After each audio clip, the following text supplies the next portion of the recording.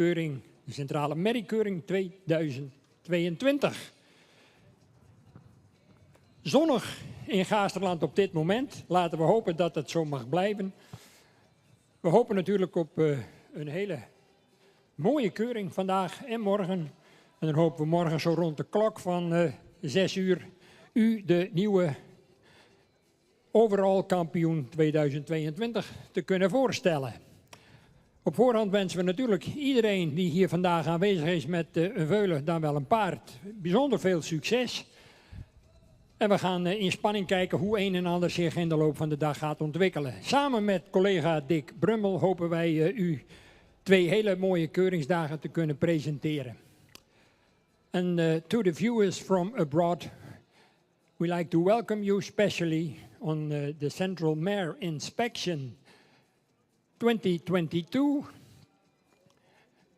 It will be a great day, a great 2 days we hope. And finally, tomorrow at around 6, we hope to present to you the new overall champion 2022. And we hope you enjoy everything what is coming on today. Zo, dan verwachten wij zo dadelijk wel aan een 3-tal renningen enige activiteit. Dan willen we graag precies om 9 uur beginnen. De jury is er klaar voor. Een speciale attentie ook voor de nieuwe outfit die door de juryleden wordt gedragen vandaag. Een primeur op deze dag. Het geeft iets van de standaard waar het KFPS voor staat. Keurig gekleed nu, uniform allemaal. En een compliment wat dat betreft aan ons stamboek. Dan geef ik voor de indeling van de dag zo dadelijk het woord met alle genoegen aan mijn onvolprezen collega Dick Brummel. En Dick, jij ook heel veel succes. Eens gelijk, Henk. Ik denk dat het zeker vandaag en morgen goed gaat komen tussen ons tweeën. Een Fries en een Gelderlander, dat moet goed komen, denk ik. We gaan zo starten in baan 1 met de hengstveulens. En in baan 2 starten we met de merrieveulens.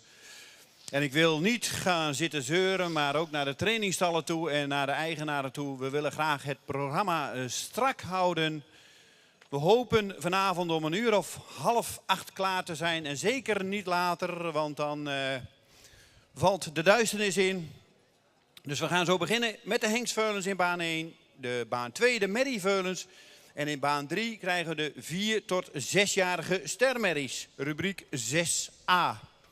Zoals ik al aangaf, we hebben vanmorgen de veulens, de enters, de twentes en de ruinen.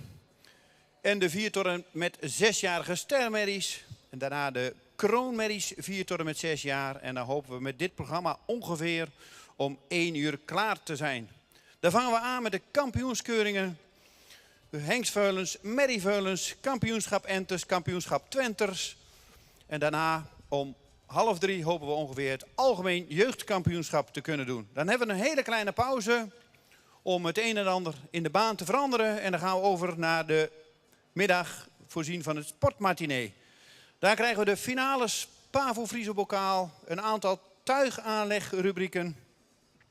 En we hopen, als alles mee zit, dat we een afstammeling-show krijgen van Elias, Ulbran en Rommert.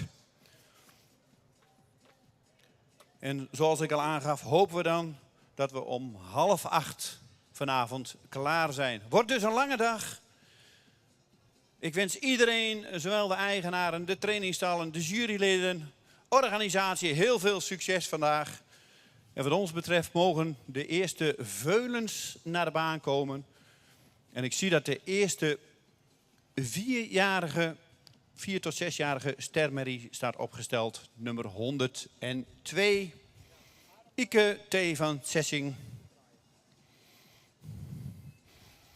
Een Omermal Uldrik. De fokkereigenaar is de familie Tank. Nummer 102 staat opgesteld in baan 3. Wij laten straks de veulens na iedere rubriek op talvolgorde weer binnenkomen. Laten we op tal binnenkomen. Alleen de bovenste 2 die staan op catalogusvolgorde. Dus dat wil niet zeggen dat de nummer 1 dan meteen ook de beste in die groep is. Dat blijft nog een verrassing. Die paarden worden dan uitgenodigd voor het kampioenschap. De veulens natuurlijk vandaag. Maar de 4 tot en met 6-jarigen, die zien we morgen terug.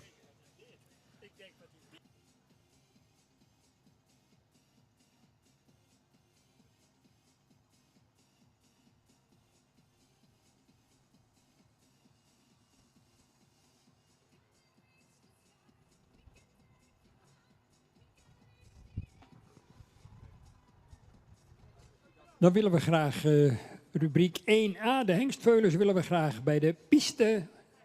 Ringmeester Harm van der Meulen staat al vol ongeduld te wachten op u. De jury in de betreffende ring bestaat uit mevrouw Jolanda Slootjes uit Rukven. De heer Wil Thijssen uit Meijel en de heer Willem Sonnema uit Anjem. En bij de stermerries hier achter mij, 4 tot en met 6 jaar, staan inspectieleden Corrie Terpstra, Jan Hellings en adjunct-inspecteur Popke van der Meulen.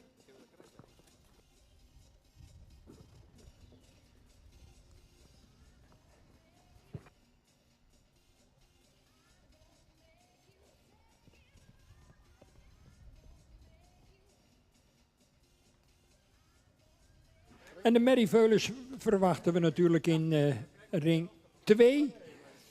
Ringmeester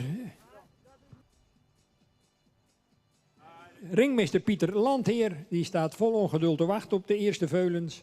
De jury in die betreffende ring bestaat uit mevrouw Esther Reen uit Baaium, de heer Frans Smits uit Sondel en de heer Johan van der Velde uit Damboude. Dan bent u op de hoogte van de identiteit van alle dienstdoende juryleden vandaag. En nogmaals het vriendelijk, doch dringende verzoek om te zorgen dat er in beide veulenbanen ook gestart kan worden met de keuring. Eerste hengstveulen zie ik staan. Merrieveulens is nog geen enkele activiteit en dat willen we natuurlijk graag anders. Dus een oproep om merrieveulens hier naar ring 2 te brengen.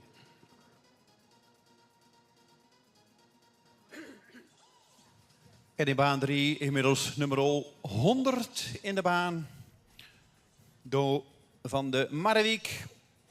Een stermerrie uit de combinatie Johannes Maalbeert. Mevrouw J.J. Lindeman van der Wal uit de Wilp is de eigenaar van deze hele mooie stermerrie. 4 tot 6 jaar stermerries. Dit jaar natuurlijk op de keuring een uitnodiging gekregen om hier vandaag acte de présence te maken in Harig.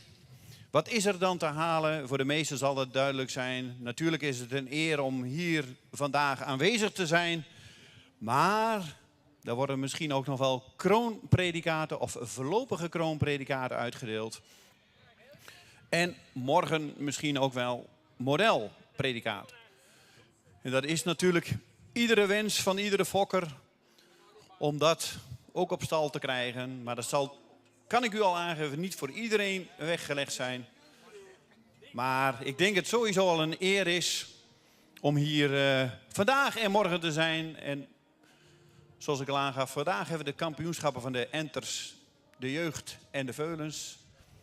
En morgen werken we natuurlijk naar het hoogtepunt toe. Wie wordt er morgen gehuldigd als kampioen van de centrale keuring 2022?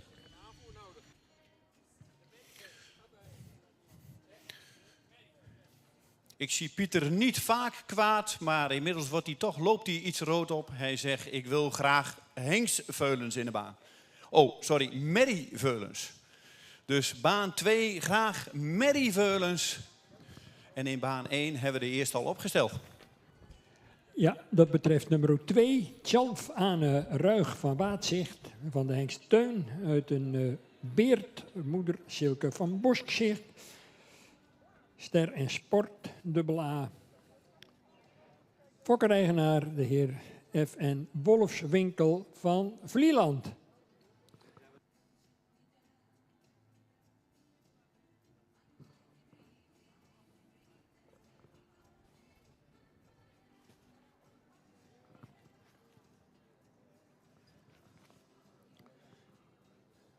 nogmaals het vriendelijk verzoek om Merry Veulens te beginnen met nummer 14, Dianne van der Ridderdiek, 15, Vienna L, 16, Veerle van der Lits en zo verder om die met spoed naar de vooropstelling te brengen.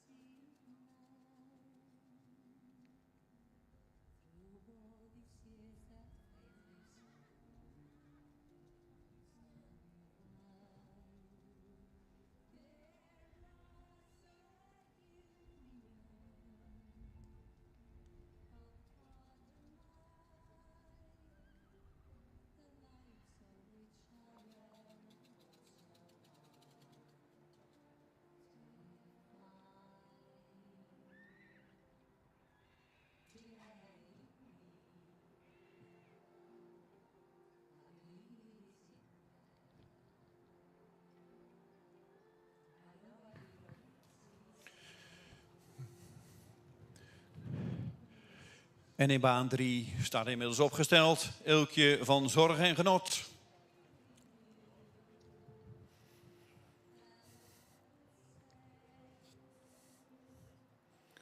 Een 5-jarige Merrie van Alwin. Moeders vader is Onne. De fokker-eigenaar is de heer M.A. Zwieren, Zon en Breugel. Nummer 99 staat opgesteld in baan 3. Rubriek 4 tot en met 6-jarige stermerries.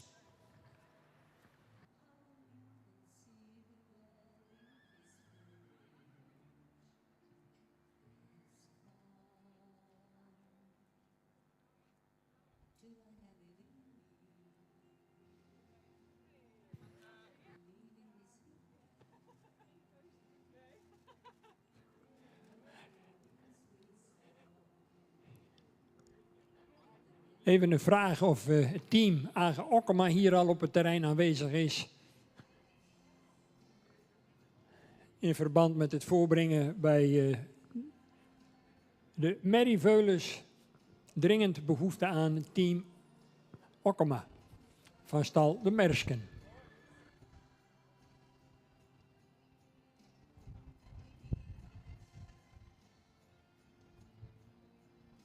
Oh, en daar rijdt het team Okkema net het terrein op.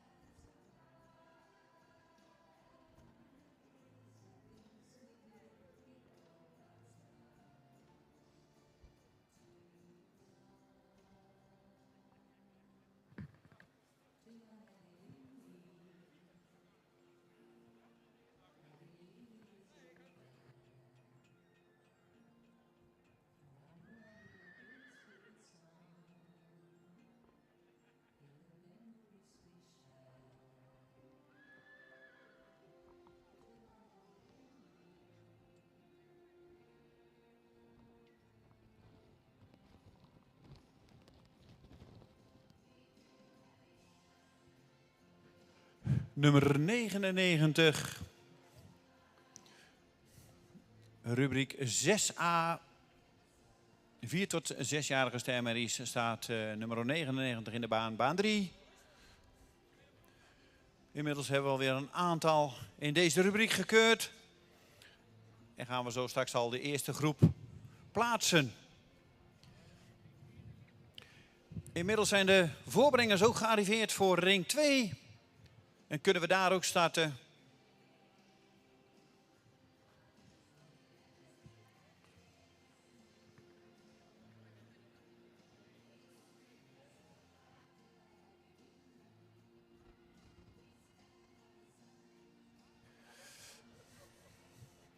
En we willen graag door. Ook in eigen belang, hoe sneller dan we klaar zijn. De vooruitzichten zijn voor vanmiddag waarschijnlijk iets minder dan de ochtend. Dus laten we het keuren zoveel mogelijk voor de middag klaar zien te krijgen. En dat we 12:30, 1 uur klaar zijn. En zo snel mogelijk dan met de kampioenschappen kunnen beginnen.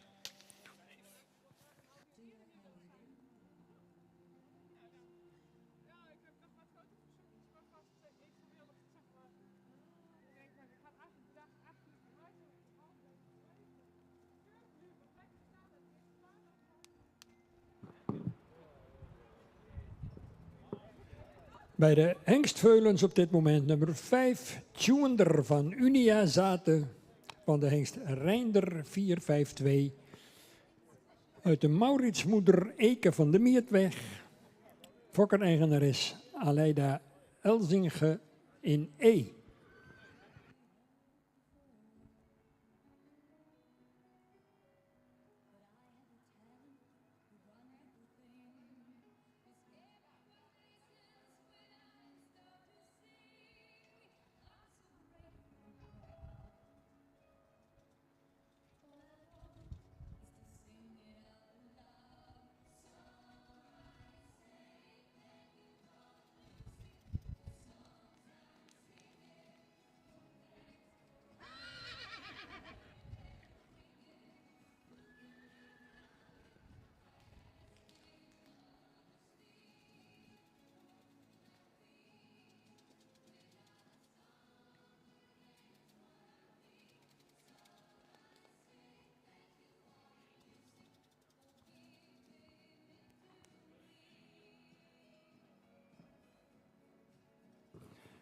Bij de merrieveulens dus, eerste veulen in de ring, catalogus nummer 15.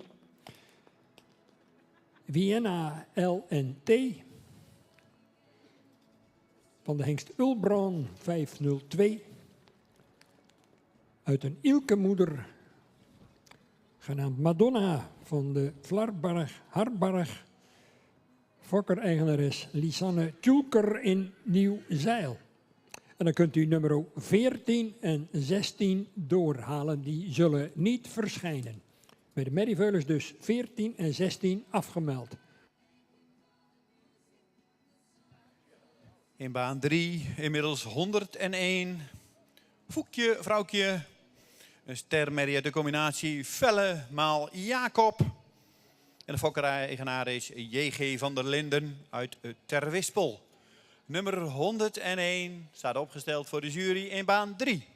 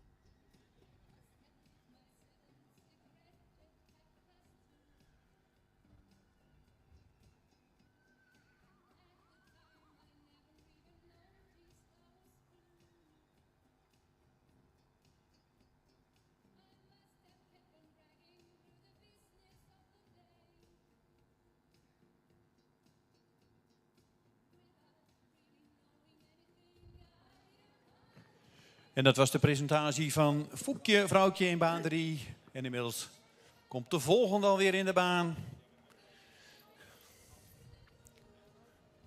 Nummer 103. Iris van het Veldhuis. Hoes. Maurits Maal-Dries. En de fokkereigenaar is J. Wijnstra uit Marsum. En dan gaan we al zo naar het einde van deze rubriek. Nog 1 of 2. En dan hebben we de eerste rubriek 6a alweer klaar.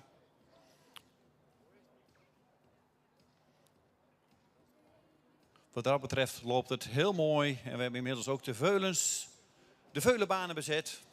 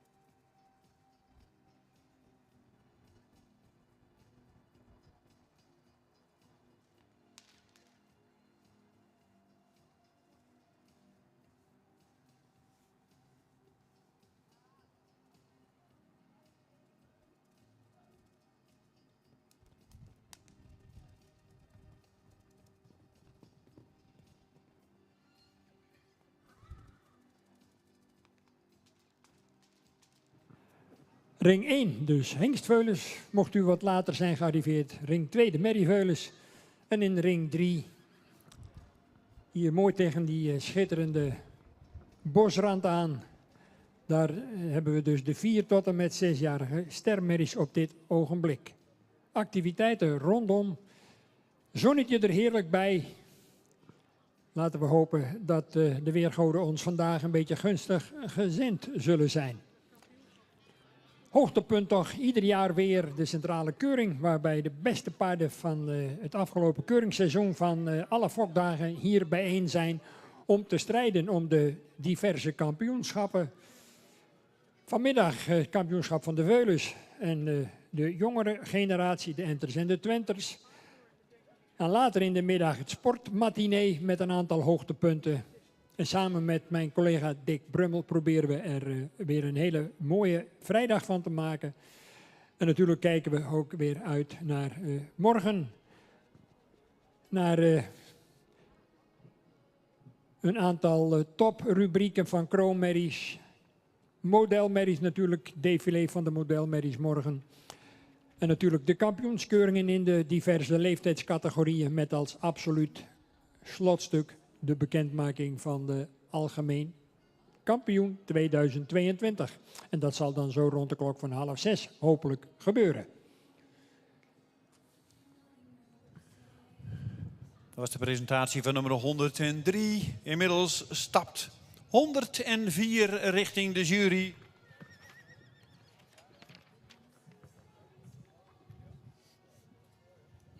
Isa van de Kreterenhof. Een ster dubbel A-merrie uit Alwin. Moeders vader is Jasper. De fokker is Vervoren. En de eigenaar is J.J.A. Vrolijk uit Ommeren. Nummer 104 staat opgesteld.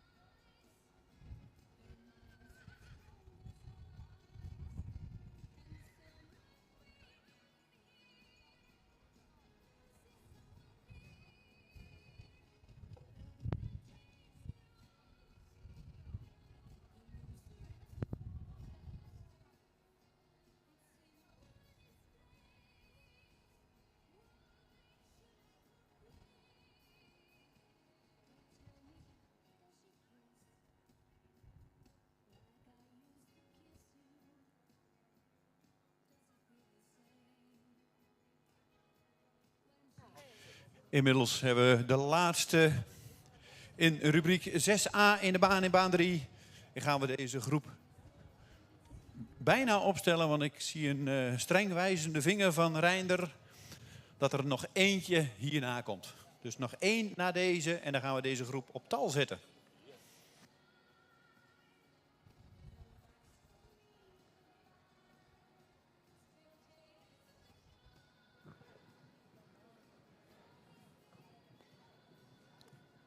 Dienstdoende ringmeesters bij de hengstveulens Harm van der Meulen, bij de merrieveulens Pieter Landheer, bij de stermerries Rijn Hettinga en Sjouke Bootsma. Vertrouwde gezichten alom. En dat geldt ook voor de juryleden in de diverse keuringsbanen. En ik ontwaar hier op het middenterrein onze keurig uitgedoste in Fries kostuum lintendames. Mevrouw Froni van Asma van der Tol, mevrouw Diana Hoysma en mevrouw Rita Rijinga. Alle drie in schitterend mooi Fries kostuum uitgedost. Dat geeft de kwaliteit aan en het een lust voor het oog dat we op deze traditionele keuring toch ook de huldiging op een traditionele manier door dames in Fries kostuum kunnen laten plaatsvinden. Catalogussen zijn natuurlijk verkrijgbaar bij de entree van dit schitterende keuringsterrein, het Hippisch Centrum Gaasterland hier in Harig, wat je zonder overdrijven, denk ik, op dit moment de mooiste accommodatie in Friesland mag noemen. En waar ook zo in het hele seizoen tal van hippische hoogtepunten plaatsvinden. Een uitdagende dag, zeker voor mensen die op hun eigen fokdag bijzonder succesvol waren. En dan wil je dat natuurlijk continueren op zo'n centrale keuring. Maar ja, daar heb je te maken natuurlijk met meer concurrentie. En vooropgesteld, het is natuurlijk al een eer op zichzelf dat je geselecteerd bent voor deze centrale keuring. Dat betekent dat je kwaliteit hebt in de stal, in je fokkerij. En het is een uitdaging om je wat dat betreft ook met de collega's uit collega-fokgebieden te meten. Om eens te kijken wie uiteindelijk de allerbeste zal blijken te zijn.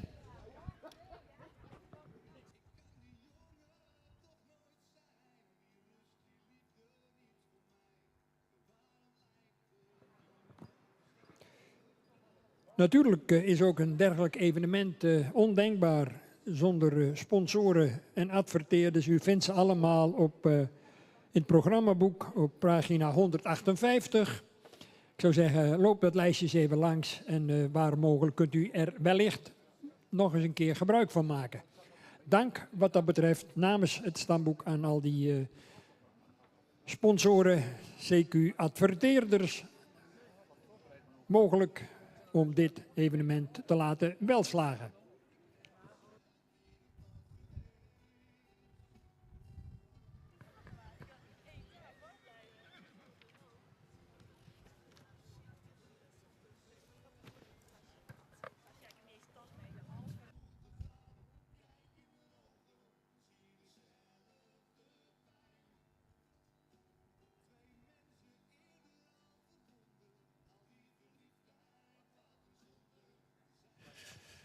Nummer 106 staat in baan 3, Bibi van der Vaart.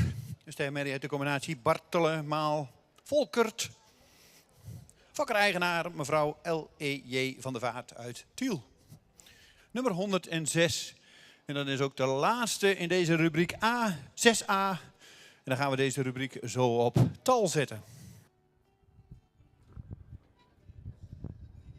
Ring 1, catalogus nummer 3, Frederik van stal Brandsma.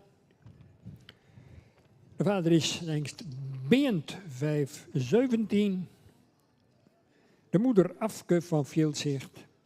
Moedersvader Rindert.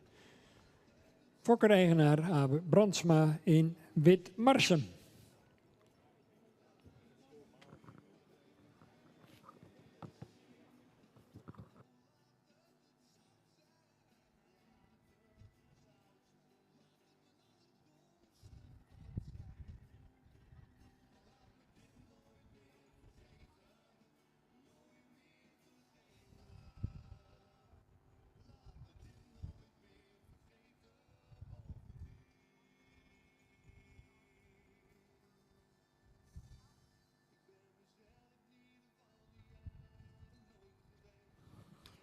Bij de Merrieveulens catalogus nummer 18, Tess Frieske Klap Rooske B.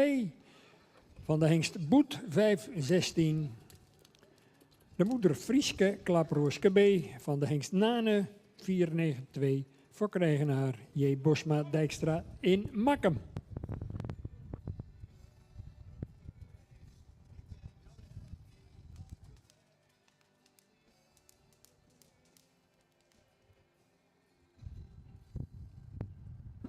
En dan gaan we, zoals mijn collega Dick Brummel al aangaf, in de richting van de eerste rubriek, de eerste groep, 4 tot en met 6-jarige stermerries, om die op tal te zetten zo dadelijk.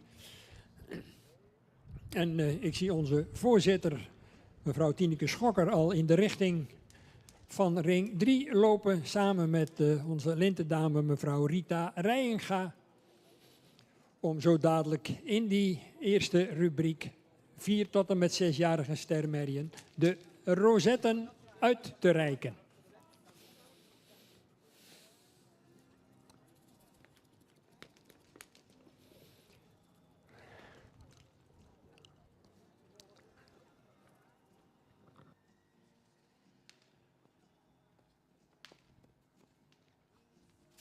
Spannend moment natuurlijk, altijd weer zo'n eerste rubriek, wordt een beetje de toon gezet. En voor sommigen langs de kant zeker een spannend moment. Worden de verwachtingen bewaarheid? Of was het net niet?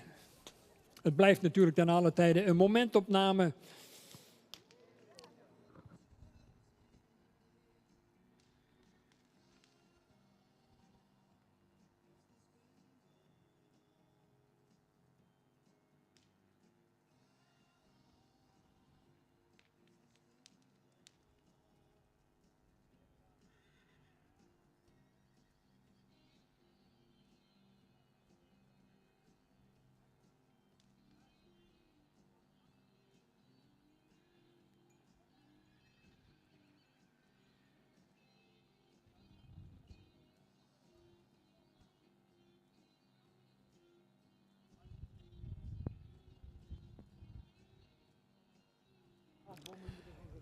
En uit het feit dat we die eerste groep zo dadelijk op tal gaan plaatsen, kunt u afleiden dat de tweede groep die gepland staat tussen 9:55 en 10:20 rubriek 6b aansluitend in diezelfde ring 3 aan de beurt zal zijn. Dus houdt u als deelnemer aan die tweede groep er rekening mee dat u zo aan de beurt bent.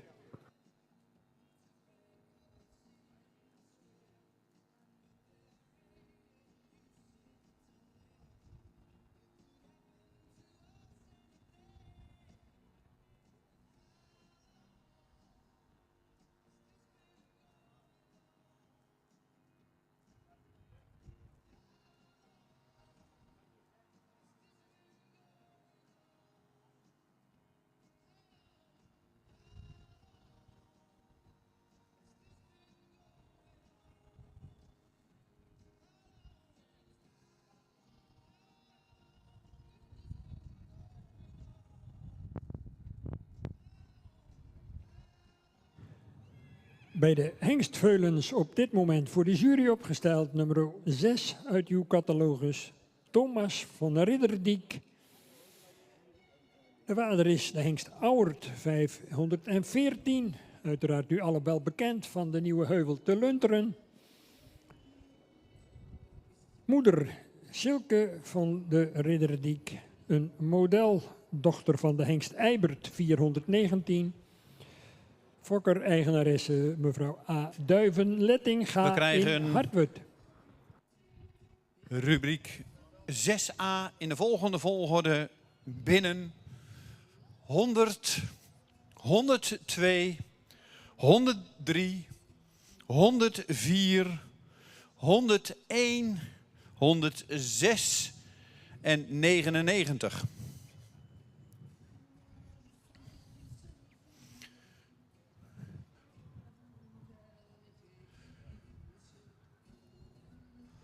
Honderd, 102, 103, 104, 101, 106 en 99.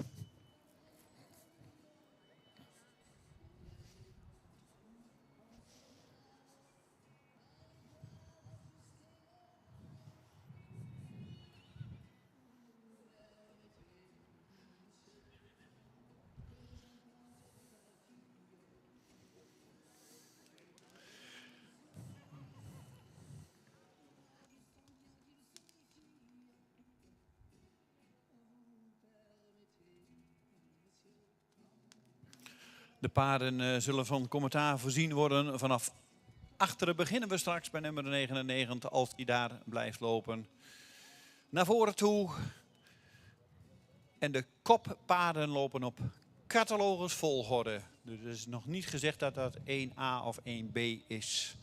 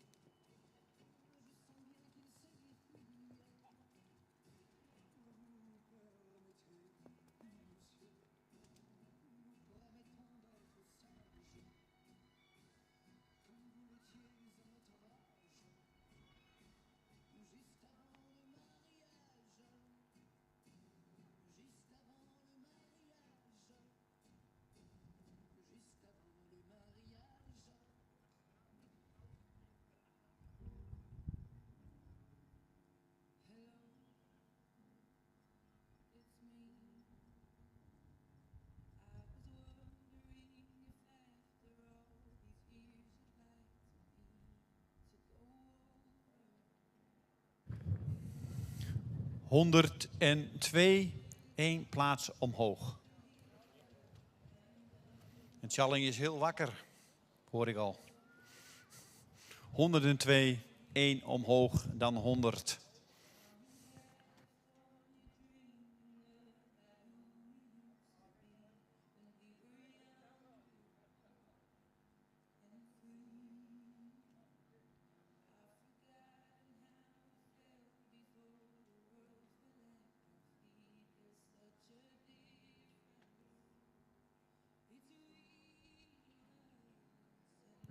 Rubriek 6b mag zich vast gereed gaan maken.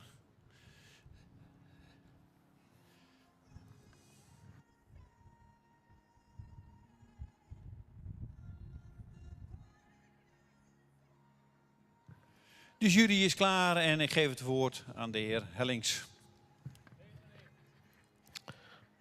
Ja, dankjewel. Goedemorgen allemaal. We hebben hier de eerste rubriek 4 tot 6-jarige sterrenmerries op tal gezet. Op de 7e plaats nummer 99. Een merrie die goed in het rastype staat, mooi gevormde hals heeft, ook edel hoofd. De hals hadden we graag iets lichter gezien. Dan bouwen we goed schouder erin. Het kruis kon qua ligging wel iets correcter zijn. Beenwerk heeft voldoende kwaliteit, iets gehoekt in het achterbeen.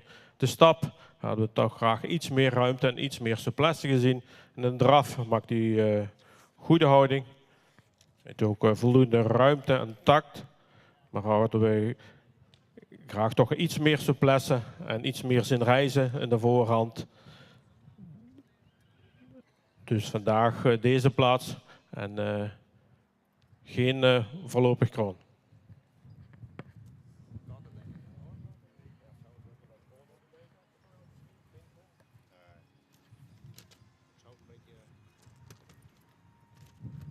Dan nummer 106. Heel mooie rassige merrie. Mooie royale voorhand. Ook in de bouw voldoende evenredig gebouwd. Beenwerk heeft ook voldoende kwaliteit. De stap hadden we graag iets meer ruimte en iets meer kracht gezien. Ook in de draf blijft hij toch wat op een voorhand. Hadden we maar graag zien reizen. Maar heeft hij wel voldoende tact. Vandaar deze plaats en ook geen voorlopig kroon.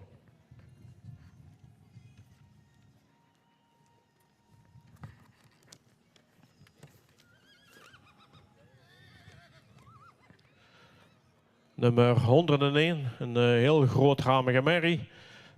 Een goede schouder erin, ook veel schoft. In de lenden hadden we hem graag wat sterker gezien. Trastype, mooie royale voorhand, voldoende luxe erin. Beenwerk heeft goede kwaliteit, is wel iets geweekt en gecoat. De stap heeft hij ook wel activiteit.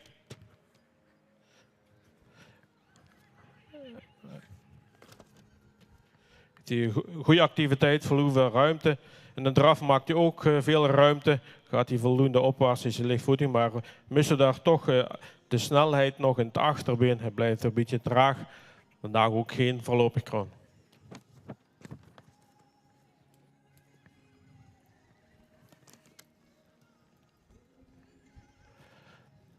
Nummer 104. Een paard dat goed in het rastype staat, royale voorhand. Heeft wel wat onderhals. Het hoofd heeft sprekend. En de bouw heeft goede schouderligging. Het kruis is wel wat hellend.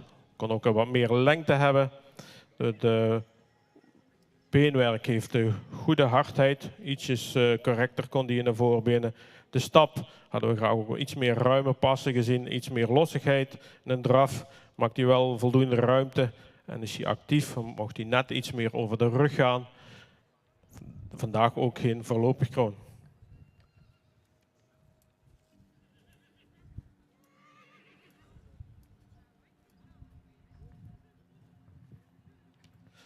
Nummer 103.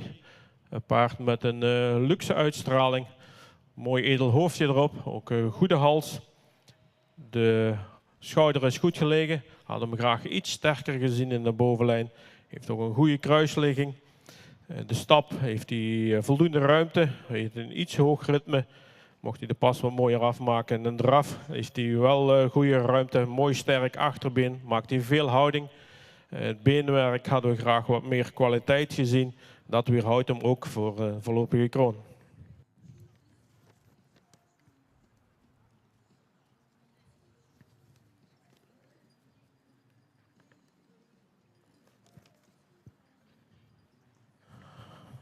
Dan nummer 100.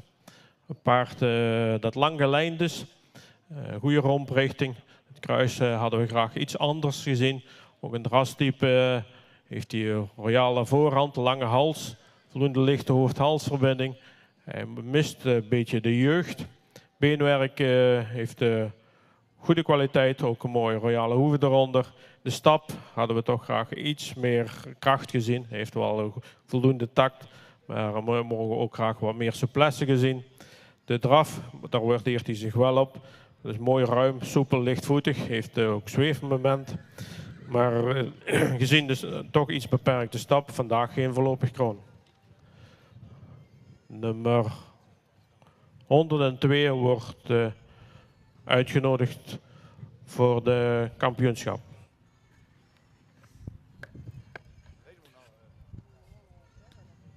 Dankjewel. 102 krijgt geen toelichting. En 102 wordt voorlopig kroon. Je hebt het gezegd, toch? 102 wordt in deze rubriek voorlopig kroon. De andere merries natuurlijk ontzettend bedankt. Een hele mooie groep paarden. 102 krijgt morgen zijn toelichting, maar wordt uitgenodigd voor het kampioenschap morgenmiddag bij de 4 tot en met 6-jarigen.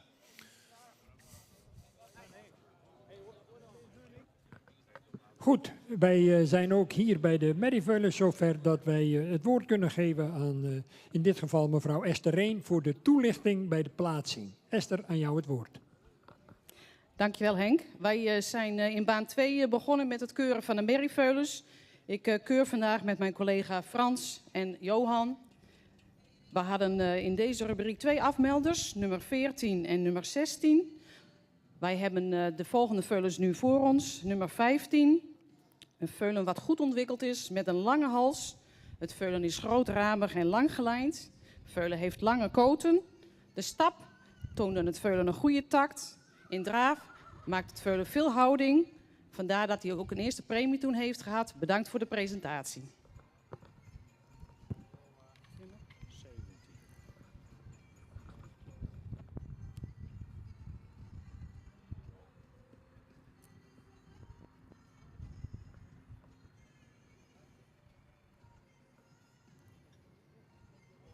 Dan hebben we nummer 17. Een veulen met een voldoende edelhoofd. Een goede kruisligging. Het veulen beschikt over een goede stap met een goede takt. In draf laat het veulen een ruime draf zien. Is heel lichtvoetig en toont veel balans. Bedankt voor de presentatie.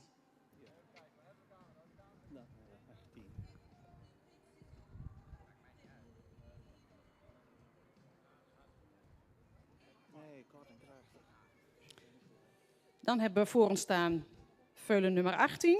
Het is een heel aansprekend veulen met veel front. Hoogbenig veulen. Het veulen heeft een goede bovenlijn, een sterke bovenlijn.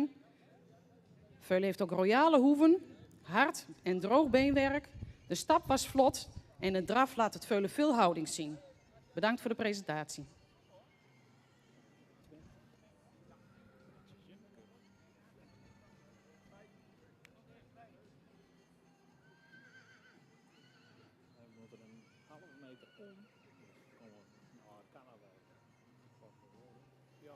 Dan hebben we voor ons staan veulen nummer 20. Veulen wat goed ontwikkeld is. Lang gelijnd veulen met een goede schouderligging. De stap is ruim en actief. Ook in draf laat het veulen veel ruimte zien en veel souplesse. Bedankt voor de presentatie.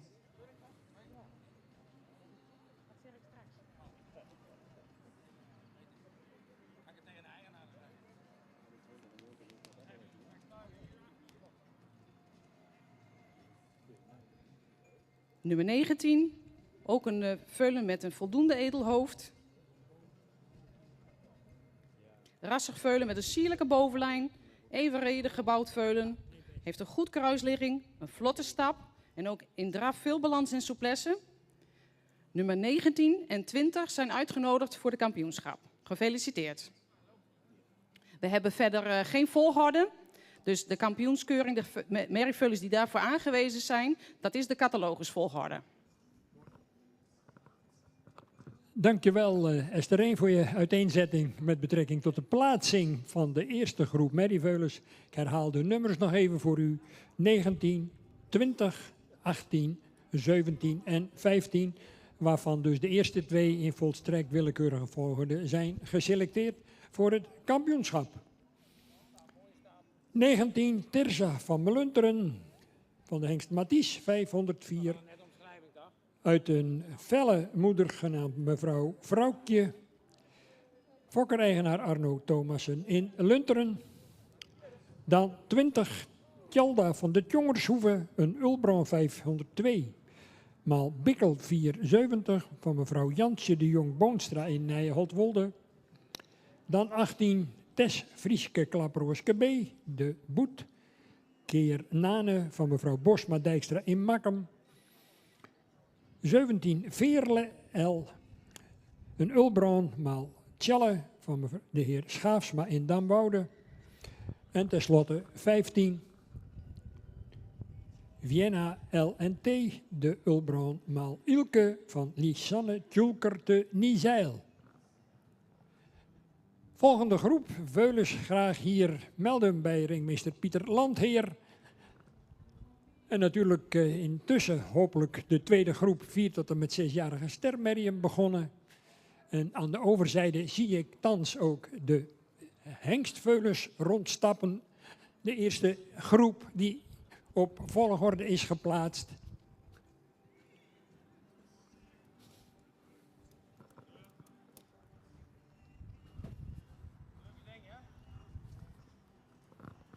Maak jij die voor Kobe?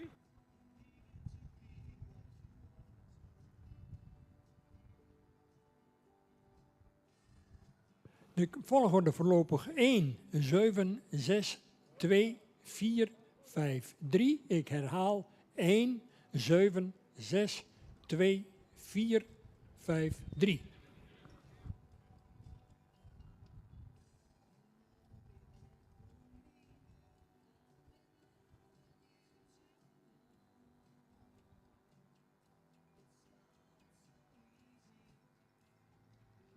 En de jury die Jullie zijn eruit? is eruit. Jolanda.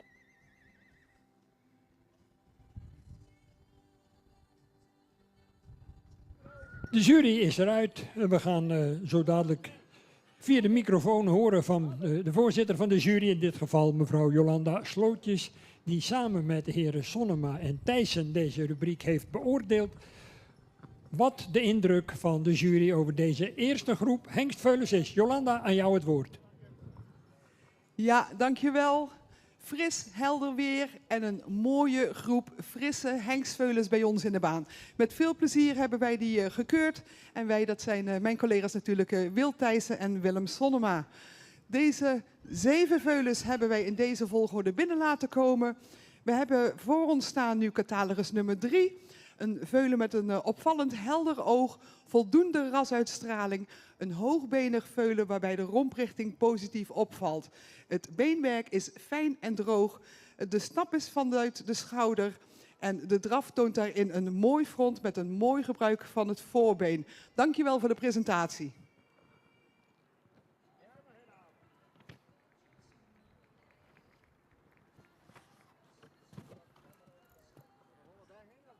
Dan krijgen we voor ons catalogus nummer 5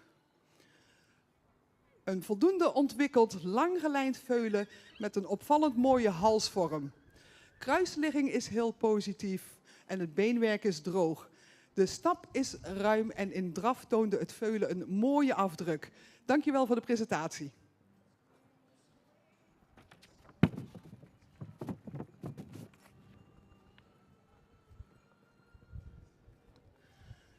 Dan hebben we voor ons staan catalogus nummer 4. Een veulen met een sprekend hoofd, een voldoende bovenlijn, hoogbenig veulen met een lang kruis. De stap is mooi actief.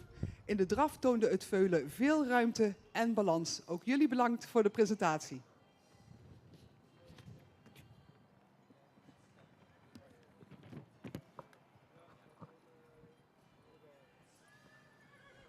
Dan komen we bij catalogus nummer 2.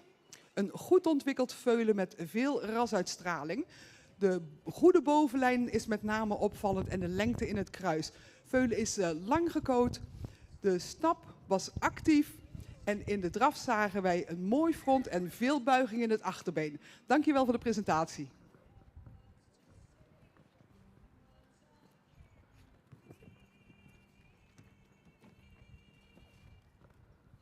Dan hebben we voor ons staan catalogus nummer 6. Voldoende ontwikkeld veulen met een luxe sprekend hoofd, een mooie halsvorm, voldoende in de bovenlijn.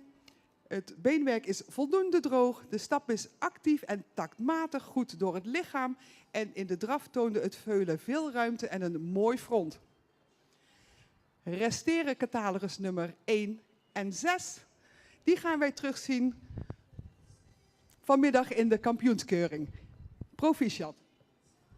En ik zeg het natuurlijk nogmaals, een hele mooie groep eerste premie veulens. 1 en 7, ik zei het inderdaad verkeerd, ik was even aan het spieken. 1 en 7 komen terug vanmiddag in de kampioenskeuring. Dankjewel, mevrouw Jolanda Slootjes, voor je duidelijke toelichting in deze eerste groep hengstveulens. Een mooie, kwaliteitsvolle groep, u hebt het haar horen zeggen. De 2 kopveulens in dit geval, in volstrekt willekeurige volgorde, 7 en 6, die zien we dus vanmiddag terug. Ja, 1 is Werne krijgt een beetje oors. De Woltermaal Pier van Fokker, mevrouw Sabine Veenstra in Tjum en in eigendom bij stoeterij Friese Visser in Drachten en de familie Vosjes uit Poederooien. En dat betreft ook catalogus nummer 7, Tibbe van de hengst Omer 493 uit een Arnold 471 moeder, Fokker-eigenaar mevrouw G. Dijkstra in Kootster-Tille. Die 2 veulens verwachten we vanmiddag terug. En de overigen natuurlijk ook allemaal bijzonder geluk gewenst. Op plek 3 Thomas van der Ridderdiek, de Auwertmaal Eibert van mevrouw Duiven-Lettinga. Dan nummer 2 Tjalf Ane Ruig van Waadzicht, de Teunmaal Beert van de heer Wolfswinkel in Vlieland. 4 Toan K, de Epke-maal Bente van de familie Kruis in Heeg. 5 Tjoender van Unia Zaten, de Reinder-maal Maurits van Aleida Elzinga in E. En tenslotte nummer 3 Frederik van Stal Brandsma, de Beentmaal Rindert van A. Brandsma te Witmarsum.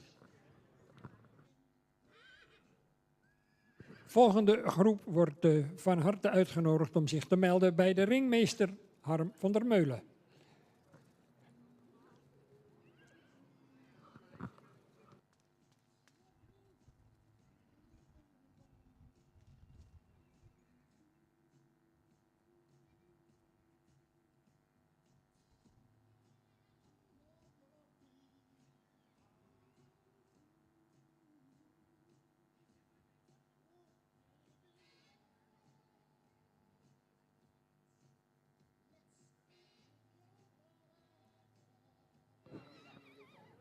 Het zonnetje stralend aan de Gaasterlandse hemel.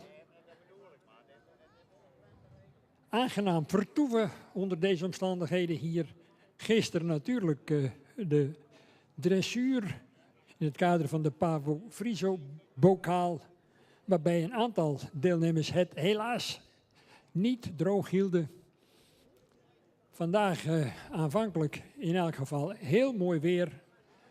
En natuurlijk, mocht u wat later zijn gearriveerd, van harte welkom bij het hoogtepunt van het keuringsseizoen, wat zijn einde nadert. De Centrale Merriekeuring 2022. En natuurlijk ook vandaag het eerste moment van beoordelen van de jonge hengsten die in Exlo staan.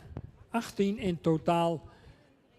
Voor het centraal onderzoek, ook voor die eigenaren en fokkers natuurlijk weer een bijzonder spannend moment. En hier vandaag natuurlijk voor heel veel fokkers uit heel Nederland en soms zelfs daarbuiten ook weer een hele spannende tweetal keuringsdagen. En we gaan eens kijken hoe het zich in de loop van de dag verder gaat ontwikkelen. Vanmiddag natuurlijk het sportmatinee, waarvoor u natuurlijk ook van harte uitgenodigd bent. Met tal van hoogtepunten. En samen met mijn collega Dick Brummel proberen wij de dag tot een goed einde te brengen. Of niet, Dick? Daar gaan we vanuit, Henk. En dat gaat ook goed komen volgens mij. De weergoden zijn ons nog goed gezind. Het zonnetje schijnt mooi. Eigenlijk mooier paardenkeuringsweer kunnen we niet hebben. Nog even terugkomen op rubriek 6a. Ikke T. van Sessing. Deze voorlopige kroonmerrie inmiddels zien wij morgen terug in het kampioenschap 4 tot en met 6 jaar. Het ging allemaal wat snel. We waren bij de veulens ook al klaar met de eerste rubrieken. En inmiddels zijn we in baan 3 met rubriek 6b bezig. En dan mag de volgende alweer in de baan. En zo hebben we het tempo er mooi in.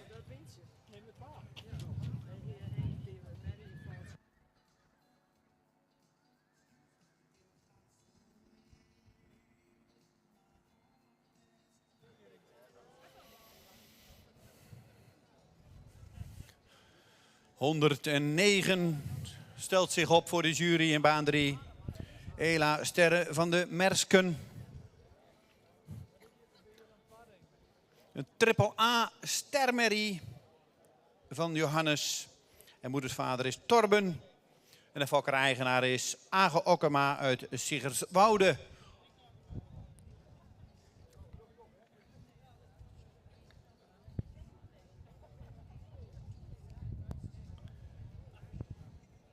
Nummer 109 staat opgesteld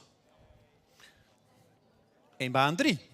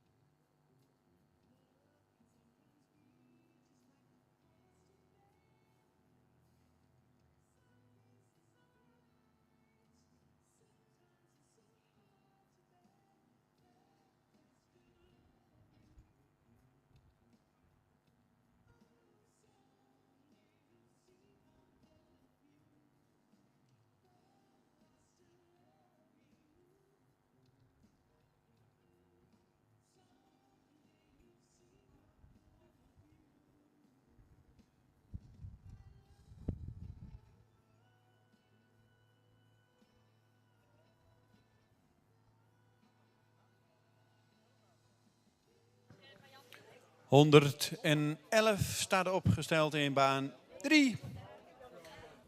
De rubriek 6B, 4 tot en met 6-jarige stermerries. Dieke van Merenstaten. Weer een triple A merrie.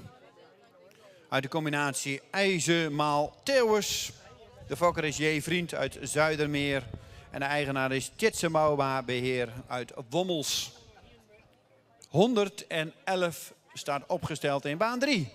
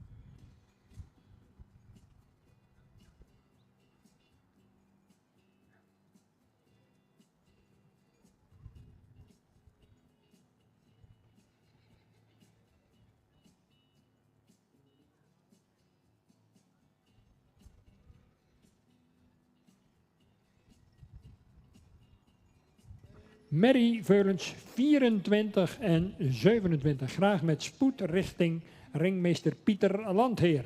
24 en 27.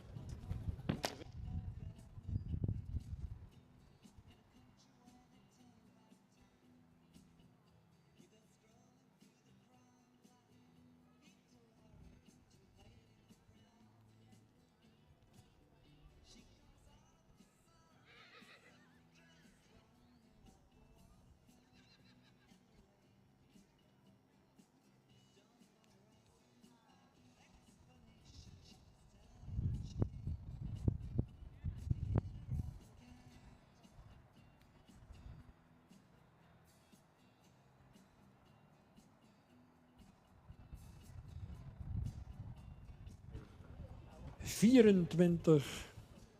en 27. Uniek Klaproosje B. En Vera van het Spoekeland.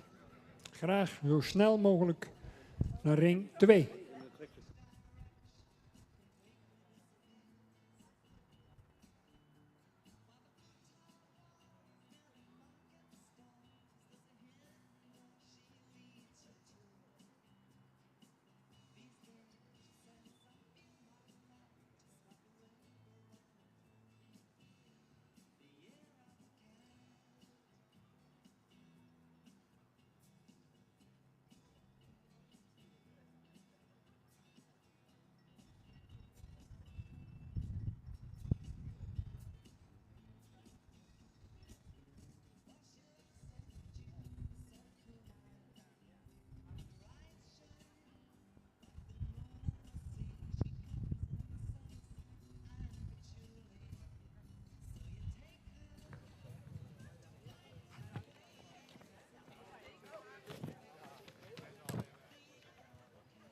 Nummer 108.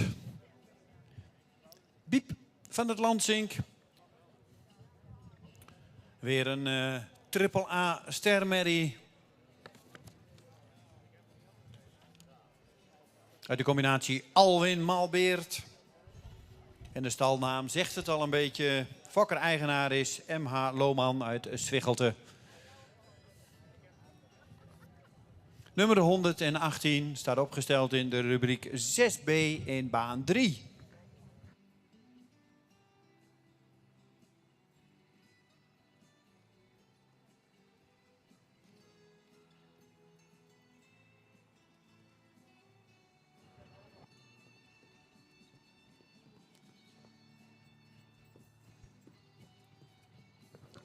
And once again, a very warm welcome to our viewers from abroad. You can watch this event on the live stream. We've got a select group of top mares who've been selected all season throughout Holland.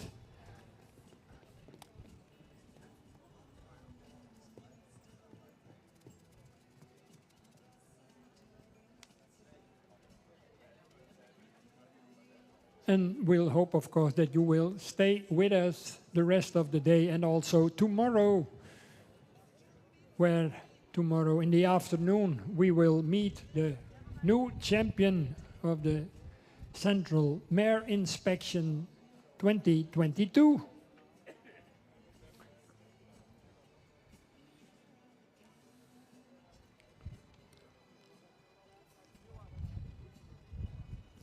At the moment, the circumstances are quite good, but the weather forecast is not really positive, but let's hope for the best.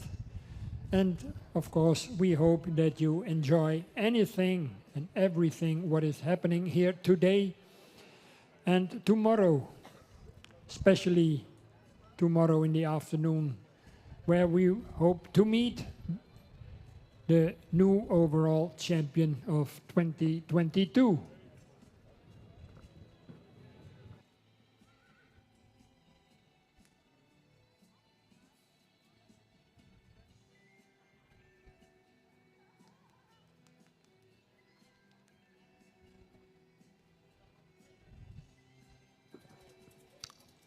De hengstveulens dus in ring 1, de merrieveulens in ring 2 en de 4 tot en met 6-jarige merrien in ring 3.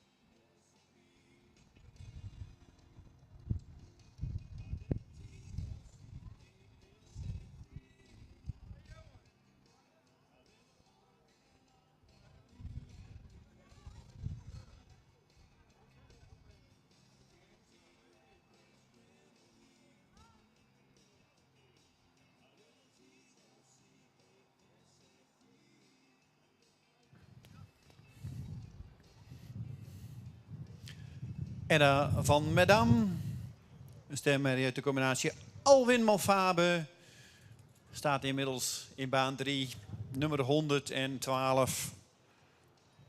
Fokker Harkema uit Zevenhuizen. En de eigenaar is Thijs-Jan Klompmaker uit Bunde. Nummer 112, Edda van Madam.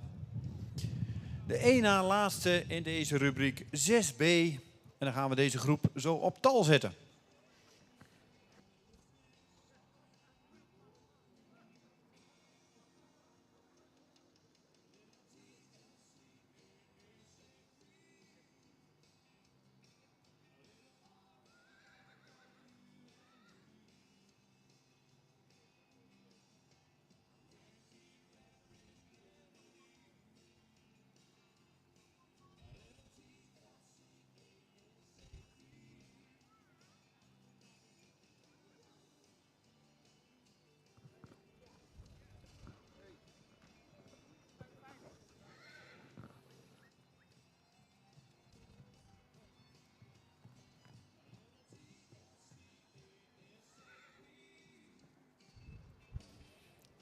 Bij de Merryveulens catalogus nummer 24, uniek Klaproske B, de Johannes 484, maal Standard 447 van familie Bosma Dijkstra in Makkum.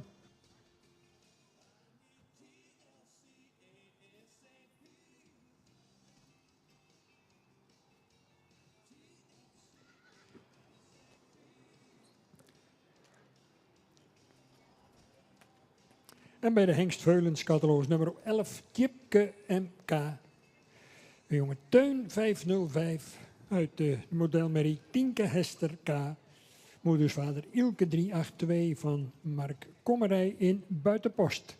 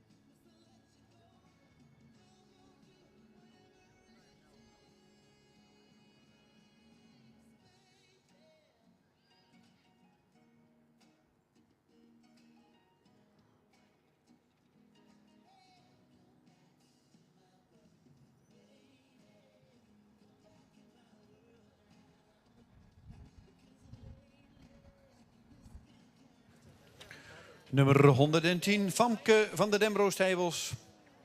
We stemmen uit de combinatie Alwin Albeert. Staat in baan 3. Fokker Dembro-Stijbels Mierlo. En de eigenaar is SWL Ebben uit Sint-Antega. Nummer 110 in baan 3.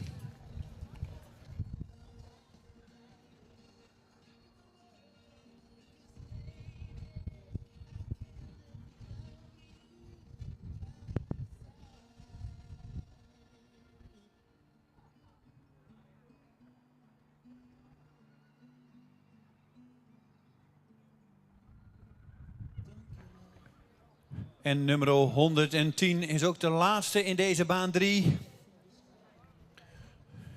En dan gaan we zo afwachten wat de volgorde wordt in rubriek 6b. 4 tot en met 6-jarige stemmerries.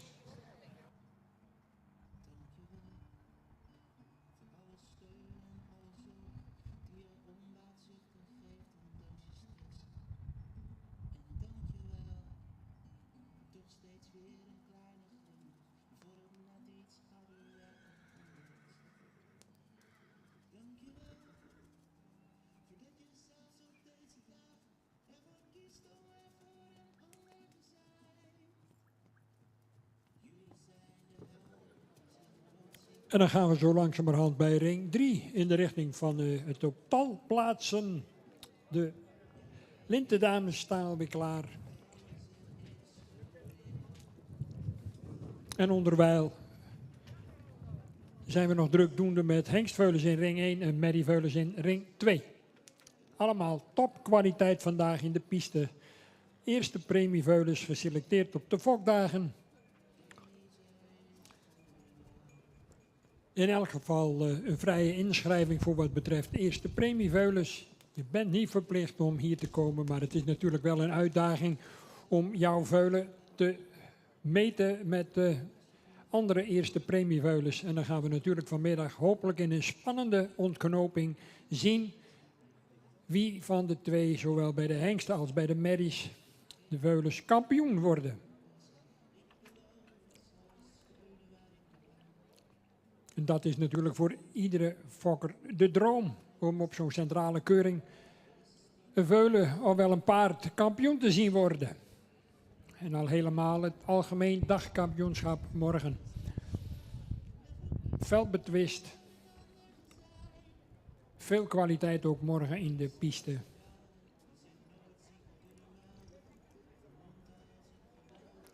En onderwijl zijn ook nog juryleden in het buitenland actief tijdens de jaarlijkse rondgang die we natuurlijk een tweetal jaren hebben gemist in verband met de pandemie. U allen nog vers in het geheugen liggend.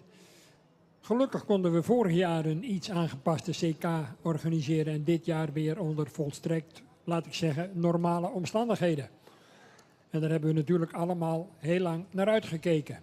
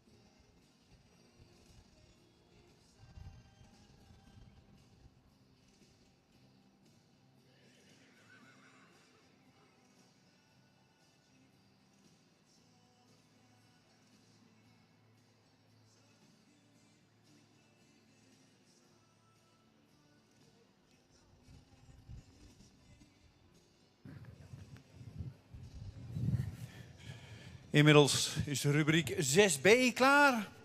En krijgen we de paarden in de volgende volgorde binnen. 107. 107 mag binnenkomen. 107. Daarna 109. 111. 108. 105 en 112. Nogmaals, 107. 109. 111, 108, 105 en 112.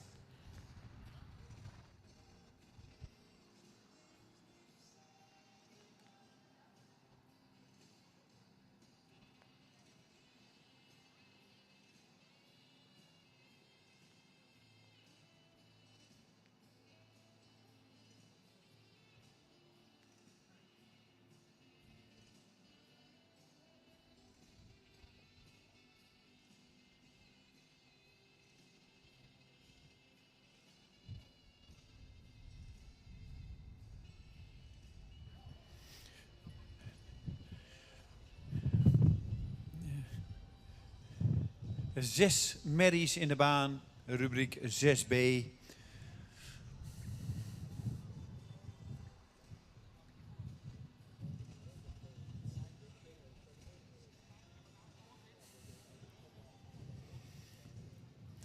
En natuurlijk blijft weer de vraag, welke van deze merries gaat het voorlopige kroon, of misschien wel, want er zijn er een aantal bij die een hele goede test hebben gelopen, het definitieve kroonschap behalen. Maar dat woord is zo aan de jury.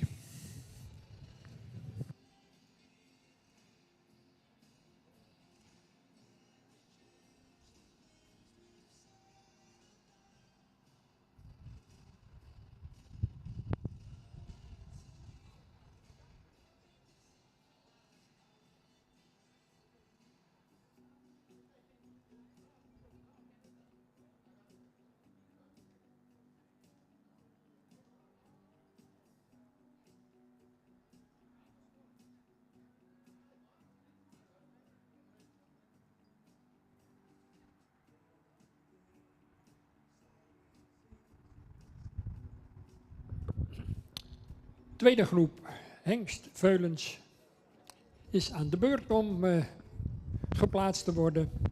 Schrijft u maar even mee. Voorlopig dus de volgorde als volgt. 13, 11, 9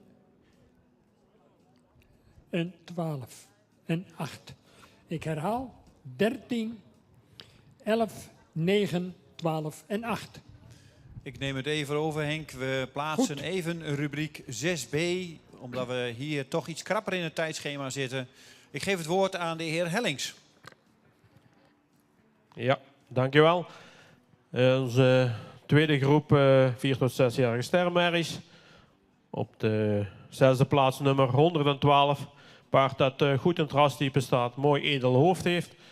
Iets zware hals. En de bouw evenredig gebouwd, ook lang gelijnd. Mocht iets meer beenlengte hebben. Hij heeft voldoende beenwerk erin.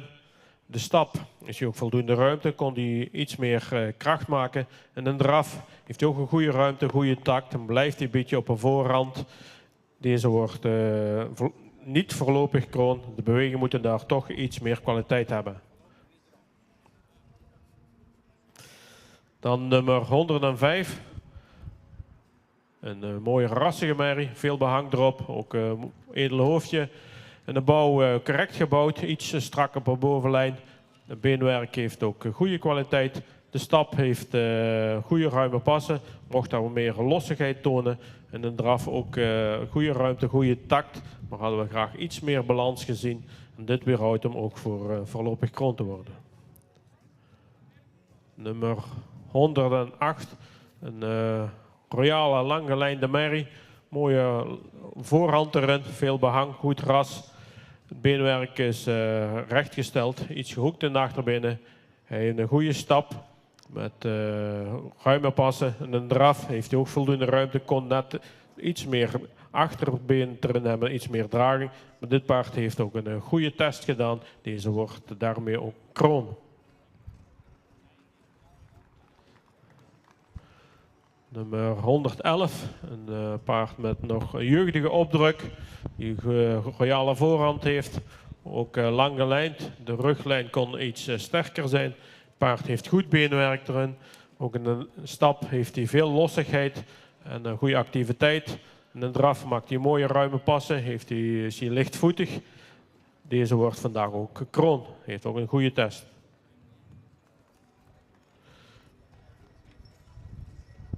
De nummers 107 en 109 worden allebei kroon en uitgenodigd voor de kampioenschap.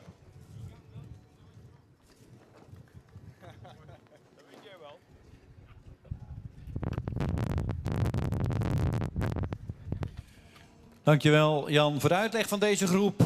107 en 109 zien we morgen terug voor het kampioenschap. 111 en 108 ook definitief kroon. En natuurlijk 105 en 112. Ontzettend bedankt voor de deelname. Een prachtige groep merries. Ik geef het woord aan Henk Dijkstra.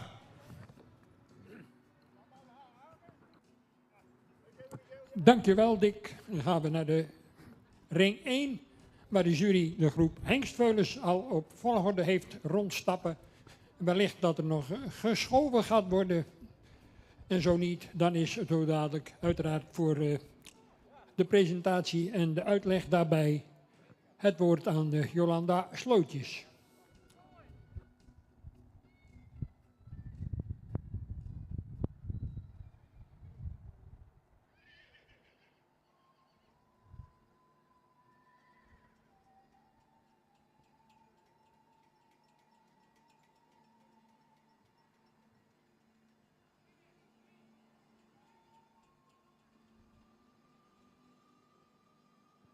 En mocht u de volgorde gemist hebben, dan herhaal ik die nog even voor u. 13, 11, 9, 12 en 8. Dat is op dit moment de volgorde.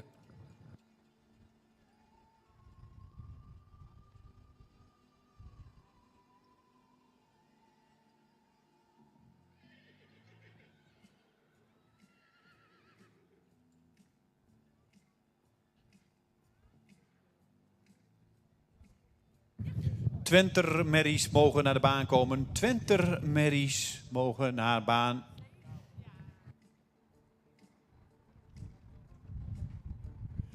Twentermerries mogen naar baan 1 komen.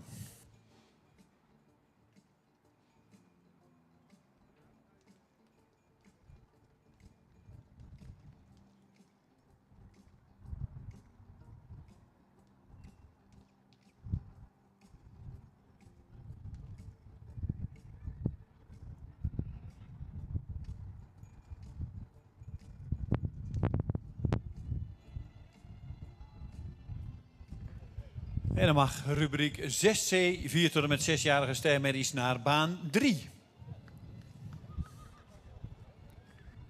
De jury is eruit.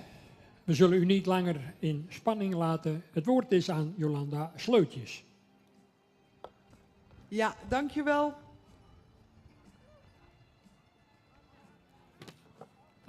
De tweede en laatste groep hengstveulens alweer voor ons vandaag om te beoordelen.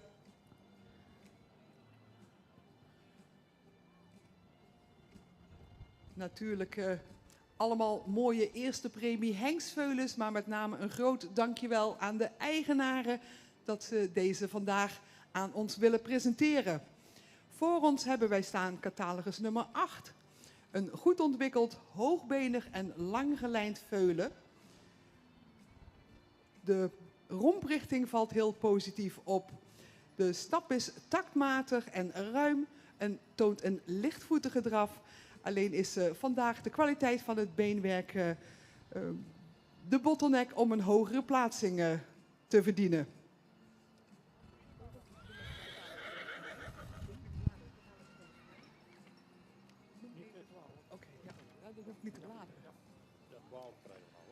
Dan hebben we voor ons staan catalogus nummer 12.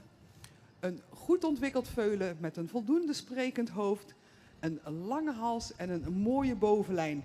Ook dit is een hoogbenig veulen met droogbeenwerk. De stap is heel actief en in de draf zagen we veel takt en afdruk.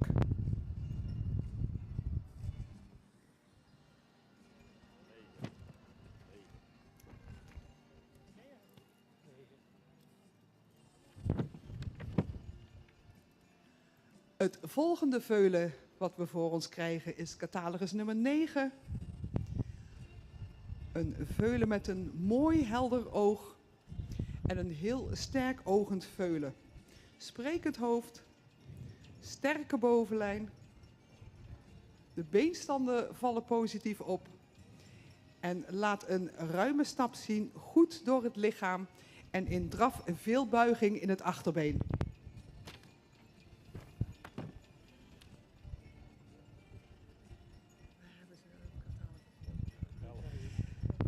En we hebben de laatste twee veulens.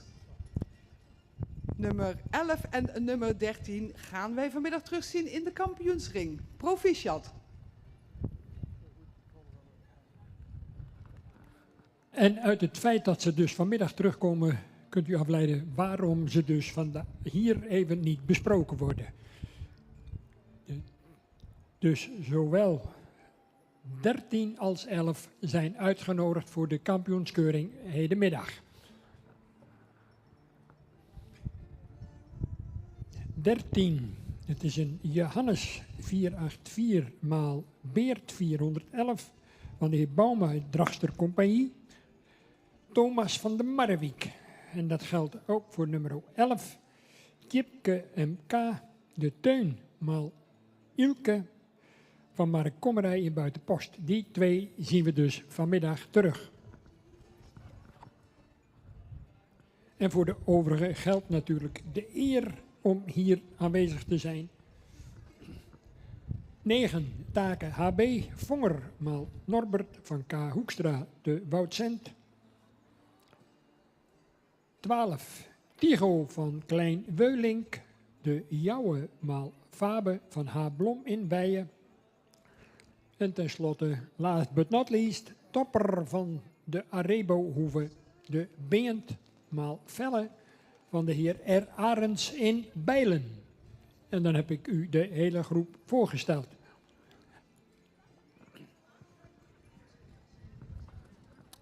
En eigenaren uiteraard van harte proficiat.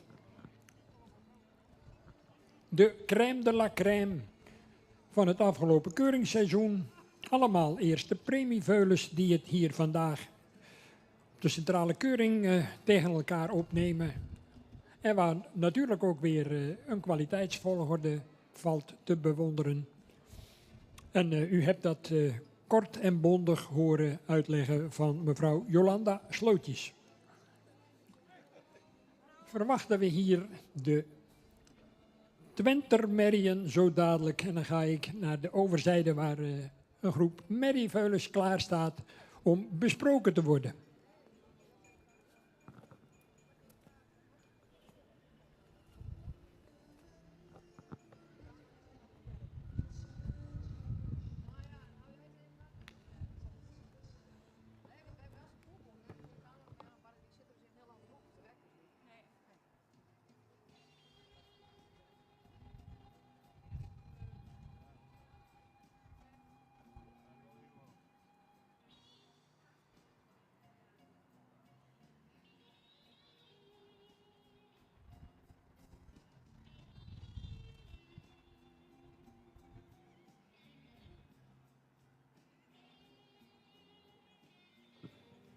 De merrieveulens in ring 2 zijn aan de beurt.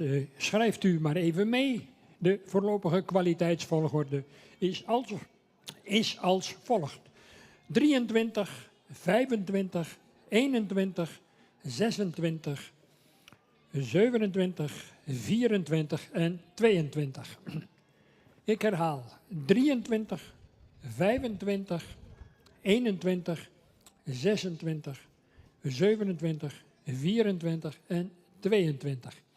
En een dringende oproep aan eigenaren van de Twenters. Die kunnen zich melden bij ring 1.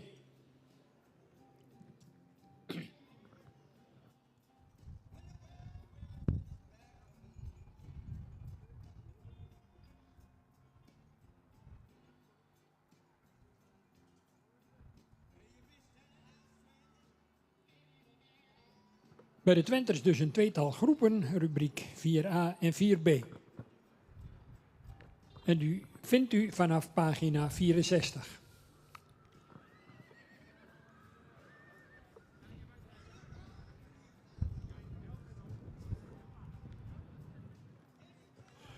Nummer 118 staat opgesteld. Hester van Hilpen. Een stemmerrie uit Marcus. Moedersvader is Wiert.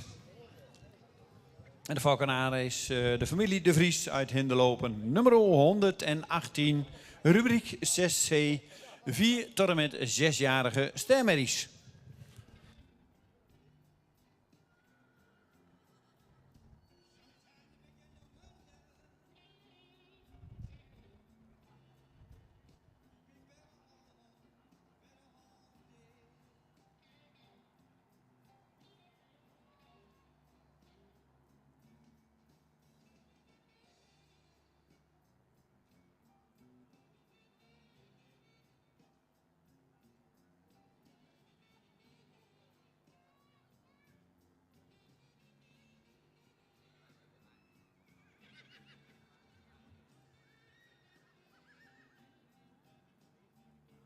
Wat nummer heeft?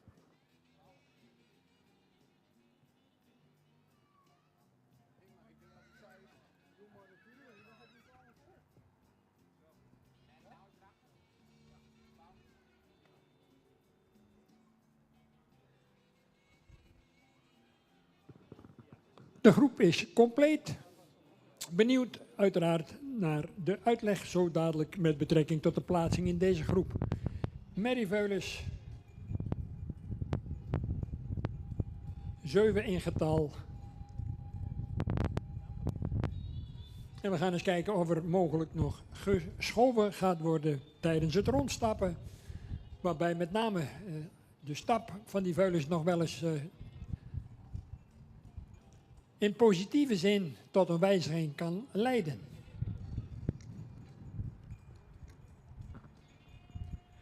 Het mogen duidelijk zijn dat de verschillen tussen deze veulens natuurlijk uitermate gering zijn. Maar ja, soms zit er weer een paar maanden tussen en groeien die veulens toch wat heen en weer uit. Voor sommigen is dat in positieve zin en voor anderen valt dat ietsje tegen. Maar het is aan de jury om de juiste volgorde tijdens deze finale stapronde te bepalen. En dat wordt zeer wel overwogen gedaan en onderling discussierend komt men er altijd uit en komt men tot een eensluidend oordeel.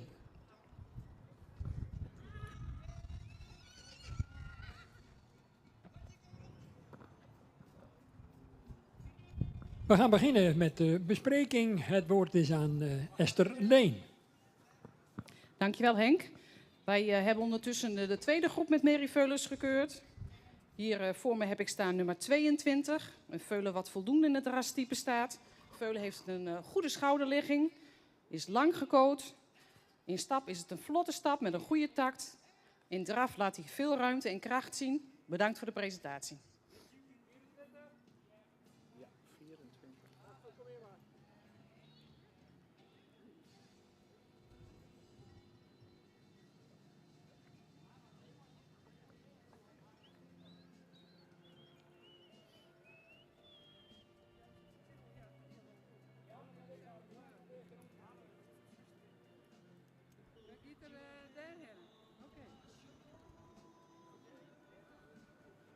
Voor ons hebben we staan nummer 24.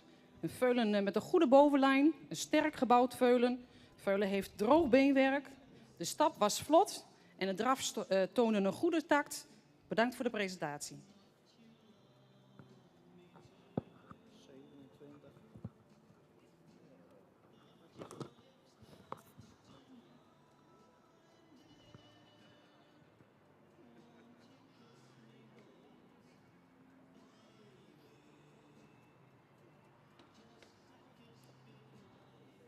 Komen we bij veulen nummer 27.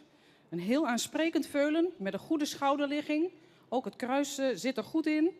Het veulen had een vlotte stap en in draf een goede beenzetting. Bedankt voor de presentatie.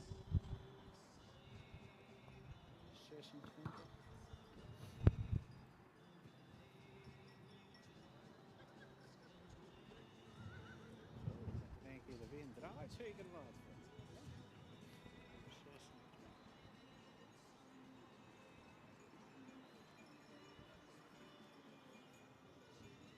Dan hebben we veulen 26 voor ons staan. Veulen wat voldoende in het rastype staat. Met een lange hals.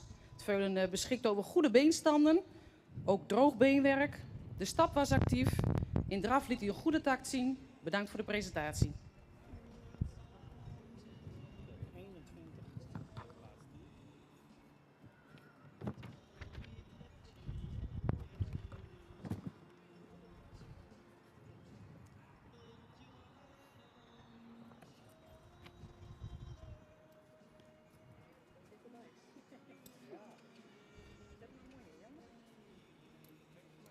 Hebben we voor ons staan nummer 21.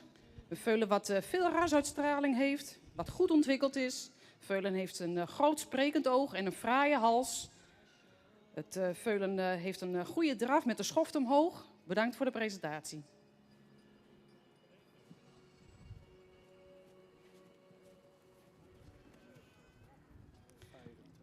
Dan hebben we voor ons staan nummer 25.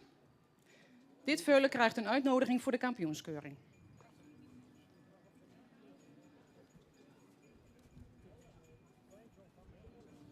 Dan kan het haast niet missen dat nummer 23 ook een uitnodiging krijgt voor de kampioenskeuring. Gefeliciteerd.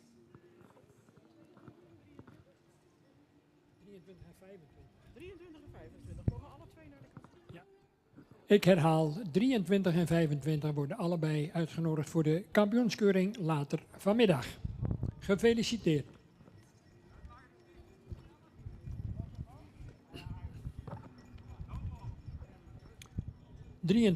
Tineke Antje W.T. van de Boerdam, de Tierde 501, maal Hette, Fokker Tineke de Boer in Noordwijk, 25 Toeke Dame VDW, de Waander 512 maal Jasper 366 in eigendom bij de familie Van der Weijden in Nijenveen. Dan 21 Tara RS van Top en Twel, de Alwin maal Brandes van Erschra en Awinia in Oppenhuizen.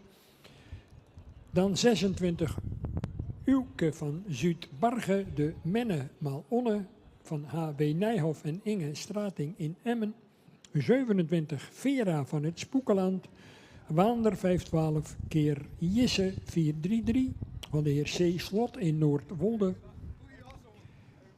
26 Herstel 24, vervolgens dus 24 Uniek Klaproos KB, de Johannes 484 maal Stendert 447 van J. Bosma Dijkstra. En tenslotte 22 Wai van de Maikade, de Fouke 520 maal Mijnte 490 van de heer W. Lokhorst in Heerenveen, in Ederveen, en die is vandaag ook nog jarig. Dus van harte gefeliciteerd Willem Lokhorst.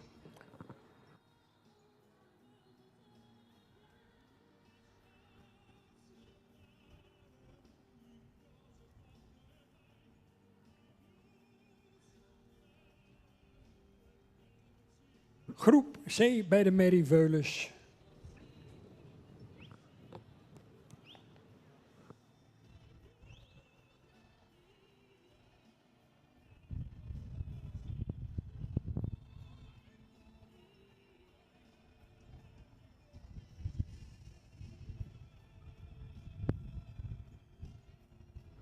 De nummers 28 tot en met 34. Die veulens verwachten we dus hier in ring 2.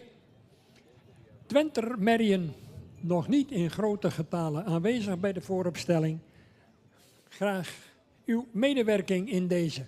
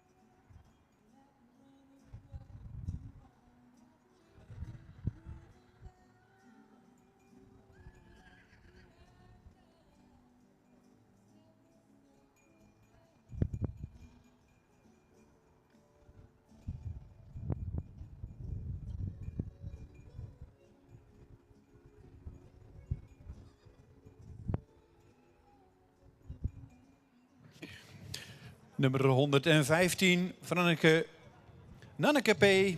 Stemmer uit de combinatie Hessel-Malonne. Staat in baan 3. De fokker-eigenaar is J. Peters uit Hoge Loon. Nummer 115 in baan 3.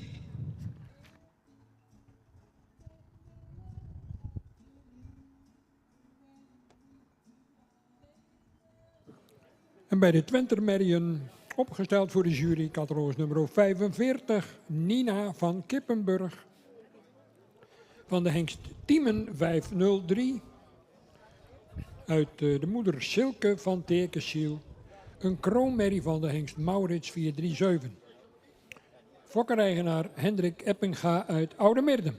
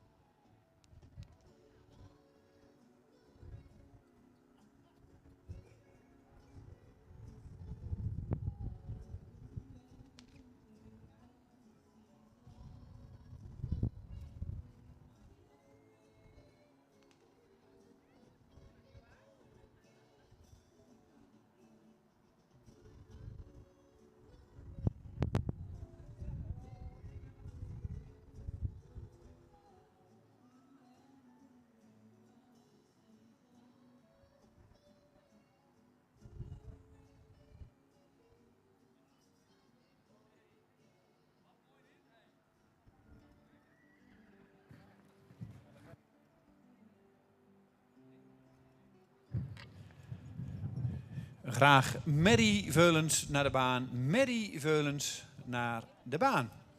Inmiddels hebben we de eerste Twenters ook in de baan. En in baan 3 gaan we verder met de 4 tot en met 6-jarige stermerries. En daar komt nummer 119 binnenstappen.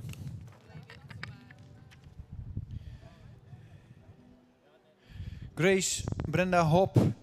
Een triple A-merrie uit de combinatie Omermal-Rindert. De fokker is El Hopster uit Sipkelo. En de eigenaar is J.J. van der Meulen uit Broek Noord. Nummer 119 staat opgesteld voor de jury in baan 3.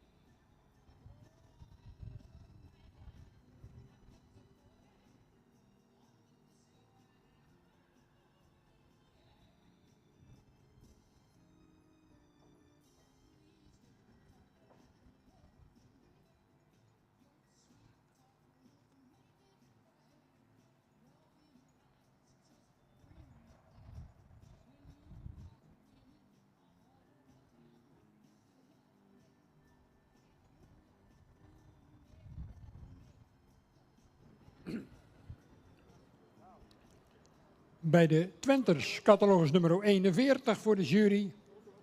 Nine van de Hameren. Van de Hengst Teun 505. Uit de Lodewijk 431, moeder Minke van de Hameren, mevrouw H.A.T. Ozinga Timmermans in Vrouwenparochie is de fokker en tevens eigenaresse.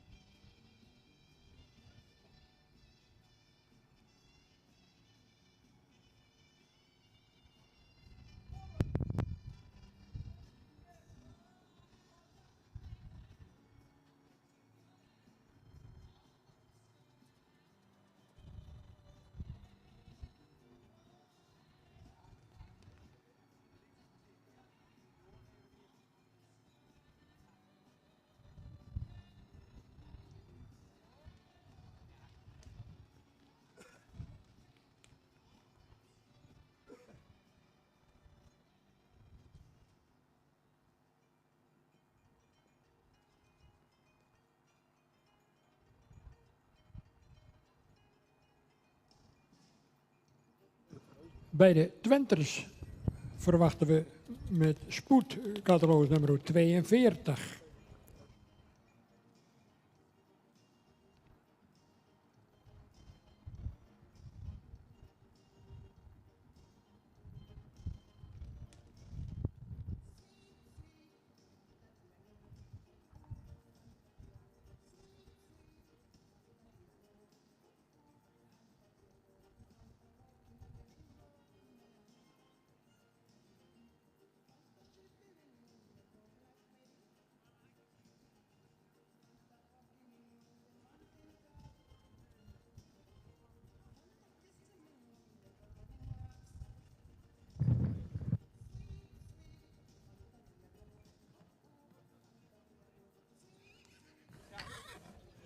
Nummer 114 staat opgesteld. Doortje van Watwaai.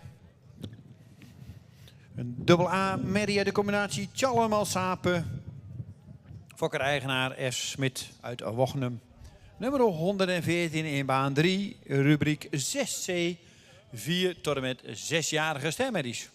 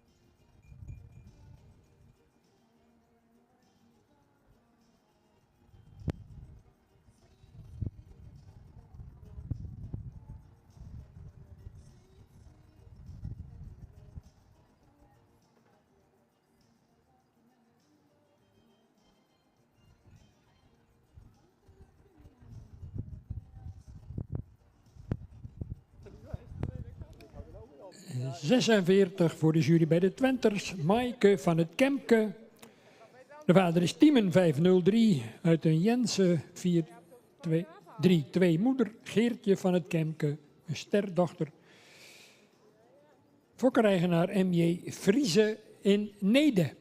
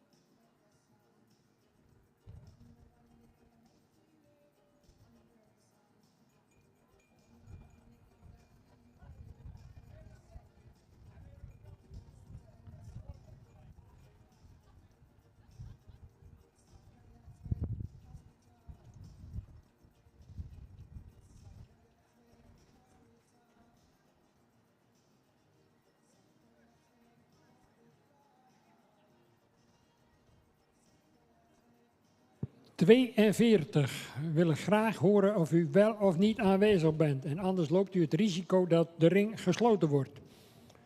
En dat zou toch heel erg sneu zijn. Dus een dringende oproep aan Stoeterij Galloper uit Berkel en Roderijs om met 42 deze kant op te komen.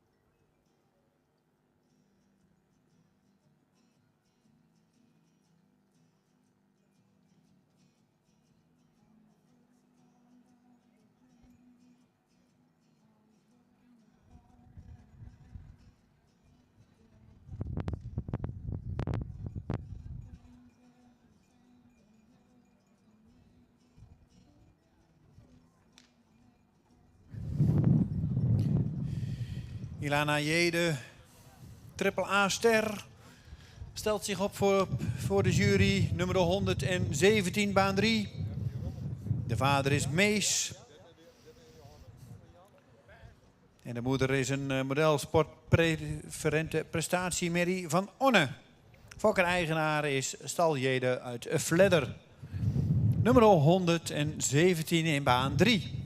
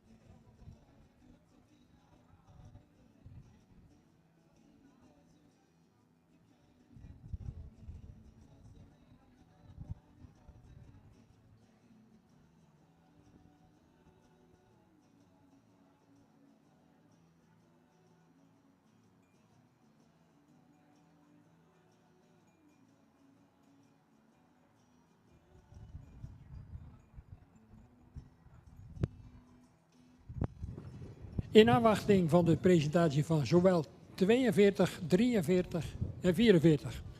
Graag met spoed naar de vooropstelling.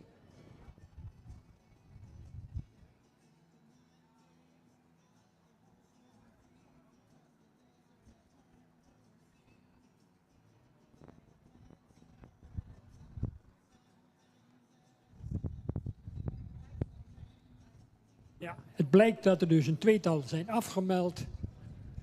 Dus we wachten eigenlijk alleen op 42.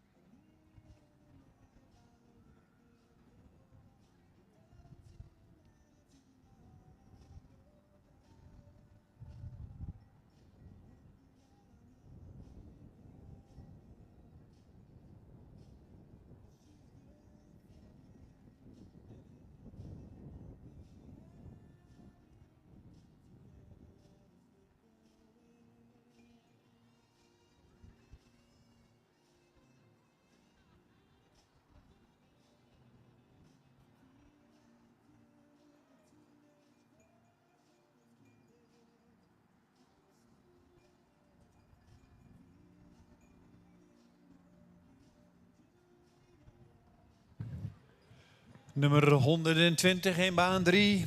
Hanna van de Dembro Stables. Stemmerrie uit Johannes. Moeders vader is Jorn. En de fokker-eigenaar is Dembro Stables uit Mierlo. Nummer 120 in baan 3, rubriek 6C. En bij de Twenters opgesteld voor de jury, catalogus nummer 42, Nine van het Rijtfield. Van de Hengstierde 501 uit de Stermerrie Veerle van Schaefer, moedersvader. Taken 455. Fokker L. Wiersma in Damboude. En in eigendom bij stoeterij Galloper in Berkel en Rodenrijs.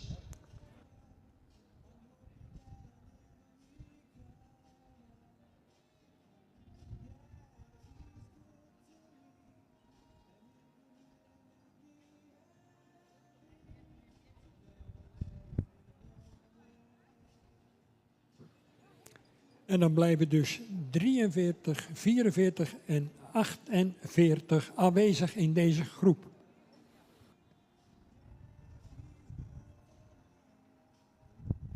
En de tweede groep wordt hierbij alvast gevraagd om deze paarden gereed te houden, zodat u aansluitend hier aan de beurt bent in dezezelfde ring 2.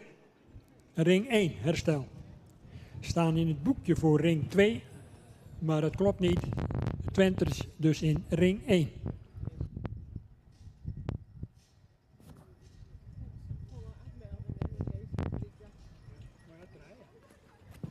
die van Gert is 40. Die maakt in de groep hierna. Die zit in een groep. We moeten even in de gaten houden, want die maakt gewoon nog foto's. Ik wat dat heen en weg switchen. Nee, voor mezelf. In baan 3 staat 120 opgesteld. Dat is ook de laatste in deze rubriek 6C. Dus u kunt uw paard gereed houden om zo weer te komen rondstappen.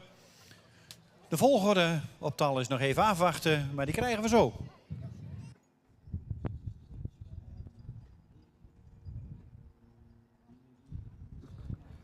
En ondertussen zitten we bij de Merrieveulens in de laatste groep.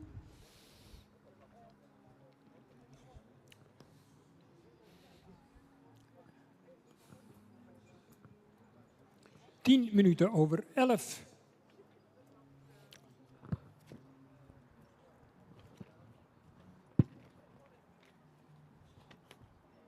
En de volgende groep Twenter Merries 47 tot en met 51. Met als gezegd afgemeld 48 maken we ons klaar voor de volgende groep.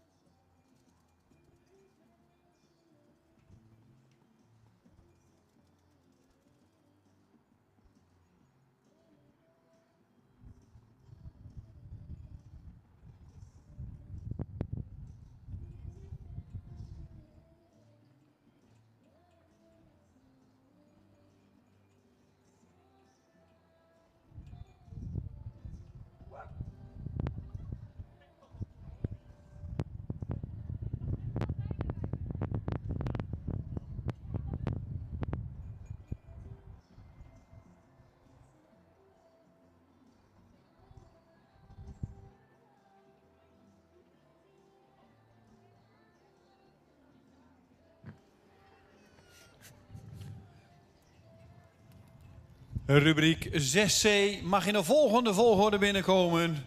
Nummer 117, 120, 118, 119, 115, 116, 114 en 113.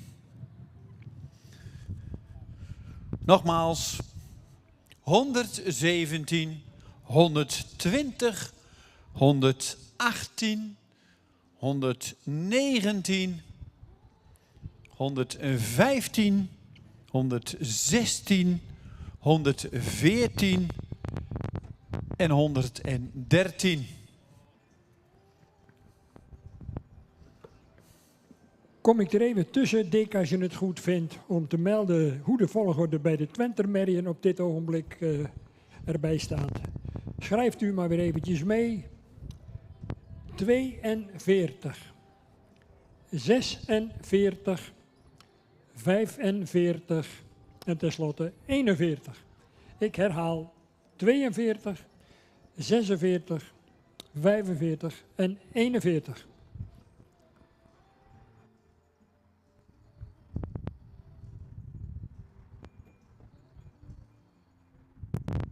En dan kan de volgende groep zich alvast gereed maken om ook richting de vooropstelling te komen.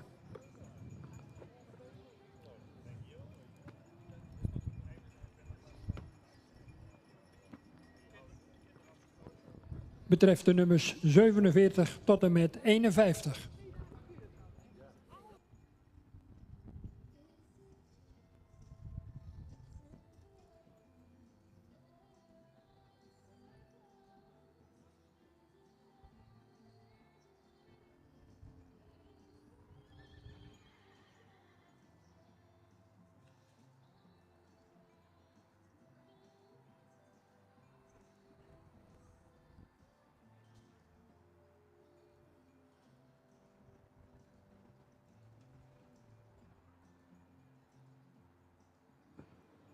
Bij de Merrieveulens catalogus nummer 34 voor de jury Theara van Riesk en Wille.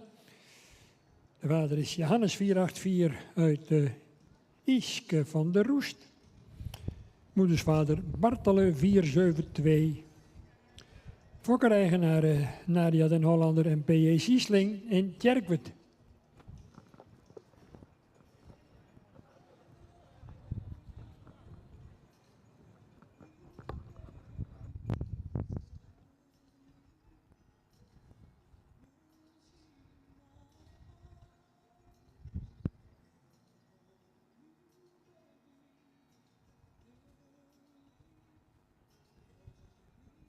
Rubriek 6D mag zich alvast gereed gaan maken om naar baan 3 te komen. Maar eerst stappen hier de rubriek 6C rond met 117, 120, daarachter een nummer 118, 119, 115, 116, 114 en 113.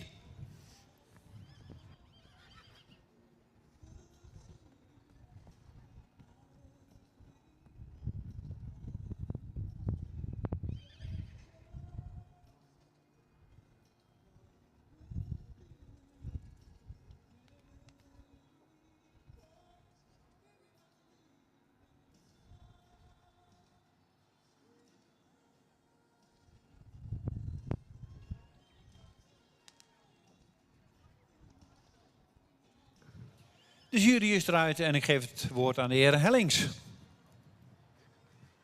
Ja, dankjewel. Onze derde groep 4 tot 6-jarige sterrenmerries. Op de laatste plaats nummer 113. Paard dat goed in het rastype staat. Ook in de bouw lang gelijnd is. Had hem graag sterker gezien in de rug. Beenwerk heeft voldoende kwaliteit. Hij is ook voldoende ruim in de stap. Paard waardeert zich ook een drop en een draf. Hij is hier mooi opwaarts, goede balans erin. Maar de bouw en het beenwerk weerhouden hem vandaag toch voor kroon. Dan hebben we nummer 114. Paard dat luxe uitstraling heeft. Royale voorhand, ook voldoende royale voorhand. De bouw correct gebouwd is. Hij mocht daar iets meer rek hebben. Beenwerk is voldoende kwaliteit. De stap heeft hij voldoende ruimte, voldoende takt. Een draf is ook voldoende lichtvoetig en opwaarts. Maar de stap weerhoudt hem vandaag voor de hogere waardering. Dan nummer 116. Paard dat de voldoende in het rastype staat. Daar hadden we graag iets sprekender gezien in het hoofd. De bouw evenredig gebouwd. Hadden we graag iets meer opwaarts gezien. Beenwerk heeft voldoende kwaliteit. De stap in de goede ruimte. Mocht hij iets meer kracht hebben. En de draf heeft hij ook een goede ruimte. Blijft hij een beetje op een voorhand. Maar hij heeft wel voldoende vermogen. Deze wordt vandaag ook niet verhoogd. Dan nummer 115. Paard met een lange hals. Het hoofd kon iets meer sprekend zijn. En de bouw wel evenredig gebouwd. Mocht iets sterker zijn in de bovenlijn. Beenwerk is wel rechtgesteld. De stap heeft voldoende takt en voldoende ruimte. We daar graag meer souplesse zien. En de draf heeft hij wel ruime passen. Hij voldoende achterbeen gebruikt. We hadden hem graag iets meer zien reizen naar voorhand. Vandaag ook geen graadverhoging. Nummer 119. Een langgelijnde merrie. Ook sterk gebouwd. Voldoende rastypes. Mocht iets meer luxe opdruk hebben. Beenwerk heeft een goede hardheid. Hij is wel wat gehoekt in het achterbeen. De stap heeft hij veel kracht. Hij mocht daar iets meer ontspanning vinden. Een draf heeft hij ook ruime passen. En een goede balans erin. Het paard heeft ook een goede test gelopen. Deze wordt vandaag kroon verklaard. Nummer 118. Een hele mooie rassig paard. Ook correct gebouwd. Mooi evenredig gebouwd. Sterke bovenlijn. Een beenwerk heeft hij goede hardheid ook rechtgesteld. De stap heeft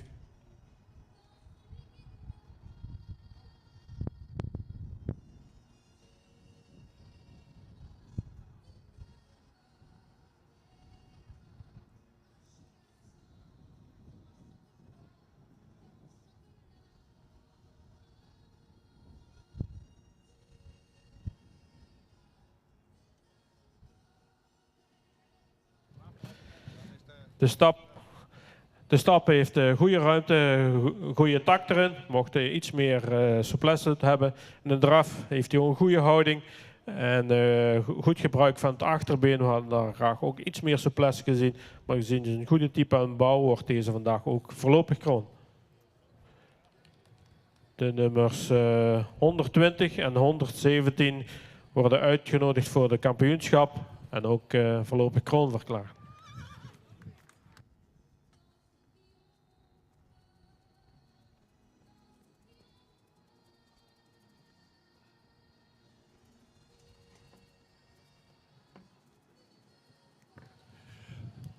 Rubriek 6C staat opgesteld met 117 en 120.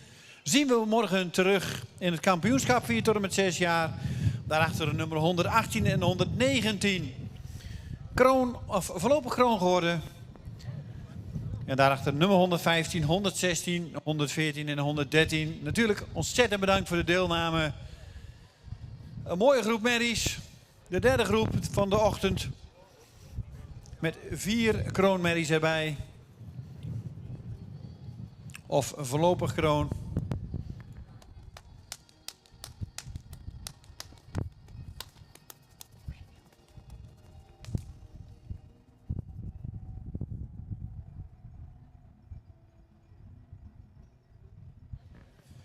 En dan willen we graag zo verder in deze baan. Baan 3 met rubriek 6D.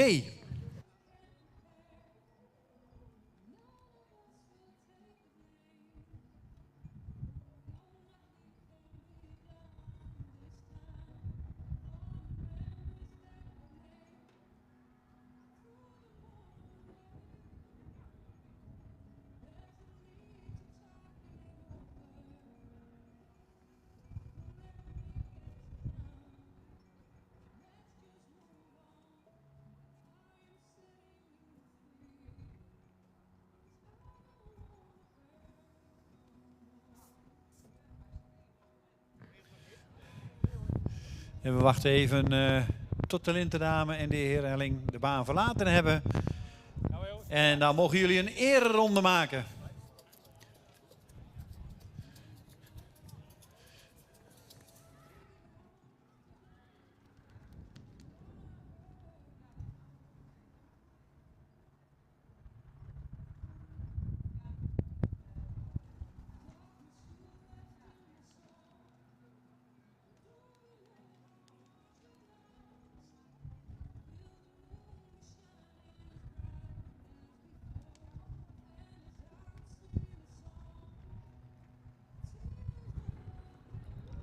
De Twentermerrien die kunnen wat mij betreft binnenkomen.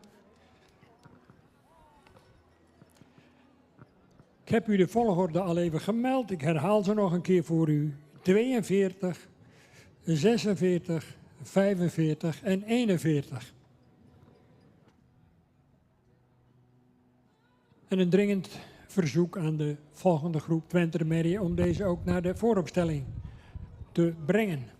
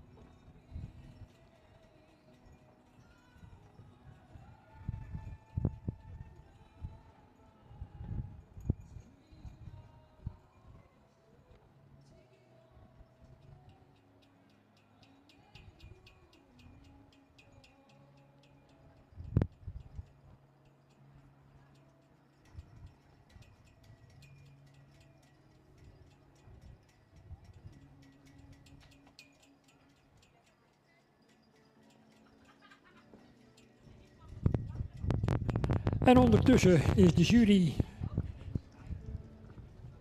de heren Sonnema en Thijssen onder voorzitterschap van Jolanda Slootjes nog druk doende om die groep Twentermerries nog eens even rond te zien stappen.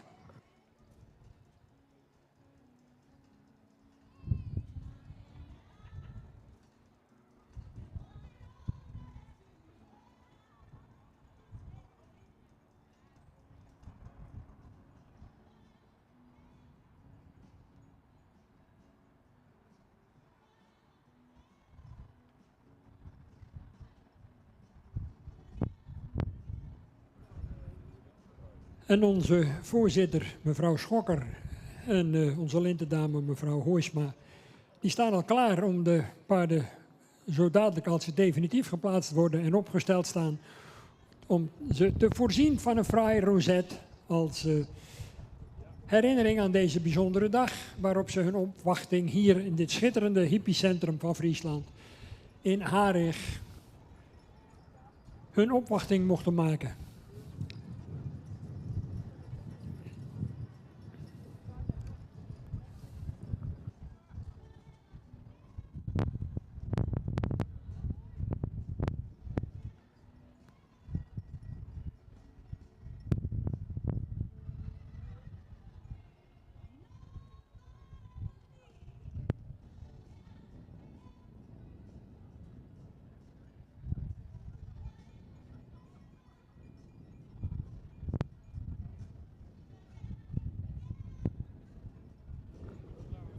Men is toch nog druk aan het overleggen hier naast mij. En het is toch wel aardig om zo op afstand die uitwisseling van argumenten naar elkaar te luisteren. En uiteindelijk komt er natuurlijk straks een eensluidend oordeel. En ik zie haar al klaarstaan, de woordvoerder in dit geval, voorzitter van de jury, mevrouw Jolanda Slootjes. Jolanda, aan jou het woord. Ja, als de kwaliteit heel hoog is, dan hebben we zelfs met 3 juryleden, 4 paarden, nog wat discussie, maar we zijn eruit. We hebben voor ons staan catalogus nummer 41. Een hele jeugdige merrie. Met een sprekend hoofd, lang gelijnd, een hele goede bovenlijn. De lendenen zijn heel positief en ook de romprichting viel ons positief op. Droog beenwerk en stappend, mooi vanuit de schouder en actief. En ook een mooie, taktmatige, actieve draf. Dank voor de presentatie van nummer 41.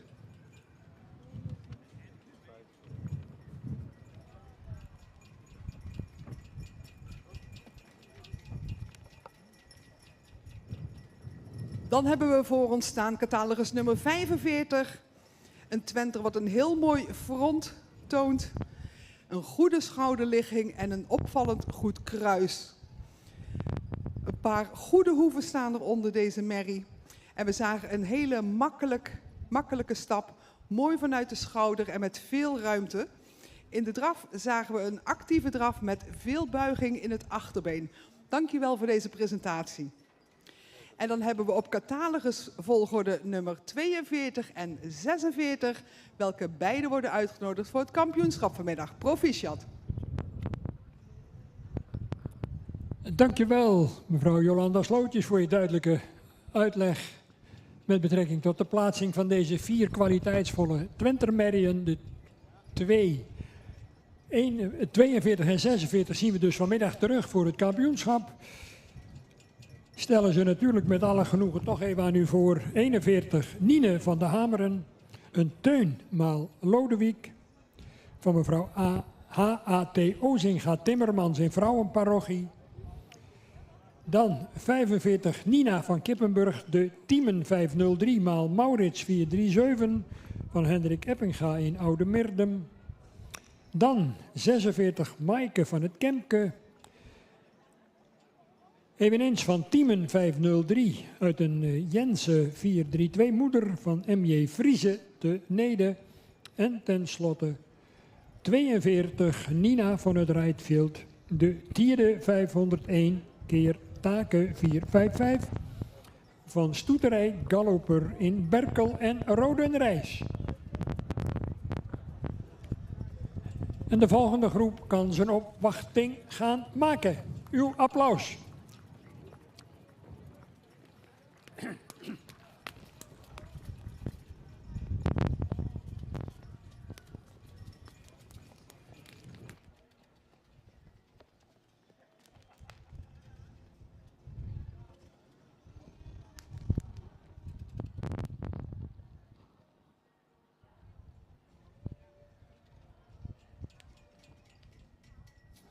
Volgende groep Twentermerries kan deze kant op komen.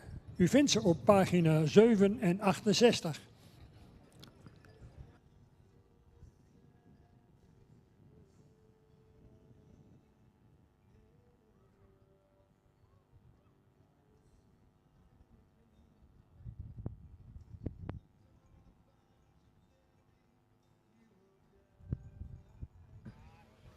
In baan 3 staat nummer 124. Grietje Geertje van de Lietskrons. Een stemmer de combinatie Johannes Smaltjalke. En fokkereigenaar is mevrouw J. Boonstra Hilkema uit Hichtem. Nummer 124 staat opgesteld in baan 3.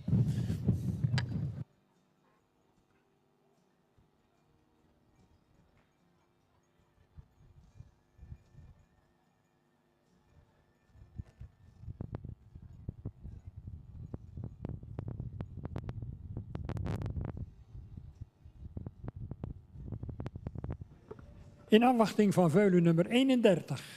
Graag met spoed deze kant op. Dan kunnen we ook deze groep afwerken.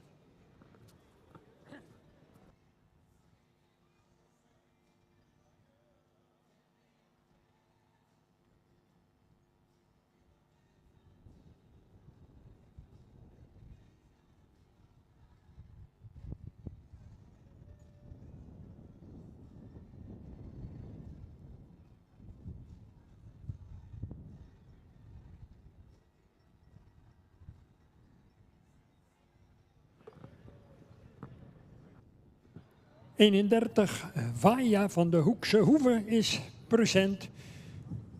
De vader is Tiemen 503 uit de Norbert 444 moeder. Fokker-eigenaren SA en CE Herwijer in Nieuw-Beierland.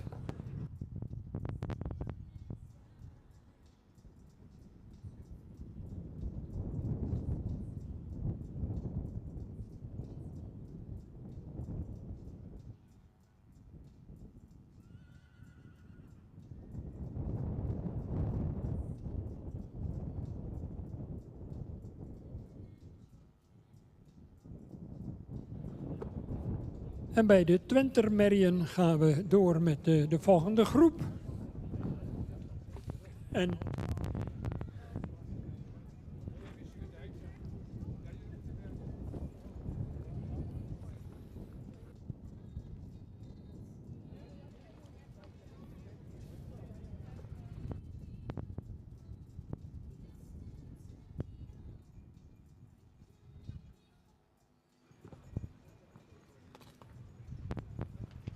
een relatief kleine groep, 4 in getal, zullen hier hun opwachting gaan maken.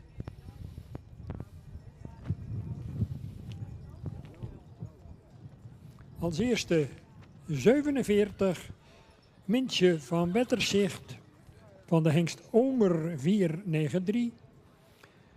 Uit de moeder Ildau van Wetterzicht, moedersvader Tjalle 454. Fokker-eigenaren GGF van Dijkhuizen en MG Griffioen in Vollega.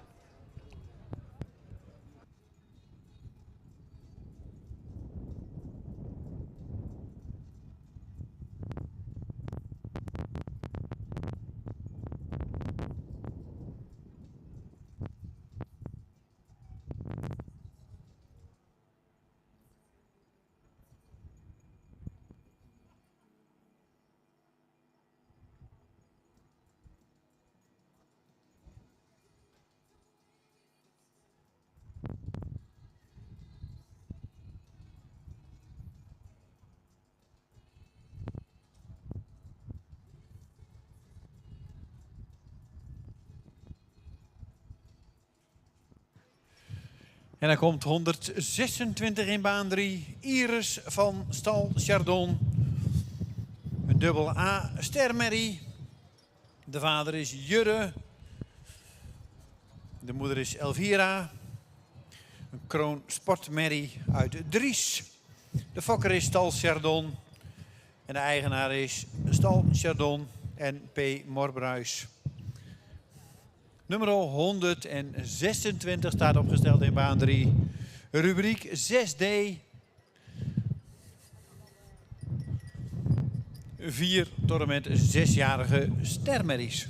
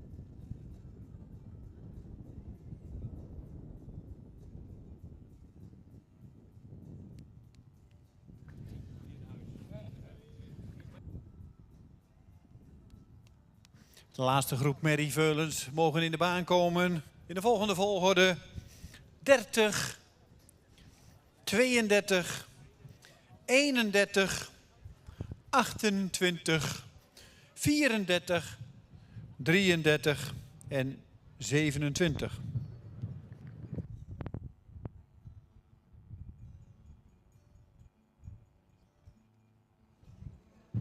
Sorry, de laatste was nummer 29. Dus 30, 32, 31, 28, 34, 33 en 29.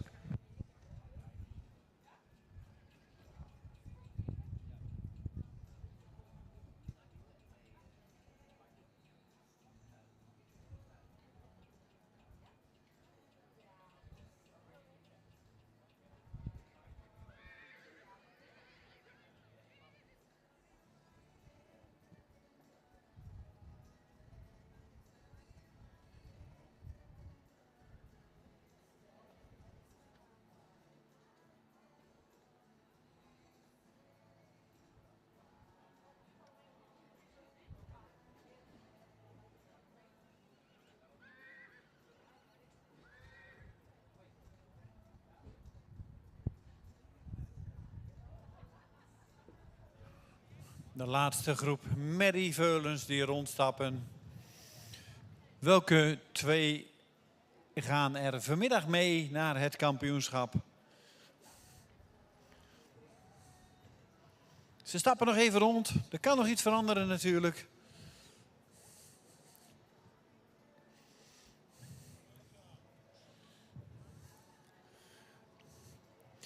De jury bekijkt ze natuurlijk ook nog weer even in de groep.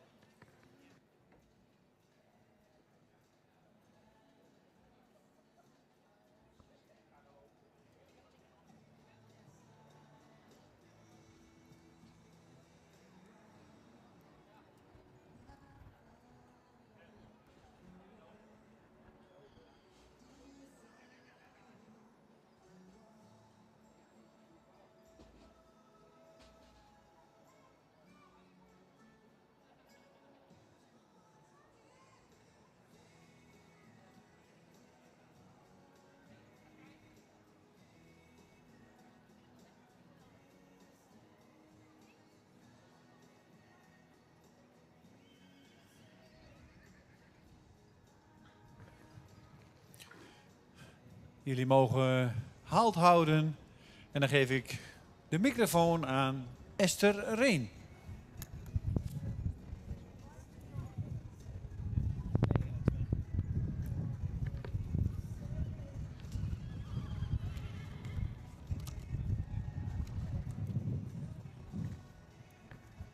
Dit is de laatste groep met merrieveulens die we hier in baan 2 hebben.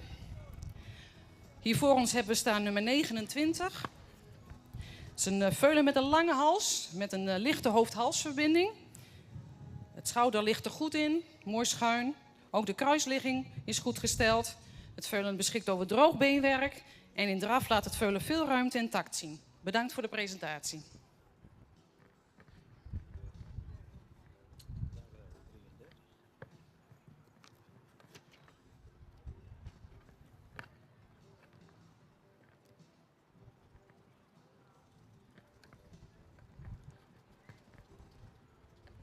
Dan staat voor ons nummer 33. Dat is een heel chic veulen met een aansprekend hoofd.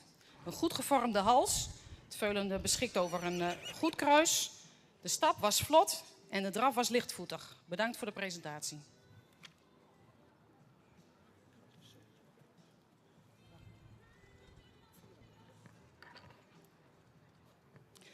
Nummer 34. Een modern en jeugdig veulen met een goede bovenlijn. Een goede kruisligging. Veulen heeft fijn en droog beenwerk. Een vlotte stap en een heel lichtvoetige draf. Bedankt voor de presentatie.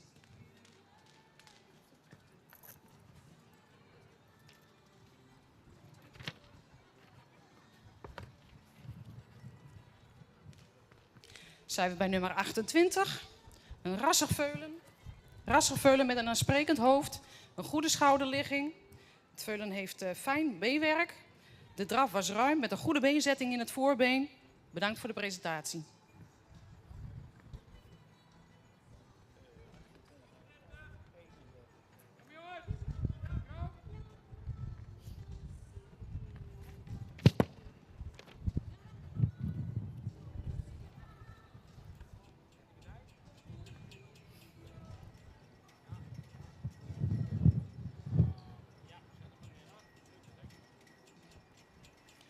Veulen nummer 31, ook een rassig veulen met een sprekend oog en een lange hals. Het veulen heeft een goede schouderligging.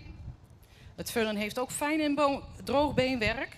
Het veulen laat in draf veel balans zijn, is lichtvoetig en kan goed schakelen. Bedankt voor de presentatie. Vervolgens hebben wij nog staan nummer 32 en nummer 30. Beiden een uitnodiging voor de kampioenschap. Gefeliciteerd.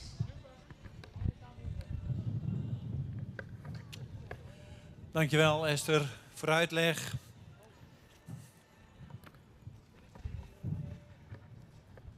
En 30 en 32 zien we straks terug voor het kampioenschap.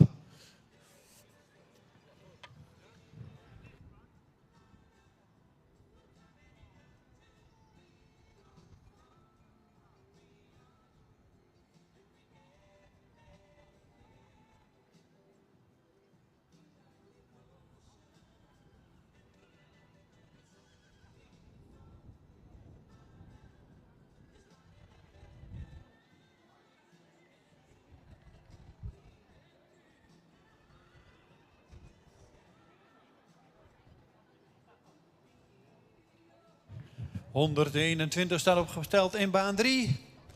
Iteke Yildau van de Brinkhof. Een dubbel A-merrie uit de combinatie Elias Maal Norbert. Fokker mevrouw T. Mulder Dolsma uit Dwingelo. En de eigenaar is mevrouw Marit de Vries uit Hembrik. Nummer 121 in baan 3. Rubriek 6D, 4 tot en met 6-jarige stermerries.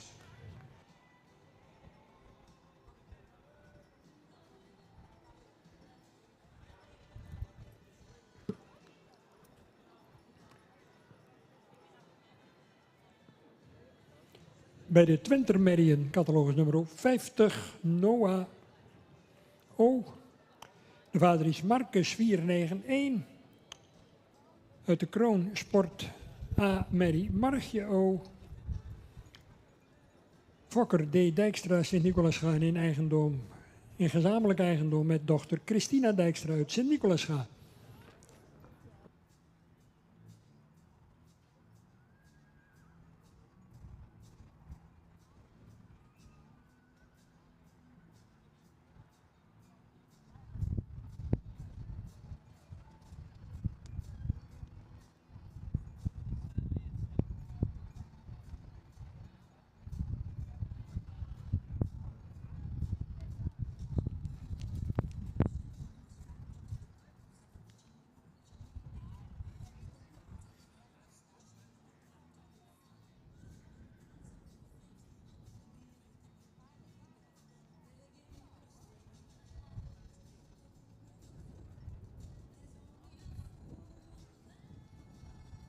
De intermerries kunnen hun opwachting maken in ring 2. Vanaf 35 tot en met 40. De intermerries uit rubriek 3.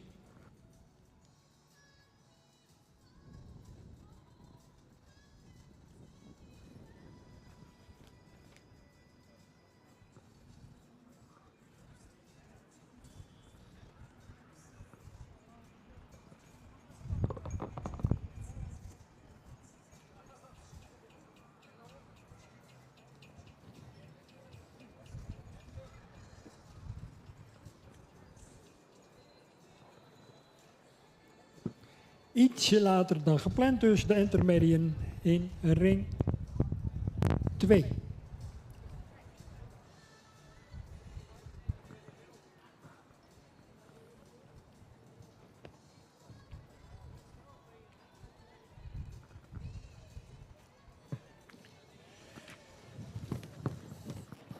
Hanna van der Hilpen. Nummer 123 staan opgesteld in baan 3. Jurme Onne. Fokker-eigenaar familie de Vries uit Hinderlopen. Nummer 123, Hanna van der Hilpen. 4 tot en met 6-jarige stermerries. Rubriek 6D.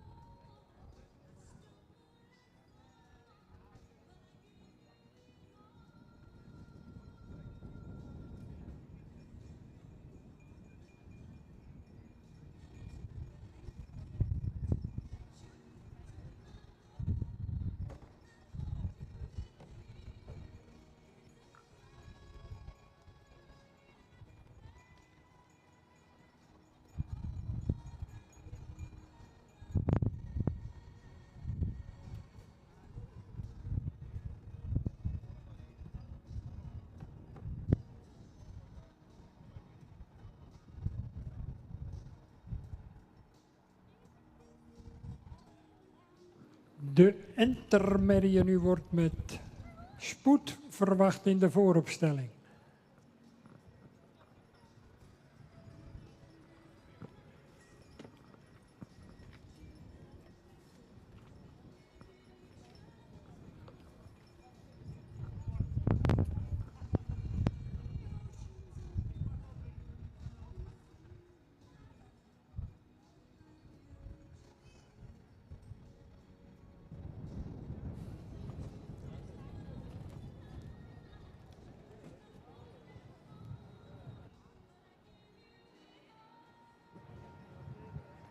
Bij de Twentermerien voor de jury, catalogus nummer 51, Maria Margaretha Veronica. What's in a name? De vader is Tiemen 503. De moeder een ster triple A dochter van de hengst Vonger 478. Fokker-eigenaar Hendrik Eppinga in Oudemerdum.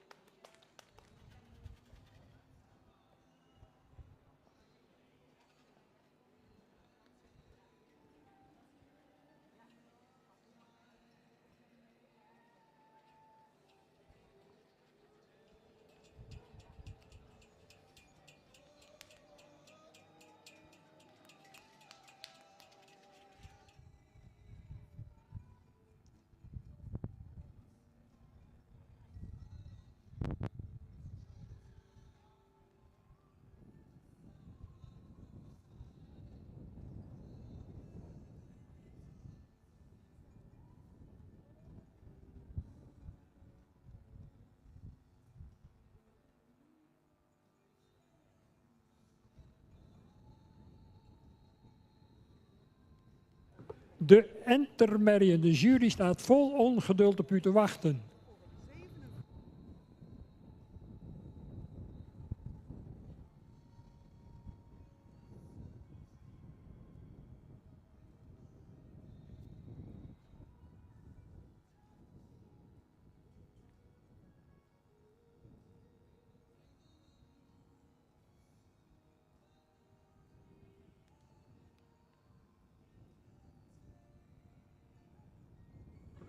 De Twentermerrien.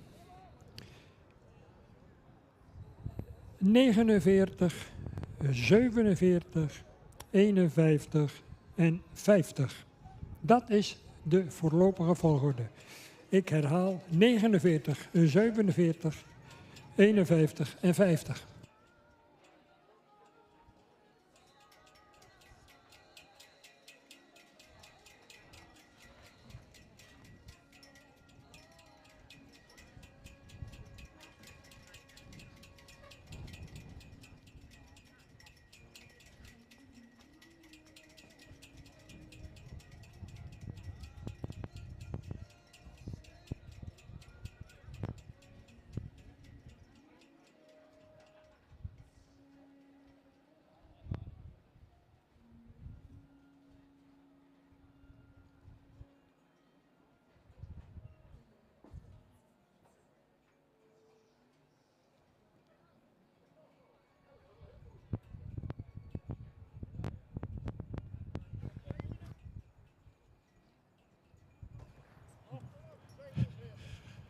Nummer 125, Gaia da Monico. Een stermerrie uit de combinatie Johannes maal Wietse. Fokker-eigenaar Regula Monico uit Zwitserland.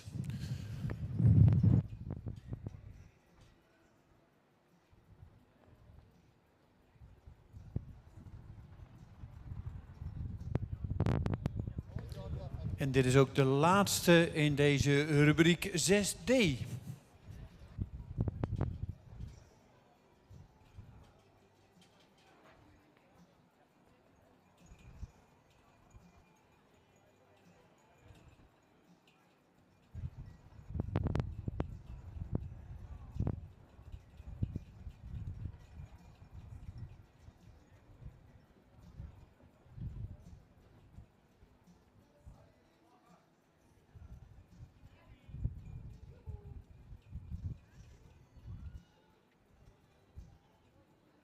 Ja, de paarden moeten even op catalogusvolgorde, in elk geval 47 en 49 en dan 51 en 50. Dus 47, 49 en 51 en 50. Dat is de volgorde.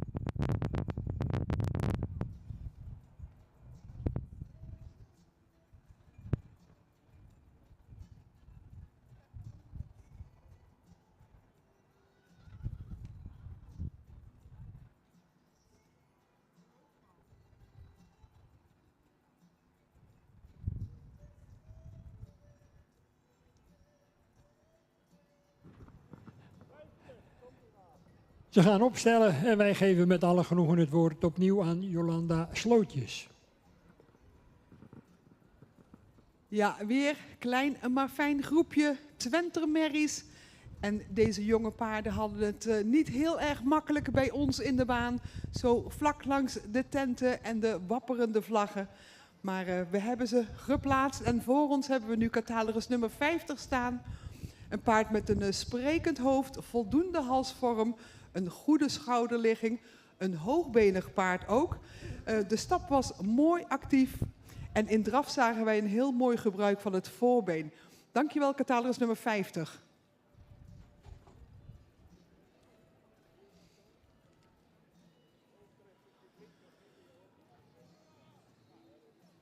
Dan hebben we catalogus nummer 51 voor ons staan. Een sterkogend paard, voldoende in bouw en ras. Het beenwerk is mooi droog. Stap zagen wij mooie takt en voldoende ruimte. En met name de draf, daarin zagen wij veel afdruk, veel buiging in het achterbeen. Dank u wel voor de presentatie van catalogus nummer 51. En de volgende twee paarden, nummer 47 en 49, lopen hier op catalogusvolgorde en zien wij graag vanmiddag terug in de kampioensring.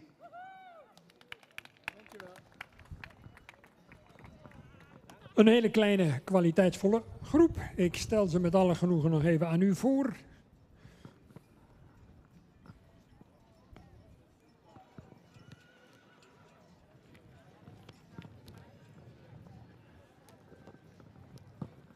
Uitgenodigd voor de kampioenskeuring 47 Mintje van Wetterzicht, de Omerkeer Tjalle van de combinatie Van Dijkhuizen en Griffioen in Volga. Dan 49 Olga van de Bokkenfarm, Johannes 484, maal Beert 411. Cor en Nel Beentjes in Heilo. Dan 51 Maria Margaretha Veronica, de Tiemen 503 maal Vonger 478 van Hendrik Eppinga in Oude Mirdum. En tenslotte Noah O, de Marcus Keer Jisse van vader en dochter Dijkstra uit Sint-Nicolasga.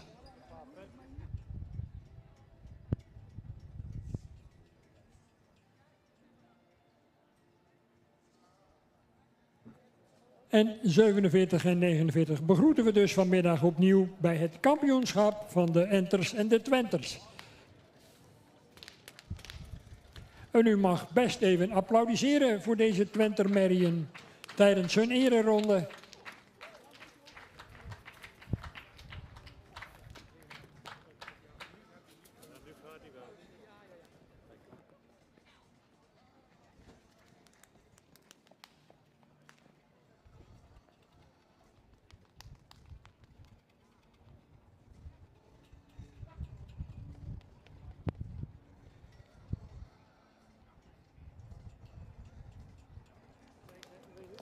Dank aan Jolanda Slootjes, Willem Sonnema en Wil Thijssen voor zover. En bepalen wij ons bij de Entermerrien die begonnen zijn na enige aandrang van onze kant.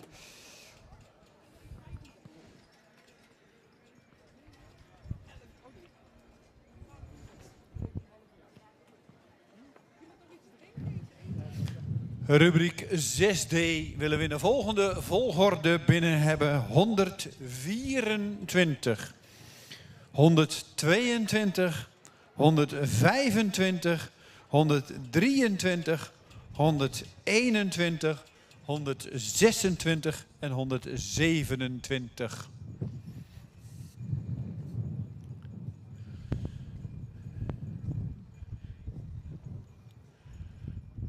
Dus even de volgende volgorde.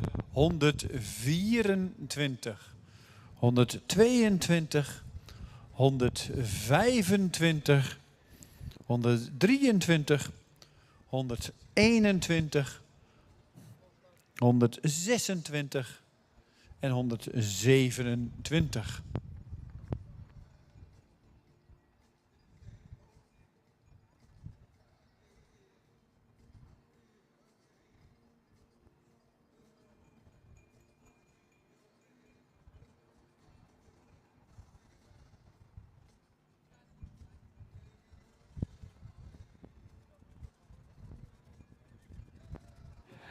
Ja, dan even aan de aandacht ontsnapt, maar natuurlijk uitermate welkom. Een tweetal sterruinen, die hier beoordeeld gaan worden door mevrouw Slootjes en de heren Thijssen en Sonnema. Betreft 184 en 185, u kunt deze kant wel opkomen. En 186 is niet aanwezig. Dus 184 en 185 komt u maar naar ring 1.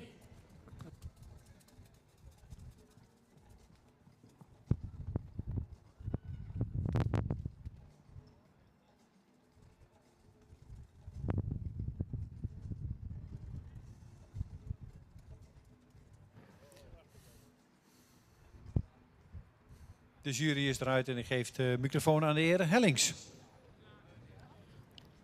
Oké, dankjewel. We hebben hier de vierde groep, 4 tot 6-jarige stermerries. Plaats nummer 127. Een merrie met heel veel rasuitstraling. Ook voldoende lang gelijnd. We hadden hem graag sterker gezien in de middenhand. Beenwerk voldoende rechtgesteld, ook voldoende kwaliteit. De stap is goede ruimte, goede tact. De draf heeft hij ook wel voldoende ruimte, maar hadden we graag toch iets meer balans en iets meer draging gezien. Deze wordt gezien zijn bouw en draf niet verhoogd. Dan hebben we nummer 126. Een voldoende rassig paard, mooi edel hoofdje erop. Ook evenredig gebouwd. Beenwerk voldoende kwaliteit. De stap is ook ruim en voldoende krachtig. In de draf heeft hij voldoende balans, gaat hij omhoog mooi opwaarts. Gezien zijn rastype en stap ook geen verhoging vandaag. Dan hebben we nummer 121. Paard dat goed in het rastype staat. De bouw evenredig gebouwd is. De stap ook voldoende kwaliteit heeft. En een voldoende ruimte. De draf heeft ook goede ruime passen, voldoende tact. Dit paard wordt vandaag ook niet verhoogd. Dan moet de bouw royaler gelijnd zijn, ook om meer overtuigen in de beweging. Nummer 123. Paard dat voldoende rastype heeft. Mocht iets lichter hals hebben. Ook wat meer neklengte hebben. De bouw evenredig gebouwd. Voldoende sterk in de bovenlijn. Beenwerk voldoende hardheid. Wel gehoekt in de achterbeen. Paard stapt wel ruim en vlot. In de draf heeft hij ook goed gebruik van het achterbeen. En voldoende balans erin. Gezien zijn rastype en de bouw vandaag ook geen verhoging. Nummer 125. Paard dat voldoende rassig is. Ook hoogbenig, goede romprichting. Evenredig gebouwd. Beenwerk heeft veel hardheid. Ook al wat correcter in het gesteldheid. Paard stapt ook voldoende ruim en met voldoende souplesse. In een draf maakt hij ook ruime passen. Heeft hij goed gebruik van het achterbeen. Vandaag houdt hem de correctheid in de benen van een hoge waardering. Dus geen verhoging. Nummer 122. Een heel mooie rassige merrie. Veel rasuitstraling. Edel hoofdje daarop. Goed gevormde hals. Ook lang gelijnd. Beenwerk goede kwaliteit. We hebben dit paard even nog in deze groep bekeken naar de stap. Dat is wel voldoende. In de draf heeft hij goed achterbeen gebruikt. Maakt hij mooie ruime passen. Gezien de betere presentatie nu vandaag in deze groep, nu in de stap, wordt hij voorlopig kroon verklaard. Nummer 124 wordt ook kroon verklaard. De nummer 124 en 22 worden uitgenodigd voor de kampioenskeuring.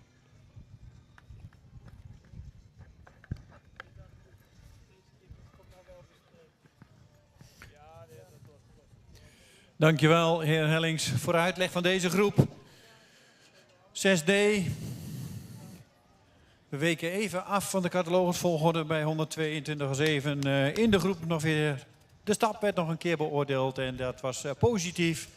Dus vandaar dat deze ook voorlopig kroon wordt. 124 en 122 zien we morgen terug voor het kampioenschap. En de andere merries natuurlijk 125, 123, 121, 126 en 127. Bedankt voor de deelname. De linten zijn geplaatst. En dan gaan we genieten van een mooie ereronde van deze merries. Dan gaan we over naar rubriek 6E. De laatste groep 4 tot 6 jaar.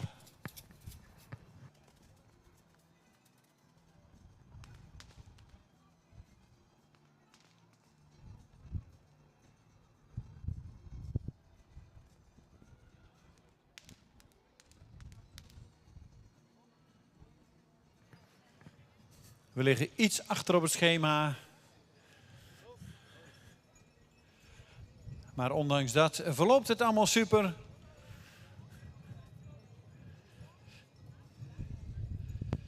Nog één rubriek, 4 tot en met 6 jaar. En daarna nog een tweetal kroonmerries. En dan gaan we de boel heel snel ombouwen om over te gaan naar het kampioenschap. Jeugd, Veulens, jeugdkampioenschap Enters en Twenters. De 4 tot 6 jaar zien we hier niet terug. Die worden uitgenodigd morgenmiddag voor het kampioenschap. Daarna gaan we natuurlijk om 3 uur, half 4 beginnen met de sportmatinee. De Pavo Friso, zowel onder het zadel als tuigen. En natuurlijk een aantal tuigenrubrieken. En ook gaan we genieten van de afstammelingen van een aantal hengsten.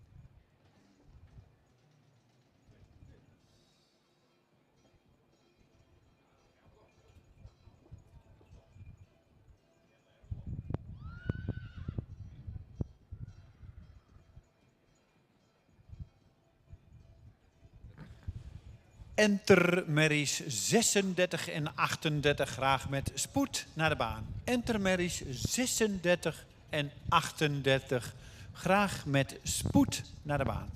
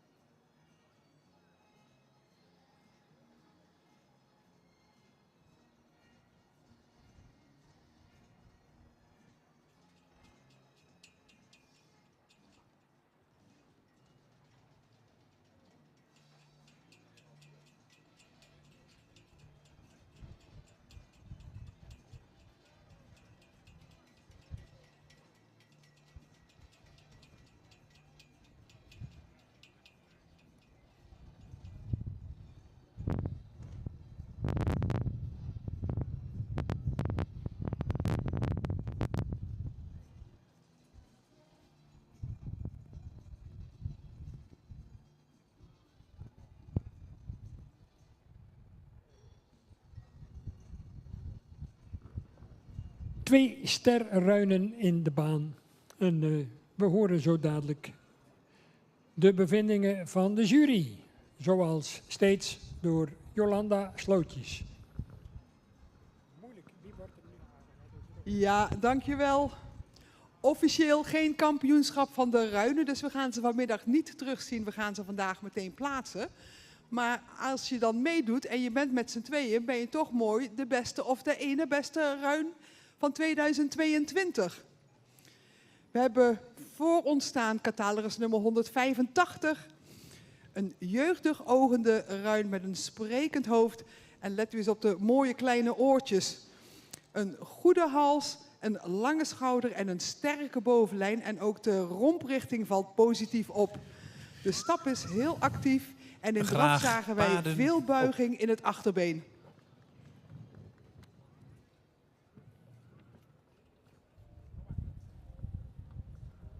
Dan hebben we catalogus nummer 184. Een paard met een sprekend hoofd, een heel mooi front, een goede halsvorm en veel neklengte. Ook heeft het paard een mooie bovenlijn, positieve kruisligging. In stap zagen we een mooie, actieve, ruime stap. En in de draf zagen we een paard met heel veel front, veel balans en veel schakelend vermogen. Dankjewel voor het presenteren van uw eerste premie Sterruinen hier. Dankjewel, Jolanda. 184 dus. Henke van stal De Berkmeer. Een zoon van Nane 492 uit de Summer van de stal De Berkmeer. Die Summer was finalist in de Pavo Friso bokaal in 2018. Moedersvader Wielster 463 in eigendom bij stal Berkmeer in Opdam. En dan vervolgens 185 Gooitsen Z van Jurre 495 uit Rinske Nienke. En dat is een dochter van Sjalle 454, een sterdochter. Fokkereigenaren familie J.J. van der Zijp in Ter Kappelen.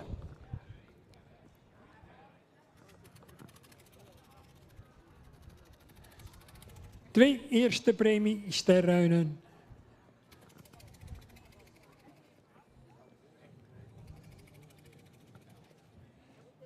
En dan gaan we wederom richting de Entermerien.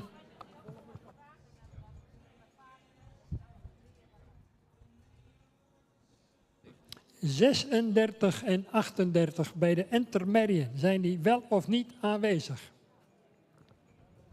Willen we graag eventjes duidelijkheid. Elena, de stermerrie nummer 129 staat in baan 3. Alwin Maalduitsen.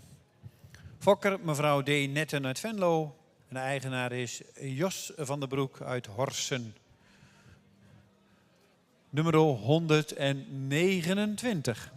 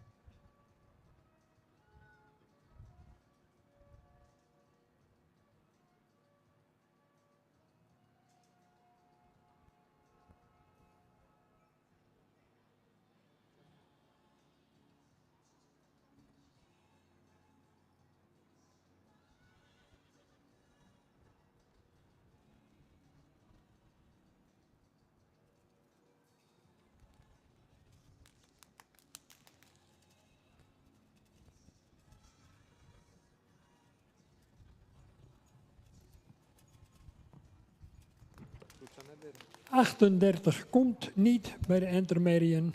36 bestaat nog enige onduidelijkheid. U krijgt nog exact 2 minuten en anders wordt de ring gesloten. 36 van W.H. Jansen in Venlo.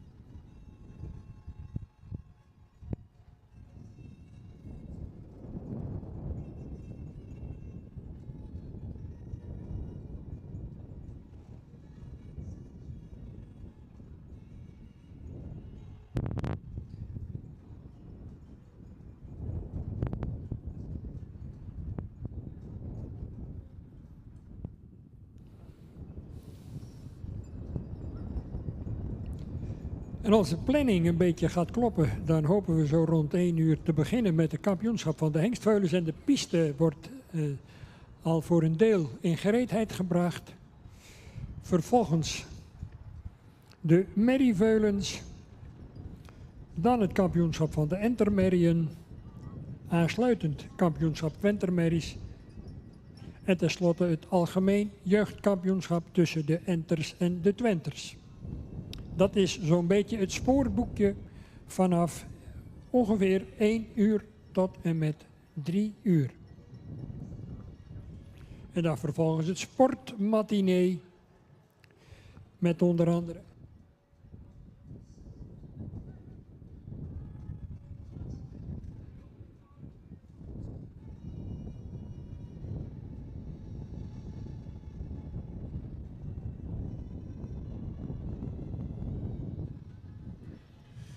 Nummer 131, Herenbrings Hilly, dubbel A-ster, Minnemaal Alwin van stal Herenbrink uit Liederholthuis staat opgesteld in baan 3. En volgens mij gaan we over in de andere baan naar de enters. Klopt, Dick. We gaan de enters verwelkomen in de volgorde 40, 37, 35 en 39. Ik herhaal 40, 37, 35 en 39.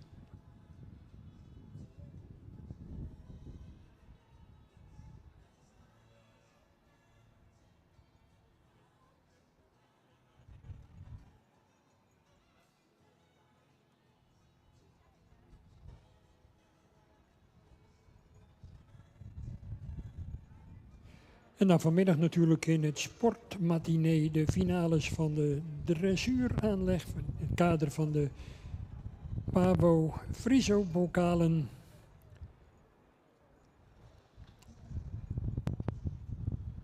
Aangespannen finales, zowel voor merries als voor hengsten en ruinen. Een tweetal shows van goedgekeurde hengsten. Ulbron en Rommert. En dan hopen we zo rond de klok van 7:30 het vrijdagprogramma af te kunnen sluiten. Om morgen vroeg om 8 uur hier weer van start te kunnen gaan met dag 2 van de Centrale Merriekeuring 2022.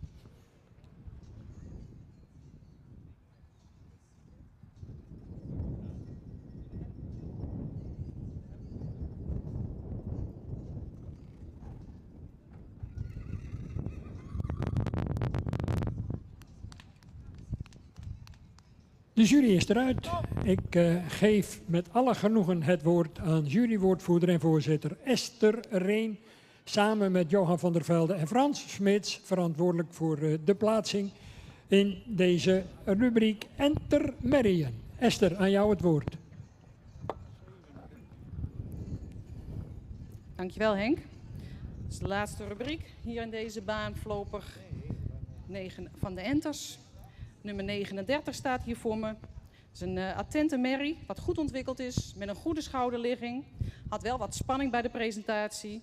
Het enter is wat sterk op de lendenen, beschikt over droog beenwerk. De stap was ruim en de draf was met goede ruimte en tact. Bedankt voor de presentatie.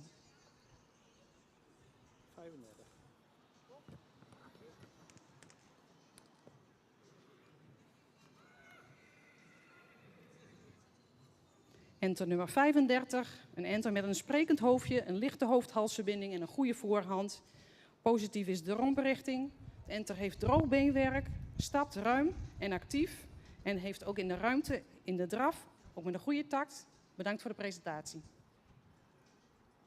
37 en 40 worden uitgenodigd voor de kampioenschap. Zo zeg ik het gewoon.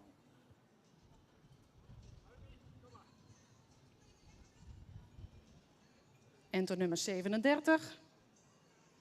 Bedanken wij ook voor de presentatie en die zien we terug in de kampioensring. En dan geldt dat natuurlijk ook voor nummer 40. Gefeliciteerd. Dankjewel. Een kleine groep intermerrien dit jaar. Natuurlijk willen we wat grotere rubrieken van de jeugd. Maar goed, het zijn zo dit jaar een 4 in getal intermerrien en een tweetal groepen twentermerrien. Dat is wel eens wat royaler geweest. Maar de kwaliteit is aan alle kritiek onderhevig. En ik zal deze 4 in elk geval nog even aan u voorstellen. Te beginnen met de 37. Silke van der Gonda, vader Tieme 503, uit een Arnold 471, moeder van mevrouw J.M. Schever in Zwolle. 40 Sterren van de Ridderdiek, de vader is Auwert 514, uit de modelmerrie Silke van de Ridderdiek, moedersvader Eibert, van mevrouw Duiven-Lettinga in Hartwerd. En uiteraard ook complimenten aan 35 Silke van de Polderhoeve. Vader is Tiemen 503 uit een Marcusmoeder van Hendrik Eppinga. En tenslotte Rens van een Hornezaten. Tiede 501 is de vader uit een Norbert 444, moeder van Eldeboer in Stiens. Proficiat. En 37 en 40 zien we terug voor het kampioenschap.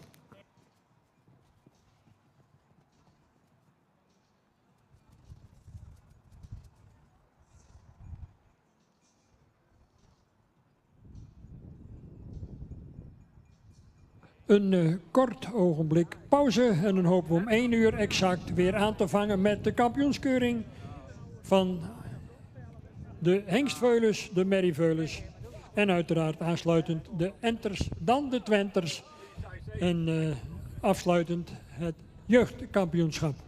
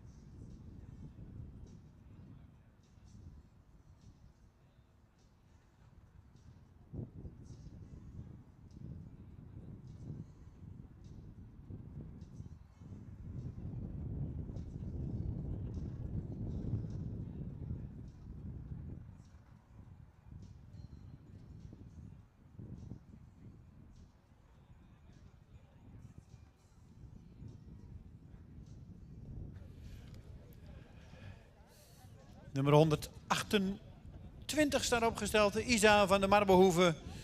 Julius Maal Thieme. Eigenaar is S.J.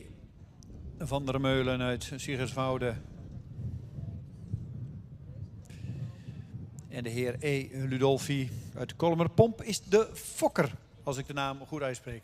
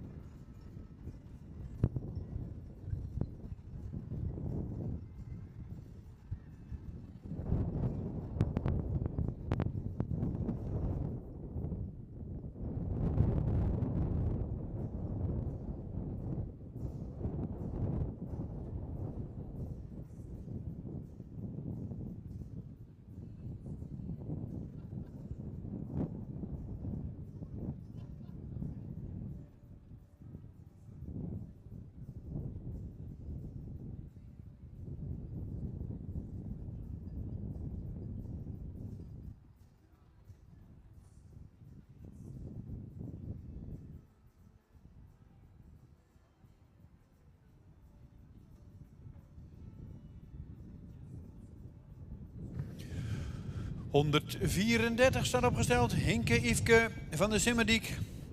Een stemmerrie uit de combinatie Johannesman Norbert. De fokker-eigenaars D. van der Boon uit Noordbergen. Nummer 134.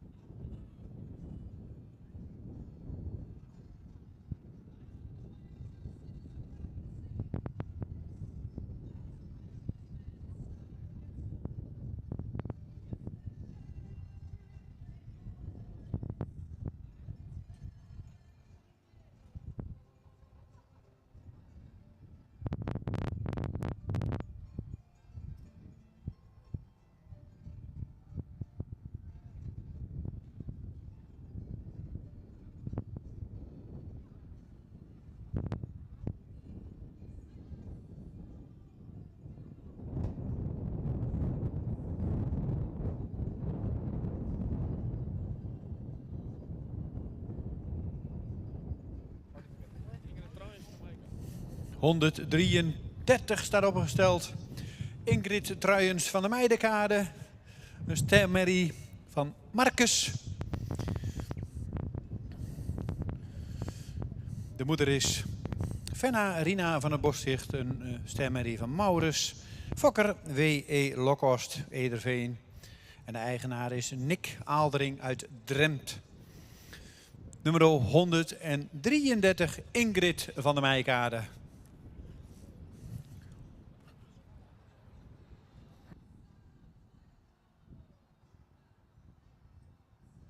Kwart voor 1. We willen graag om 1 uur beginnen met de kampioenskeuring van de hengstveulens. Een 4 in getal zullen daartoe hun opwachting gaan maken in de ring hier bij de ereloge. Vanuit de eerste groep nummers 1 en 7. Uit de tweede groep nummers 13 en 11. En vervolgens de merrieveulens met catalogus 19 en 20, 23 en 25 en tenslotte 30 en 31.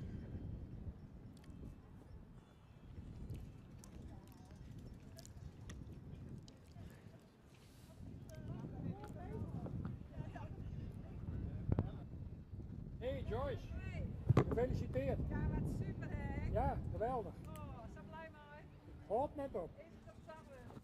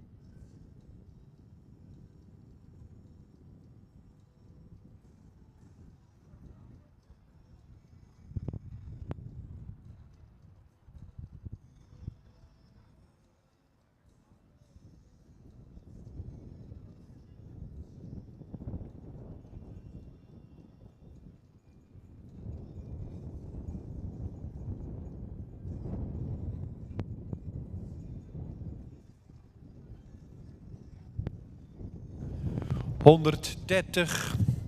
Hinke van Kippenburg. Dubbel A ster. De vader is Julius. De moeder is een dochter van Maurits. En de fokker-eigenaar is Hendrik Eppinga uit Oude Mirdum.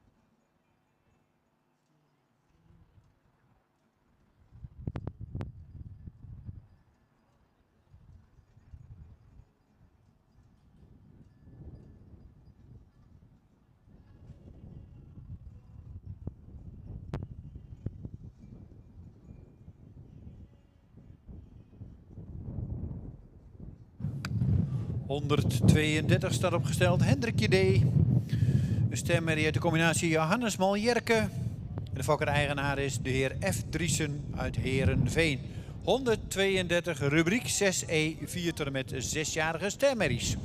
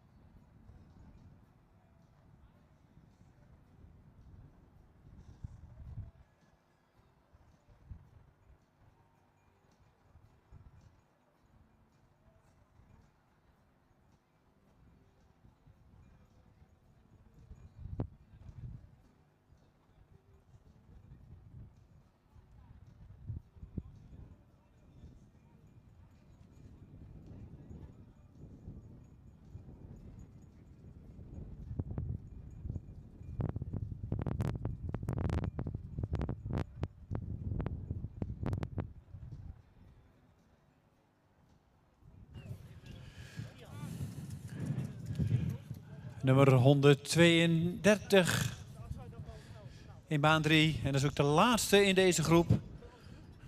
Dan gaan we zo de groep plaatsen.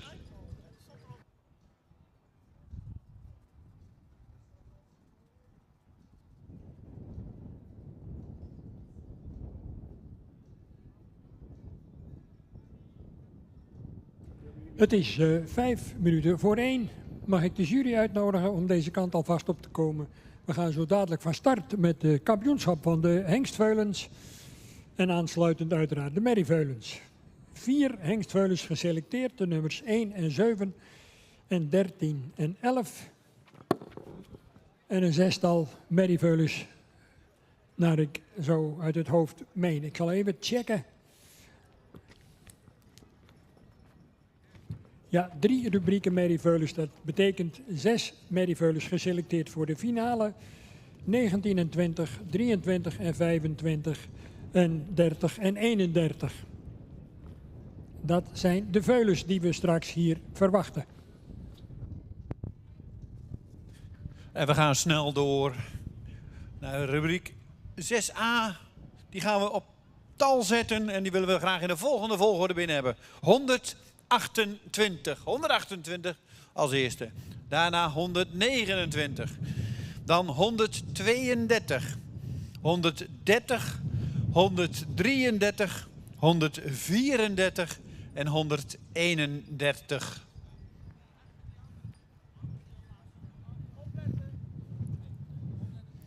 ...128, 129, 132, 130, 133, 134 en 131. En dan hebben we de groep compleet.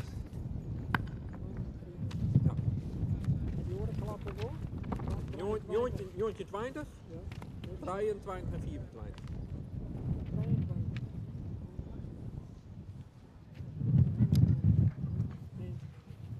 Joontje en 20. Ja?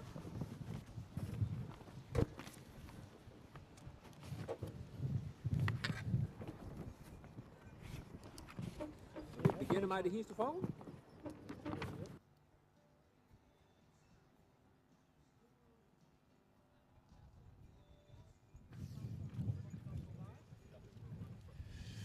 En dan mogen zich de kroonmerries 151 en 152 alvast gereed gaan maken. Die komen na deze rubriek. En dan zijn we klaar in deze ring. We gaan in baan 1 zo beginnen met het kampioenschap van de veulens. Daarna kampioenschap enters, daarna twenters. En dan krijgen we de jeugdkampioen en de reservejeugdkampioen. En zoals het er nu naar uitziet, dan zullen we 3 uur, half 4 het programma verder vervolgen binnen. Omdat de vooruitzichten voor vanmiddag toch wat slechter gaan worden, zal het sportgedeelte, dus de Pavo-Friso onderdelen, zullen naar binnen gaan.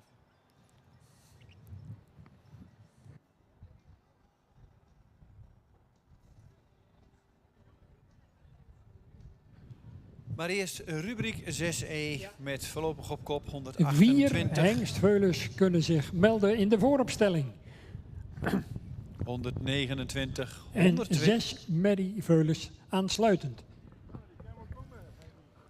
Op de derde plek 132, dan 130, 133, 134 en 131. Dijkstra van Lange. De jury is eruit. Ik geef het woord aan de heer Hellings. Ja, dankjewel. Onze laatste groep 4 tot 6-jarige stermerries. De hengstveulens 1 en 7 en 11 en 13 met spoed naar de vooropstelling. We beginnen met nummer 131.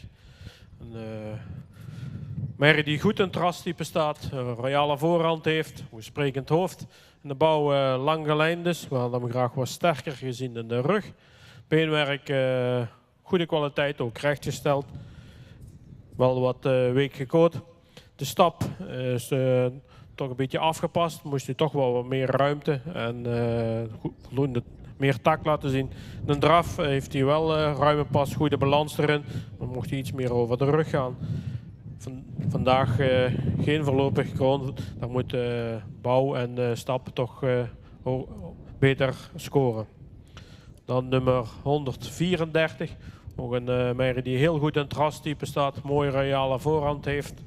Ook lang gelijnd dus. Had ik graag iets meer hardheid gezien in de benen. En de beweging in de stap voldoende tact en ruimte laat zien. Ook in de draf goede houding maakt met veel ruimte. Deze merrie wordt ook niet verhoogd gezien de kwaliteit beenwerk. Dan hebben we nummer 133.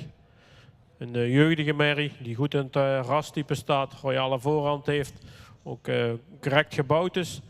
En de beenwerk, goede kwaliteit, stap, voldoende ruimte en kracht erin. Mocht iets meer souplesse hebben. De draf houden we graag toch iets meer balans gezien en iets meer souplesse. Dat weerhoudt hem ook voor een hogere waardering. Dan nummer 130. Een modern gebouwd paard, mooi opwaarts gebouwd, ook lang gelijnd, een fractie hellend kruis. Een rastype staat ook een royale voorhand, voldoende sprekend hoofd. Beenwerk, goede kwaliteit, iets gehoekt in de achterbeen. Hij stapt met voldoende ruimte passen en tact. En een draf gaat hij mooi opwaarts. Heeft hij goed gebruik van het achterbeen, mocht daar nog bij iets meer souplesse tonen. Maar deze merrie wordt voorlopig kroon. Hij heeft ook de test erbij, dus dan wordt hij definitief kroon. Dan hebben we 132, een heel rassige merrie, ook lang gelijnd. De rug kon die een fractie sterker zijn. Beenwerk heeft een goede kwaliteit, ook rechtgesteld. Hij in een goede stap, kon daar daarbij nog net iets meer ruimte maken. Maar vooral in de draf heeft hij heel veel vermogen. Loopt hij makkelijk over de benen met goede balans. Deze wordt ook voorlopig kroon. De nummers 129 en 128 worden ook voorlopig kroon en uitgenodigd voor de kampioenschap.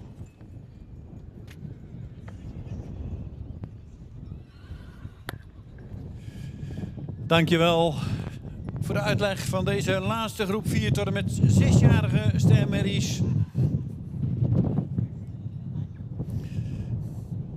Met 128 en 129 die we morgen terug gaan zien voor het kampioenschap 4 tot en met 6 jaar. Ook voorlopig kroon is nummer 132 en nummer 130 is definitief kroon. 133, 134 en 131 natuurlijk ook bedankt voor de deelname. Weer een hele mooie groep merries. Waarvan we de eerste 2 morgen weer terugzien. Hierna nog 2 kroonmerries. En dan gaan we over naar de kampioenschappen van de Veulens en Enters en Twenters. Graag de 2 kroonmerries met spoed naar de baan. Dan kunnen we daarna met z'n allen genieten van het kampioenschap Veulens en het kampioenschap Jeugd.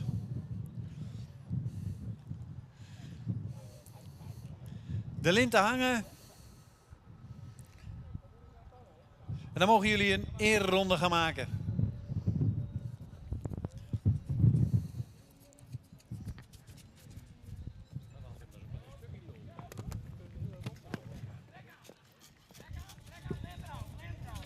De eigenaren van hengstveulens, zowel als de merrieveulens, die zijn geselecteerd voor het kampioenschap. Die willen we graag in de vooropstelling. Het is 1 uur geweest en we willen heel graag beginnen.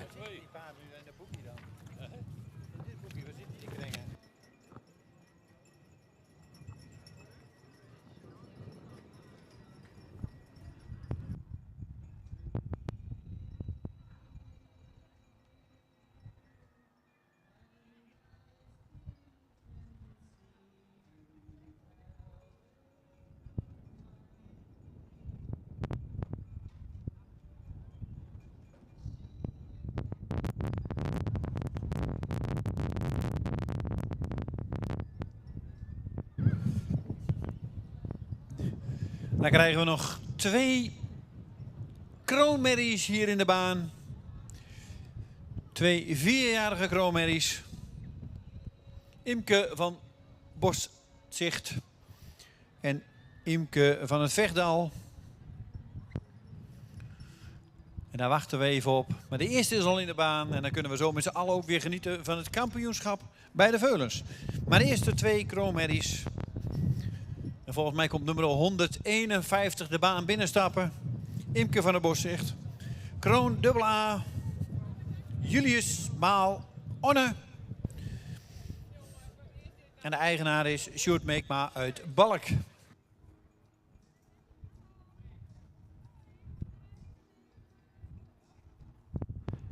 Tussendoor hebt u wellicht ook even de tijd om een kijkje te nemen bij de standhouders.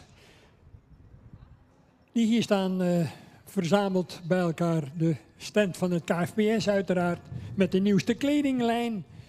De stand van Friso Zadels uit Borenbergen.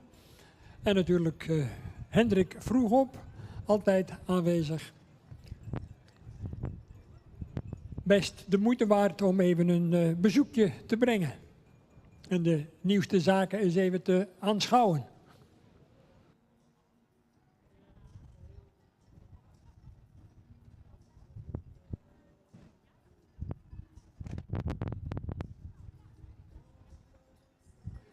And within a few minutes, we will start with the championship of the stallion foals.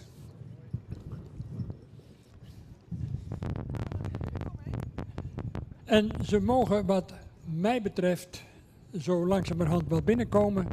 4 hengstveulens in totaal. De nummers 1, 7, 11 en 13. Vanmorgen dus aangewezen uit die groepen. En de jury is klaar om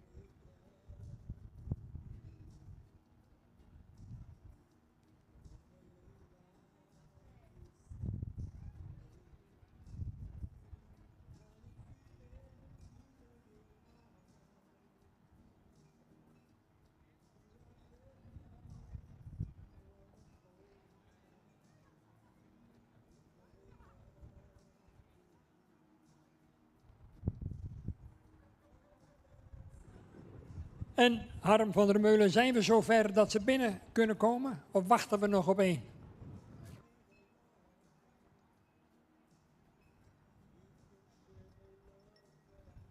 Ja, zit het weer vast op een voorbrenger? Heb je dat weer?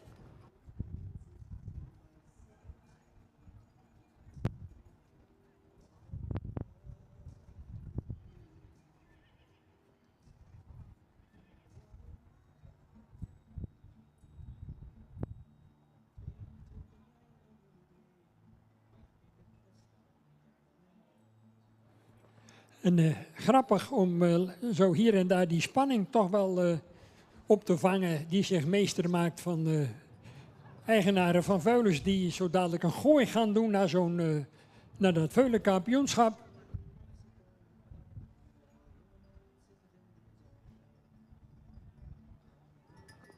de voorbrengers van stal De Mersken. Zitten we En dan willen we graag de maar op te laatste wachten. kroonmerrie in de baan. Imke van der Vechtalhoeve. Dubbel A-kroon. Nummer 152. Ik weet niet of ze ergens klaar staat. Als we deze snel doen, of in ieder geval in de baan hebben, kunnen we daarna met z'n allen genieten van de kampioenschap bij de veulens en bij de jeugd.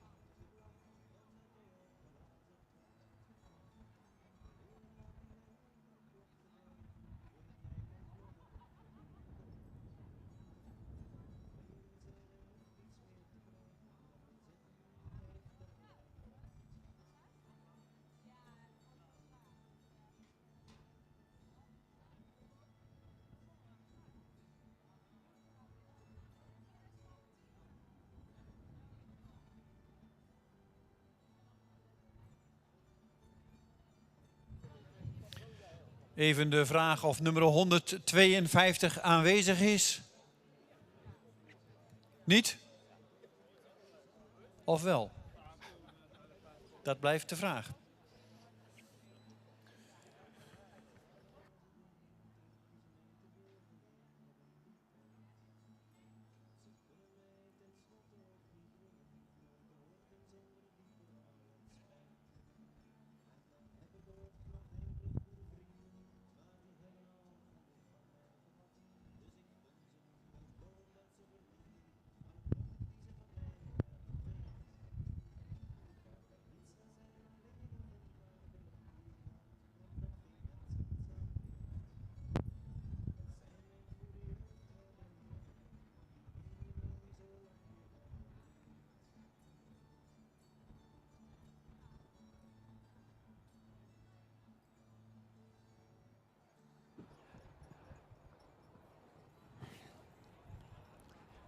Het giet on, zei oud-Elfstedentochtvoorzitter Henk Kroes. Het geldt ook voor het kampioenschap van de Hengstveulens 2022. 4 kanshebbers in de ring. Nummer 1. Verne krijgt een beetje oors. Wolter 513 maal Pier 448. Fokker Sabina Veenstra en Tjum uit in eigendom bij stoeterij Friese Visser in Ik hoor net- Drachten en Vosjes uit Poederooien. Ik hoor net dat het nummer 152 niet is afgehaald, dus 151 mag terugkomen naar de baan.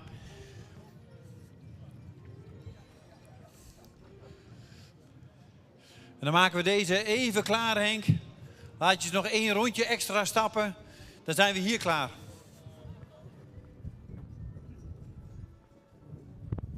Volgens mij kun je dat wel regelen.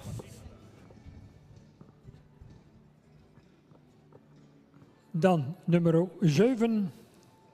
Tibbe Omer maal Arnold van mevrouw Dijkstra in Kootstertille.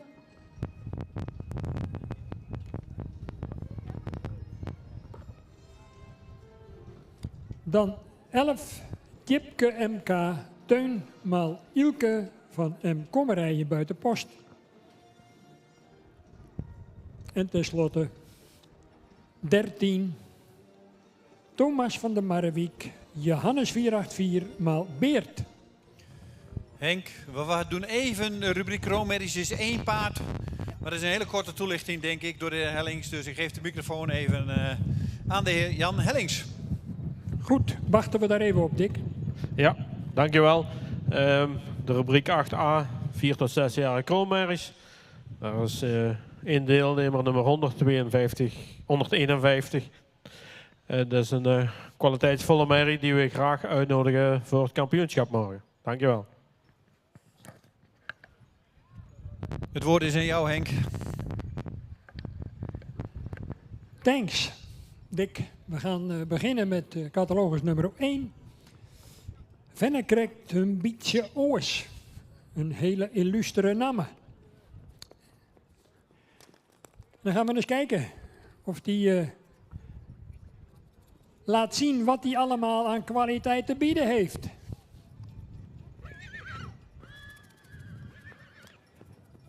Deze jonge Omer 513 uit Mirte van de Lange Ekers en die is van Pier 448.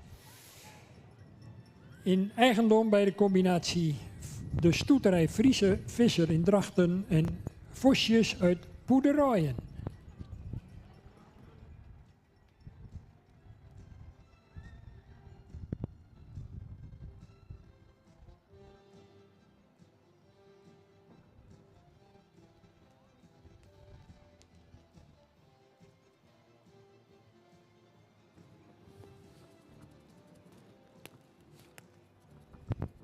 Ja, en op de klanken van When the Saints wordt hij vriendelijk verzocht de piste te verlaten. 1 rondje in draf is de opdracht vanuit de jury.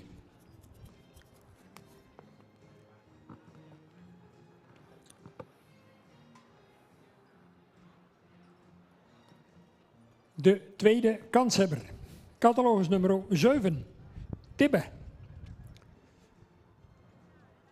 Eveneens van de hengst Omer. Uit Imke van de Hornezaten, een dochter van Arnold 471. Fokkereigenares mevrouw G. Dijkstra in Kootstertille.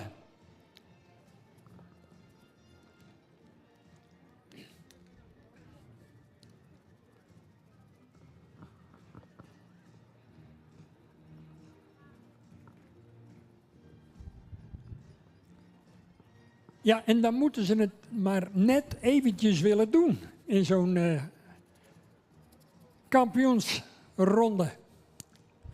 Want je krijgt maar 1 kans. 1 rondje, dank u wel.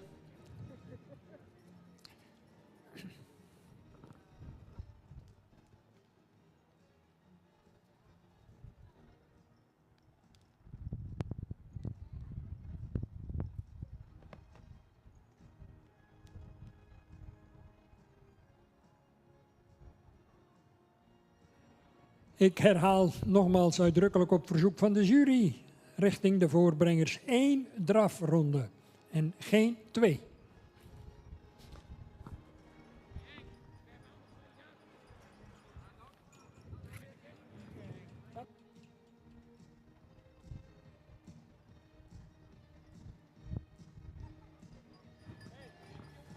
Nummer 11.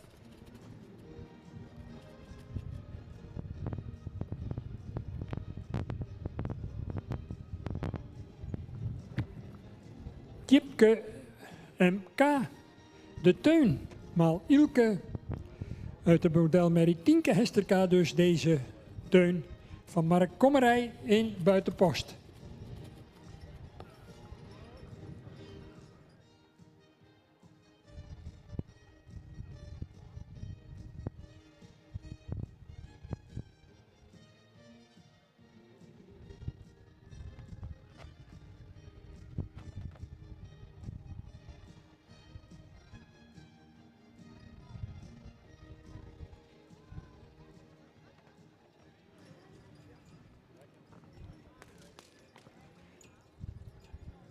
De laatste, catalogus nummer 13, Thomas van der Marwijk van de hengst Johannes 484 uit een beertmoeder Reina B. genaamd van K.E. Bauma uit Drachter Compagnie.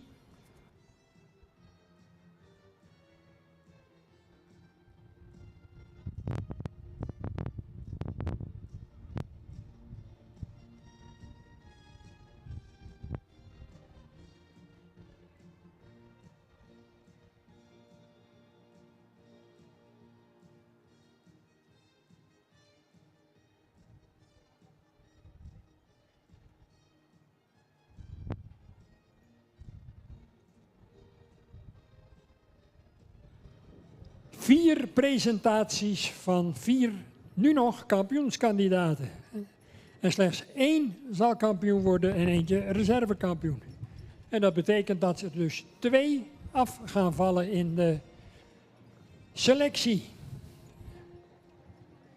Jury, heren Sonnema en Thijssen onder voorzitterschap van mevrouw Jolanda Slootjes is nog druk aan het overleggen.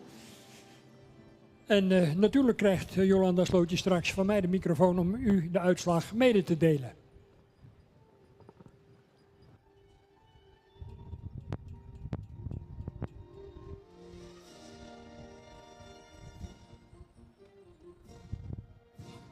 Ze mogen als groep nog een keer binnenkomen en rondstappen.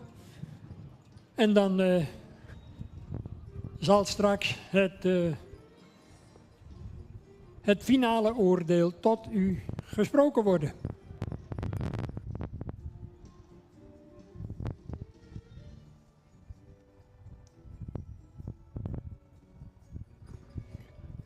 Wordt het verne correct een beetje oors?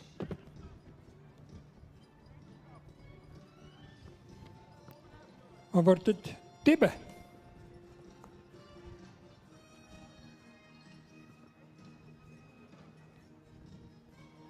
Terwijl natuurlijk ook Tjipke MK nog kans maakt.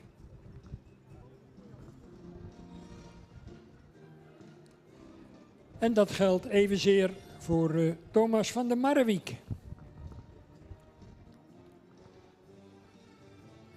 Daar staan ze, dames en heren. Ze gaan rondstappen.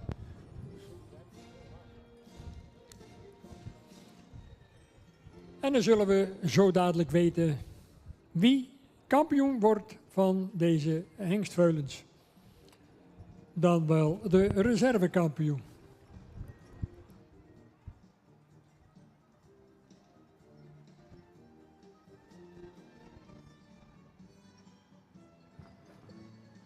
Nog net geen witte rook, maar in elk geval een blauwe lucht. Het woord is aan Jolanda Slootjes. Nou, ik heb er al 1 gerookt hoor. 4 mooie eerste premie hengstveulens hebben wij vanmorgen geselecteerd voor deze kampioenskeuring. Ik ga ze op catalogusvolgorde allemaal nog even bespreken. Want dat hebben we vanmorgen natuurlijk... Nee, ze mogen gerust blijven stappen. Want dat hebben we vanmorgen nog niet gedaan. Catalogus nummer 1 is voldoende aansprekend qua rastype, ook goed ontwikkeld. Bovenlijn is voldoende en een mooi lang kruis zit erop. Beenwerk een mooi lang gecoat. In de stap zagen wij ruimte en activiteit. Vanmorgen in draf heel aansprekend met veel balans en kon daarin goed schakelen. En wij zijn hele aardige mensen, maar regels zijn regels. 1 ronde draf was de afspraak en soms valt het mee, soms valt het tegen. Dan hebben we als volgende catalogus nummer 7.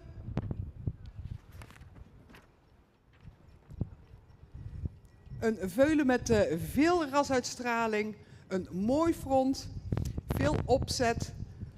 Kruisligging is heel positief. Het is ook een hoogbenig veulen met daarbij droog beenwerk. De stap toont daarin veel schoudervrijheid en een lichtvoetige draf met lichaamsgebruik.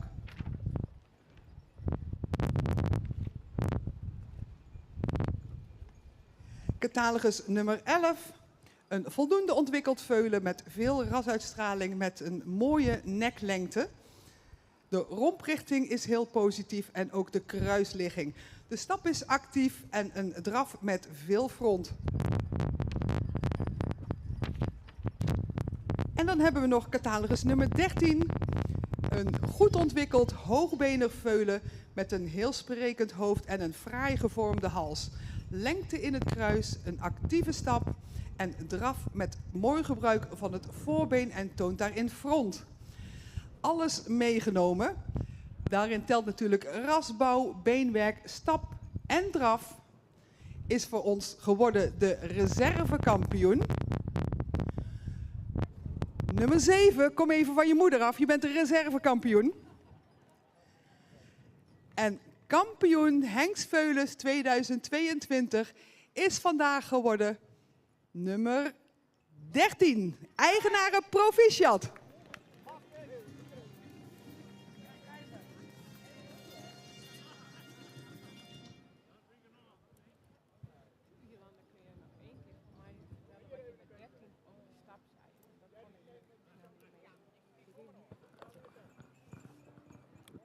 Een spannende ontknoping. Een hele mooie, deftige kampioen.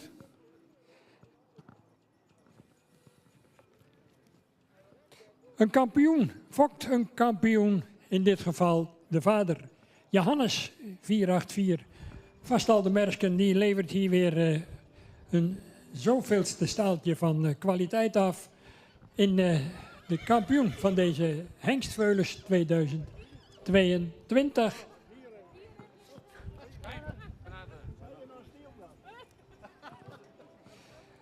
Gefeliciteerd heer Bauma uit Dragster Compagnie met dit kampioenschap van deze Thomas van der Marwijk. Geboren op 6 juni. En die maakte hier de beste indruk op de jury. En een hele fraaie, luxe reservekampioen.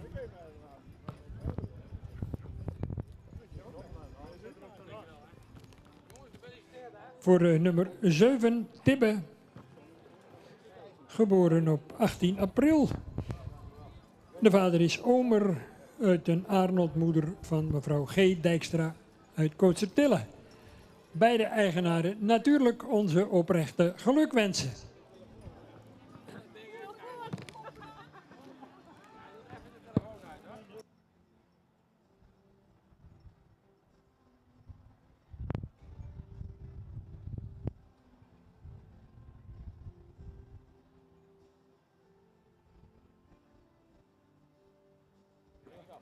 Felicitaties en een vriendelijk verzoek aan de eigenaar, de heer Baum, om ook even tussen de merrie en het veulen te gaan staan voor het onvermijdelijke plaatje. Hij heeft een prachtig wandbord van het stamboek overhandigd gekregen van onze penningmeester Miel Jansen.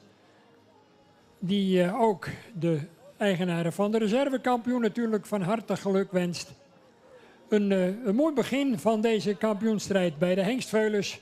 Laten we hopen dat dat zich voortzet bij de merrieveulens zo dadelijk. Zonnetje er nog heerlijk bij.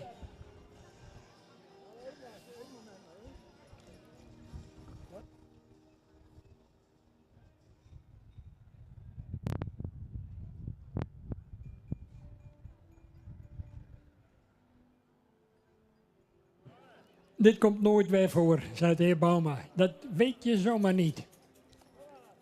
Dan gaan we nog even genieten. En uw applaus, dames en heren, voor deze kampioen en de reservekampioen. De Johannes en de Omer. Beide gekroond. De eerste als kampioen. Lichtvoetig bewegend. Een prachtig fraai model, een mooi silhouet. En dat geldt natuurlijk ook voor de reservekampioen. De jonge Omer.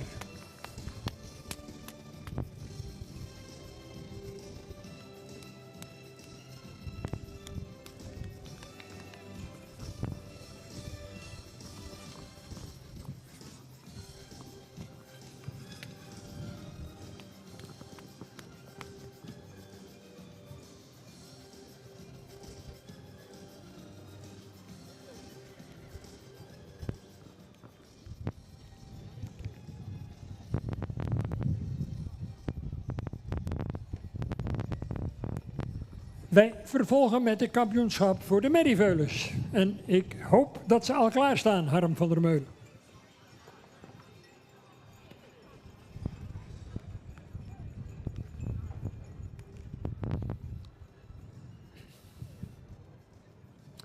De jury is in elk geval klaar om u te ontvangen.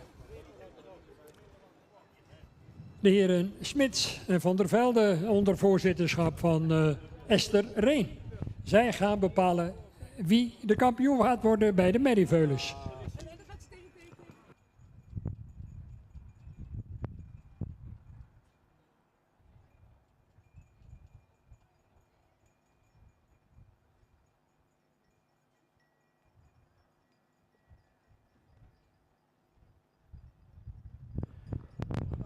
Bij de Merrieveulens 19, 20, 23, 25 en 30 en 32.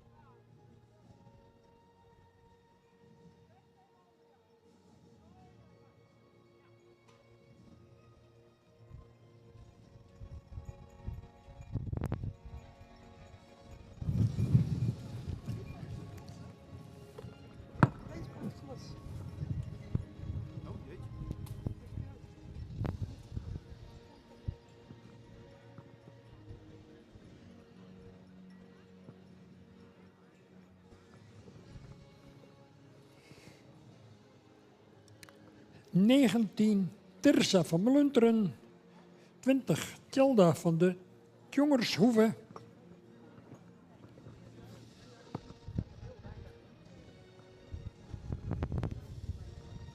dan Tineke Antje W.T. van de Boerdam, Toeke Dame D.W.,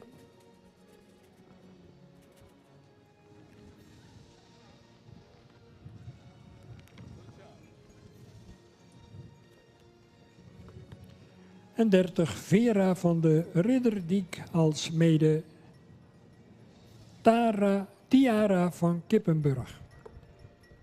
Dat zijn de 6 geselecteerde finalisten voor het kampioenschap van de Merrieveulens 2022. En voor alle duidelijkheid 1 drafronde en geen 2.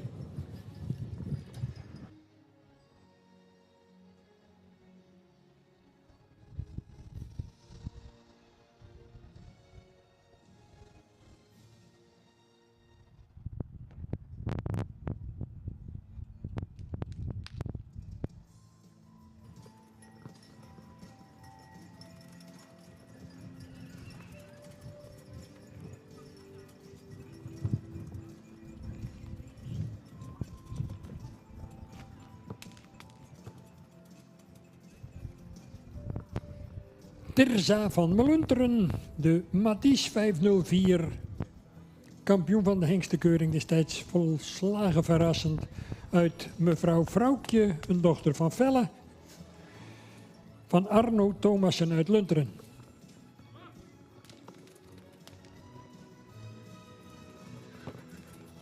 Tjelda van de Tjongershoeve, van de hengst Ulbron 502 uit een Bikkel 74 moeder, fokkereigenares mevrouw Jansje de Jong, Boonstra in Nijen-Holtwolde.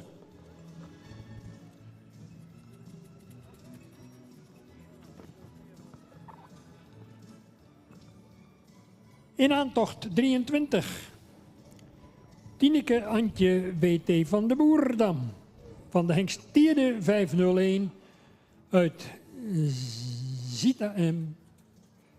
Dochter van de hengst Hette van Tineke de Boer in Noordwijk.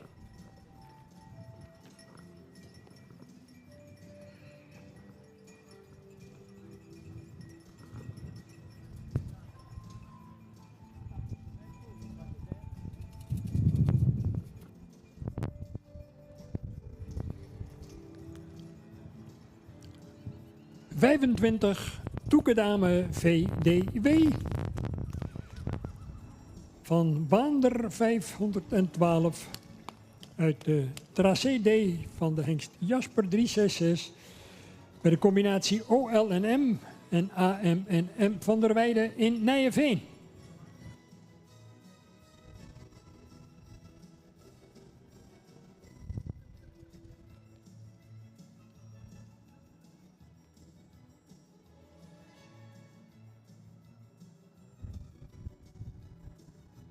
Uw attentie voor 30, Vera van de Ridderdiek, van de hengst Teun 505, uit Evelien van de Ridderdijk, van IJsse 489, eigenaresse en fokker mevrouw A. Duiven-Lettinga in Hartwerd.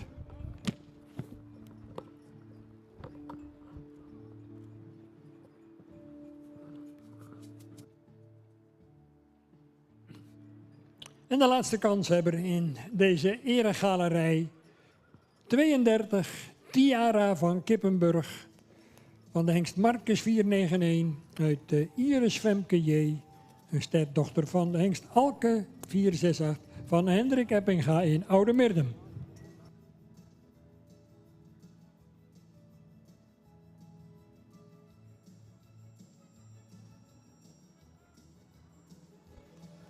Zes presentaties van 6 kanshebbers op het kampioenschap van de Veulens. De Merrieveulens in dit geval.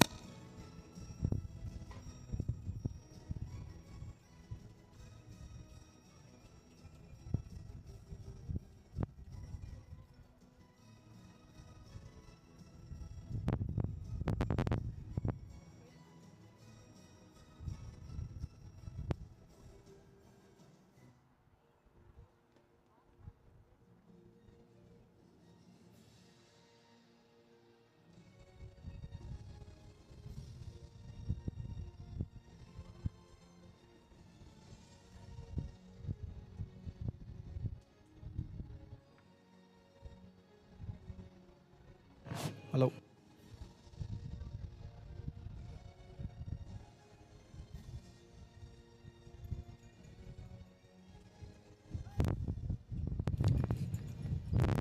Collega Dick, help me uit de brand. Mijn microfoon hield er even mee op. Batterij moet even gewisseld worden. Maar we zijn er weer. En onderwijl stapt deze groep kanshebbers van de Merrieveulens nog rond. En begeef ik mij snel weer naar de jury om per microfoon zo dadelijk via de voorzitter, mevrouw Esther Reen, te vernemen welke 2 of hier gekroond gaan worden als reserve, dan wel kampioen. En de keuze is reuze, zou je geneigd zijn te veronderstellen.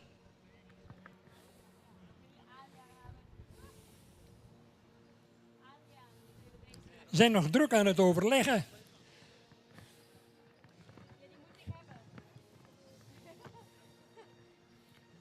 En onderwijl bouwt de spanning zich natuurlijk op bij de diverse fokkers, dan wel eigenaren.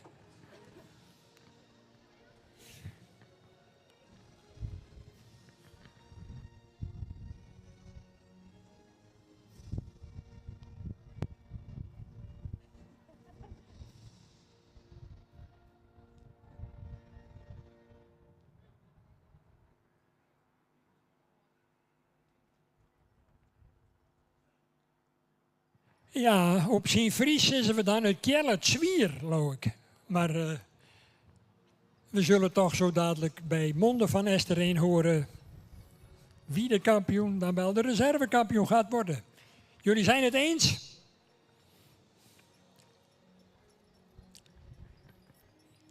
Het woord, het verlossende woord, wordt tot ons gesproken door mevrouw Esther Reen.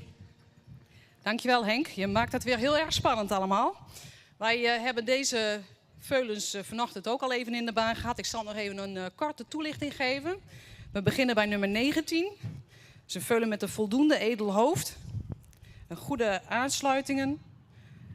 De stap en de draf waren goed van takt en van ruimte. De draf was heel ruim en lekker door het lijf en in balans. Nummer 20 is een goed ontwikkeld veulen, een lang gelijnd veulen met een goede schouderligging. De stap is ruim en actief en de draf is ook ruim met souplesse. Nummer 23 is ook een veulen met veel rasuitstraling, een goede bovenlijn, ook een goede kruisligging. De veulen heeft fijn beenwerk. In draf laat hij veel kracht en ruimte en balans zien.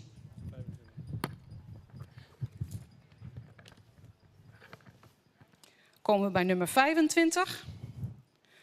Ook een veulen met veel rasuitstraling. Het is een goed ontwikkeld veulen met een mooie voorhand, een goede kruisligging. Laat een goede stap zien met veel ruimte en goed door het lichaam. De draf was ruim met een goede takt.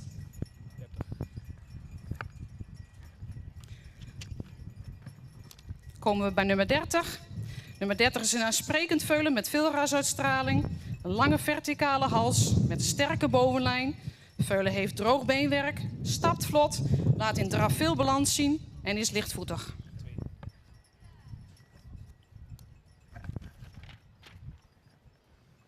Ten slotte veulen 32. Ook een veulen met een aansprekend hoofd, een goede voorhand, met een lang voorbeen en lange koten. Het veulen stapt ruim met een goede takt. Ook in draf liet hij veel ruimte zien, takt en is lichtvoetig.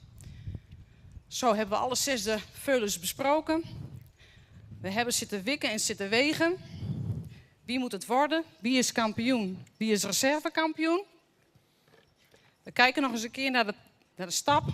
We kijken nog een keer naar de draf. Reservekampioen is geworden nummer 25. Gefeliciteerd. En als kampioen is geworden vandaag nummer 23.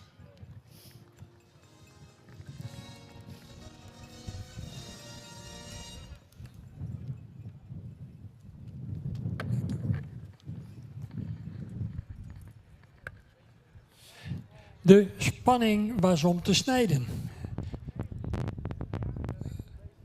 Maar toch is uiteindelijk besloten om te bekronen met het kampioenschap.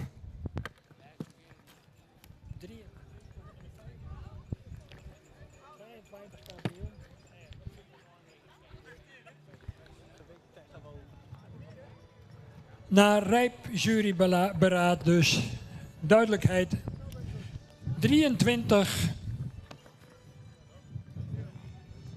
Tineke Antje W.T. van de Boerdam. Geboren op 29 maart. Vader is Tierde 501 uit een hettemoeder. Fokkereigenaar Tineke de Boer in Noordwijk. En het reservekampioenschap gaat naar Nijenveen. In dit geval naar de combinatie familie Van der Weijden. Natuurlijk sinds jaar en dag bekend in de Friese paardenwereld. Voormalig hengstenhouder Obbe en zijn echtgenote Margriet. En de dochter gezamenlijk in eigendom. Deze reservekampioen. Deze toekedame stamt af van Wander 512 uit Trace D. Een stamboekmerrie van de hengst Jasper 366. Van de combinatie Van der Weijden te Nijenveen. Felicitaties uiteraard aan alle eigenaren, dan wel fokkers. De felicitaties namens het stamboek. Het fraaie wandbord al intussen uitgereikt. En een stralende eigenares uiteraard. Mevrouw de Boer uit Noordwijk. Uiteraard van harte geluk gewenst.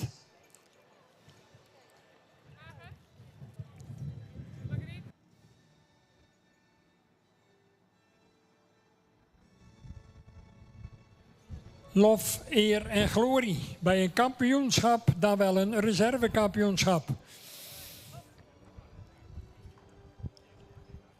Een hoogtepunt toch altijd weer in het leven van een fokker.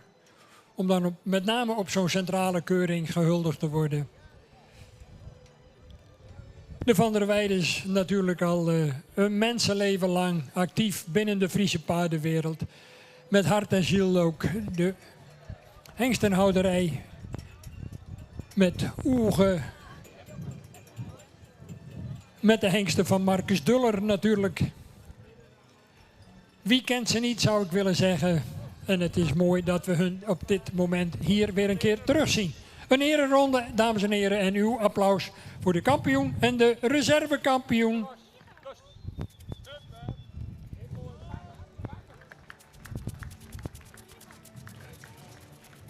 De Tierde 501. En de jonge Waander 5, 1, 2.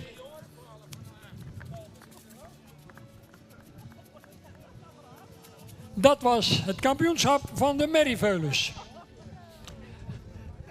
Vervolgens kampioenschap van de Entermerrien is aan de beurt.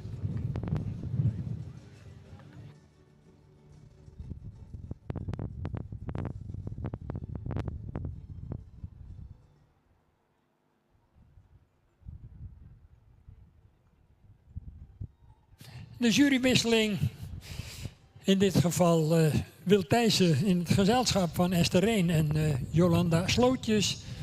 Zij gaan kijken wie ze kampioen maken bij de Entermerries. 2 enters geselecteerd.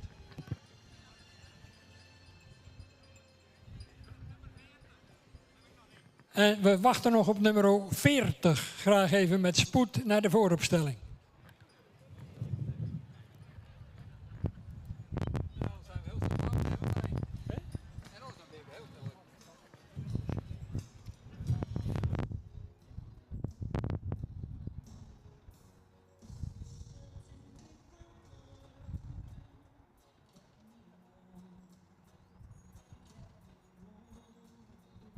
En dan zou ik toch ook dringend de geselecteerde Twentermerries alvast willen oproepen om richting vooropstelling te komen, zodat we aansluitend na de bekendmaking van de Entermerries vlot kunnen doorgaan met de Twentermerries. Vriendelijk verzoek derhalve om ze deze kant op te brengen.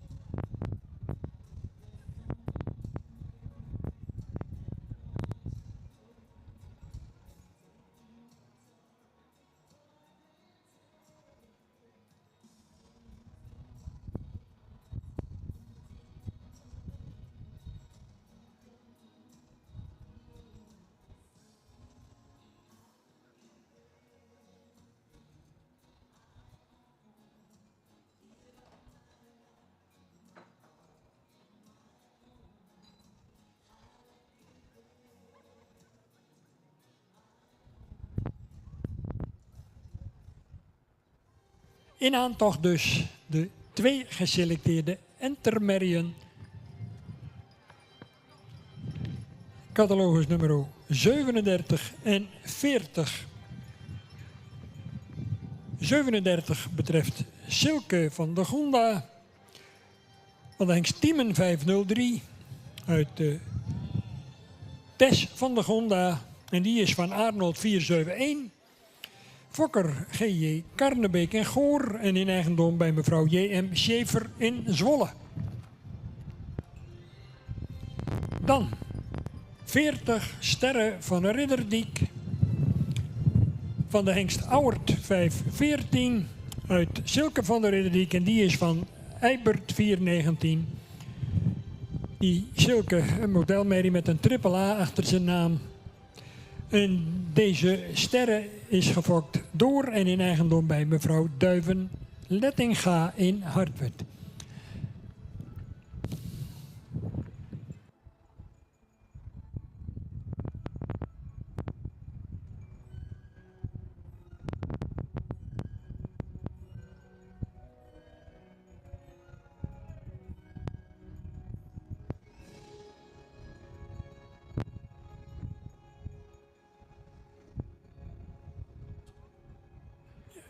even opstellen voor de jury. Omdat de jury in deze samenstelling ook een aantal deze entes niet eerder heeft gezien. Dus ze willen ze ook graag van dichtbij toch nog wel eventjes bekijken.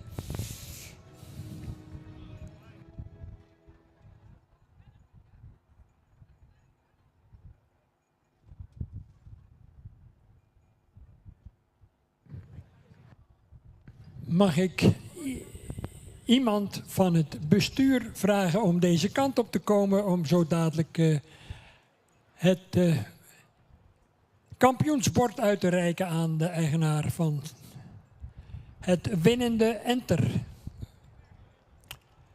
37 op dit moment opgesteld. En dan gaan we genieten van exact 1 drafronde.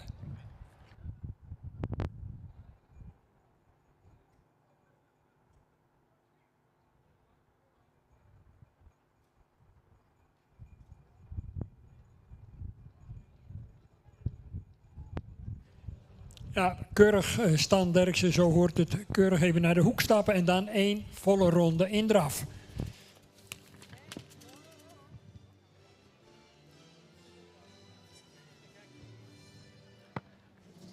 Tiemen maal Arnold.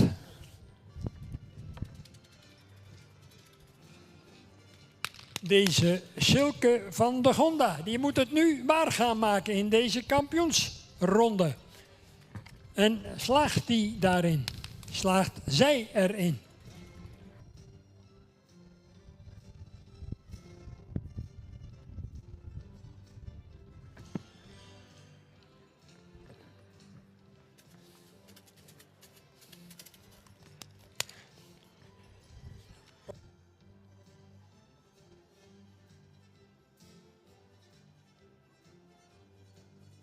De tweede kandidaat uit Hartwerd van mevrouw Duiven-Lettinga, deze sterren van de Ridderdiek. Auwert 514 is de vader, de moeder Silke van de Ridderdiek van model van Eibert 419.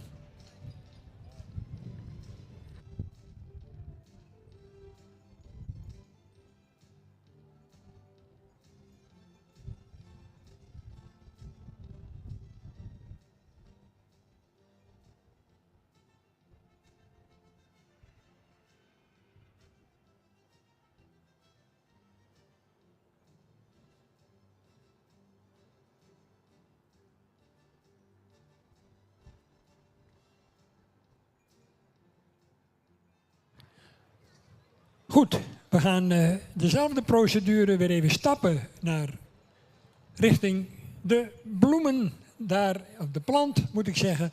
En dan gaan we weer 1 ronde in draf. Genieten van deze jonge Auwert van de familie Duiven-Lettinga. En zal ze erin slagen om het Silke van de Gonda lastig te maken met een spetterend optreden in deze kampioensring.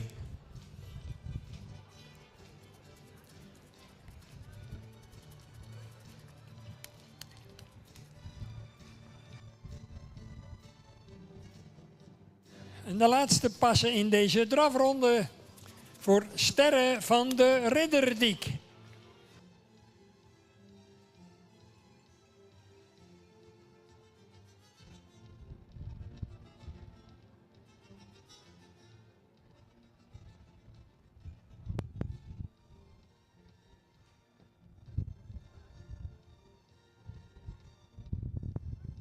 En dan gaan we weer even netjes rondstappen.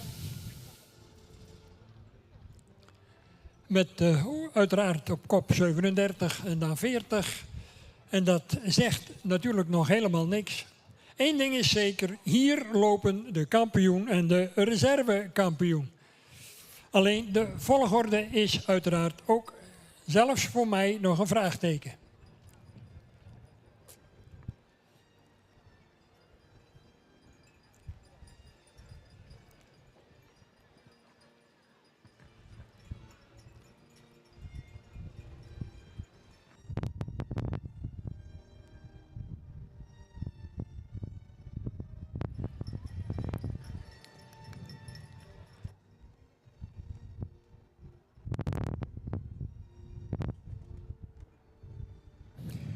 En terwijl de 3 juryleden toch nog eventjes behoorlijk intensief overleggen over deze kampioenskeuring bij de Entermerrien, zie ik in de verte al onze lentedame Rita Rijnga met het kampioensbord staan. Samen met bestuurslid Roelof Bos, die dat zo dadelijk uit gaat reiken aan de nieuwe kampioen bij de Enters.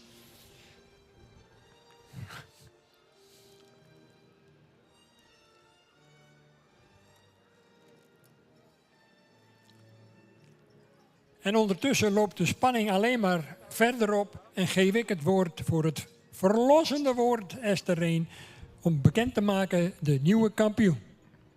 Dankjewel Henk. We hadden vanochtend in het boekje 6 Entermerries staan. Helaas hebben we er 2 niet gekeurd. Dus van de 4 zijn deze 2 overgebleven. We beginnen bij nummer 37. Dat is een rassig enter met veel jeugduitstraling en een royale schouder. Het enter heeft lange koten, had een vlotte stap en in draf is het makkelijk en lichtvoetig. Nummer 40. Ze voldoen in het rastype met een goede halsstand. Lang gelijnd enter met droog beenwerk. Vanochtend stapte die ruim en actief. De draf is goed van tact en ruimte. We hebben gemeente reservekampioen te maken. Nummer 40. Is automatisch 37 kampioen. Gefeliciteerd.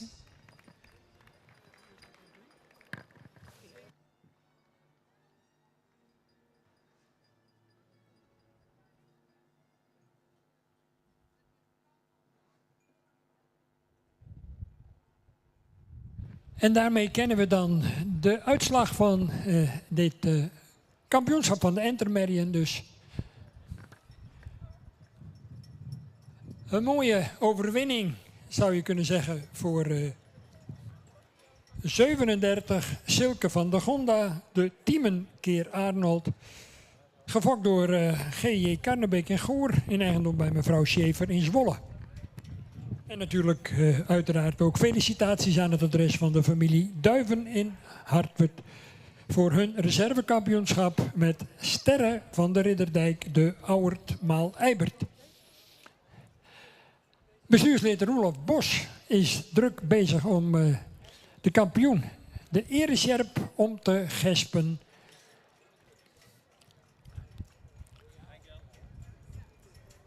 En uiteraard ontvangt zo dadelijk ook mevrouw Schaefer het wandbord.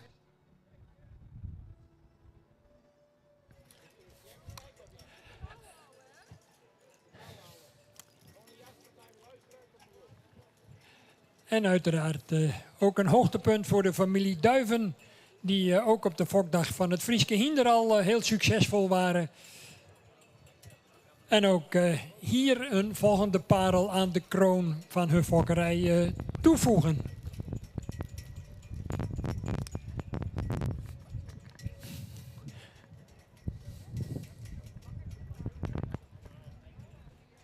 De Twentermerrien zijn zo dadelijk aan de beurt.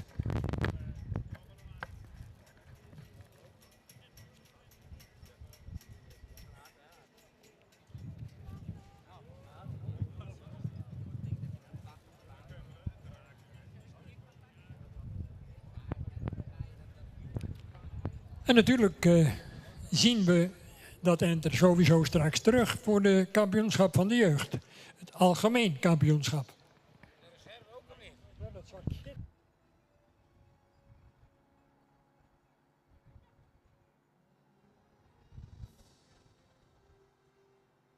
Dan zien we die dus straks terug, allebei voor de kampioenschap van de jeugd. Dan nemen ze het op tegen de kampioen Twenters en reservekampioen Twenters. Die strijd komt straks nog.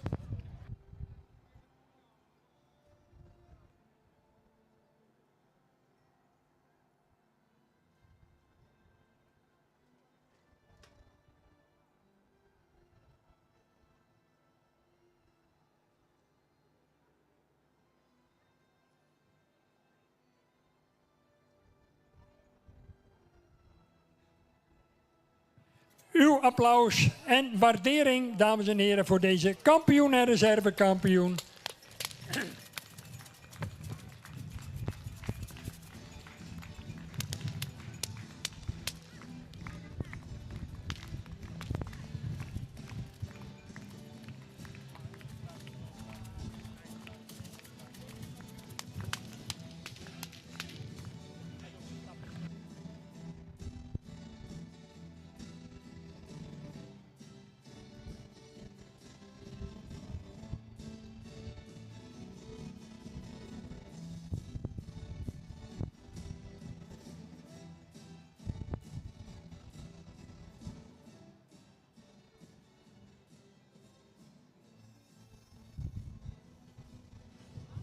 Twenter Merrien. Hun kampioenschap is aanstaande. Ze zijn zo dadelijk aan de beurt.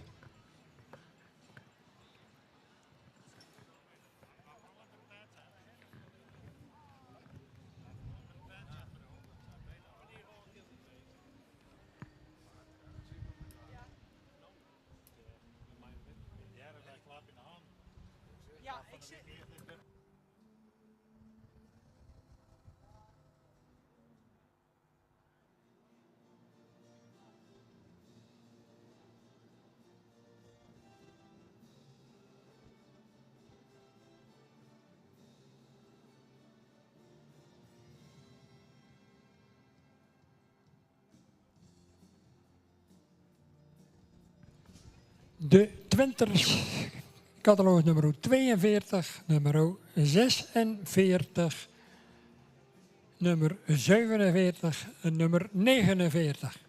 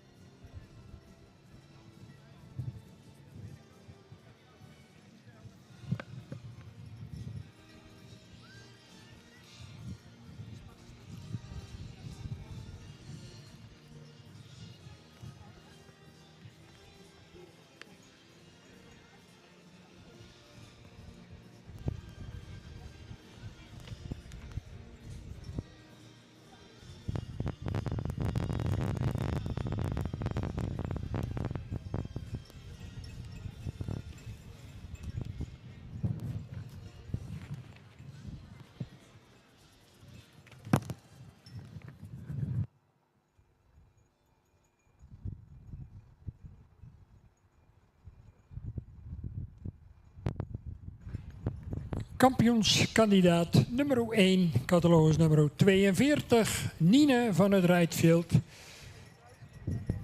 De vader is Tierde 501. De moeder Veerle van Schaefer, een sterdochter van de Hengst Taken 455. Fokker L. Wiersma in Damboude en in eigendom bij Stoeterij Galloper in Berkel en Rode Reis.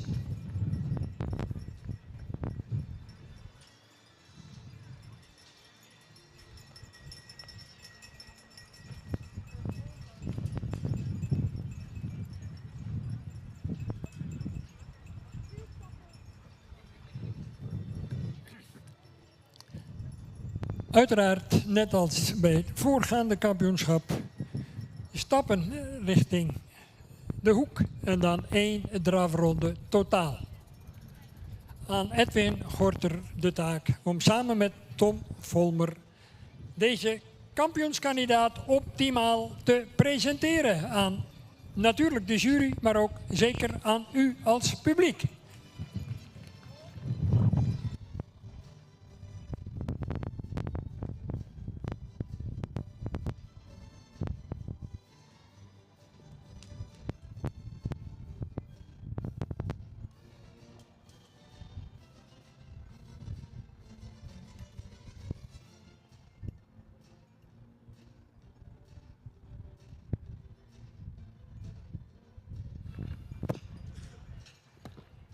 De volgende kampioenskandidaat maakt haar opwachting.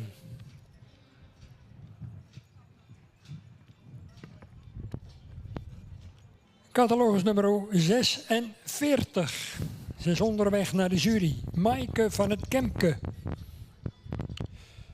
De vader is Tiemen 503. Natuurlijk van de gebroeders Van Manen in Ede. Deze Maaike die komt uit Geertje van het Kemke en die is weer van Jensen 432. Fokkereigenaar M.J. Friese in Nede.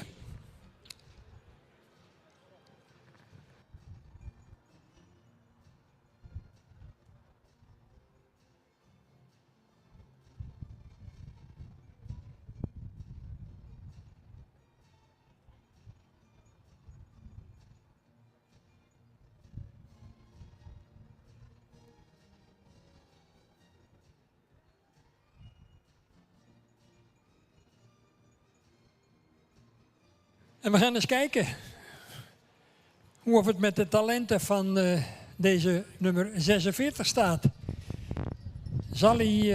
Zal zij voldoende in de strijd kunnen gooien om die Nine van het Rijtveld te bedreigen?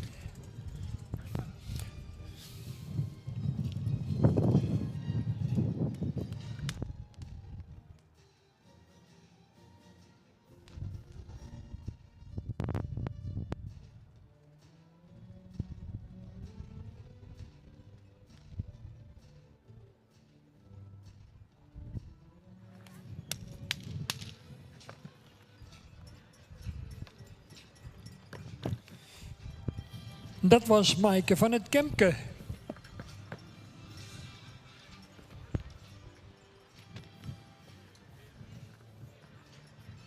In aantocht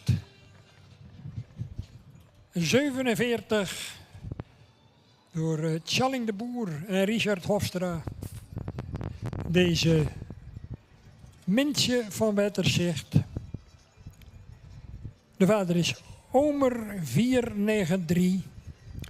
De moeder Ildau van Wetterzicht, een sterdochter van de hengst Tjalle 454. En ze is gefokt door en in eigendom bij GGF van Dijkhuizen en MG Griffioen in Vollega.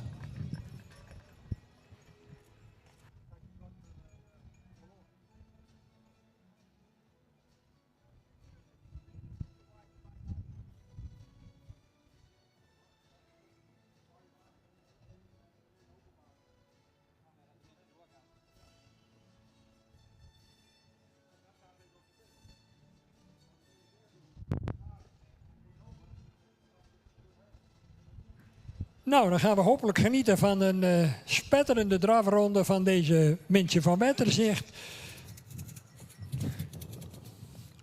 Waarmee de spanning in dat kampioenschap van de Twenters natuurlijk alleen maar toeneemt. En u mag best applaudisseren, dames en heren, als daar aanleiding voor zou bestaan.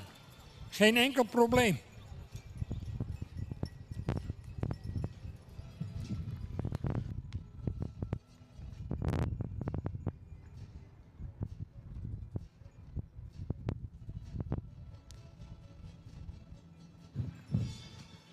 En toen was er nog maar één.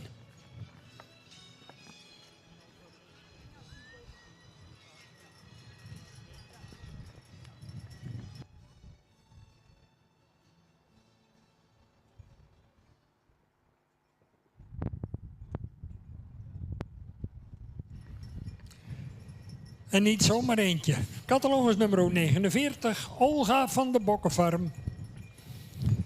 De vader Johannes 484. Moeder Sil van de Bokkenfarm. Kroonmerrie met een dubbel A. Fokker en eigenaar Cor en Nel Beentjes in Heilo.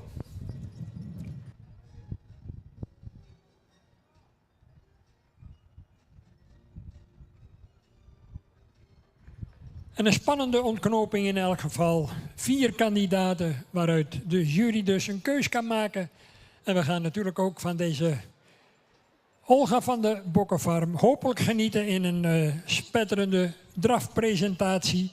Waarmee ze haar kansen wellicht nog weet te vergroten. En u mag haar gerust aanmoedigen, dames en heren.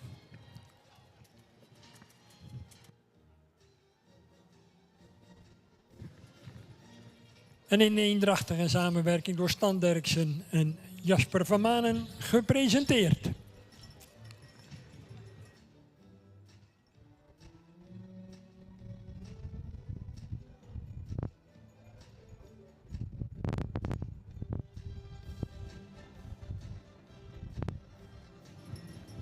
Dat was de presentatie van de 4 kanshebbers op het kampioenschap van de Twentermerrien.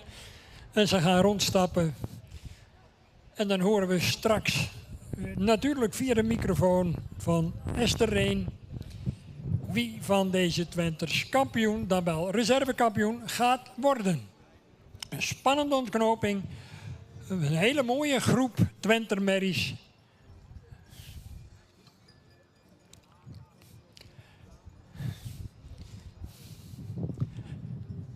Natuurlijk weer de toekomst voor onze fokkerij. Volgend jaar 3-jarig en dan een gooi doen naar stamboekinschrijving en eventueel een predicaat natuurlijk. Het liefst het sterpredicaat en het liefst nog met een eerste premie ook. Maar goed, dat is de uitdaging natuurlijk voor elke fokker. En dat is in dit geval bij deze eigenaren van deze Twenter merrien natuurlijk niet anders.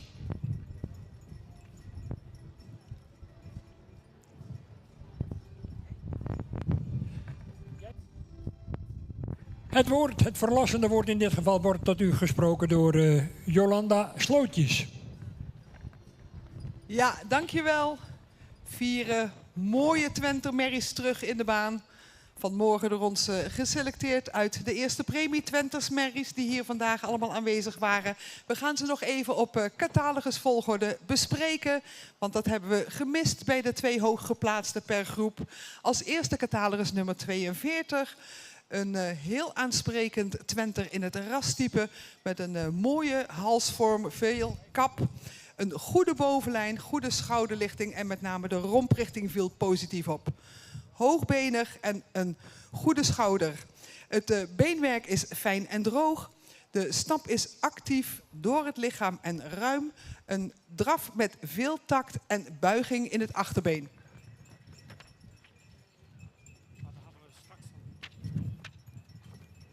Dan hebben we catalogus nummer 46. Een heel jeugdig uitziend Twenter met een luxe uitstraling, sprekend hoofd, een goede halsvorm en toont een mooi front. Ook een romprichting is erg positief, een hoogbenig Twenter. Het beenwerk is goed van kwaliteit en goed gesteld. Een mooie actieve stap en een draf waarin front wordt getoond en veel buiging in het achterbeen.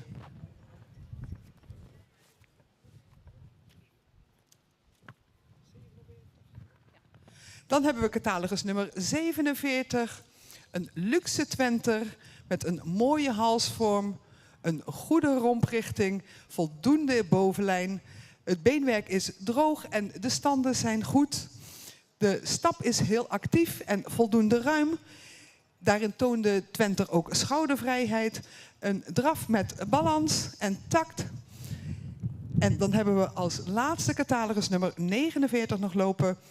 Een Twenter met heel veel rasuitstraling, een voldoende jeugd, een langgelijnd Twenter met een positieve romprichting.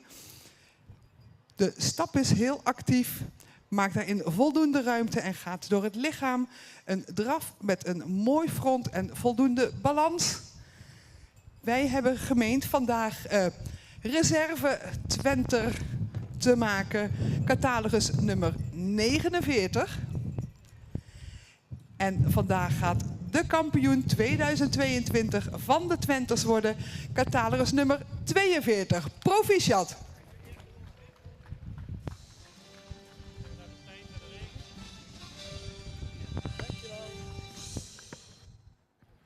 En daarmee kennen we de uitslag van dit kampioenschap van de Twenter merrien.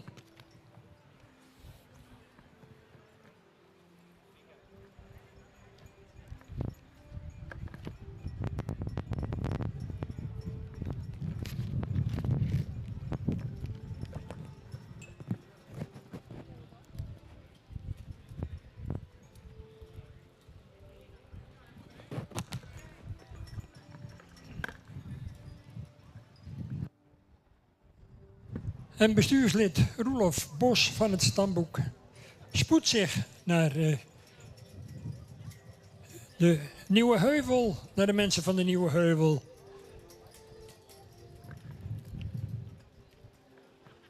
Voor het uitreiken van de kampioenssjerp. Felicitaties uiteraard voor stoeterij Galloper uit Berkel, Rodenrijs. Deze Nine van het Rietveld, hier vandaag gekroond tot kampioen van de Twenter merries. Ze was al Fokdagkampioen in Amt Delden en ontvangt hier het volgende kampioensbord. Een grote eer en natuurlijk ook een schitterend.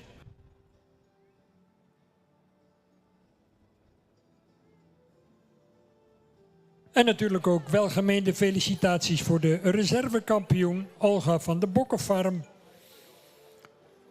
Voor Cor en Nel Beentjes uit Heilo. Uiteraard van harte geluk gewenst.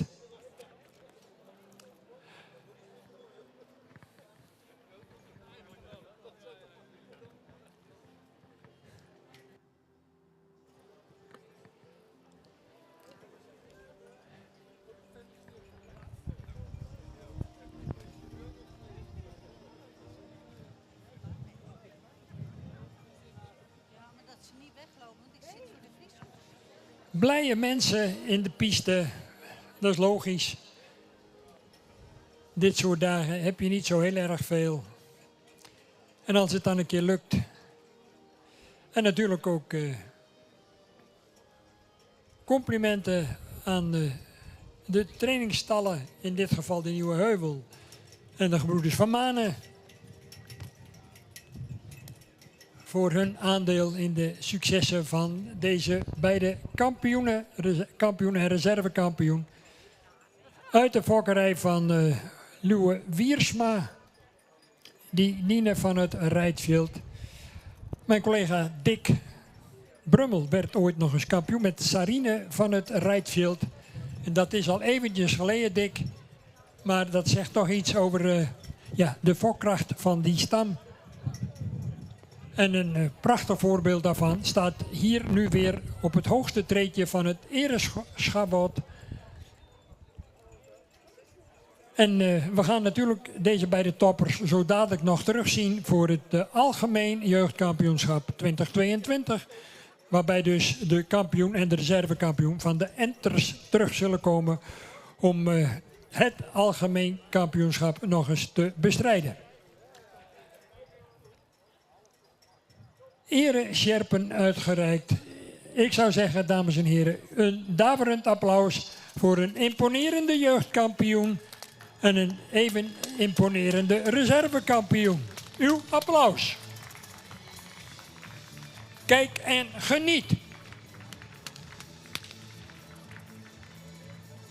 Olga van de Bokkenfarm en Nine van het Rijtveld.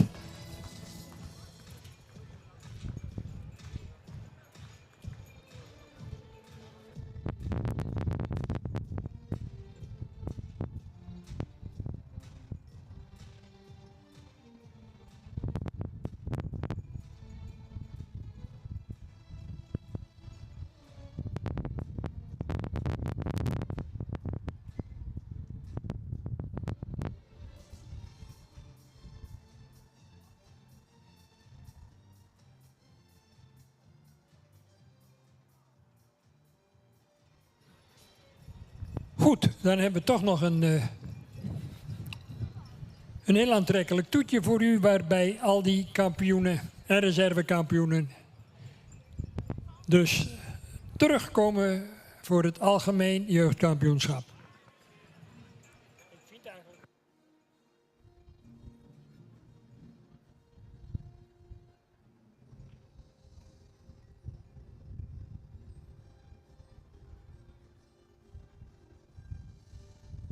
Silke van de Gonda, Sterre van de Ridderdiek.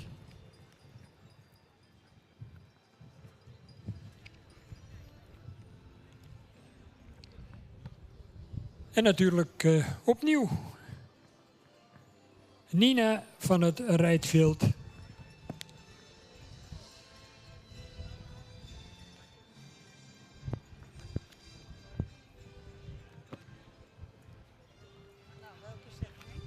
En Olga van de Bokkenfarm.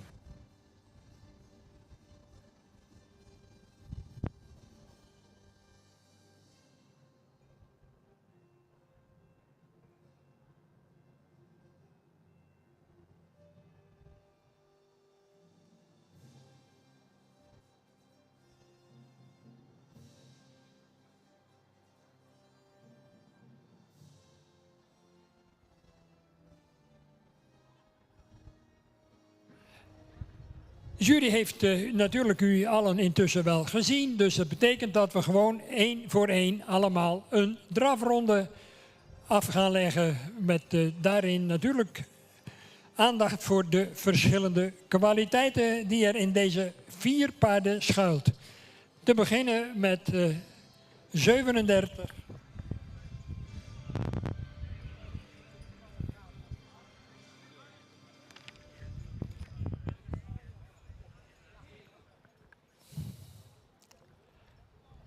Vaststart dus met Silke van de Gonda, Diemen maal Arnold van mevrouw Schaefer in Zwolle.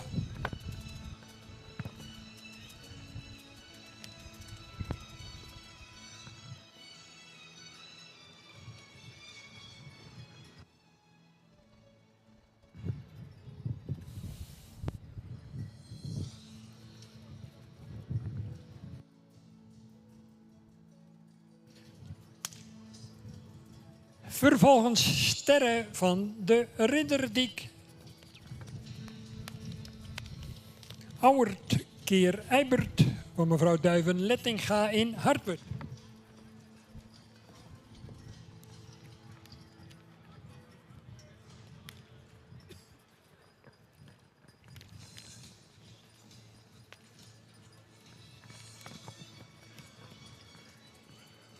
De volgende 42, Nina van het Rijtveld.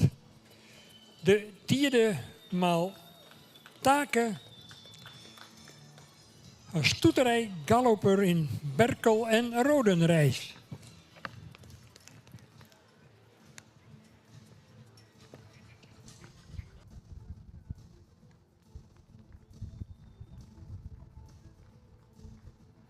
En last but not least, uw attentie voor de reservekampioen van de Twenters.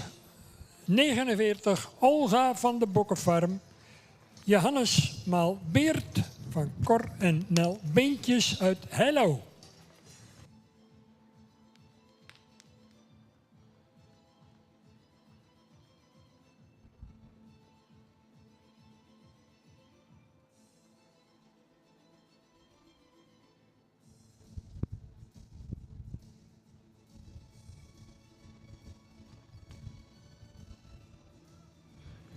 Dat waren 4 drafrondes die de jury kreeg te zien en waarbij we ons op gaan maken voor het klapstuk van deze eerste keuringsdag. Dadelijk de bekendmaking van de algemeen jeugdkampioen 2022.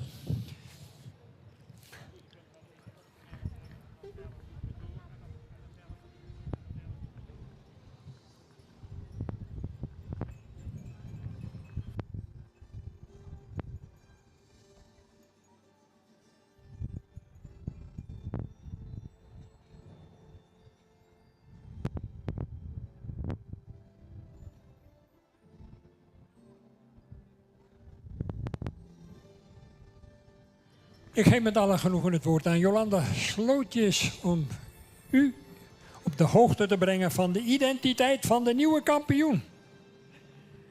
Ja, dankjewel. 2 prachtige enters, 2 prachtige Twenters. We hebben ze natuurlijk al eventjes gezien. Dus vandaar dat we al vrij snel eruit konden komen. En het is geweldig om onder dit prachtig zonnetje als reservekampioen van de jeugd 2022 uit te kunnen roepen nummer 37. En naast haar komt te staan een prachtig kampioen, jeugdkampioen 2022, nummer 42, eigenaren Proficiat.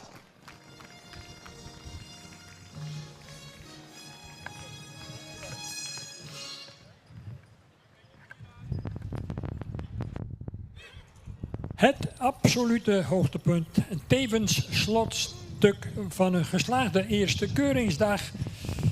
Een fraaie jeugdkampioen, daar kan geen enkele twijfel over bestaan. En een al even imponerende reservekampioen. De jeugd heeft de toekomst, om maar even een cliché uit de kast te trekken. Nine van het Rijtveld, veelvuldig gelauwerd in dit keuringsseizoen. Zowel in Ambt Delden als hier grijpt ze de macht bij de jeugd.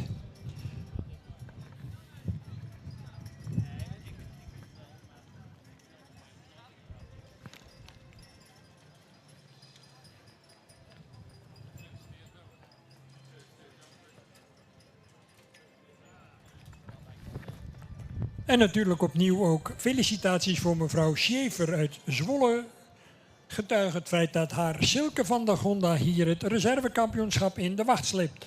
En het is aan onze voorzitter, mevrouw Tineke Schokker, voorbehouden om het kampioensbord uit te reiken zodanig, dadelijk, denk ik. Terwijl bestuurslid Ella Wiersma de kampioenssjerp heeft aangehangen.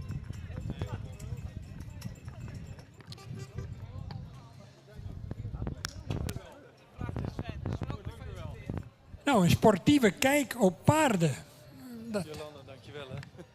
Dat klopt wel een beetje met wat hier staat.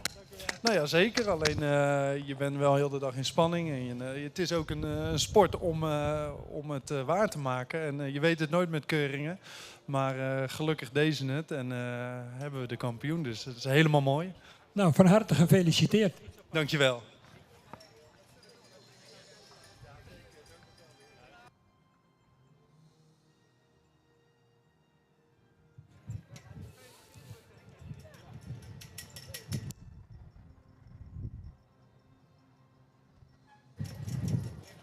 Nog een heel aantrekkelijk jeugdkampioenschap met een hele overtuigende kampioene. Deze Nine van het Rijtveld. Die hier de reputatie die ze eigenlijk al van tevoren had bevestigd. Maar dat moet dan natuurlijk nog wel even gebeuren. Zoals een van de beide heren van Stoeterij Galloper terecht opmerkt. Er blijven natuurlijk altijd dieren die ook bevattelijk zijn voor plotseling optredende onvolkomenheden. Het zij iets van koorts of wat dan ook. Maar terecht door de jury verkozen tot kampioen 2022. En we gaan zo dadelijk, nadat ook de laatste foto's zijn geschoten, nog een keer genieten. En hopelijk met uw instemming en een daverend applaus voor deze kampioen en reservekampioen van de jeugd van de Centrale Merriekeuring 2022. Uw applaus en muziek, Koopmans.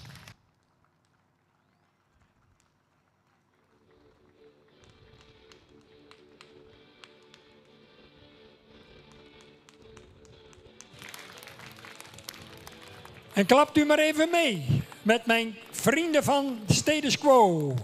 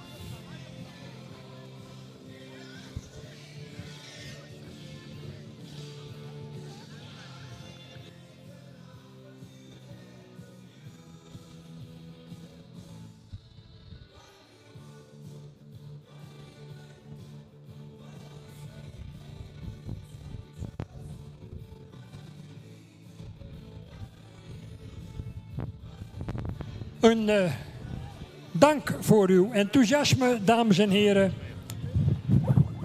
Dat was het tot zover. We gaan straks over een klein half uur van start met het sportmatinee.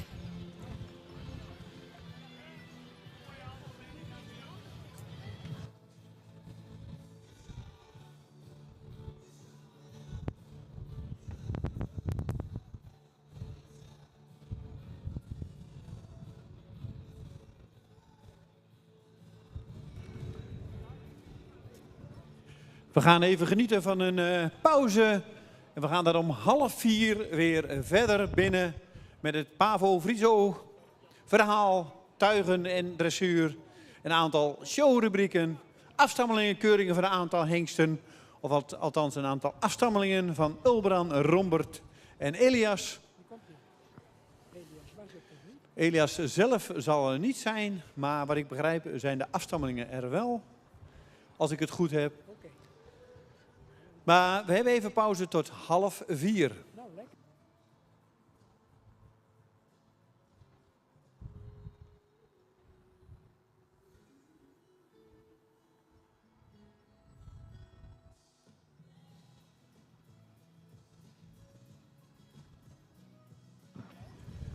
Even voor de duidelijkheid, wij gaan het middagprogramma straks om 3:30 verder binnen afwerken.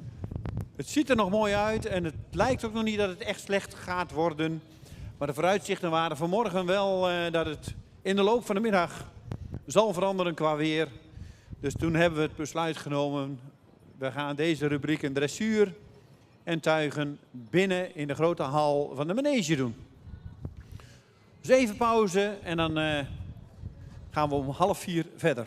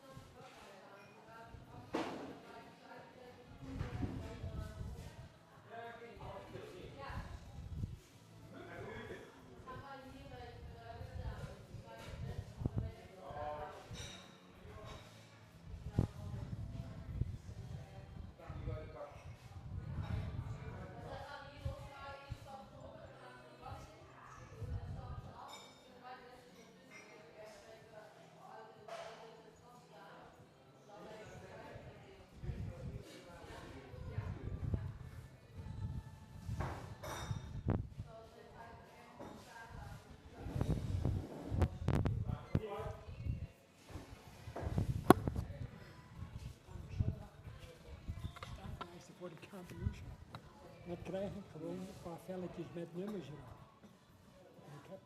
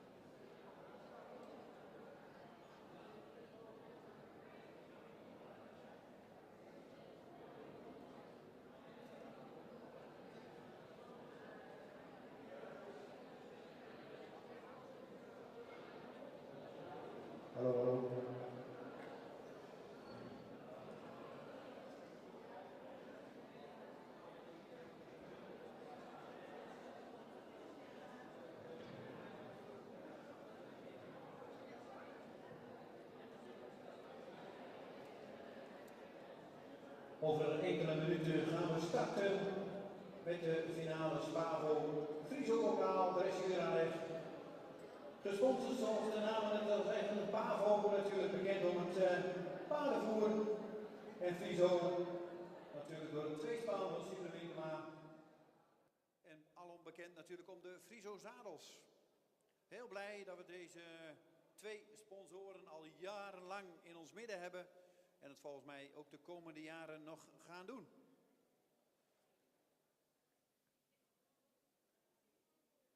En zij sponsoren dit ook al sinds 2013. Verspreid over het zomerseizoen hebben we natuurlijk verschillende fokverenigingen gehad die dit georganiseerd hebben, de voorselectie. En uiteindelijk zijn we tot de finales gekomen die vandaag verreden gaan worden. De 4-jarige merries, de 4-jarige hengsten en ruinen, de 5-jarige merries en hengsten en ruinen en de 6-jarige merries en 6-jarige hengsten en ruinen. Het voorseizoen zijn ze natuurlijk door de ruiter zelf gereden, de paarden. Maar vanmiddag worden ze dus door een gastruiter gereden. De merries worden door Chris Epskamp gereden en Bart Baks rijdt de hengsten en ruinen.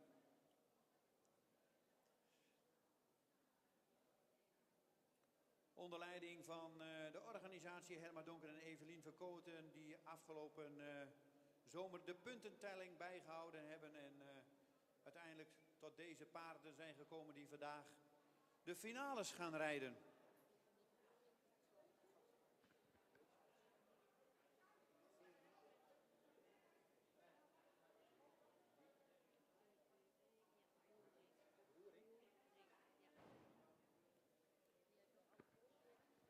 Oké.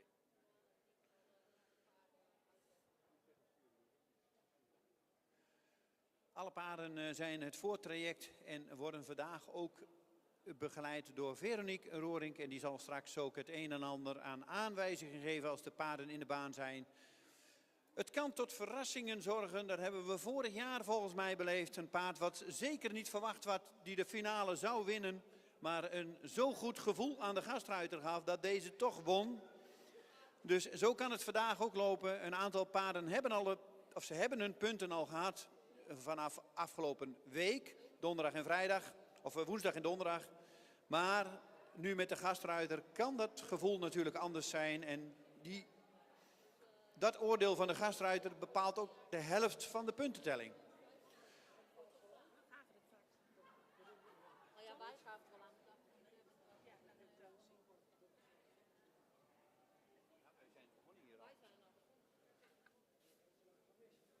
Wie heeft dat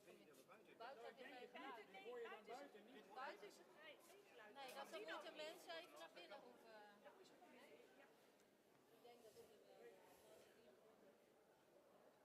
Zoals normaal gezien hadden we dit buiten gedaan. De weersomstandigheden zijn ook nog goed buiten. Alleen de loop van de middag kan wel eens iets minder worden. En daarom hebben we ook besloten in verband met wind en om geen ongelukken of ongevallen te krijgen, om dit programma vanmiddag verder binnen door te zetten.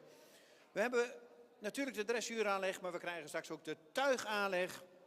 We krijgen nog wat afstammelingen van jonge hengsten te zien, die dit jaar goedgekeurd zijn op afstammelingen.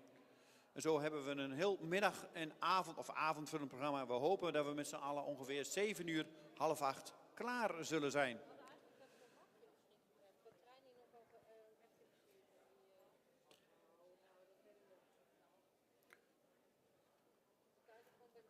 De eerste paarden worden nog door de ruiter of Amazone losgereden in de voorrijbak. Deze ruiter of Amazone zal zo van haar paard of zijn paard afstappen en zal hem in handen geven van de gastruiter. En onder begeleiding van Veronique Roorink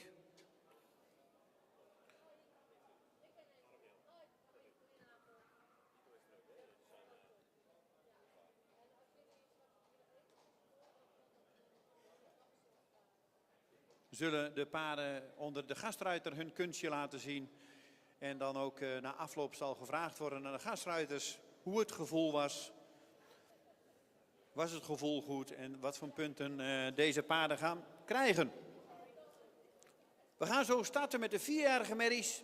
Eentje in de baan en een 4-jarige hengst Ruin in de baan. En dat is bij de merries nummer 1, Isan van Broukhuizen, een Julius. De ruiter Amazone normaal is Sandra de Groot. De eigenaar is Sylvia Steinrukken uit Olsberg. En de fokker is ook Sylvia Steinrukken. Zij heeft zich van de week geplaatst voor de finale van vandaag. En de eerste hengstruin die we straks in de baan krijgen is Graaf van Vriesburg. Een jonge Johannes, normaal gereden door Jelmer Ketelaar. De eigenaar is de familie Age Okkema Sigerswoude. En de fokker is WP Elzinga en AJ Roos uit Nijenholt Paarden. We zitten een paar minuten voor 3:30.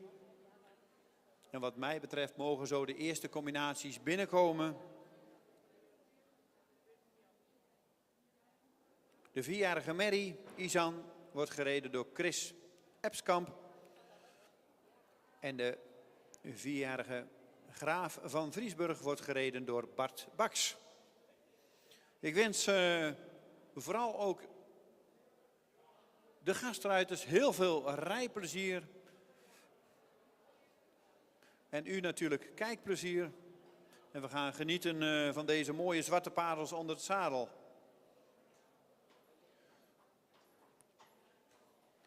En als we dat straks gaan zien, dan zijn we enorm gevorderd met het Friese paard onder het zadel. Ik kom nog een beetje uit het tijdperk dat het bestgaand rijpaard populair begon te worden op de fokdagen. En toen dachten we wel eens van, nou is het Fries wel een zadelpaard, een rijpaard? En als we nu gaan kijken, jaren later, we hebben natuurlijk prachtige evenementen allemaal onder het zadel. En natuurlijk een aantal doen het ook echt in de echte hoge dressuur al super. Maar we gaan eerst bij deze jonge paarden kijken. Als eerste komt binnen Bart Baks met Graaf van Vriesburg, een jonge Johannes. Het zijn nog jonge paarden, dus even qua geluid en applaus even rustig. Ze zijn 4 jaar. Ze staan aan de begin van misschien wel een hele rijke dressuurcarrière. Nummer 21 is Graaf van Vriesburg, een jonge Johannes. En in eigendom van de familie Okkema uit Sigerswoude. Gefokt door Elzinga en Roos uit Nijenholt Paarden. En nummer 1, Isan van Broukhuizen. De jonge Julius wordt gereden door Chris Epskamp. Ik geef het woord aan Veronique Roorink, die ze dit jaar ook heeft beoordeeld in de baan. En zal deze paarden nu ook van commentaar gaan voorzien. Goedemiddag allemaal. Ik had de eer om de voorselecties en woensdag en donderdag de halve finale te mogen jureren met een paar hele fijne collega's. En dit is uiteindelijk het resultaat geworden. Wij hebben van elke jaargang en de merries en de hengsten en de ruinen de 3 beste proberen te selecteren. Als we zo wel kijken naar die paarden, zeker die 4-jarigen, willen wij graag dat ze nog in een mooie natuurlijke balans lopen. Dat ze uit zichzelf daar eigenlijk al een beetje met die schoft omhoog willen komen. En als we nou zo even kijken, dan zien we bij beide paarden zien we dat al heel mooi terug. Dat ondanks dat ze misschien nog wel de omgeving wat spannend vinden, dat ze toch wel al mooi er zo wat in willen klimmen. En dat is wel een natuurlijke kwaliteit en daar kun je zeker de jonge paarden wel al op selecteren. Als we dan kijken naar de hengst die nu daar achteraan bij A loopt, die heeft natuurlijk heel veel front. Dus dat is een kwestie van een beetje, dat front ook goed managen, dat hij mooi op lengte er naartoe kan lopen. Maar we zien dat hij natuurlijk wel direct heel imponerend hier ronddraaft, hè? Met een heel mooi voorbeengebruik. En wat opvallend bij dat paard is dat hij ook een hele mooie aansluiting vanuit het achterbeen heeft. Dus die brengt dat achterbeen echt heel actief onder de massa. En van daaruit kan hij zo die schoft omhoog tillen en er echt naartoe lopen. De merrie heeft natuurlijk iets minder front. Dat zal in de loop der tijd nog wel komen. Dus we zien nu ook dat ze heel ietsje kort in de hals wordt. Maar die maakt wel daar ook al die houding naar boven. En die heeft ook een mooi voorbeen, wat ze eigenlijk ver uit die schouder wegzet. En bij haar zie je ook een heel mooi aansluitend achterbeen. En dat vinden we zeker voor een talentvol dressuurpaard gewoon heel erg belangrijk. Dat ze van nature het achterbeen onder de massa plaatsen en niet net te ver naar achteren houden. We zien nu al dat er al meer ontspanning in komt. En dan zien we bij de merrie bijvoorbeeld ook dat die al wat mooier op lengte komt. Kijk, en de gastruiters zullen een klein beetje aanvoelen nu. Die moeten in een hele korte tijd natuurlijk een mening vormen over deze paarden. Dus die zullen een klein beetje spelen met wat tempowisselingetjes. Een klein beetje aanvoelen hoe de buiging gaat. Wat voor gevoel geeft het paard, zowel in je hand als in de overgangen en in de schakelingen. Kijk, we zien Bart nu al heel mooi zo'n beetje spelen met dat tempo. Geeft een keer gas. En opvallend is ook dat beide heren gewoon lekker blijven licht rijden. Want het zijn nog maar jonge paarden, dus die hoeven nog helemaal niet doorzittend voorgesteld te worden. De enige taak is nu eigenlijk alleen gewoon even aan te voelen. Welk gevoel geven deze paarden en hoe vinden de gastruiters dat met het oog op de toekomst. Nou, inmiddels is Chris gaan galopperen. Ziet dat de merrie het gewoon allemaal nog een klein beetje spannend vindt.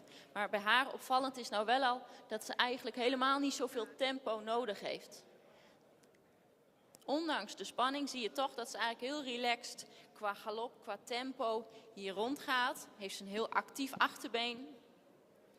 En ik weet zeker dat die galop nog veel beter kan gaan worden als ze zich daar nog net even wat meer op haar gemak voelt. Maar je ziet een grote sprong.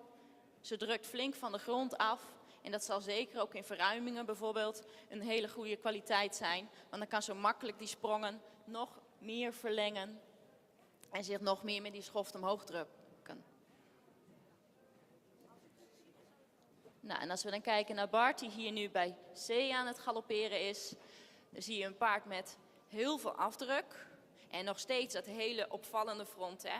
Bart kan hem ook heel mooi zo op lengte een beetje naar voren uitleggen. Dat vinden we ook zeker een kwaliteit. Want dat toont dat het paard een natuurlijke balans heeft. Dat hij dus niet alleen in de houding gehouden wordt door de ruiter. Maar dat hij gewoon van nature makkelijk die galop zo aan elkaar kan houden. En dat er zo een keer even een foutje is. Dat hij een keer omspringt. Dat hij er een keer uitvalt. Dat vinden wij eigenlijk in deze competitie allemaal helemaal niet zo erg. Want daar zijn het jonge paarden voor. En als ze perfect waren, ja, dan liepen ze op jonge leeftijd al zet. En dat kunnen we niet van ze verwachten. Ik zie toevallig nou die van Bart ook heel mooi zo'n stukje op mij afgalopperen. En dan valt ook op dat hij eigenlijk voor een jong paard ook al heel mooi rechtgericht is. Dus dat is dan eigenlijk direct een compliment naar de ruiter toe. Dat zo'n jong paard in de galop dan toch eigenlijk al de kracht en de macht heeft om zich recht in dat lichaam te houden. Nou zien we ze beide stappen. In de stap komt eigenlijk het stukje spanning altijd het snelst naar voren. En dat zien we nou, als we kijken naar de hengst zien we hem ook. Die heeft even wat tijd nodig. Die stapt hier nu aan de achterkant. Die heeft even tijd nodig, zo'n aantal meters, voordat je ziet dat hij er alweer wat relaxter instapt en dat hij nog meer overstap maakt. Die zit nog een klein beetje om zich heen te kijken. De merrie die toont zich nou eigenlijk wel al heel relaxed. En dan zie je dat ook direct in de stap terug, dat ze nog losser door het lichaam gaat. Kijk, ze proest zelfs even dat ze meer overstap krijgt.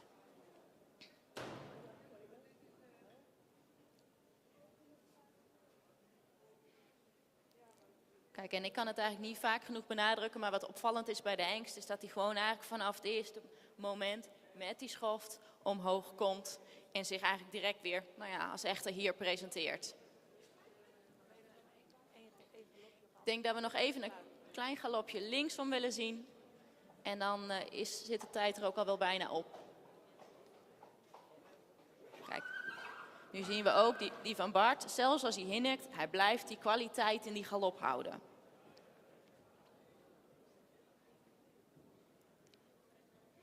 En waar wij dus heel erg op geselecteerd hebben, is die natuurlijke balans. Die gedragenheid die gewoon van nature al in zo'n lichaam zit. En sommige paarden hebben dat en andere paarden hebben dat van nature niet. En dan zal dat er allemaal aan gereden worden. Maar ja, dat wat je aan gedragenheid al van nature hebt, dat is gewoon 1-0 voorstaan als je denkt aan de toekomst in de dressuursport. En nu zien we dat de merrie toch wel echt een beetje spanning opbouwt. En dan zien we dat dat toch wel een klein beetje ten koste van de galop gaat. Ze is net even wat afgeleid. Maar alsnog zien we dat ze flink van de grond springt. Dat ze veel kracht heeft.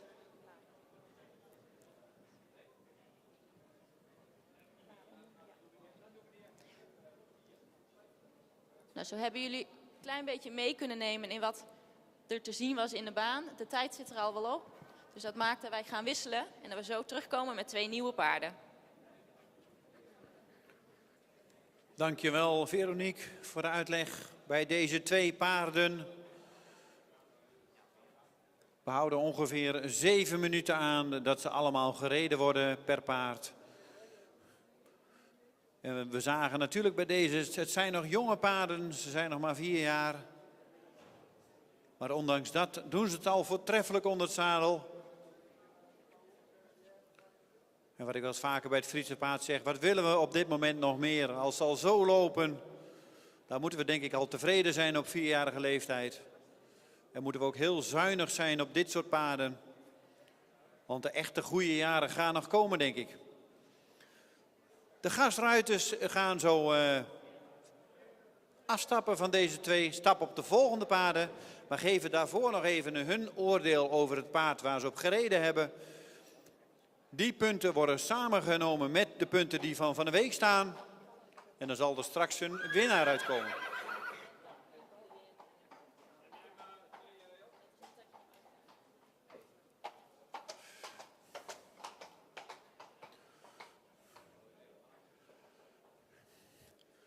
We hebben eventjes de tijd nodig.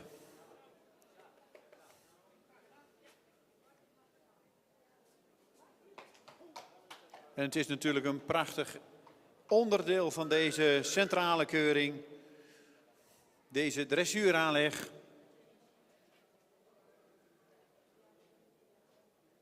Beginnende bij 4 jaar. En dat zetten we door tot en met 6 jaar. De jaren natuurlijk dat de paarden zich gaan ontwikkelen in deze sport. Met 5 jaar worden ze waarschijnlijk weer beter en met 6 jaar nog. En daarna zijn ze klaar voor het, misschien wel het hele grote werk. Maar van deze 2 hebben we zeker genoten. Dan krijgen we zo de volgende 2. Iti Hinke van de Mersken. Een jonge Rommert in de baan. Gereden door Chris Epskamp. En Gjalt van de Boerenstreek wordt gereden door Bart Baks, een jonge Elias.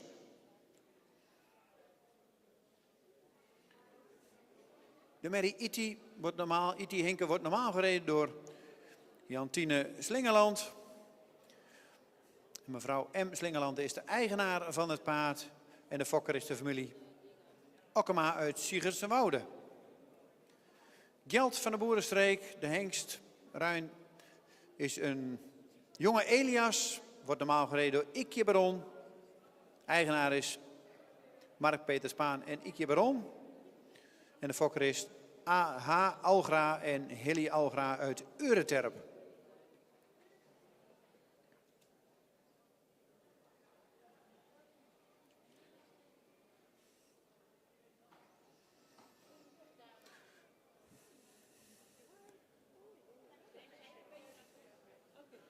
Het is even wisselen.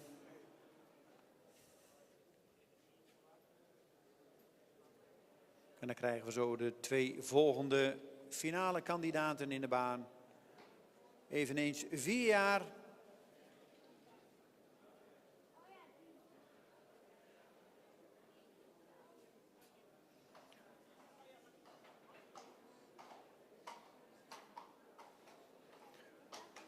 En er zijn natuurlijk mooie prijzen te winnen voor deze paarden. De hoofdprijs is €250, de eerste prijs. €100 voor de tweede prijs en €50 voor de derde. En er is nog eens een fokkerspremie zit eraan vast. Alleen de eerste prijs, die krijgt €150.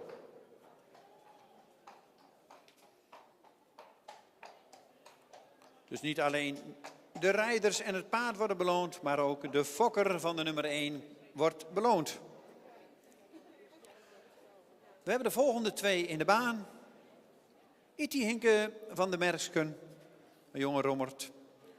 En nummer 25, Gjalt van de Boerenstreek, een jonge Elias. En ik geef het woord weer aan Veronique. Nou, dan hebben we nu de volgende 2 paarden in de baan. Degene die nu draaft, dat is de... even kijken. Dat is Gjalt. Dat is natuurlijk ook weer een paard met veel front. En wat opvallend bij dat paard is dat hij eigenlijk weinig tempo nodig heeft. Als je hem ziet draven, dan gebeurt er eigenlijk al heel veel, zonder dat hij ook echt hard door de baan gaat. En dat maakt natuurlijk dat zo'n paard daarbij al aangeeft dat hij van nature gewoon al een hele goede balans heeft.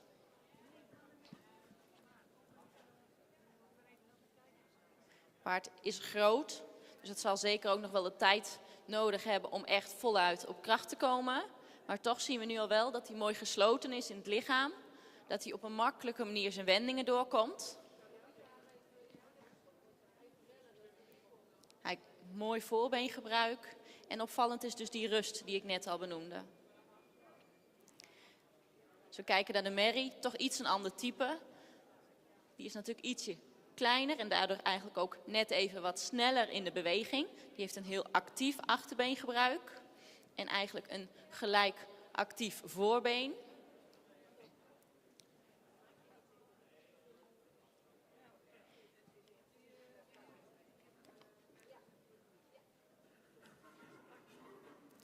Kijk, de merrie die laat zich er nou al heel mooi inzakken. Dat is eigenlijk voor die jonge paarden wel even de manier om nou een beetje tot die rust en tot die ontspanning te komen. Zou misschien nog heel ietsje meer op lengte mogen. Maar dat is ook net of dat nu al kan of dat ze daar nog net even te gespannen voor is. Maar wat opvallend is, dat ze nou toch de hals kan laten zakken. Maar terwijl ze dat doet, toch eigenlijk met die schoft heel mooi wel omhoog blijft komen. En dat ze toch echt die balans kan vasthouden. Want als we kijken naar de toekomst van een dressuurpaard, dan willen we eigenlijk graag dat ze op jonge leeftijd al die balans hebben. Zodat je heel makkelijk die halshouding kunt aanpassen. En dat ze dus niet in één houding moeten lopen om het te kunnen bolwerken. Kijk, we zien nu Bart daar op de lange zijde voor de tribune langs al een keer wat schakelen.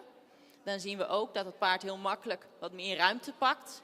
Als we kritisch zijn, zou die daar misschien nog net het achterbeen iets meer, of eigenlijk vooral directer onder het lichaam kunnen plaatsen. Maar wat ik al net noemde, het is een heel groot paard. En ik weet ook zeker dat die kracht vanuit het achterbeen ook alleen nog maar positief gaat ontwikkelen. Daar hebben ze soms gewoon wat tijd voor nodig. Wel is opvallend dat hij daar eigenlijk al dat voorbeen heel ver weg zet. Kijk, en nou kan die ook al heel mooi op lengte voorgesteld worden. Bij dat paard is het belangrijk dat hij dat mooie front niet te hoog opdrukt. Want dan wil het op sommige momenten nog wel iets ten koste van dat ruggebruik gaan. Dat is, omdat hij jong is, willen we gewoon heel graag zien dat hij mooi over die rug blijft doorswingen. En dat is iets wat hij van nature eigenlijk al heel mooi aanbiedt, dat front. Alleen dat is altijd belangrijk dat je er als ruiter dan niet te enthousiast in meegaat. Want we zijn die jonge paarden aan het gimmen en aan het ontwikkelen. En dan moet je soms eigenlijk die paarden vragen 1 stapje terug te doen. Nou, zien we die van Bart, die zien we in galop. Nou, hij heeft een grote galop. Je ziet ook letterlijk dat hij in een paar sprongen de overkant van de korte zijde haalt. Daar kun je eigenlijk die jonge paarden wel aan afmeten. Je kunt soms gewoon sprongen tellen. En dan zie je al wel hoeveel ruimte en hoeveel kracht er in die galop zit. En deze heeft weinig nodig om een eind vooruit te komen.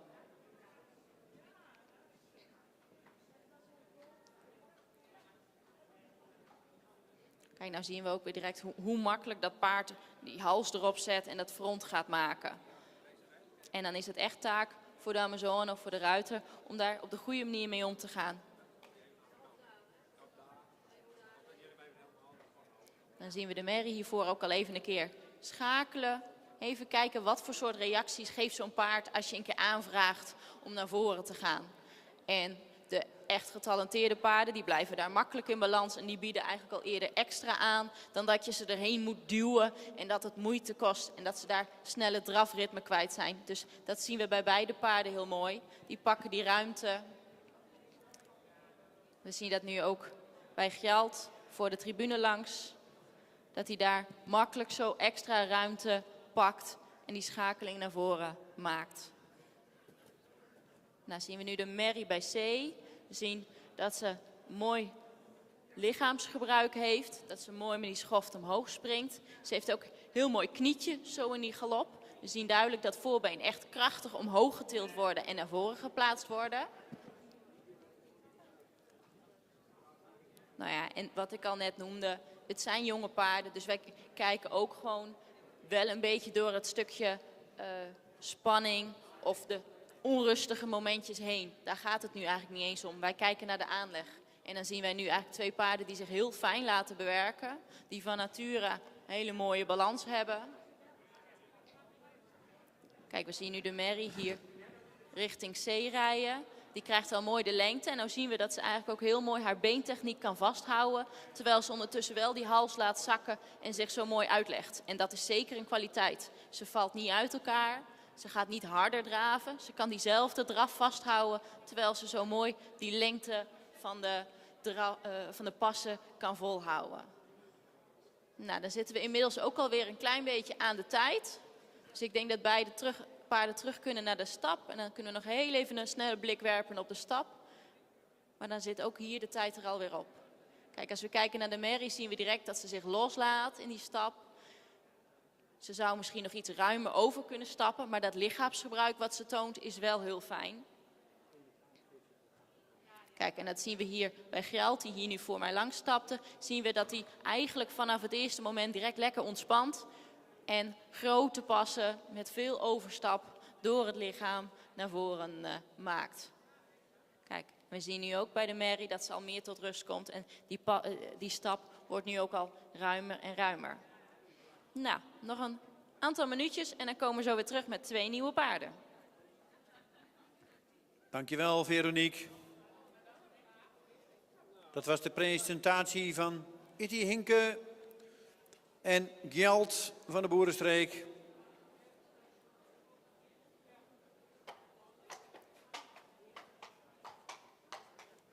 Evelien van Kooten zal weer even de ervaringen van de gastruiters noteren. Daar hangt weer een puntentotaal aan. Dat wordt gekoppeld aan het puntentotaal van afgelopen week. En dan krijgen we daar straks de winnaar uit. Dan gaan we naar de derde combinaties, zo in beide rubrieken. Tevens de laatste. En dan gaan we straks kijken wie wordt de beste 4-jarige merrie. En wie wint het 4-jarige hengsten ruinen onderdeel.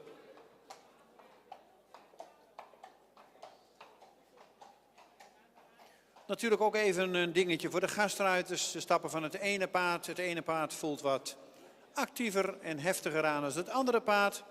Komt toch even iemand anders op je rug zitten. Vaak zijn deze jonge paarden niet zoveel ruiters gewend. Staan nog aan het begin van hun carrière. Dus ook voor de gastruiters is even het juiste gevoel krijgen bij het paard heel belangrijk. Zodat zij het paard ook optimaal kunnen presenteren, maar ook het goede gevoel bij het paard krijgen.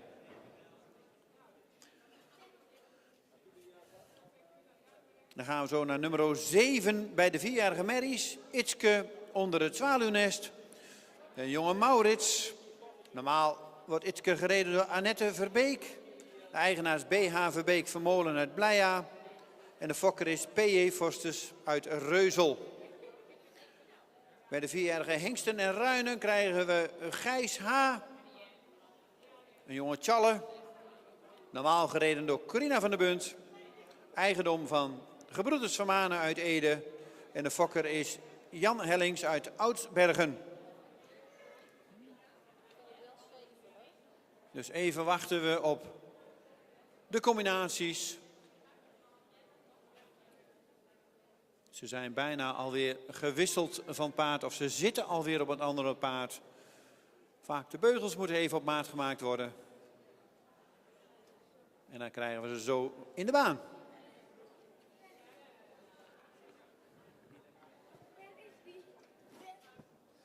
En direct na de uitslag van deze 4-jarige merries en hengsten en ruinen gaan we direct de prijsuitreiking doen.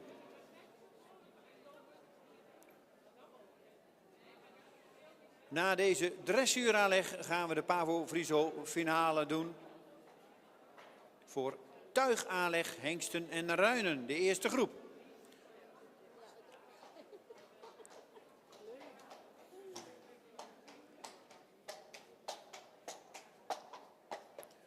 En inmiddels komen ze weer mooi de bak binnenstappen. Deze twee mooie jonge Friese parels, zwarte parels. Itske onder het zwaluwnes. Een jonge Maurits. Gereden door Chris Epskamp. En Gijs H. De jonge Tjalle wordt gereden onder Bart Baks. Gijs H. is nummer 35 en Itske is nummer 7. En zoals u ziet, het zijn nog jonge paarden. Ze moeten even wennen aan de entourage. Maar er zitten mannen op die zijn wel iets gewend met paarden al. En als ze weer mooi rustig rondstappen en draven, geef ik het woord weer aan Veronique. Dan kijken we nu naar de laatste 3 van deze finale van de 4-jarige paarden. Hiervoor zien we de Mary met Chris. Opvalt is dat ze eigenlijk direct al zich hier behoorlijk thuis voelt. Die geeft al wel een soort rust over zich. De hengst die vindt het nog ietsje spannender. Maar die kan hier rustig even de tijd krijgen. Kijk, als we kijken naar de Mary, die loopt nou voor de tribune langs. Zien we dat ze zich eigenlijk al heel mooi in die hals er wat in laat zakken. Dat ze eigenlijk al heel ontspannen ronddraaft. En zij heeft een grote draf. Ze heeft veel ruimte. Ze zou misschien nog heel ietsje meer met de schoft omhoog kunnen. Maar dat is ook een stukje wat in de loop der tijd ook komt. Met goede training. En voor nu is die ontspanning en het lichaamsgebruik veel belangrijker. Ze heeft een sterk achterbeen, wat ook echt ver onder de massa komt. Dat zien we nu ook heel duidelijk als ze zo een keer een pasje verruimt. Als we dan kijken naar de hengst, dan zien we natuurlijk dat opvallende front. Hij heeft heel veel voorbeen. Voorbeen wat hij hoog optilt en ook dan eigenlijk vervolgens ver uitlegt. Want met alleen hoog optillen komen we er niet. We willen ook dat ze dat voorbeen dan vervolgens naar voren toe uitleggen. Hij heeft een achterbeen wat heel goed aanvult. Dus daar zit van nature al die geslotenheid en het stukje balans in. Zie je wel dat hij nog een klein beetje afgeleid hier is. Maar ondanks eventuele spanning kunnen die ruiters toch in een hele korte tijd wel voelen of ze een fijn paard onder zich hebben of dat er nog wat werk in zit. Nogmaals, die spanning, daar worden ze helemaal niet zozeer op afgestraft. Als we de aanleg maar kunnen beoordelen. Kijk, de hengst die hier nu bij C is, die heeft een hele grote galop. We zien dat achterbeen een heel eind boven het zand naar voren geplaatst worden. En het opvallend is bij dit paard dat hij dus niet alleen dat actieve achterbeen heeft, maar dat hij hem ook echt onder zich door naar voren plaatst. Er zijn ook wel paarden die een actief achterbeen hebben, maar daar alleen maar mee naar voren duwen. Dus die zichzelf juist van het achterbeen afduwen. En bij de hengst is heel opvallend dat hij zich echt op dat achterbeen zet. Nou, hij klimt er natuurlijk met die schoft goed in. Heeft natuurlijk ook gewoon heel veel front. Dus het plaatje is eigenlijk al direct heel mooi. En nou was zijn overgang misschien nog wel echt een beetje een jonge paardenovergang. Dat was nog niet helemaal vloeiend. Maar toch zagen we dat hij vanaf de eerste pas weer in balans komt. En dat voorbeen uitlegt, van achteren onderschuift. En dat is zeker een kwaliteit. Zie je nu de Mary stappen. Is heel actief. En zij komt ook mooi zo uit die schouder. Zou misschien nog net 1 slagje meer ontspannen kunnen.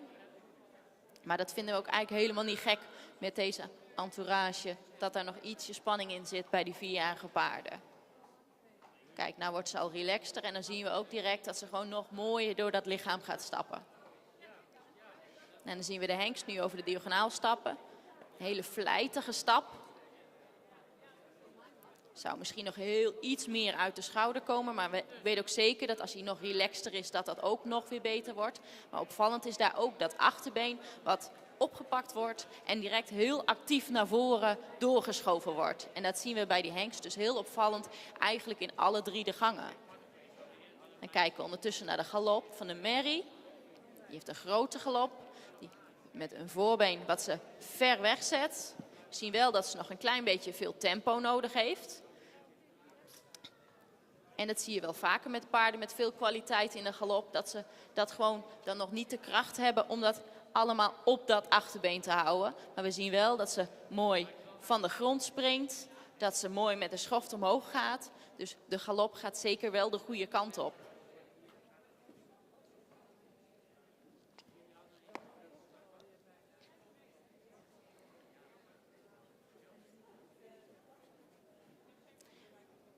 Kijk, we zien nu ook, als we kijken naar de hengst die nu bij A galoppeert, direct weer dat hij eigenlijk met een hele mooie geslotenheid kan galopperen. Er gebeurt ontzettend veel. Als we puur kijken naar de grond, dan zien we dat hij gigantisch van de grond komt, met heel veel actie. En ondanks dat gaat er toch een mooie rust van uit. En dat is zeker weten een kwaliteit. Kijk, de merrie krijgt nou heel mooi de kans om er zo wat in te zakken. En we zien ook dat zij heel mooi die hand wil volgen. Dus dat is eigenlijk ook direct een complimentje naar de eigen ruiter toe. Dat zo'n paard zich in zo'n omgeving toch durft te ontspannen en mooi die verbinding gaat opzoeken.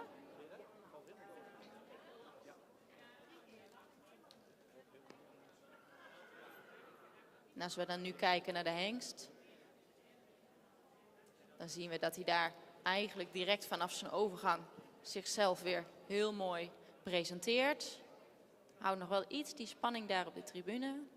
Kijk, en Bart laat hem nou ook een klein beetje zo erin zakken. En dan zien we ook dat hij, ondanks die spanning, toch wel heel mooi de verbinding blijft opzoeken. En er nu naar de hand toe in wil zakken. En als we dan zien dat ze zakken, en als we dan even snel ondertussen kijken naar wat er van die draf overblijft, dan is dus opvallend bij de hengst dat hij dus ook gewoon heel goed blijft draven.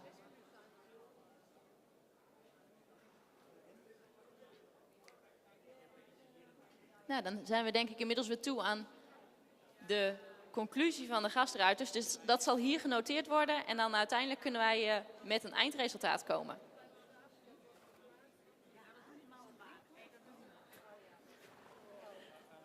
Mooi. Dankjewel Veronique voor de 2 laatste 4-jarige paarden, merries. We hebben ze alle 3 om 3 gehad. We wachten even op de uitslag. We krijgen ze zo terug in de baan met de eigen ruiters.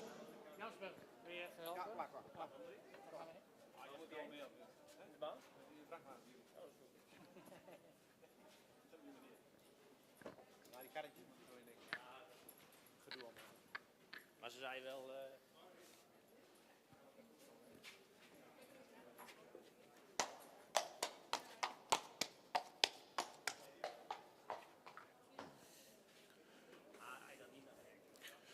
De gastruiters gaan de bak uit, leveren hun paard weer in bij het vertrouwde adres, bij de vaste Amazone of ruiter. Deze gaan plaatsnemen op de paarden. De laatste uitslagen worden geteld. En dan gaan we zo kijken wie wordt er bij de 3-jarige merries winnaar en wie wordt er bij de 4-jarige hengsten en ruinen winnaar.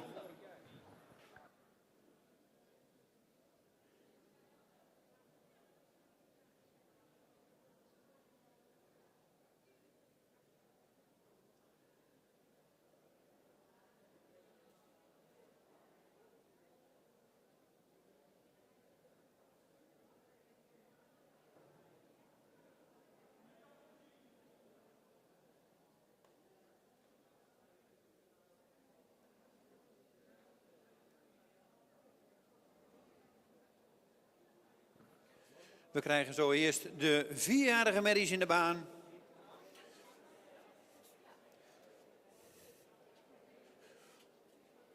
En deze gaan we dan plaatsen van 3 naar nummer 1.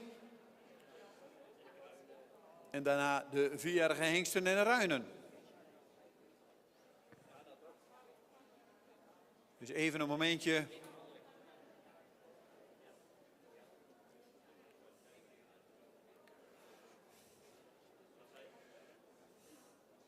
En ik kan u verzekeren, de gastruiters die hebben allebei 3 om 3 gereden. En ze hebben het zweet behoorlijk op het voorhoofd staan. Altijd weer spannend als je op een nieuw paard stapt, een jong paard die je niet kent.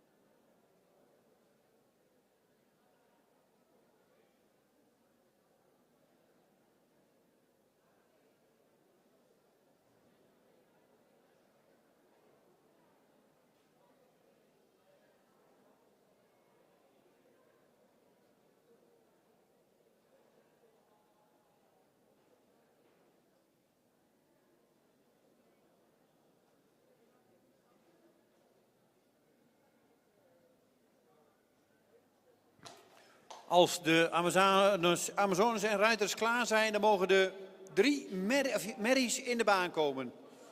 Isan, Itihinke en Iske, jullie mogen in de baan.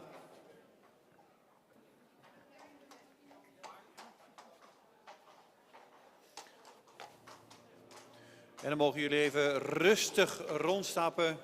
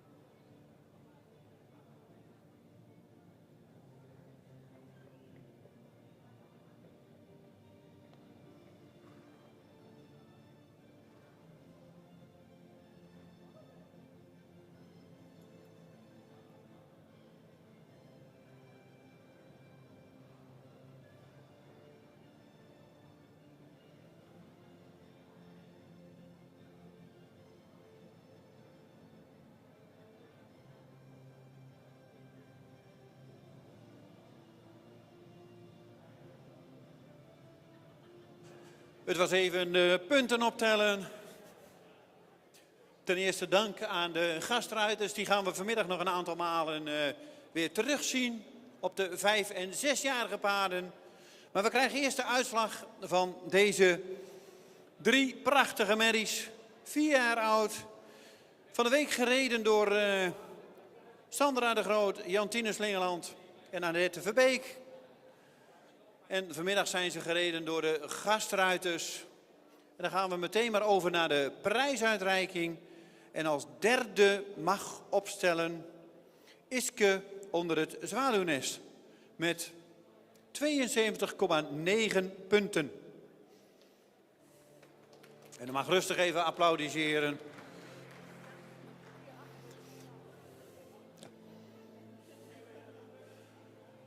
Mag je even opstellen bij de ringmeester.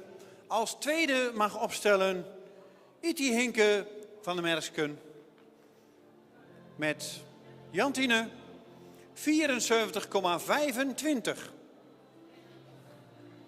En natuurlijk verdient zij ook een applausje. We doen het voorzichtig. Het zijn nog jonge paarden. Ja, dan blijft er maar eentje over. En die mag opstellen als winnaar in deze rubriek. 4-jarige merries Pavo Friso. Isan van Broekhuizen. De jonge Julius, en gereden door Sandra de Groot. Vak 75,6. En dan willen we graag de fokker van Isan ook in de baan. Sylvia Steinrukken. Die is aanwezig, heb ik begrepen. En ze is er. Want het is zeker niet onverdienstelijk. U heeft ook een hele mooie prijs gewonnen.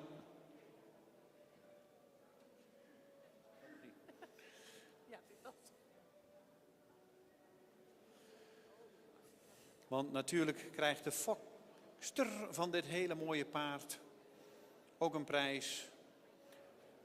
En ik denk dat zij ook zeer trots is dat ze dit hele mooie paard gefokt heeft.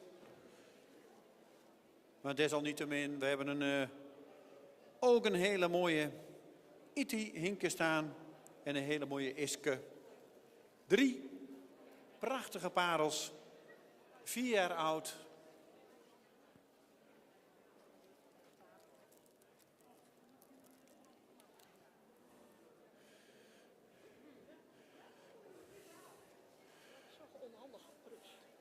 En de ene keer worden de prijzen uitgereikt door het tweespan of samen met het tweespan. En nu wordt de prijs uitgereikt door Pavo. De 2 grote sponsors al jaren van dit evenement, volgend jaar al 10 jaar. En gaan dat nog een aantal jaren doorzetten volgens mij. En daar zijn we natuurlijk heel blij mee. Ze staan mooi opgesteld. Nummer 1, Isan. Nummer 2, Iti Hinke. En nummer 3, Iske.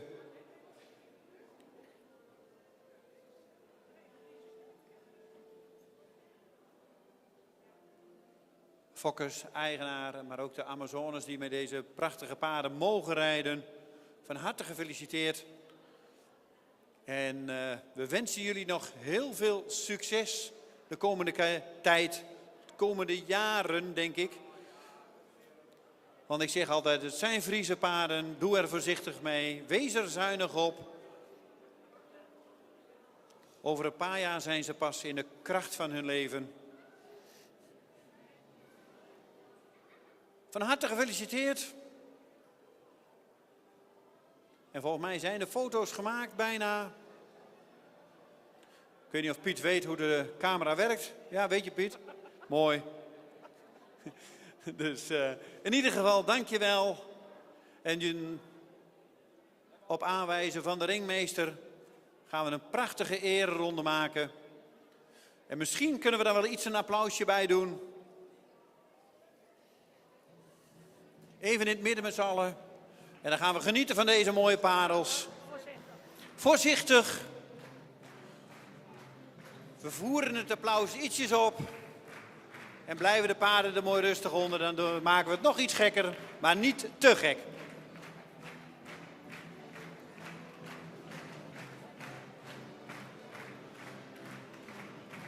Maar als ze later in de dressuurbaan komen met veel publiek, zullen ze eraan moeten wennen.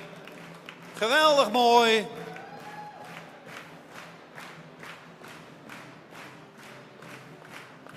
Drie prachtige paarden. Van harte gefeliciteerd.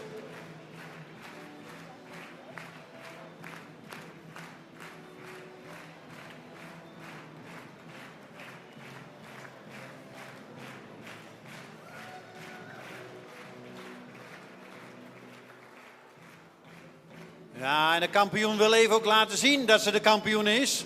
Dus we gaan nog even een keer genieten.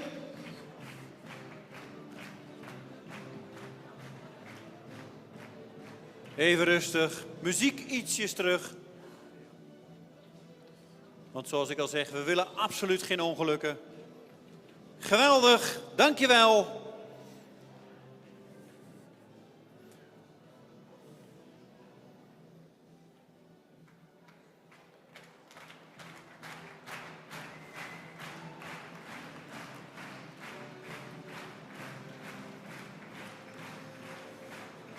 We gaan nog één keer genieten. Ze krijgt er geen genoeg van. Laat hem maar lekker gaan. Kan niet zo ver weglopen. Dankjewel. Een geweldige presentatie, een geweldig paard. Maar zeker de andere twee waren ook hele mooie, echte kanjers. Dan krijgen we de 4-jarige hengsten en ruinen in de baan. Graaf van Vriesburg, gereden door Jelmer Ketelaar. Gjalt van de Boerenstreek, als het goed is, gereden door Ikje Bron. En Gijs H., de jonge Tjalle, gereden door Corina van der Bunt.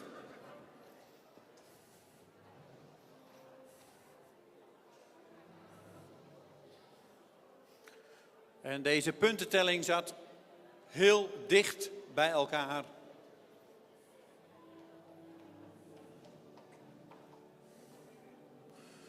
Gijs H. is inmiddels binnen.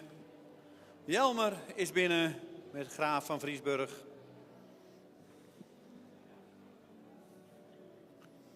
Dan hebben ze alle drie weer in de baan. We mogen de Lintendames ook weer in de baan hebben.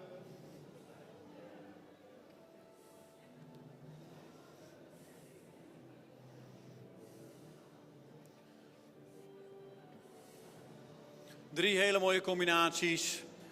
En wat betreft de puntentelling zaten ze ook heel dicht bij elkaar. Hoge punten gekregen van de gastruiters. En volgens mij mogen de Lintendames naar binnen komen.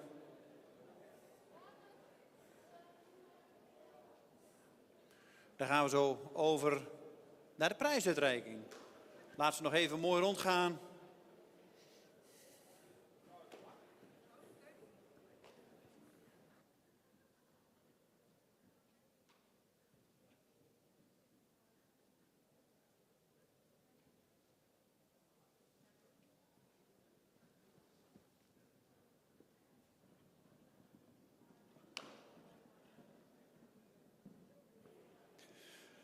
Inmiddels, de dames staan in de baan om de prijzen uit te reiken. En dan willen we graag als eerste opstellen de nummer 3.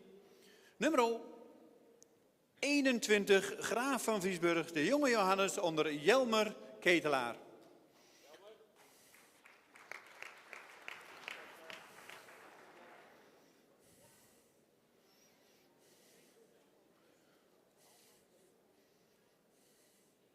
Dan als tweede mag zich opstellen. En dan wordt het natuurlijk spannend, want het zat allemaal heel dicht bij elkaar. Gjalt van de Boerenstreek als tweede en als eerste mag opstellen Gijs H.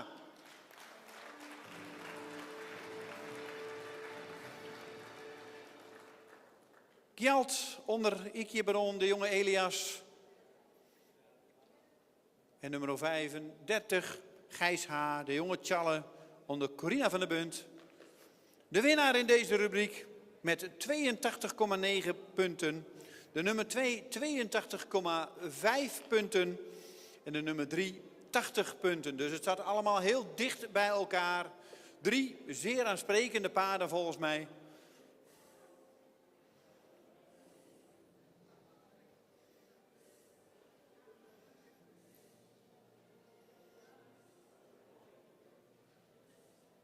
De prijzen worden uitgereikt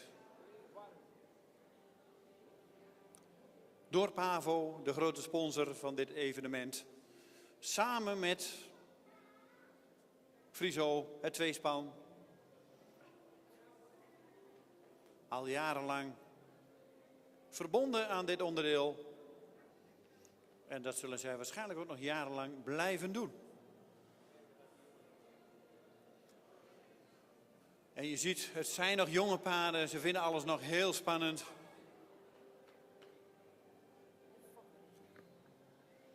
En dan willen we natuurlijk weer de fokker van het paard, Gijs H., in de baan, Jan Hellings. Hij was vanmorgen aanwezig en volgens mij is hij nog wel aanwezig. Dus graag Jan Hellings. Even bij dit prachtige paard.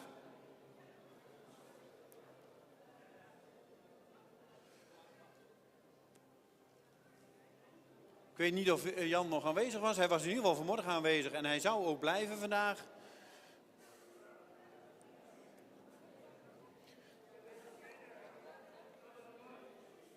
Jan staat aan de bar. Die maakt de envelop met geld al op, denk ik. Maar in ieder geval 3 prachtige paarden met een hele mooie kampioen. Maar de andere 2 zijn zeker niet veel minder. Het staat heel dicht bij elkaar.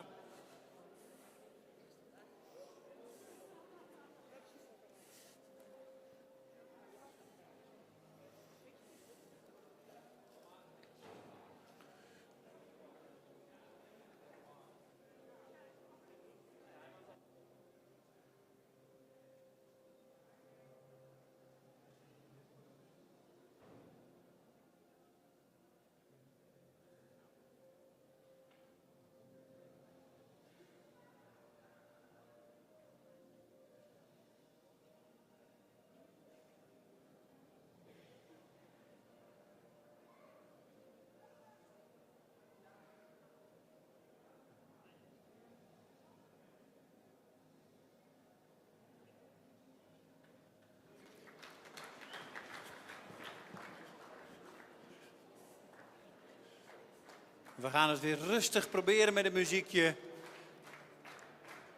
En een beetje applaus. En vaak, het Friese paard wordt er alleen maar mooier door. Geweldig.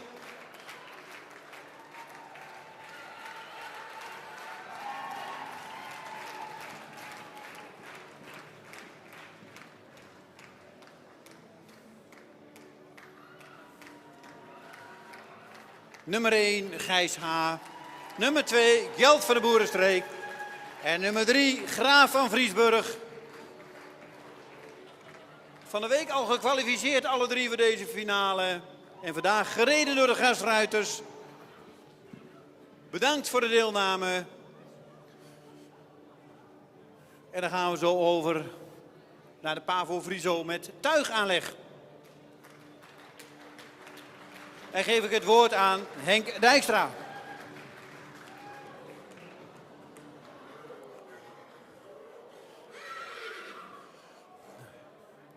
Nou, nog 1 keer dan. We gaan nog 1 keer genieten van de kampioen. En dan gaan we er nu uit, zegt de ringmeester. Ja, ik heb te luisteren naar de ringmeester. Het is mooi geweest. Dat is Henk. Pas op. Even de uitgang vrij.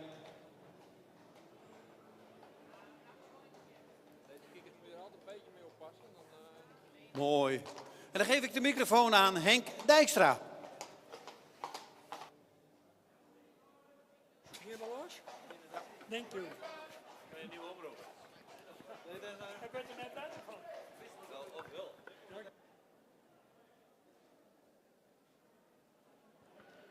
Goedemiddag, dames en heren. We gaan beginnen aan de eerste selectieronde voor hengsten en ruinen in het kader van de Pavo Friso bokaal. Voor jonge Friese paarden met tuigaanleg. We hebben ze verdeeld in een 2-tal groepen. De jury die staat hier naast me, de heer Nico Kalis uit Boil en Harm-Jan Veenstra uit Oosterstreek. Zij gaan bepalen wie we straks gaan uitnodigen voor de finale.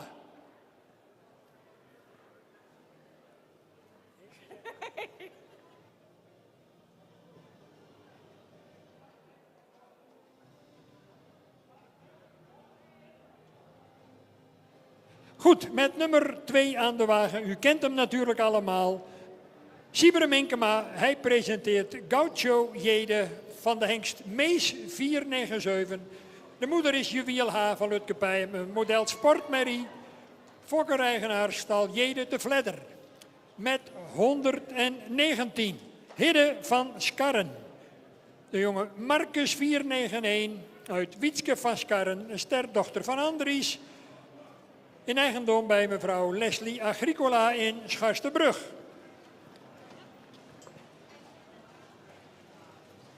Dan met 67 Alvier Bootman van de hengst Tjalle uit Xavier Dame. Fokker Ide Vries in Droge Aam.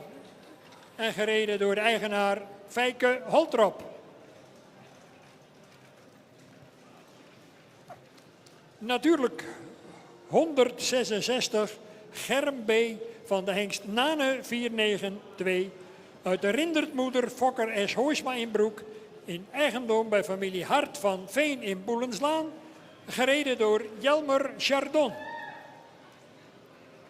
Dat zijn de deelnemers aan deze eerste groep hengsten, dan wel ruinen.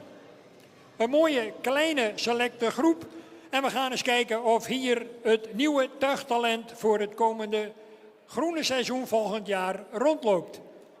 Zeker tuigpaardrijders die kijken altijd reikhalzend uit naar dit soort wedstrijden waarin ze kunnen bepalen of er mogelijk talent rondloopt waar ze iets mee kunnen voor de komende jaren. Voor het merendeel allemaal geroutineerde rijders in de baan. 1 dame die het gaat opnemen tegen 3 heren. En we gaan eens kijken of zij hier de nodige potten weten te breken. En de heer Kalis is intussen gestart met inspectie. En collega Harmjan Veenstra, natuurlijk ook bekend uit de tuigpaardensport, die staat al klaar om samen met hem straks deze groep te beoordelen. En voor de duidelijkheid, na afloop van de tweede groep maken we bekend wie er uitgenodigd zullen worden voor de finale.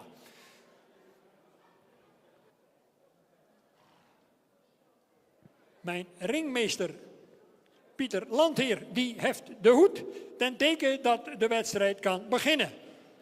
Ze gaan afrijden op de rechterhand en u mag natuurlijk van harte meedoen. Als u vindt dat er aanleiding is om enthousiast te worden, ik zou zeggen, laat u niet onbetuigd en geniet van deze toekomstige Friese tuigpaarden, de toppers in spe. Kijk, dat is wat we graag zien. Show met Friese paarden in de hoofdrol. Een mooi front, een grijpend, actievol voorbeen en een sterk ondertreden achterbeen. Ja, ja, kijk eens wat een toppers in de baan, dames en heren.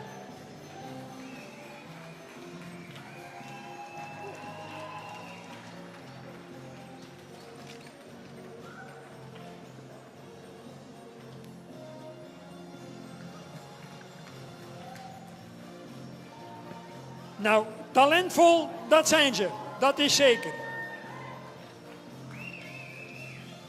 En met Siebren Minkema aan het hoofd gaan we van hand veranderen. Let u op het middenterrein. Ja, ja. Kijk hem eens lopen, die Gaucho-jede.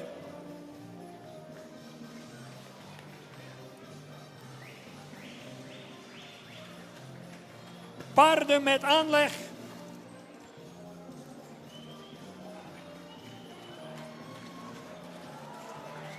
Schitterend om te zien.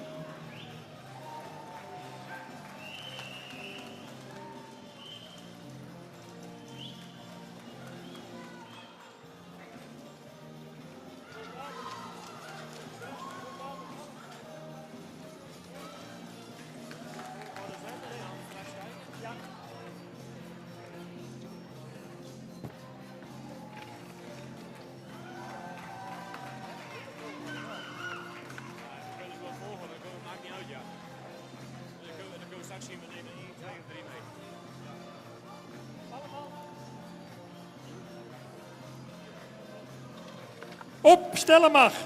2, 166, 67 en 119. 2, 166, 67 en 119.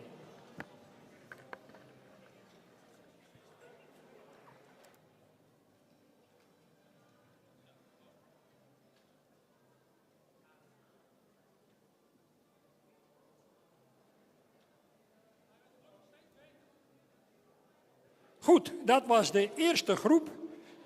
Heren en dames uiteraard, heel erg dank voor jullie schitterende presentatie. Jullie moesten het spits afbijten en uiteraard ook de toon zetten. Dat is volledig gelukt. Ik verzoek u vriendelijk om af te rijden op de rechterhand. Nog 1 ronde om het publiek te danken voor uw inspanningen en om het publiek de gelegenheid te bieden om u te ondersteunen met een daverend applaus. En gaan we zo dadelijk door naar de tweede groep en daarna wordt pas de selectie bekendgemaakt.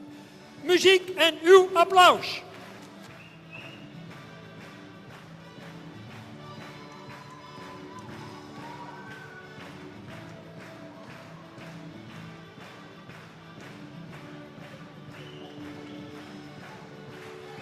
En dan komt hij nog een keer. Gaucho Jede met Siebere Minkema.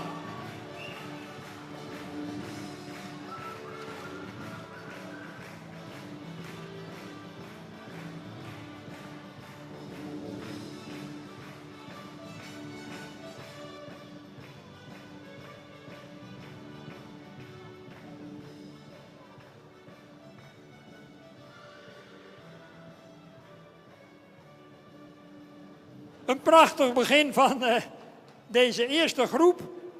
Veel kwaliteit in die eerste groep. En we gaan eens kijken of groep 2 net zoveel kwaliteit in zich herbergt. En daarna bepalen we welke paarden worden uitgenodigd voor de afsluitende finale. Natuurlijk hebben we straks verderop in het programma nog het erekampioenschap voor de regionale open klasse. Daar gaan we natuurlijk ook met elkaar van genieten. Maar we maken ons nu eerst op voor de tweede groep van deze Pavo Friso bokaal. Tuigaanleg voor jonge Friese paarden 4, 5, dan wel 6 jaar oud.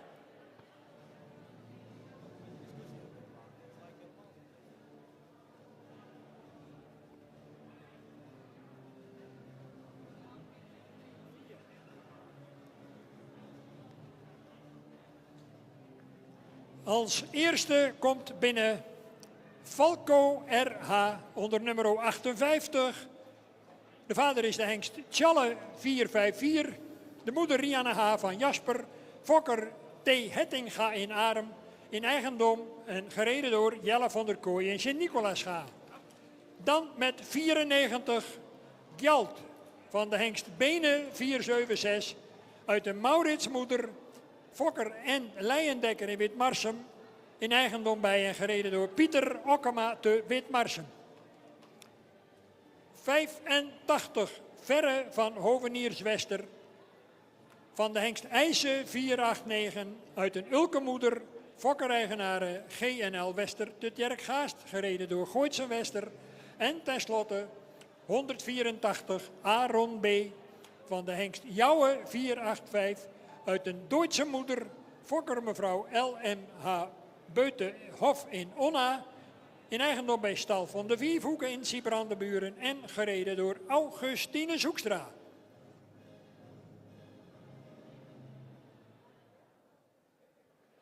Opnieuw 4 kanshebbers op de finale in de strijd in deze tweede groep. En onderwijl is de heer Kalis al begonnen met de inspectie, waarbij natuurlijk extra gelet wordt op zaken die niet kloppen, zoals, om maar even een voorbeeld te noemen, of de paarden niet op dubbele ijzers lopen. Dat is in deze klasse, in deze Pavo Friso bokaal, niet toegestaan. En of ze voor de rest ook op de juiste wijze zijn ingespannen en aangetuigd.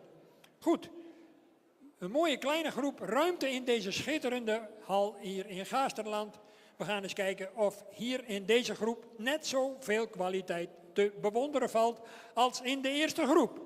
We zijn afgereden op de rechterhand.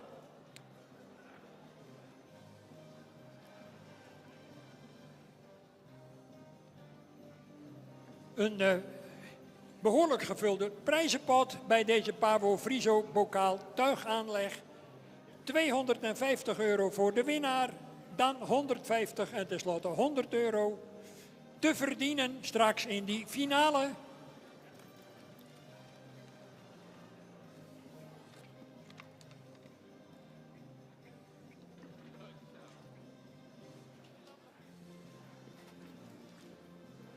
En natuurlijk ook deze heren proberen het onderste uit de kant te bewerkstelligen. Om op die manier de jury zeker ook te imponeren.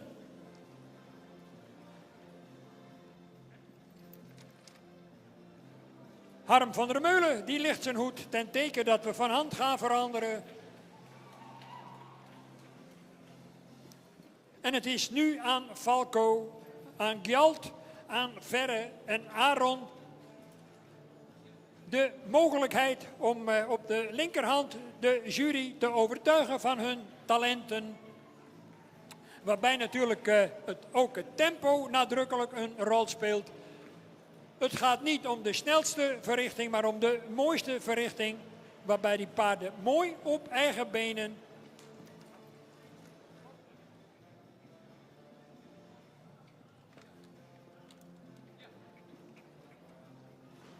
we komen in de beslissende fase ook voor deze eerste groep. 184, 58, 85 en 94. Dat is de volgorde.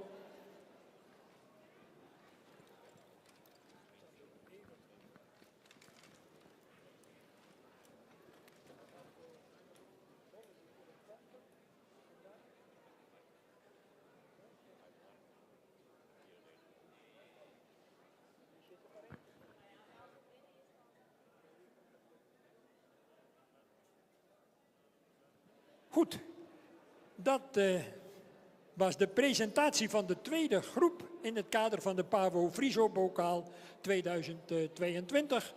Jonge Friese paarden met tuigaanleg. De heren overleggen nog welke paarden straks uitgenodigd worden voor de finale. Ik zou zeggen, we gaan een afsluitende ereronde voor deze groep rijden. En dan hoort u zo dadelijk via de microfoon welke paarden worden uitgenodigd voor de finale. Aan kop dus Aaron B, dan Falco, dan Verre en tenslotte Gjalt.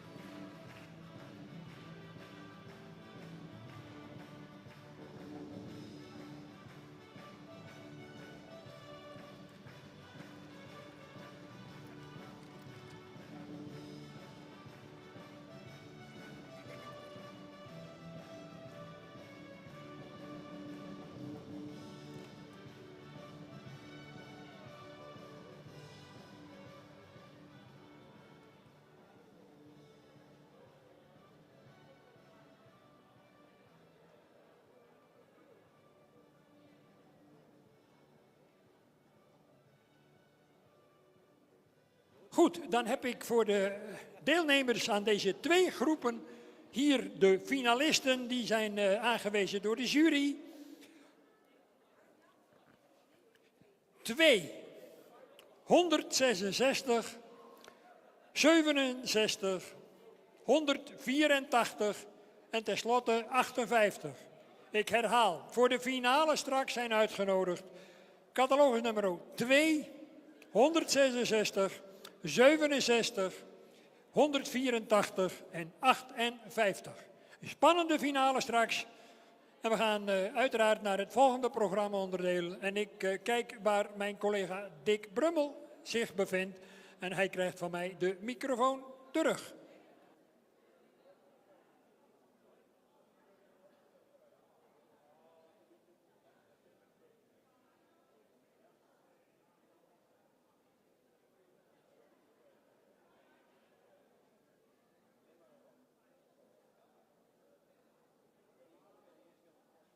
Nog even een keer op verzoek. De finalisten voor de Pavo Tuigrubriek Hengsten en Ruinen. Nummers 2, 166, 67, 184 en 58. Dat zijn ze. Het woord is aan Dick. Dankjewel Henk. Voordat we overgaan naar de Pavo Friso Dressuuraanleg, de volgende groep 5-jarigen, krijgen we eerst nieuw op de centrale keuring wat afstammelingen van hengsten te zien. Dit jaar is dat Elias, Rommert en Hulbrand.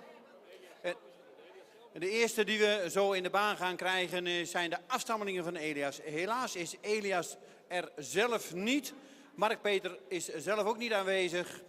Thuis even wat problemen volgens mij met de kleine jongen. Maar in ieder geval ik ga even kijken of Ikje Baron aanwezig is.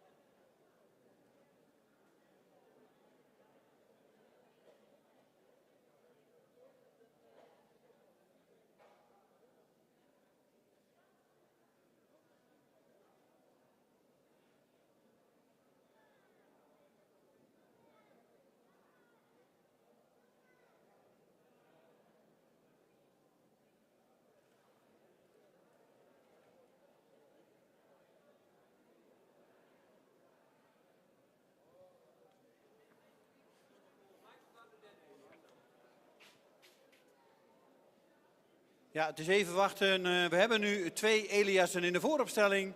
En volgens mij komt de derde er ook aan.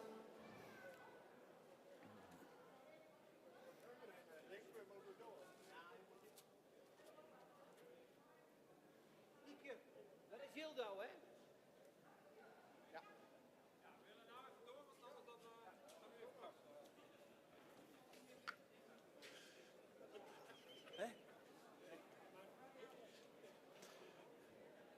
Elias is zelf niet aanwezig.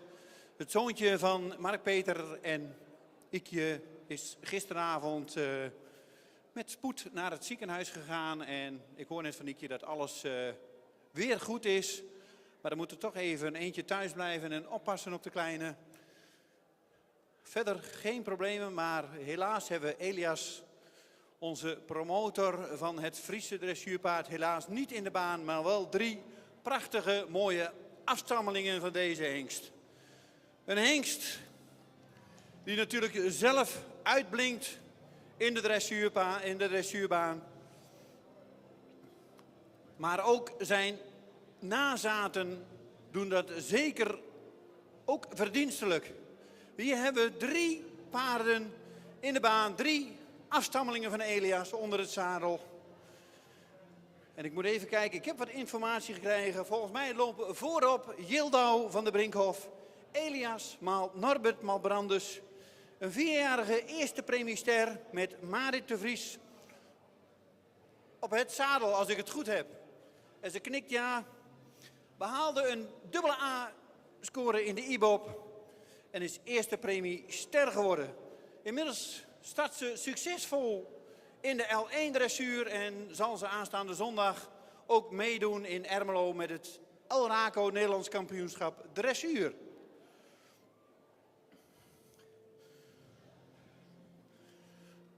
Dan gaan we naar Kai van de Demro Stables. Ik moet even heel goed kijken. Ja, die gaat nu voor de hoofdtribune langs. Elias maal Pier maal Vetse. 3-jarige Veulenboekhengst. Dus staat nog aan de carrière van zijn dressuurloopbaan.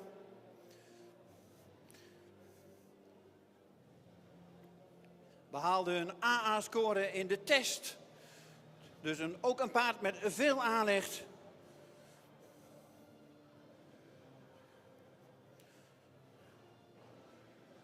En dan gaan we naar de laatste. En die hebben we vanmiddag al een keer gezien. Kjeld van de Boerenstreek. Elias maal Tjalle maal Beert. 4-jarige Veulenboekhengst. Hij wordt voorgesteld door Ikje Baron. En hebben haar natuurlijk ook gezien in de Pavo Friso voorstelling. Jullie mogen wel even met z'n drieën naast elkaar opstellen.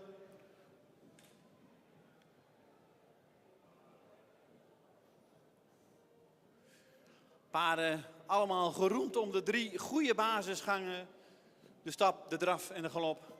En we zien al wat meerdere kunsten die deze paarden kunnen. Maar we willen ze graag even netjes opstellen.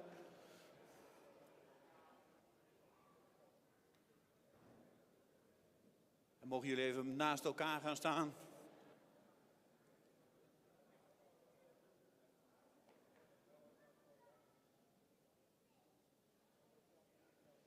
Natuurlijk krijgen jullie een kleinigheid. Maar we zijn ook even heel nieuwsgierig. En ik ga het toch even aan Niekje vragen. Hoe het op het moment met Elias is. Elias gaat goed, zoals altijd. Die doet, normaal zou hij hier zijn. Maar gisteren hadden we een ongelukje met mijn zoontje. Dus het lijkt allemaal goed. Maar Peter is bij hem. Dus hij is hier helaas vandaag niet. Maar volgende keer is hij er weer bij. Ik weet dat er mensen waren die graag Elias hadden gezien. Maar op dit moment is jullie zoontje even belangrijker. Er zijn soms andere dingen in het leven dan alleen maar paard. Ik weet dat bij jullie het leven eigenlijk bijna altijd om het paard draait. Prachtige mooie afstammingen van Elias. Paarden met veel ras. En zoals we zien ook paarden met veel sportaanleg. We gaan nog even genieten van deze 3 mooie Eliassen. En we wensen natuurlijk Mark-Peter met Elias zelf heel veel succes nog in de komende periode in de dressuurbaan. Maar ook met zijn andere paarden. Maar we gaan even genieten. We geven ze een applaus. Volgens mij kunnen ze dat wel hebben.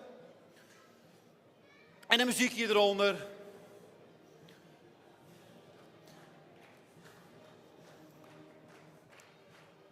En dan gaan we zo even een keer van hand veranderen. En dan genieten we nog even van deze 3 mooie Eliassen. Geweldig dat jullie de moeite hebben genomen om hier naartoe te komen. Dank je wel.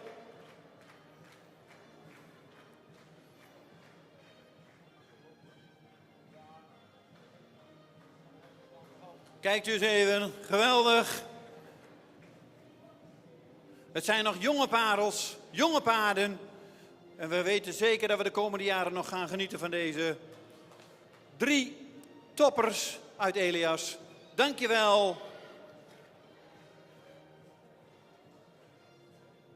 En de volgende keer gaan we ook weer van de vader van deze genieten, Elias zelf.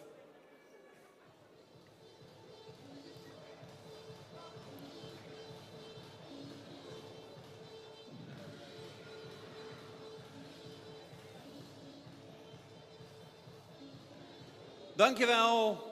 En nog een applaus voor deze 3 mooie paarden.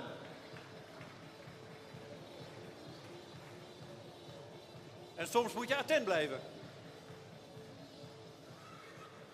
Dankjewel. Kijk even uit met het gladde beton. We willen geen ongelukken. En dan gaan we zo over naar het volgende onderdeel. Geef de microfoon aan Henk Dijkstra. Dankjewel, Dick.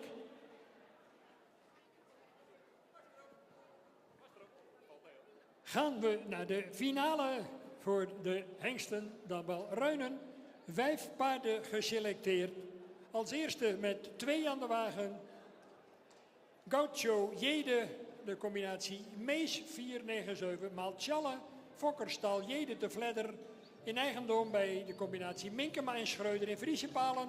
En uiteraard gepresenteerd door Siberen Minkema. Met 67, al 4 Bootman.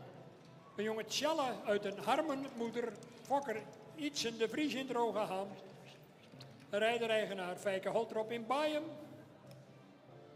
Dan met 166 Germ B, de Nanekeer Rindert. Fokker S. Hoisma in Broek, in eigendom bij familie Harm van Veen in Boelenslaan. Rijder Jelmer Jardon. 58 Falco R.H. Tjalle Maal Jasper, Fokker T. Hettinga in Arm.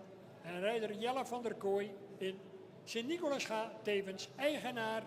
En tenslotte 184 Aaron B. van de hengst Jouwe 485 uit een Duitse moeder Fokker mevrouw L.H.M. Beutenhof in Onna. In eigendom bij Stal van de Vierhoeken in Siebrandburen.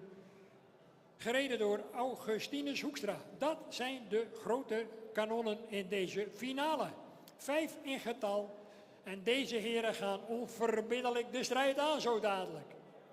Om die felbegeerde Pavo Friso bokaal. En natuurlijk die geldprijs van €250 voor de winnaar.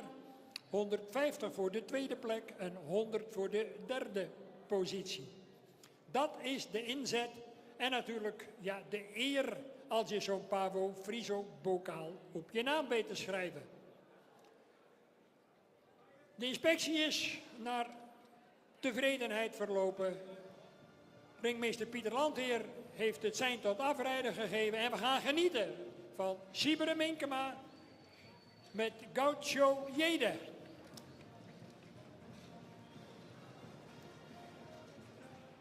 Fijke Holtrop met al 4 Bootman. Jelmer Jardon met Germ B. Augustinus Hoekstra met Aaron B. En Jelle van der Kooi met Falco R.H. En moedig uw favoriet maar aan.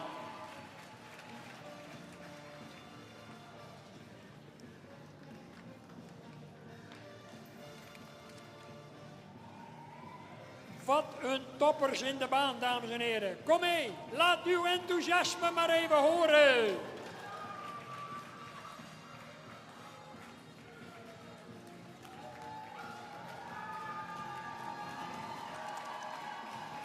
Ze zijn van hand veranderd. En kijk die Sibire Minkema, vol vuur is hij aan het rijden. Maar dat geldt natuurlijk ook voor good old Feike Holtrop. En Jelmer Chardon dan, met die Germ B. Aaron B. met Augustine Zoekstra. En Falco met Jelle van der Kooi. 2 en 166. 2 en 166. Dan 58, 67 en 184.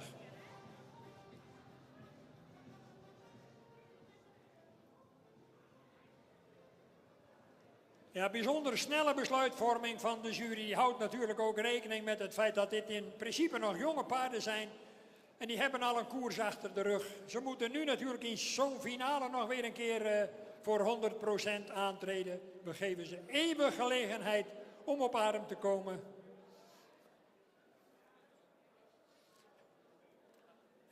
En natuurlijk bij een finale, daar hoort natuurlijk nog eventjes over gereden te worden.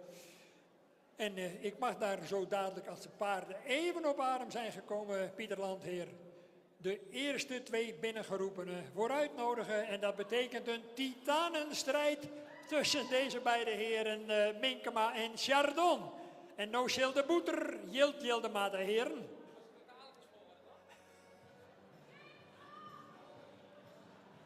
Pieter Landheer. En dames en heren, bent u er klaar voor?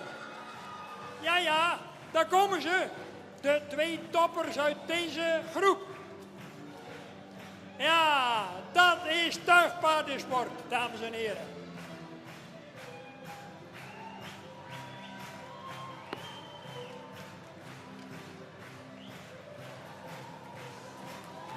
Ja, daar komt hij. Gaucho Jede.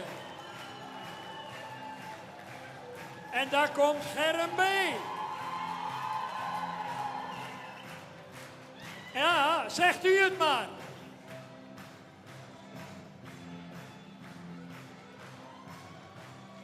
Kijk, ze marcheren. Wat een beweging, wat een front toch. Heerlijk. En nu wordt het ernst, dames en heren. Erop of eronder, Jelmer Chardon en Sibire Minkema.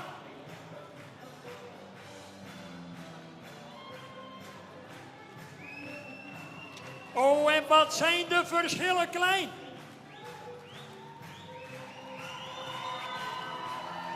Wie grijpt hier de winst in deze fantastische finale?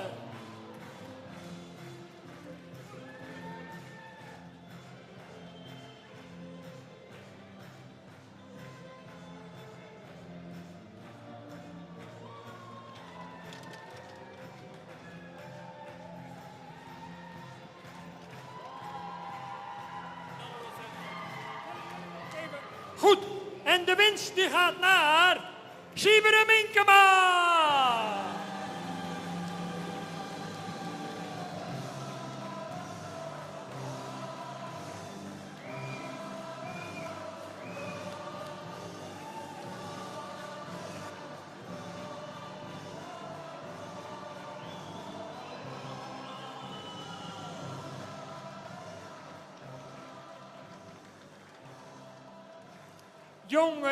Jongen, wat een fantastische ontknoping van deze finale. En wat moesten die heren rijden? En wat waren de verschillen klein? Om in wielertermen te spreken, een banddikte, dames en heren.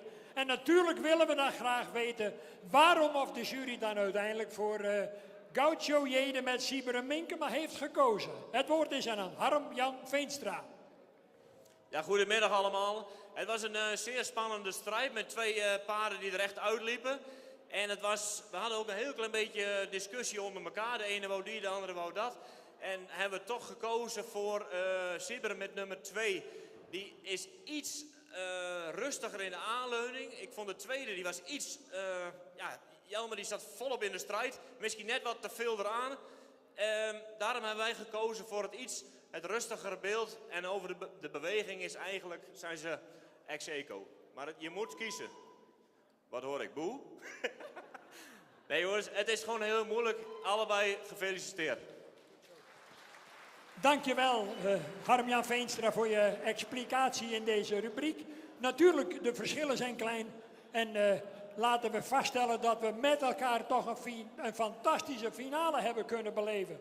Wat een talent. Wat kunnen we hier de komende jaren hopelijk nog van genieten. En Sieber, jij hebt de Pavo tuigaanleg alles vaker op je naam geschreven. Maar het is nog niet vaak voorgekomen dat er zo voor gereden moest worden, heb ik het idee. We hebben jaren terug 1 keer zo'n strijd gehad. En dat was ook met Jelmer. En dat was met Filou toen, SB en IJzer. Het was IJzer nog niet goedgekeurd. Dat was eenzelfde soort strijd. Ik vind het alleen maar mooi. De voorpret voor deze wedstrijd was voor ons al leuker. Want we hebben heel veel gespart met elkaar. Ik stuurde filmpjes van mijn paard naar Jelmer. Jelmer stuurde filmpjes van zijn paard naar mij. Ik zei, jij denkt dat jij wint, maar ik ben aan training. Dan ging hij weer meer trainen. Dus we hebben heel veel lol samen. En het pakt nou zo uit, vind ik hartstikke leuk. Maar als het andersom was geweest, ook prima. Ik heb goed gereden, ik heb een goed paard. Dat is ook een goed paard. Het zijn allemaal goede paarden. En ik ben zo blij en ik hoop dat deze competitie in stand blijft. Want we hebben gewoon behoefte aan goede tuigpaarden. Dus ik roep ook andere mensen op. Kom met je paarden, want je hebt soms een talent dat je het niet weet. Een prachtige slot van je betoog, Sieber. Daar sluit ik me van harte bij aan. Dankjewel. Nou, natuurlijk ook even bij Jelmer horen. Ja, dan ga je strijden ten onder. Maar wat was het een fantastische strijd. En echt een banddikte verschil. Ja, maar het is geweldig om hier te rijden. En met zulke collega's en zulke paarden. Wat Sieber zegt, we moeten zorgen dat we wel tuigpaarden blijven houden. Ja, dan is het natuurlijk geweldig om hier met 5 top tuigpaarden de strijd aan te gaan. Dat is genieten. Nou, gefeliciteerd. Goed, dames en heren, gaat u er nog maar eens even voor staan om deze fantastische finalisten te bedanken voor hun fantastische strijd. En klapt u even mee.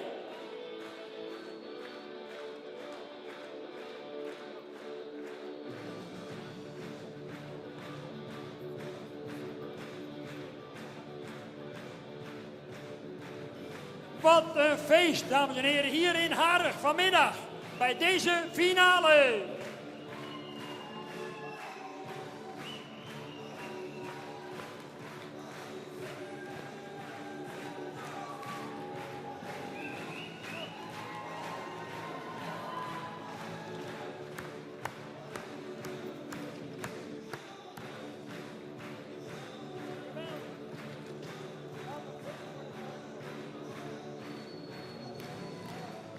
Sieber Minkema, Jelmer Jardon, Jelle van der Kooi, Fijke Holtrop en natuurlijk ook Augustine Zoekstra. Bedankt voor deze fantastische finale.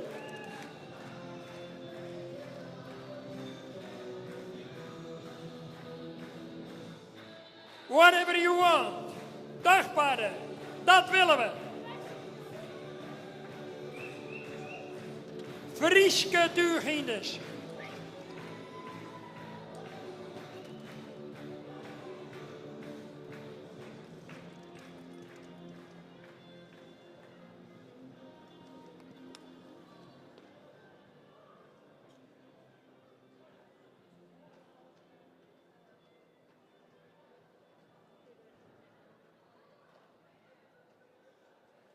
Krijg ik even van Albert Minkema door voor de liefhebbers dat hij de komende winterperiode een tuigpaardcursus gaat opzetten met Mechtelt van der Kooi.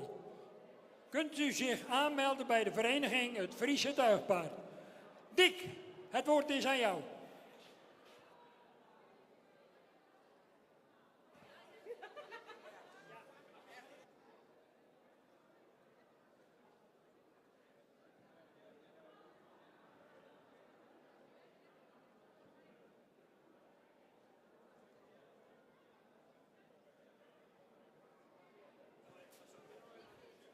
We praten nog even na over de tuigen. Een geweldige rubriek was dit. Ook mooi om naar te kijken. Iets meer spektakel dan onder het zadel, maar zeker, dat is ook mooi. We gaan verder met het volgende onderdeel. 5-jarige merries en 5-jarige hengsten en ruinen. Pavo Friso, dressuuraanleg.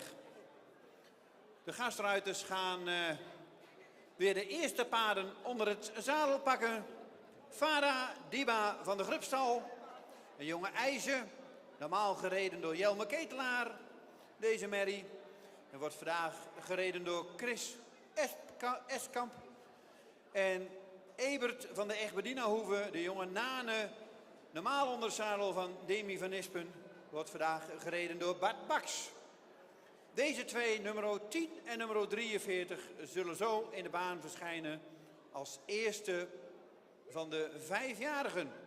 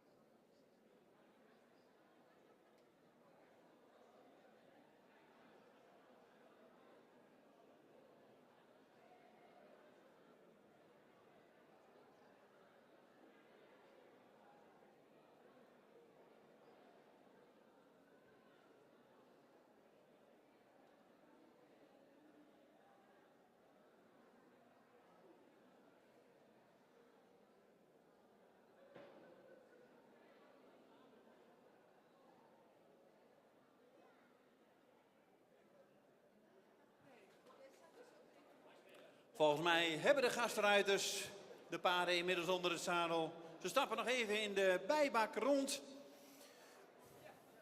En dan krijgen we ze zo in de baan. Nummer 10. Farah Diba van de Grubstal. Een jonge IJzer. Ruiter Amazone, normaal in het dagelijks leven een Jelme Ketelaar. De eigenaar is Marit van Ingen-Geenhouw uit Papenburg. En de fokker, ja, de naam zegt het al een beetje, van de Grubstal. Louise Hompke en Ralf Wijnmalen. Dat is de 5-jarige merrie nummer 10 die in de baan komt. Nummer 43 komt bij de hengsten en ruinen in de baan. Ebert van de Egberdina-hoeve. Een jonge Nane. De ruiter Amazone is Demi van Nispen. De eigenaar is Van Nispen Aalsmeer. En de fokker, ook bij deze stalnaam zegt het al een beetje, Suzanne Wind uit Nijeveen. We krijgen ze in de baan. Paarden die alweer iets meer ervaring hebben als net de 4-jarigen. De ruiters vragen misschien zo ook even iets meer van het paard. De eerste hebben we binnen.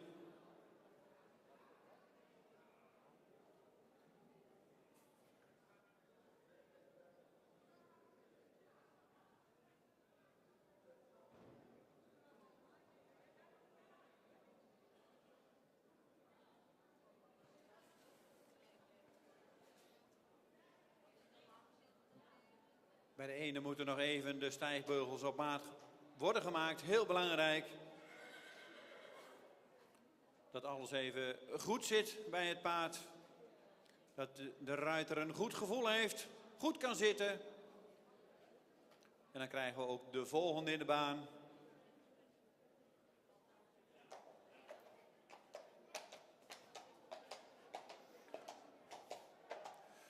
Nummer 43, Ebert van de Egberdina-hoeve, komt nu de baan binnen. En Farah Diba van de Grubstal is inmiddels in de baan. En als ze dan mooi rondstappen en even de baan verkennen, even wennen aan de zit van de ruiter, en de hulpen van de ruiter. En volgens mij gaat dat al behoorlijk goed. Het zijn mannen die al wel een beetje ervaring op een paard hebben. Dan geef ik weer het woord aan Veronique Reurink, volgens mij. En die zal u verdere uitleg geven.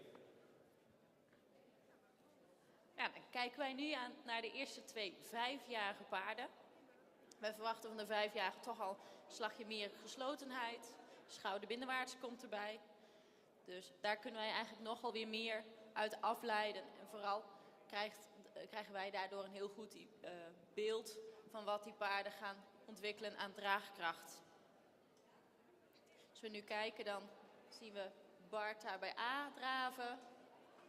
Paard wat nou nog een klein beetje strak is, omdat hij iets om zich heen zit te kijken. Maar het eerste wat wel direct opvalt, is dat hij heel veel zweefmoment heeft, veel cadans heeft en er eigenlijk al met heel veel gemak zo doorheen draaft.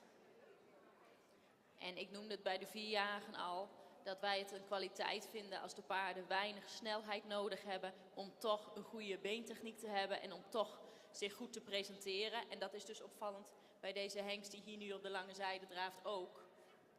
Hij heeft weinig snelheid nodig en toch gebeurt er heel veel. Als we nu kijken naar de merrie, wordt een klein beetje opzij gezet, een pasje wijken.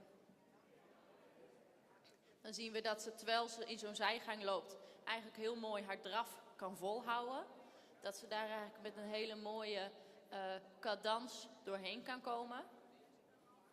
We zien wel dat ze zich nog heel ietsje kort maakt in de aanleuning. Dus dat zou nog een aandachtspuntje zijn. Dat ze gewoon zich nog meer op lengte presenteert. Wat we zien is dat ze een achterbeen heeft dat ze goed buigt. En een voorbeen wat ze mooi uit die schouder wegzet. Kijk, en die ruiters die zijn nou al echt een beetje aan het aftasten. En dat kan bij de 4-jarigen nog wat minder. Maar bij de 5-jarigen kan echt wel een keer wat gespeeld worden met de kwaliteiten van die paarden. Dus dat zien wij nu ook al terug. Dat de ruiters in de hoeken even een keer pasje opzij drukken. Een keer wat meer buiging vragen. Of net dat achterbeen er nog een keer extra onder vragen. En dat geeft uiteindelijk natuurlijk ook nog weer een completer beeld voor het gevoel. En daarmee uiteindelijk de eindklassement van vandaag. Als we nou Bart zien draven, nou zit hij dus ook al door. Dan zien we dat hij er eigenlijk al heel veel draf kan tonen. Die kan hem heel mooi zo van achteruit naar voren op lengte drukken. Maar we zien dat hij, zelfs als hij zo een keer eigenlijk wat een grote reactie geeft, dat hij daar heel mooi van achteren gaat aanvullen. Kijk, en wij zien die paarden graag op de loodlijn of een fractie voor de loodlijn. En eigenlijk zeker niet achter de loodlijn. En als we nu kijken naar die van Bart, die kan hem mooi al een beetje zo open houden. En dan zien we ook dat dat paard met veel gemak die schoft omhoog drukt. En daarbij echt de rust kan houden. En met veel rust dat voorbeen naar voren kan brengen. Als we nu kijken naar de galop van de merrie hier op de lange zijde. Ze is nog een klein beetje afgeleid. Maar dan zien we, en dat zie je zeker als je zo van voor zo'n paard op je af ziet komen. Dan kun je een heel eind onder het paard doorkijken naar de overkant van de baan. Omdat ze gewoon zoveel sprong maakt en zich goed van de grond afdrukt. En dat zien we nu ook. Het is een lang gelijnd paard. En dan zie je dat ze daar nog een stukje kracht in zou kunnen winnen. En dat ze zichzelf dus eigenlijk nog meer kan sluiten in het lichaam. Maar we zien nu wel heel mooi dat ze afdrukt. Ze heeft rust. Je ziet opvallend bij dat paard de balans. Je ziet dat de merrie nou eigenlijk heel rustig met veel balans die galop toonde. En eigenlijk nu terug naar de draf ook direct met een rustige draf verder kan. Nou, dan kijken we naar de hengst hier nu bij C. Daar zien we ook dat Bart hem eigenlijk heel mooi op lengte kan houden. Het paard heeft de steun niet nodig. Kijk, hij demonstreert dat nog een keer extra. En dan zien we dat hij ondertussen, als wij puur even naar beneden kijken, toch heel erg kwalitatief goed blijft doorgalopperen. Hij schuift er van onder mooi op. Daarom kan hij zichzelf dan ook goed van voor optillen.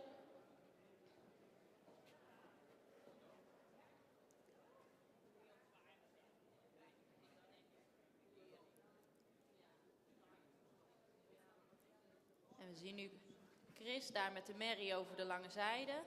Die is een klein beetje aan het zoeken naar die extra draf. En we zien al dat hij nu al veel mooier in de aanspanning komt dan een paar minuten geleden. Dus daar zie je dat zo'n ruiter eigenlijk al meer gevoel krijgt met zo'n paard en dan veel meer een eenheid wordt. En dus ook al een klein beetje de grensjes kan gaan verkennen.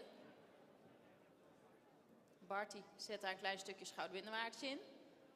We zien dat hij daar dus met veel macht doorheen blijft gaan. Het paard blijft zich voorop drukken met die schoft omhoog. Misschien is hij soms dan ook nog net een keer iets te hoog in de hals. Zou hij daar nog net even mooier over de bovenlijn in kunnen zakken. Maar op het moment dat zo'n paard zoveel kracht heeft en zoveel power, dan valt het ook niet mee om dat ook helemaal los door dat lichaam te laten vloeien. Dus dat is voor zo'n ruiter ook dan zaak om dan het beste van beide werelden te pakken. En de power en toch ook die lossigheid. Zien we hier de merrie galopperen. Zien we dat ze zich eigenlijk al heel rechtgericht naar de overkant kan komen. Ze heeft een hele grote galop. En wat altijd interessant is bij die 5-jarige paarden. Van wat laten ze al zien aan schakelvermogen.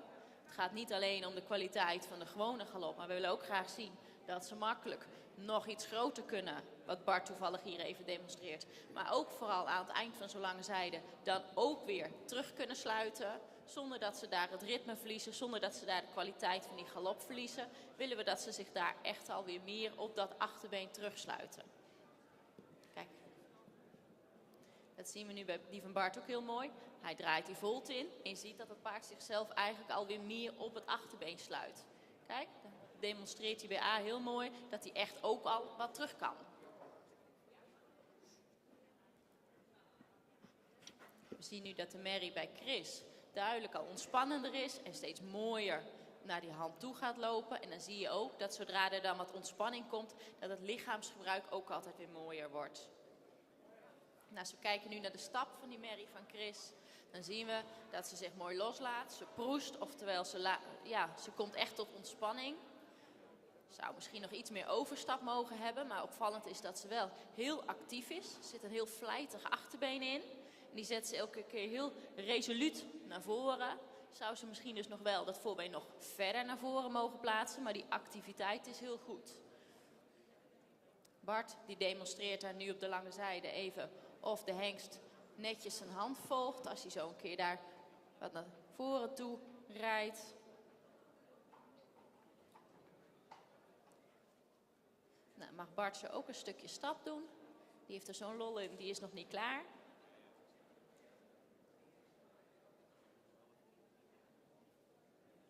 Kijk, en dan is het belangrijk dat vanuit zijn overgang draf naar de stap, dat zo'n paard zich eigenlijk zo snel mogelijk ontspant, zodat hij daar direct de best mogelijke stap laat zien. En dat is zeker voor jonge paarden soms nog een hele opgave. Kijk, maar dat zien we nu wel heel mooi. De hengst die laat zijn hals wat vallen. We zien direct dat hij mooier uit die schouder komt. Dat hij daar de ruimte gaat opzoeken. En als we dan nu even nog heel snel naar de merrie kijken, dan zien we dat ze duidelijk nu ook alweer meer ontspannen is. En dus ook gewoon nog weer wat meer overstap gaat pakken. Nou, ik denk dat we weer gaan wisselen. En dan komen we zo weer terug met 2 nieuwe paarden. Dankjewel, Veronique. En ook dank Bart en Chris voor de presentatie van deze 2 prachtige paarden. Farah Diba van de Grubstal en Ebert van de Egberinahoeve. Zij zullen weer even aan Herma en Evelien doorgeven wat hun bevindingen zijn met deze paarden. Dat wordt dan opgeteld bij de uitslag van afgelopen week. En straks over een half uurtje zullen we weten op wat voor plaats zij zullen eindigen.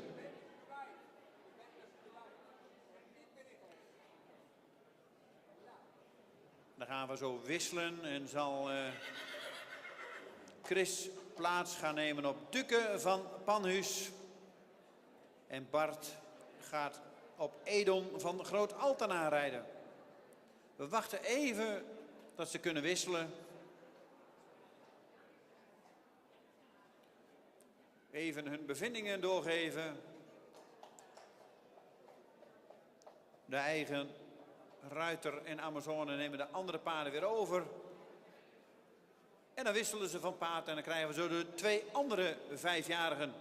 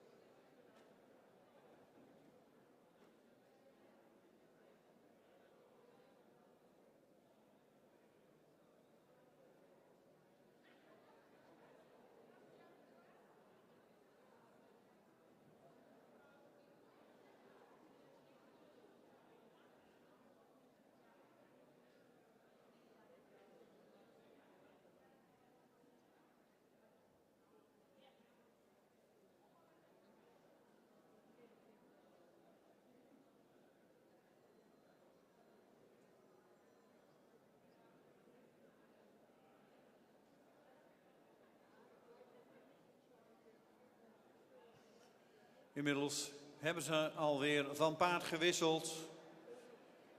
En Chris zit inmiddels op Duke van Panus, nummer 12. En volgens mij komt hij al rustig richting de bak lopen.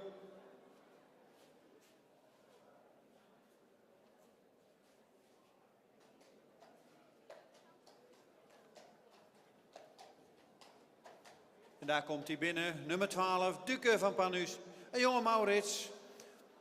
Normaal wordt zij gereden door Sandra de Groot. Sandra is ook de eigenaar van dit paard. En de fokker is T.T.J. Wijma uit Jislum. En dan krijgen we Edon van Groot Altena, die volgt haar. Een jonge Julius. De ruiter Amazone is Corina van der Bunt. De eigenaar is de gebroeders Van Maan uit Ede. En de fokker is Piet Verwij uit Lunteren.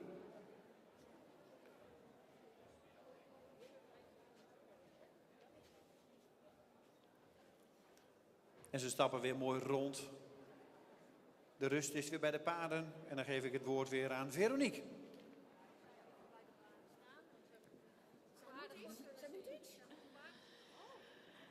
Dan hebben we nu het tweede groepje van de 5-jarigen.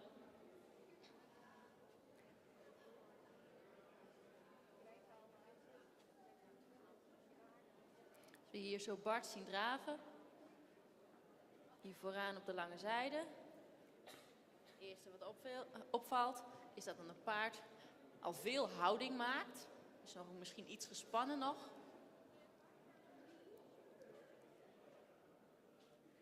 Kijk, dat zijn de mooie stukken daar op zo'n korte zijde. Want dan zie je dat het paard met die schoft omhoog komt. En dat hij ondertussen toch die hals op lengte kan houden. Bart probeert direct met wat schakelingen even de grensjes te verkennen. Belangrijk is dat zo'n paard in zo'n schakeling elke keer mooi van achteruit blijft aanvullen. Want uiteindelijk kracht komt vanuit het achterbeen.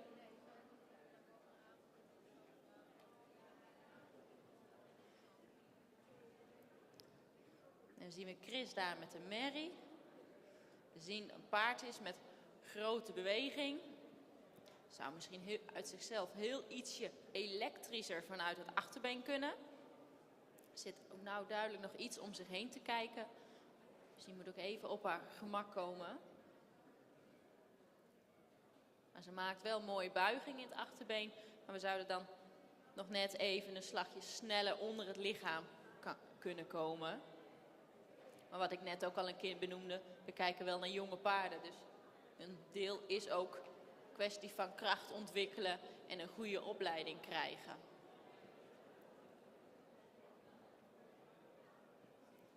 Wat we nu wel heel mooi zien bij de merrie, zo over de diagonaal, is dat ze heel mooi vanaf de schoft die hals naar beneden laat zakken. Dat ze dus niet zichzelf strak in een hoge houding loopt, maar dat ze dus ook echt zich mooi over de bovenlijn loslaat. Kijk, dat is een heel mooi stuk daar. Komt een mooie lengte in het front. En als een paard van achteren maar goed gesloten is, dan kan die van voren ook die lengte krijgen. En als we dan nu kijken naar Bart, die hier op de lange zijde wat verruimingen laat zien, dan zien we heel duidelijk dat het paard heel veel voorbeen heeft, die zet hij ook eigenlijk al heel ver weg. Dan zou hij ook van achteren nog net even een slagje meer aansluiting kunnen maken. Dus zo'n paard zou dan in de training ook gewoon heel veel kleine stukjes moeten schakelen, zodat hij steeds sterker wordt en steeds makkelijker dat achterbeen altijd onder de massa blijft houden. Dan galoppeert Bart hier nu bij C. Dan zien we dat hij een heel actief achterbeen heeft, dat hij in de galop heel ver onder het lichaam plaatst. Want als we kijken, dan zien we dat hij bijna landt ter hoogte van de singel. Dus dat betekent dat zo'n paard gewoon heel veel bodem pakt. En daarbij heel veel kracht heeft in zo'n achterbeen. En we zien dat hij met veel balans door de wendingen gaat. En als je zo'n paard ziet galopperen, dan kun je je eigenlijk haast niet voorstellen dat hij niet ook heel eenvoudig te sluiten is. Met zo'n achterbeen zou dat toch een eitje moeten zijn. Als we kijken naar de galop van de merrie, dan zien we een hele losse galop met een goed lichaamsgebruik. Ze blijft nou ook heel mooi ontspannen zo in de voorkant. Wat ik net in het draf benoemde van de krachtontwikkeling, zien we ook iets in de galop terug. Daar zou ze ook duidelijk nog net even sterker van achteren kunnen worden. Maar zeker bij jonge paarden is dat soms ook gewoon een momentopname, want die gaan altijd door verschillende fases heen. En dan zie je ook dat ze soms gewoon net even weer een groeispurt hebben en dan is de kracht van achteruit soms net even minder.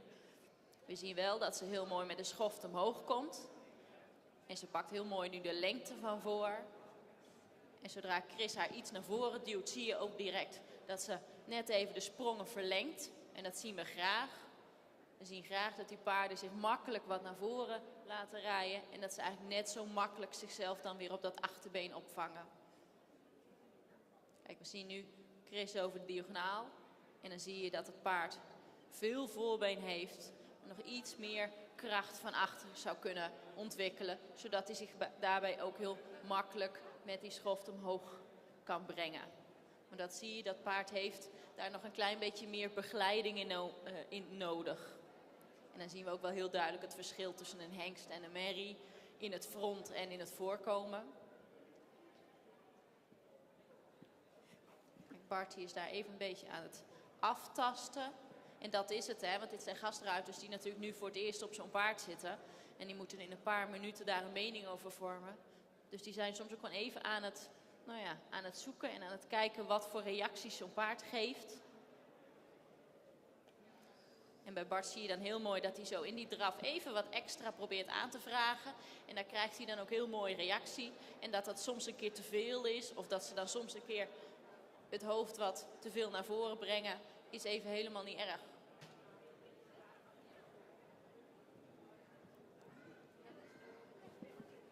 Kijk, nou zien we Bart daar voor die lange zijde, voor de tribune langs gaan. En dan zien we gewoon dat hij heel veel sprong maakt. Bart kan hem ook heel mooi, als hij zijn hand naar voren brengt, gewoon keurig in balans houden. Er verandert niks aan de galop. Ook als Bart dus hem een keer wat extra lengte geeft. En dat is een kwaliteit, want dat geeft dus aan dat het paard in het lichaam gewoon goed gesloten is. Dan zien we Chris daar voor de tribune langs. Dan zie je, Merrie heeft veel ruimte. En als we ze dan even met elkaar vergelijken, dan zien we dat de hengst duidelijk al iets makkelijker die schoft omhoog blijft drukken. De merrie gaat nog iets meer naar voren. Maar doorgaans zie je ook wel dat de merries gewoon nog iets minder trainingsuren hebben gemaakt dan die hengsten die natuurlijk vaak al vroeger onder het zadel komen. Kijk, en dan zien we bij de korte zijde, was net even een heel mooi stukje van Chris. Daar zag je dat de merrie echt al even heel goed aantrok. Dus dan zien we wel dat ze die mogelijkheden heeft om dat achterbeen eronder te plaatsen. Alleen dat dat gewoon nog wat verder uitgebouwd moet worden. Dat is een kwestie van goede ontwikkeling, goede opleiding. En dan zien we Chris hier stappen. Nou, dan valt op dat hij eigenlijk simpel terugkomt naar de stap. En vervolgens direct heel mooi die merrie zo wat op lengte naar voren kan schuiven. En dan zien we ook direct dat ze die ruimte in die stap pakt. En dan is ze actief. Dan heeft ze een goede buiging in het achterbeen. En dan zien we ook dat zij heel ontspannen daar al naartoe stapt. En we zien ook dat ze vanaf de overgang hier tot de korte zijde daar eigenlijk alleen maar beter is gaan stappen. Doordat ze zich gewoon nog meer loslaat. Dan zien we Bart stappen. Nou, dat is een paard wat een hele ruime stap heeft. En die zakt er nu ook heel mooi in. Ik denk dat we inmiddels weer toe zijn aan een nieuwe wisseling. Dus we komen zo weer terug. Dankjewel Veronique. En dankjewel ook Bart en Chris voor de presentatie van deze twee prachtige paarden. Dukke van Panhuis, gereden door Chris. En Edon van Groot Altena, gereden door Bart. Dat waren de tweede in deze rubriek. Nu krijgen we nog de derde. Fleur O bij de merries. En Fedde van de Polen bij de hengsten en de ruinen. En zoals ik al net al aangaf, de ruiters wisselen even van paard. Geven hun bevindingen door. Hoe makkelijk zijn ze te rijden? Hoe zijn ze aan de hulpen? Hoe voelt het paard aan? Die punten geven zij door aan Herma en Evelien. En die punten worden opgeteld bij het geheel van deze week, afgelopen week. En dan komt er uiteindelijk een uitslag uitrollen. En die gaan we straks na de volgende combinaties zien.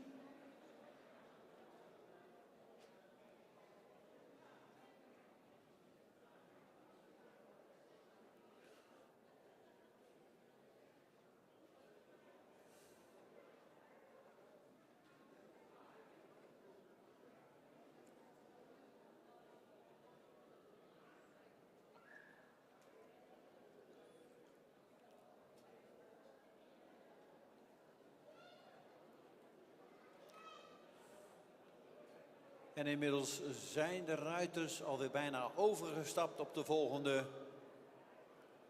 Even in de voorrijhal een beetje het gevoel krijgen van het paard. En dan komen zij alweer redelijk snel naar deze ring.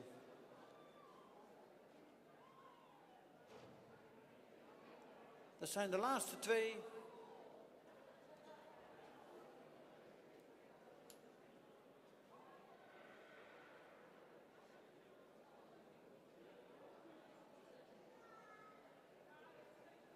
En wat mij betreft, mochten ze klaar zijn, dan mogen jullie komen.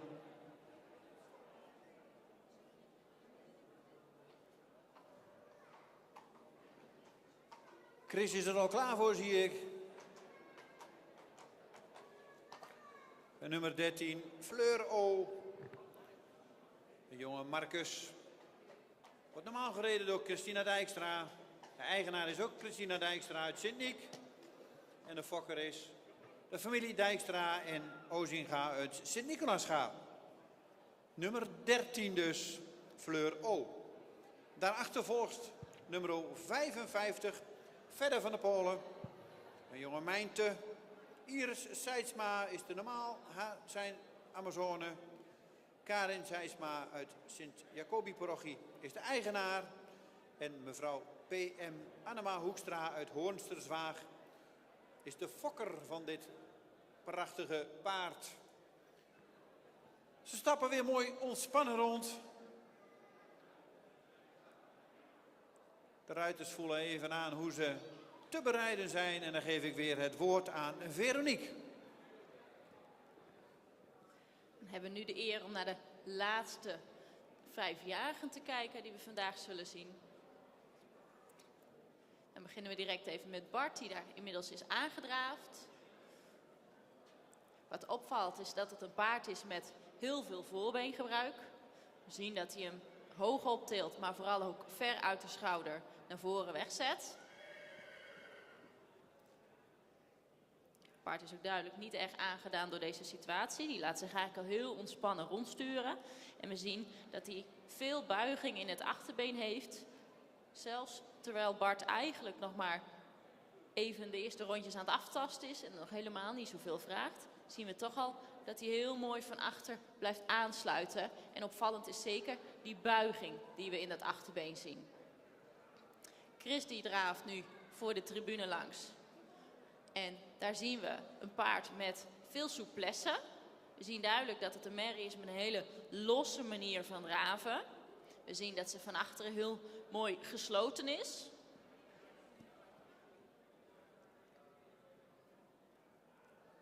Ze heeft een mooi lichaamsgebruik en ze laat zo mooi die hals erin zakken.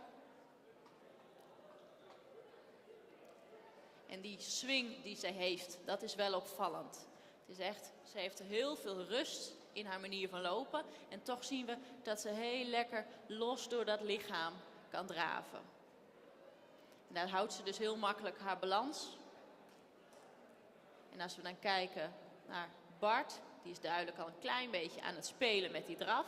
Die schakelt dan op zijn korte zijde een keer wat naar voren. Zien we heel mooi dat zo'n paard in die schakeling met die schoft omhoog vertrekt. Dat zien we nu ook weer. Kijk, hij klimt erin. En dan vinden we het belangrijk dat hij dus niet alleen naar voren kan schakelen, maar dat hij aan het eind ook net even een paar passen terug kan komen op dat achterbeen. En zeker bij die 5 en die 6-jarigen willen we daar al steeds wat meer die draagkracht zien. Kijk, we zien heel mooi Bart dat demonstreren. Die schakelt gewoon voor misschien 10 meter naar voren. Maar we zien juist in die kleine schakelingen wel heel mooi hoe makkelijk zo'n paard naar voren en terug kan komen. En als we dan nu naar de merrie kijken met Chris, die net een volte aan het draaien is, dan zien we nog steeds dat lossige. Heel lichtvoetig. En Chris die is nou ook al een paar keer een beetje zo aan het terugschakelen. Even kijken wat voor reactie ze geeft als hij dan een keer terug wil komen. Die schakelt nu eveneens ook een keer een stukje naar voren. En we zien dat die merrie heel mooi in hetzelfde ritme door blijft lopen. Die schakeling brengt haar echt niet van de wijs. Ze blijft heel mooi die lossigheid houden en het gemak in het lopen. Inmiddels zien we dat Bart is aangegalopeerd. Nou, een paard met een grote galop. Waarbij hij zich mooi met die schoft omhoog drukt. Hij heeft veel buiging in het achterbeen. Hij drukt zich echt met kracht van de grond af. Dat zien we daar op die lange zijde ook heel duidelijk. En als we dan kijken naar de merrie, die nu op de lange zijde galoppeert, dan zien we dat ze een hele energieke manier van galopperen heeft. Ze heeft dus een grote galop, maar waarbij ze eigenlijk heel makkelijk in dat achterbeen blijft aansluiten. Ze zou misschien nog iets meer kracht, iets meer draagkracht kunnen ontwikkelen, maar zij trekt wel mooi snel dat achterbeen onder haar buik. Zien dat ze zo makkelijk met die schoft omhoog blijft. We zien wel dat ze nog best een beetje een hoog tempo heeft. Dus we zien daar, als je dan de paarden even met elkaar vergelijkt, dat de hengst duidelijk al iets geslotener in zijn lichaam kan blijven.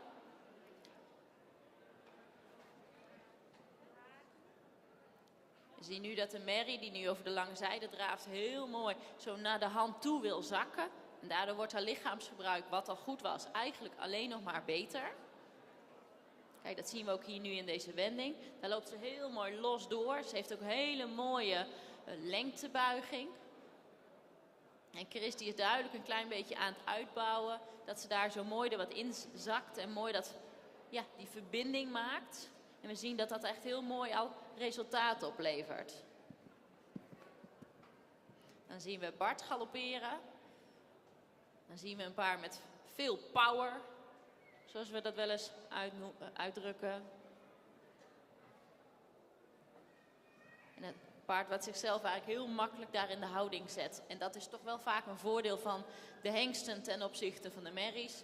Die hebben vaak al net even meer houding, net even meer front.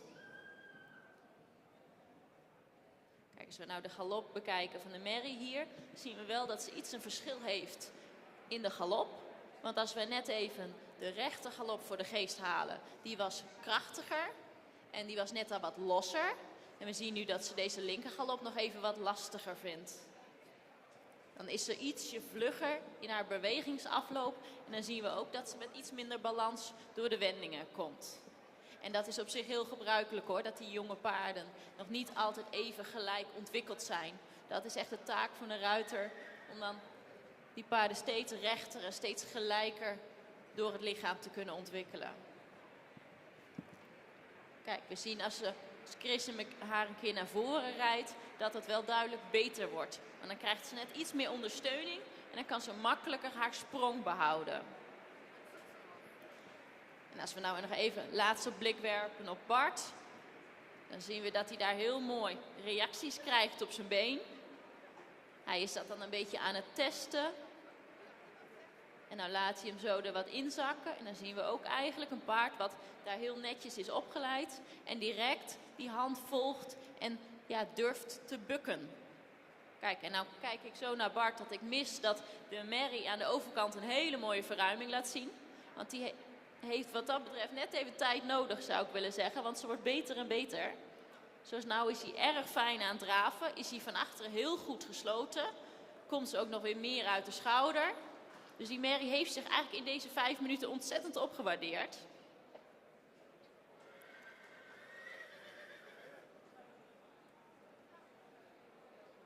Chris, ja, voor jou ook nog een klein stukje stap. Nou, dan zien we hier Bart stappen met de hengst. Dan zien we dat hij zich direct heel loslaat en heel veel overstap heeft. En dat betekent dus dat hij zich ook gewoon goed loslaat in dat lichaam. Als we dan kijken naar de Mary die nu voor mij langskomt, dan zien we dat ze iets minder ruim is. Maar ze is wel heel zuiver en heel vlijtig in die stap. En dat is ook eigenlijk het beeld wat wij wel in de hele verrichting van de Mary krijgen. Dat ze heel vlijtig is en daar heel graag aan het werk is. Ze zou gewoon nog net even ietsje meer kracht kunnen ontwikkelen. Maar wat ik net al noemde, we zagen heel duidelijk in de verrichting, in deze 5 minuten, dat ze daar echt al beter en beter was geworden.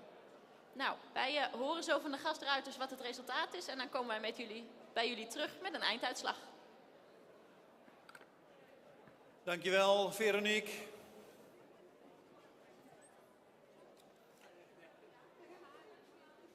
En ook weer dank aan Chris en Bart voor het rijden van deze 2 paarden. Fleur O en Verder van de Polen. Er waren ook tevens de 2 laatste in deze 2 rubrieken. Bij de 5-jarige Merries en bij de 5-jarige Hengsten en Ruinen. En zoals u ziet, ze worden nog even netjes uitgestapt. Aan een mooi losteugeltje.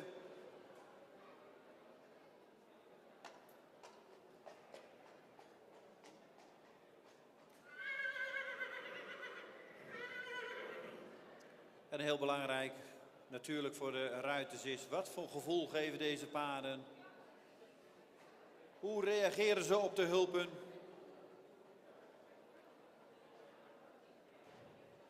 En zoals ik het zie, gaat dat volgens mij allemaal zeker naar wens. Dan is er even wachten op de uitslag.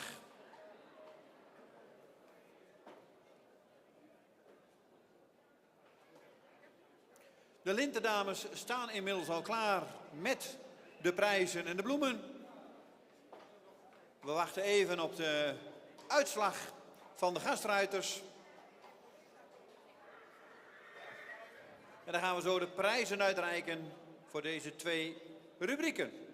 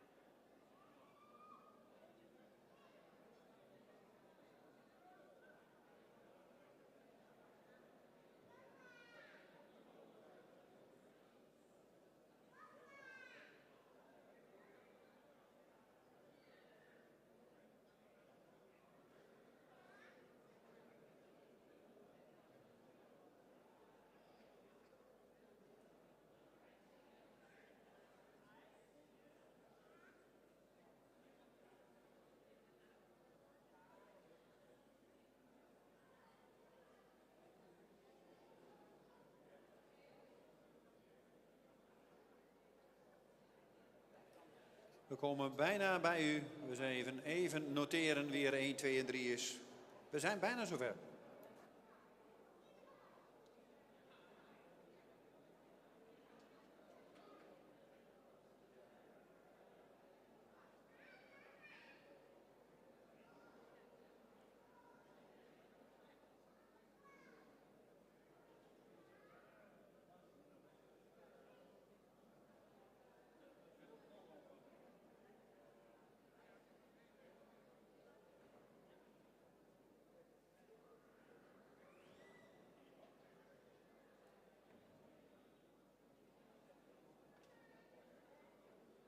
En dan willen we graag de 5-jarige Merries in de baan.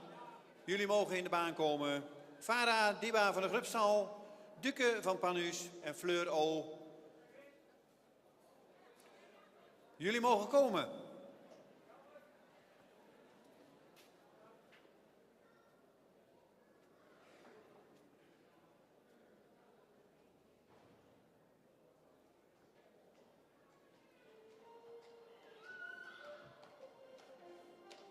Inmiddels is Jelmer in de baan met Farah Diba van de Grubstal. Dan nummer 12, Duke van Panus. Met Sandra de Groot, als ik het goed heb. En dan willen we er nog eentje in de baan, Fleur O. Als die zover is. Met Christina Dijkstra. Pas even op. Nummer 13 ook binnen, Fleur O. Dan hebben ze alle 3 binnen. We laten jullie even een tel wennen aan de baan. Het zonnetje schijnt mooi. Wat een prachtig beeld.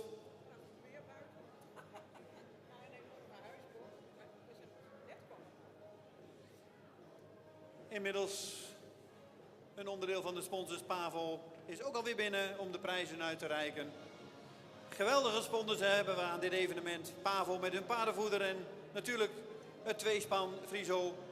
De Lintendames staan er klaar voor. We gaan er geen groot verhaal meer van maken. Derde dus bij de 5-jarige Merries is geworden. En het staat allemaal heel dicht bij elkaar. Duke van Panus. 77,5 punten. En die mag even opstellen. Als je hem even mooi neerzet, Sandra. Dan hebben we er nog 2 over. En wie wordt het? Jelmer of Christina? Tweede is geworden Fleur O. Met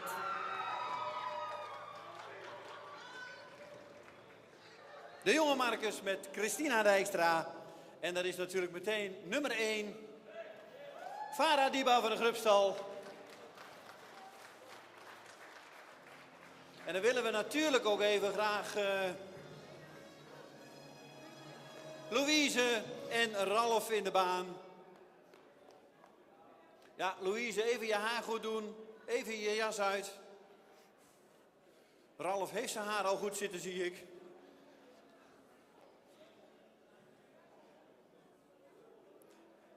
En natuurlijk ook eigenaresse Marit van Ingen erbij.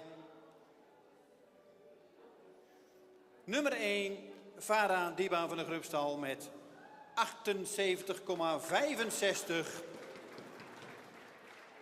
Fleur O met 77,8. En Duke met 77,5.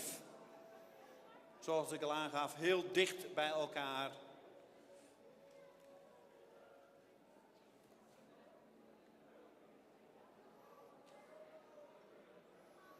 En natuurlijk ook mooi.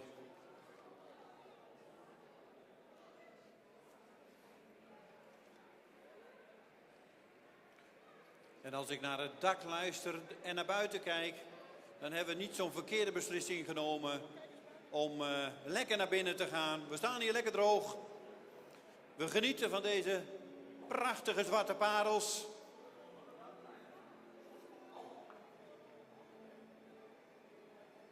Jelmer Ketelaar met Farah Diba van de Grubstal. De jonge IJzer.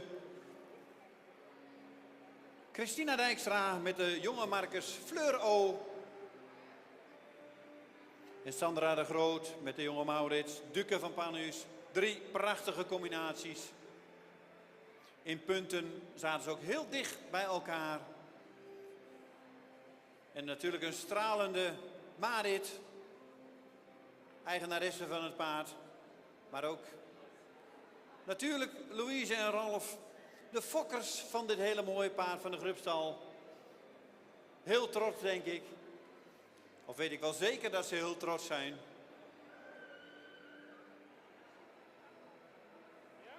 En dan gaan we genieten van een hele mooie eerronde. Kom even in het midden staan, Ralf en Louise. Kom maar even in het midden, Ralf en Louise. En Marit, even in het midden. Kunnen ze eerronde. Even in het midden, dan kunnen we genieten.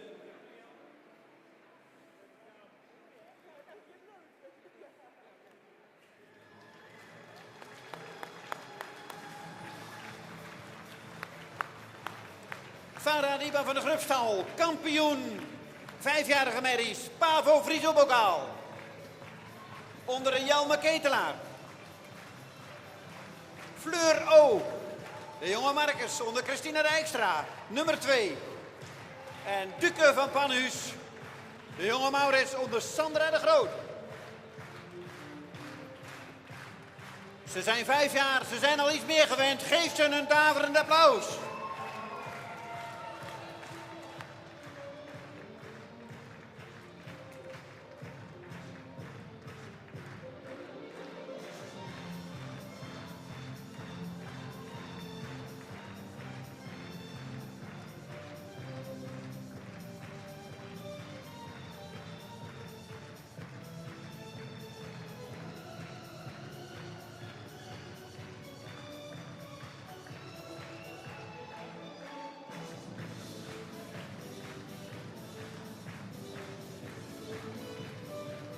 Dankjewel. En we doen het muziek weer op een lager pitje.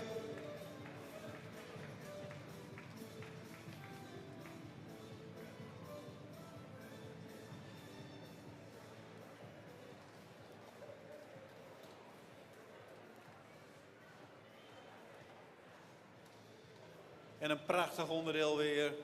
De 5-jarigen van de Pavo Frieso.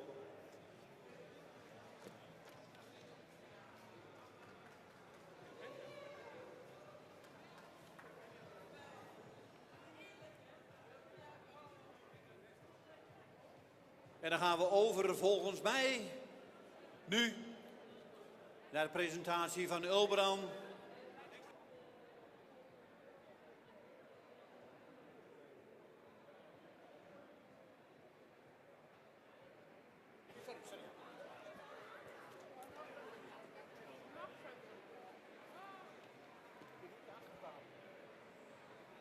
Ik liep altijd iets te hard van stapel.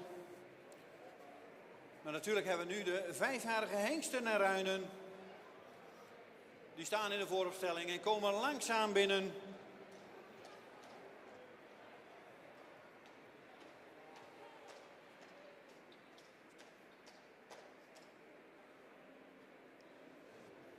Nummer 43, Ebert van de Egberdinenhoeve, de jonge Nane.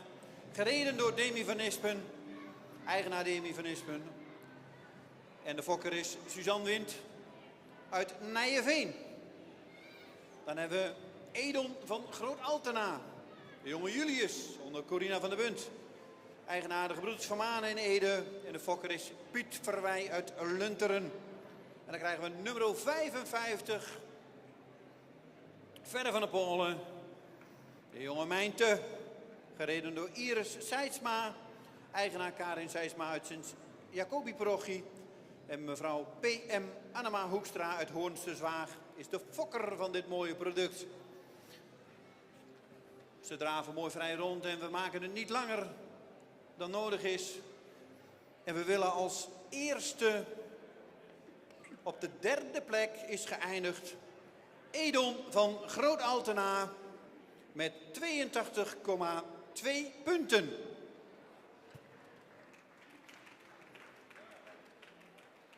Dus als eerste mag opstellen nummer 50, Edon van Groot Altena op de derde plek. Dan gaan we naar de tweede plek en dan is natuurlijk ook de eerste plek bekend. De tweede plaats is voor Ebert van de Egberinahoeve. En dat houdt natuurlijk in dat nummer 55, Verder van de Polen, gewonnen heeft. Edon 82,2 punten. 82,8 punten voor Ebert. En 83,05 punten voor Verder. Het staat heel dicht bij elkaar. 3 kanjers van paarden. De laatste mag ook even opstellen.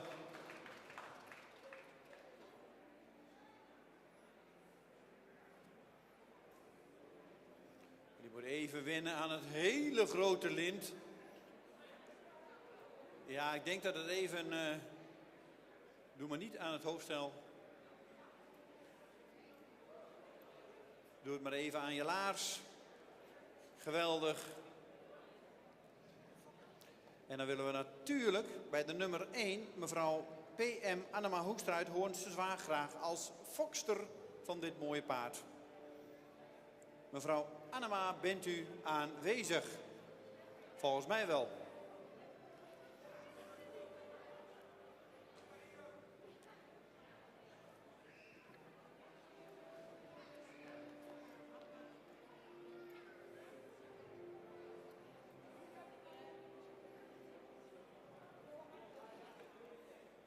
Nummer 1, nummer 55, Verder van de Polen. Gereden door Iris Seidsma. De jonge Mijnte. En een hele trotse fokster, volgens mij, mevrouw Annema Hoekstra uit Hoornster Zwaag. Op de tweede plek, Ebert van de Egberdienhoeve, de jonge Nane. Gereden door Demi van Nispen. En op de derde plek, Edon van Groot Altena, de prachtige Julius. Met op zijn rug Corina van der Bunt.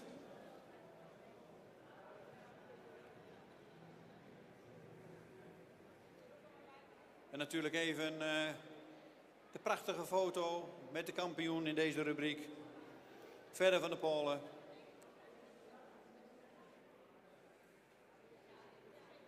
Met een trotse Amazone, een trots paard, maar ook een zeer trotse fokster volgens mij. Zeer trots, zegt ze. En daar mag je ook trots op zijn op zo'n paard. Of daar moet je trots op zijn op zo'n paard.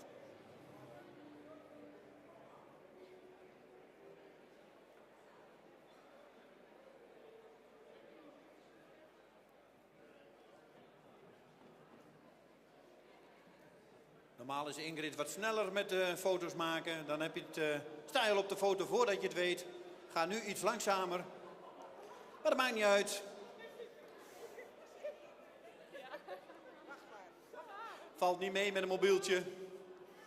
Maar het komt goed. Morgen sta je op Facebook. Dankjewel. Eigenaren, even mooi plaatsnemen in de baan. Hier word ik heel erg zenuwachtig van als ik op de foto kom. Dat maakt niet uit. En dan gaan we genieten. Een stukje applaus. En misschien wel een groot applaus. Maar daar wordt het alleen maar mooier van.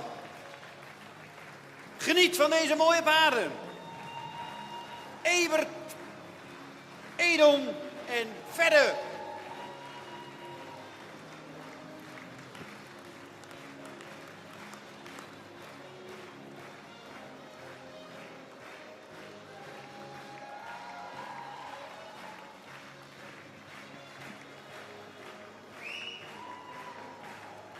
Drie kanjers.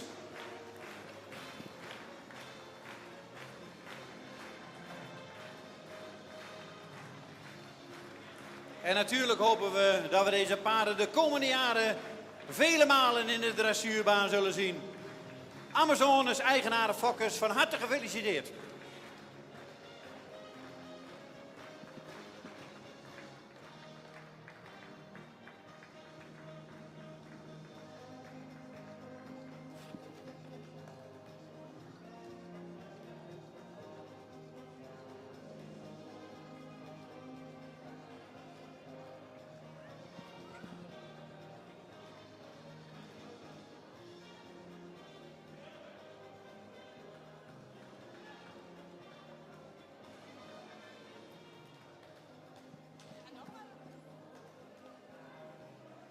En zo hebben we vanmiddag Elias gezien.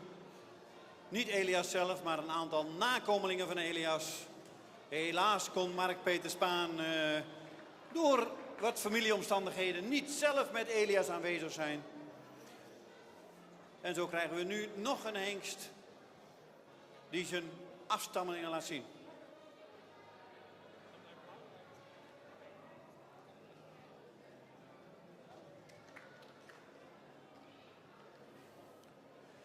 En zo zullen wij straks aan het einde van het programma nog de hengst Rommert zien. Maar eerst gaan we even genieten van, Ulberan 502 Stamboeksport, Triple A, de jonge Reinder. En volgens mij mag de poort open blijven en komen ze met z'n allen binnenstappen.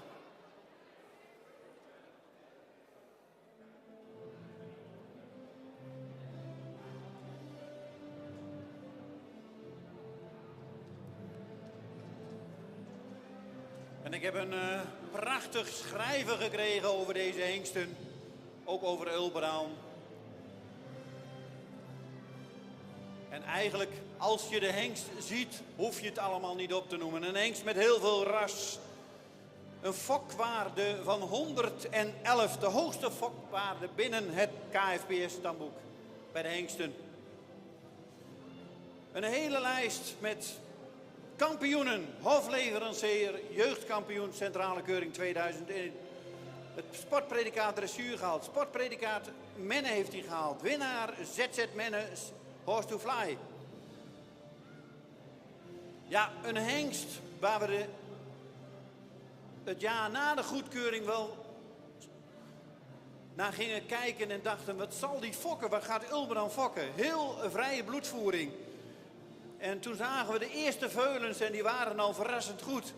Alleen als er een veulen geboren wordt, dan is het altijd afwachten. Wat groeit daar na 3 jaar uit? En afgelopen hengstenkeuring hebben we natuurlijk de prachtige, rassige, mooie paarden van Ulberan gezien. En nu zien we ook inmiddels de eerste nazaten van hem onder het zadel. En dan kunnen we alleen maar zeggen, prachtige zwarte paarden met heel veel ras. Mooi in het type, eigenlijk wat we bij een Friespaard willen zien. En we mogen deze 4 wel even een voorzichtig of misschien wel een applaus geven.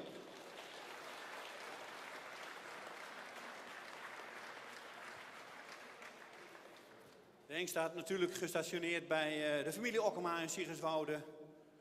En volgens mij is Laura eigenaar van Ulberan, toch? Oh, ga je al weg, Laura? Ik denk, ik wil je even wat vragen.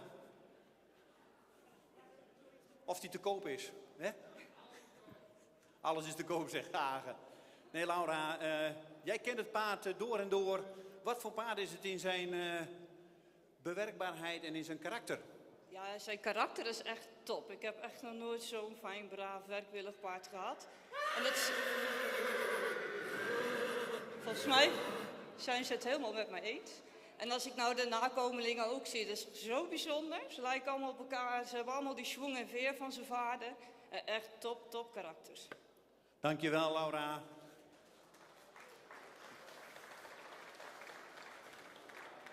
En dan gaan we genieten. Ik begreep dat er 1 de baan uitgaat zo. Die gaat nog weer aan de hand, of niet? Maar in ieder geval, Jappeloep van de Merksen, een Triple A staat er ook bij Ulberan. Maal Torben, ik weet alleen niet welke dat is. Die is er nog niet. Dan krijgen we Jeen van de Broekvinnen, Ster Dubbel A, Ulberan maal Tjalle. Wordt voorgesteld door Jelmer onder het zadel. En Koop van de Mersken, een Ulberan maal Tjalle. En die wordt door Marieke zelf voorgesteld. Jullie mogen wel even wegdraven. Laura, nu mag je weglaven. We verwachten natuurlijk even een spetterende show van deze prachtige Ulberans.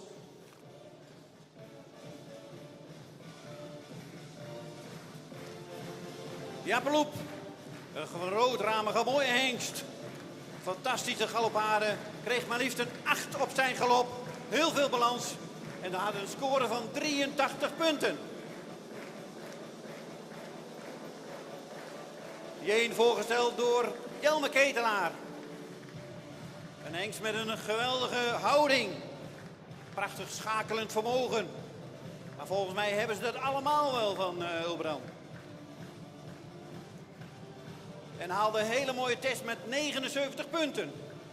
Koop van de Merksen, triple A. Ulbrand Matjalle, voorgesteld door Marieke Okkema.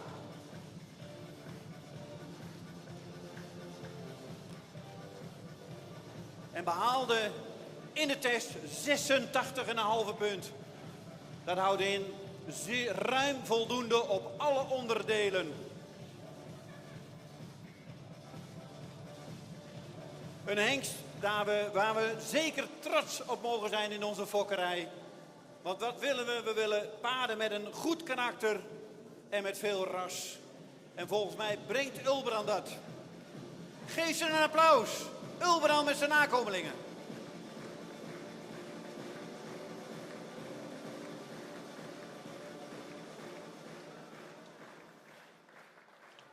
Dan stellen we ze nog even netjes op. Dankjewel, Laura, voor de presentatie. En dan gaan ze nog één keer, alle vier naast elkaar. Pikzwart zijn ze, gitzwart. Mooi behang erop.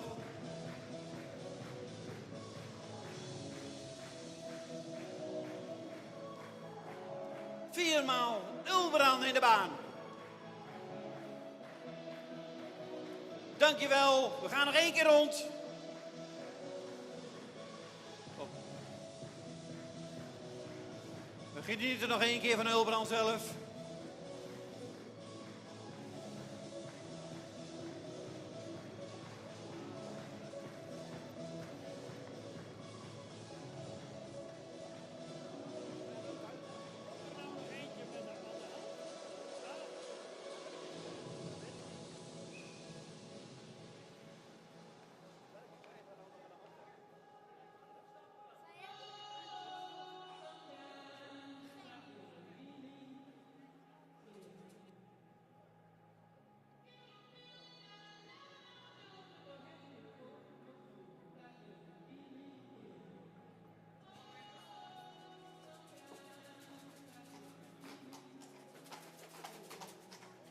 En dan krijgen we nog eentje al in de baan aan de hand. Koop van de Mersken. Triple A. Dan gaan we nog één keer van deze hengst. De jonge hengst. Een jonge Ulbrand. En geven hem een applaus.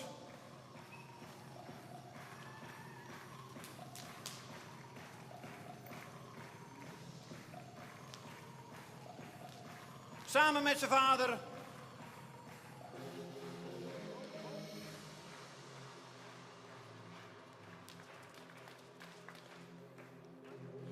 Dankjewel Laura met Ulbrand. En dankjewel Agen met Koop van de Mersken. Triple A. Een paard dat natuurlijk al een prachtige test heeft gelopen. Ja. En dan mag je hem nog even in één keer opstellen. Net was hij nog onder het zadel. En wat ook zijn vader heeft, veel ras. Mooi in het type. En dan maken we nog één keer een ereronde. En dan danken we Agen, oftewel de familie Okkema met zijn hele team voor de inzet om deze nakomelingen hier te laten zien. We geven nog één keer applaus. En dan gaan we nog een keer.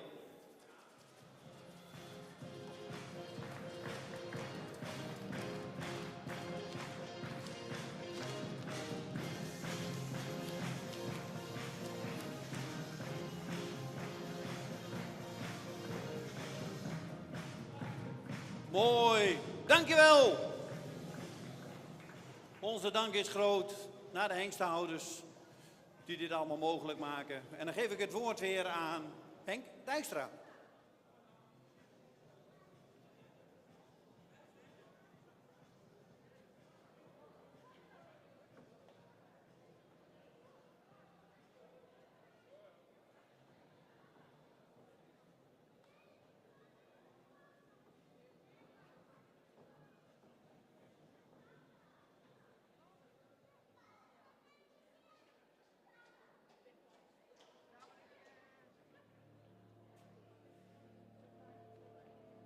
Ja, dan neemt die collega Dick Brummel de microfoon mee en dan moet je erachteraan. Maar goed, we zijn er weer. De jury staat klaar. Voorzitter Gerard Lokhorst en de dames Esther Reen en Jolanda Slootjes. Zij gaan bepalen wie het kampioenschap ereklasse voor de concourswagen regionaal gaat winnen. Als eerste met de 85 aan de wagen.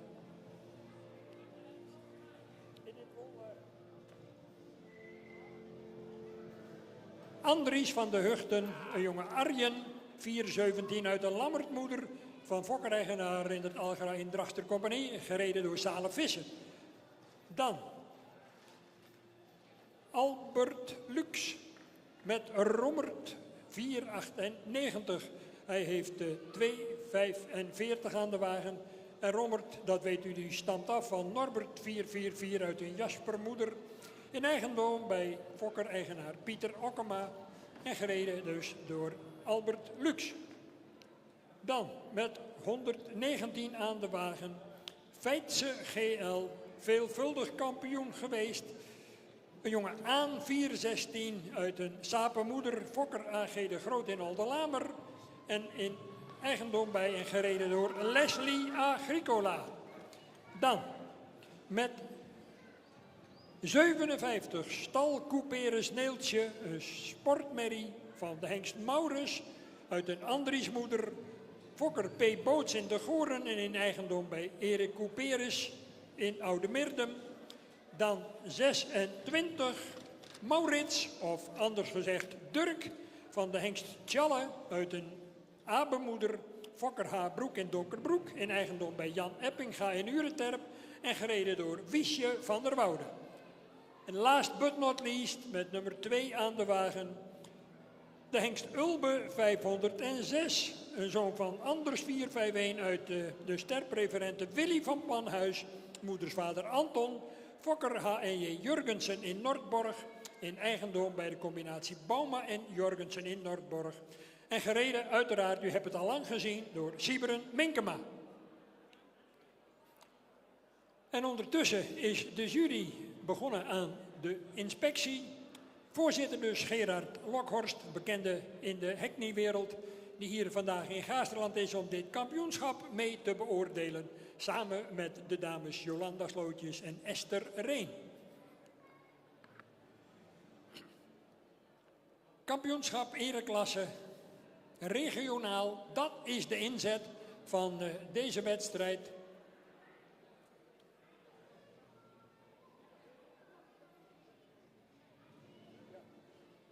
En dan zou ik de regie willen vragen om alvast straks het Fries volkslied klaar te hebben.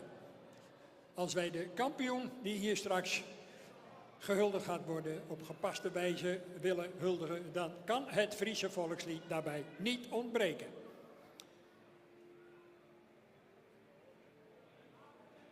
Twee dames tegen 4 heren. En dat zijn niet zomaar 2 dames. Die hebben het nodige al gewonnen in deze tak van sport. Dus heren, ik zou zeggen, u kunt de borst wel nat maken. De jury is klaar. Mijn ringmeester Harm van der Meulen die ligt zijn hoed ten teken dat de wedstrijd is begonnen.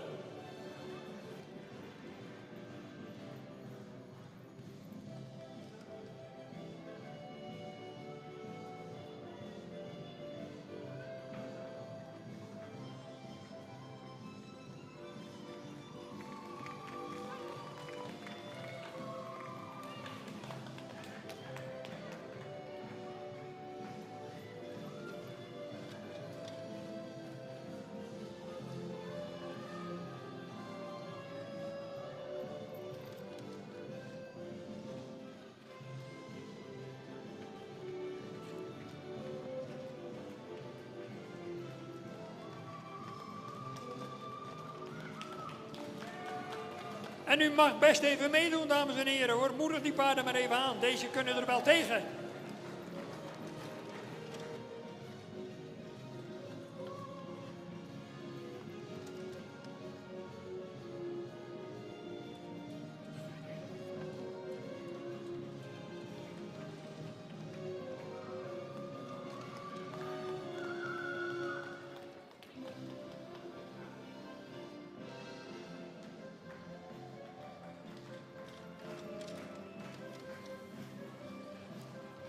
En dan gaan we met Sale Visser aan het hoofd van hand veranderen. En de overigen uiteraard volgen. En ondertussen de jury, de heer Lokhorst en Esther Reen, probeert inzichtelijk te krijgen welke paarden tot de finale zullen doordringen. Een felle strijd tussen die twee dames. Kijk ze eens rijden. En die heren, ze weten waar het om gaat. En in het tweede deel van deze wedstrijd, nu zal er zo dadelijk een voorlopig klassement ontstaan.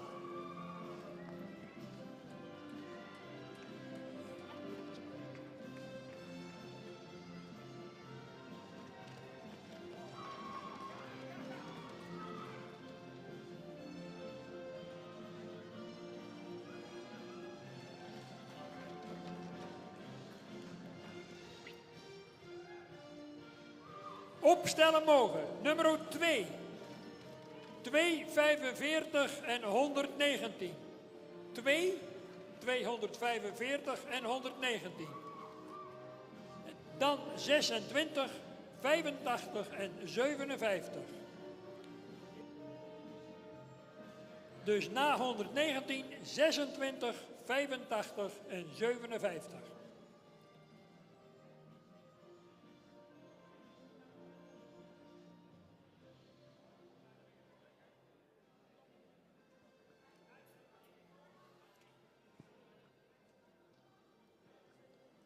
Zo, dames en heren, de totale groep is zo dadelijk als ook Sale Visser is aangesloten weer opgesteld. En dat betekent dat wij ons zo dadelijk op gaan maken voor een allesbeslissende finale. Waarbij 1 dame het op gaat nemen tegen 2 heren. Anders gezegd, de strijd om het goud, het zilver en het brons gaat in volle hevigheid losbarsten, zodanig. 3 stuks, Harm van der Meulen. Laat ze maar gaan. Sibre Minkema met Ulbe. Albert Minkema, Albert Lux met Rommert. En tenslotte Leslie Agricola met Feitse GL. Dat is de strijd.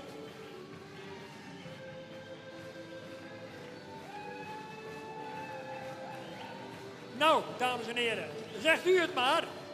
Kijk, die 2 goedgekeurde dekhengsten eens eventjes lopen. Maar die krachtpatser van een Feitse GL, die doet nog wel degelijk mee. Ja, kijk, de strijd is hevig. En Leslie Agricola die strijdt voor wat ze waard is.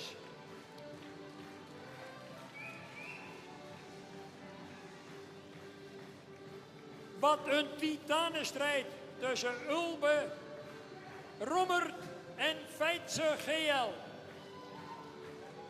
Fantastisch om mee te maken.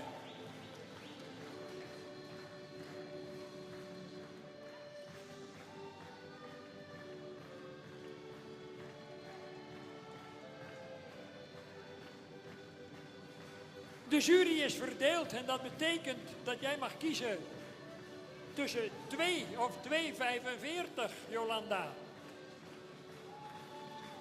Snap de arbitrage, maar het gaat worden nummer 2.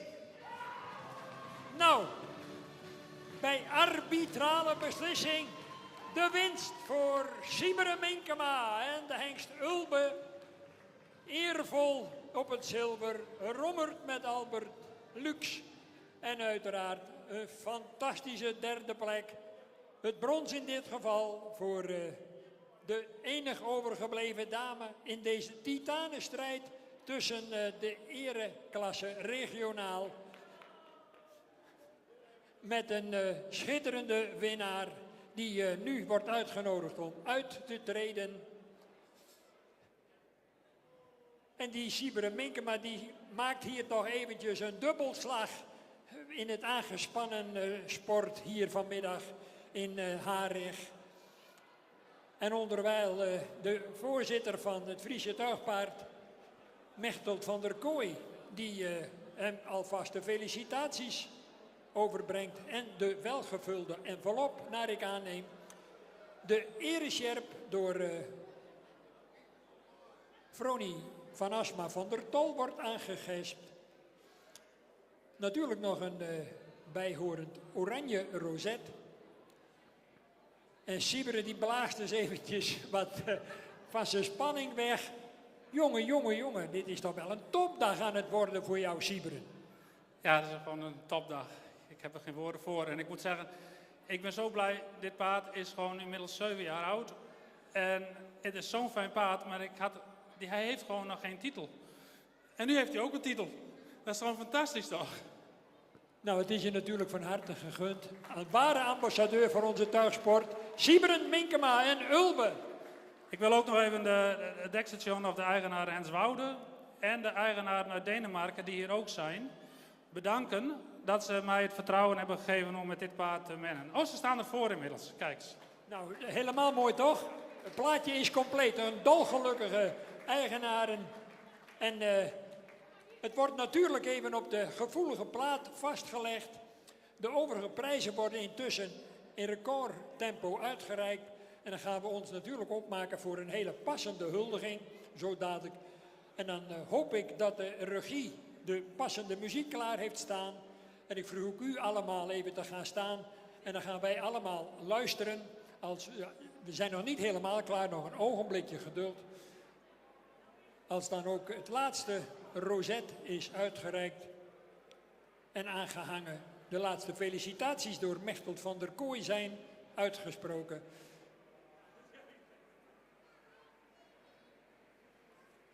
En nog 1 envelop te vergeven.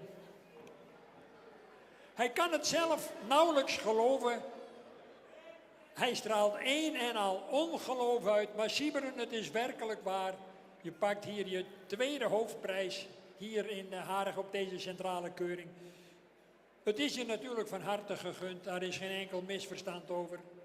Zijn we zover, dan verzoek ik u te staan om allemaal te genieten van de eer die wij de nieuwe kampioen bewijzen. Ulbe 506 en het Friese volkslied.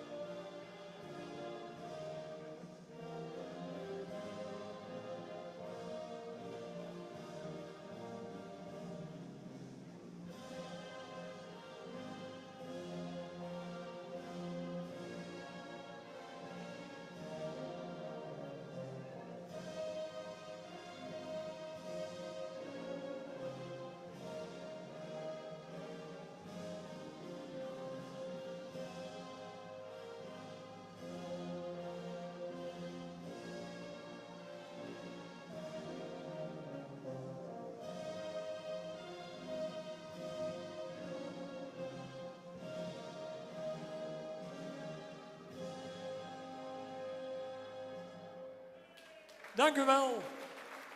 En natuurlijk gaat hij een ereronde alleen eerst maken. En dan volgt straks de rest van het bijzonder eervolle veld. Uw applaus en waardering voor deze kampioen.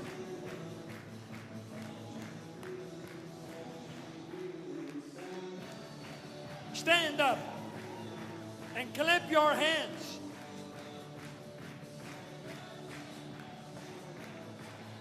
Ja, kijk hem eens lopen. Daar komt hij nog een keer. Dames en heren, de kampioen. Ja, Sieberen Minkema.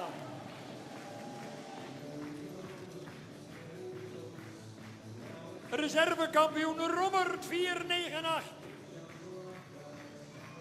Dan Leslie Agricola met Feitse GL. Turk met Wiesje van der Woude. Zalenvisser met Andries van de Hugten. Stalcouperus Neeltje. Wat een feest. Pas op. En dan komt hij nog een keer. Hij geniet met tranen in de ogen. Gun hem nog een fantastisch afscheidsapplaus. Sybren Minkema.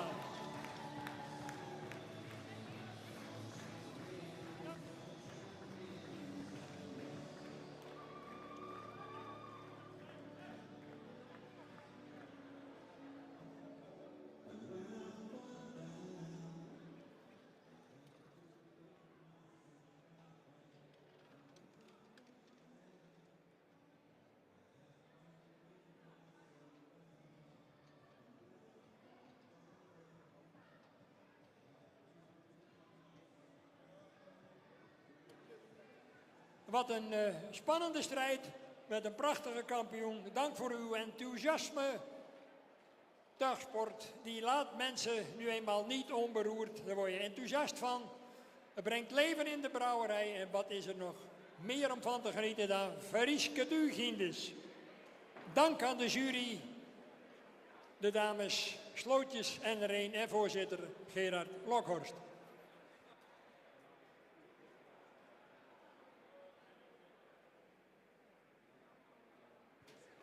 Mijn collega Dick Brummel is wederom uw gastheer bij het volgende programma-onderdeel. Dankjewel Henk. En dan gaan we over zo naar de 6-jarige Merries, Pavo Friso en 6-jarige Hengsten en Ruinen. We wachten even op de ruiters. Die moeten even het paard overnemen van de vaste Amazone of ruiter.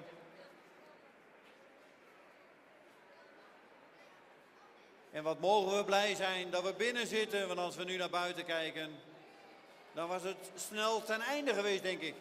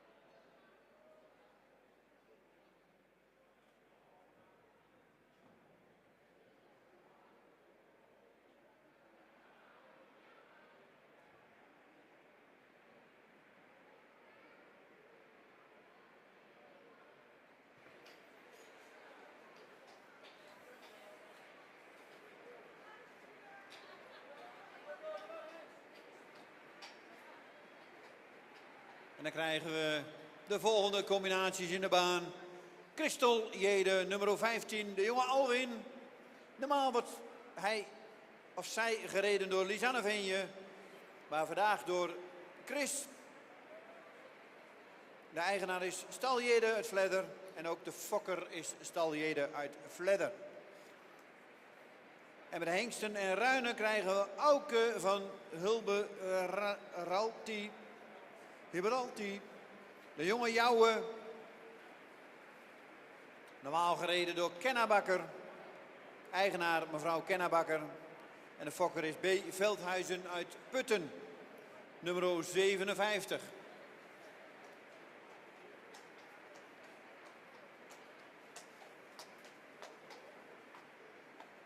Nummer 15 is inmiddels in de baan.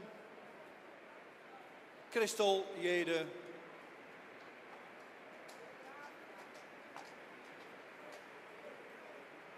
En dan krijgen we nummer 57. Auke de jonge Jouwe.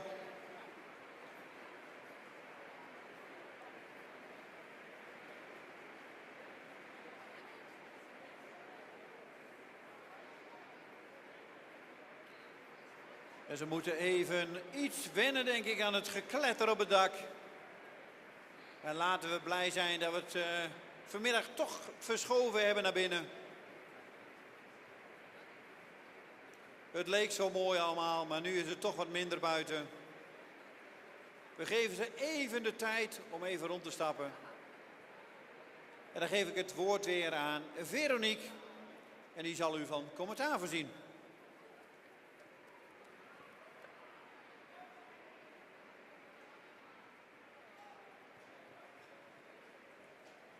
Dan kijken wij nu naar de eerste 6-jarigen van deze avond. Bij de 6-jarigen vragen we duidelijk al een stukje meer verzameling. En daar moeten ze schouderbinnenwaarts en al een drafappiëment tonen. In de galop willen we daar eenvoudige wissels zien. En als de paarden er al klaar voor zijn, hebben we de vliegende wissels die getoond mogen worden. Maar dat is naar de eigen ruiter in te vullen.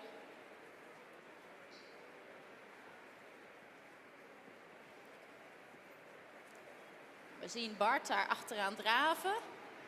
Het eerste wat opvalt is dat het een paard is met veel front. Een heel mooi voorbeengebruik. Mooie rust. En als we dan dit paard gaan vergelijken met de 5-jarigen en daarvoor de 4-jarigen, dan zien we duidelijk al dat het een paard is wat verder geschoold is en duidelijk al meer in de verzameling loopt. Als we nu kijken naar de merrie van Chris, dan is direct opvallend dat daar een achterbeen in zit wat met heel veel buiging en met heel veel afdruk naar voren geplaatst wordt. Vervolgens kan ze die power van achter ook eigenlijk met heel veel rust naar voren bewegen. Je ziet dat ze een voorbeen heeft wat ze ver wegzet. Het belangrijkste is altijd bij een paard wat zoveel power van achter heeft, dat dat ook voldoende lichaamsgebruikbaar blijft. Je ziet vaak dat die paarden met heel veel power toch ook wel eens wat strakker worden, omdat ze dan gewoon die power nog niet altijd in goede banen kunnen leiden. Maar we zien nu al, Chris die vraagt er ook een beetje los en die laat haar er een beetje inzakken. En dan zie je direct al dat ze nog weer mooier over die bovenlijn komt. En dan krijg je dus eigenlijk nog een mooiere, evenredige beweging met veel actie van onder, maar ook de bijbehorende lossigheid over de bovenlijn.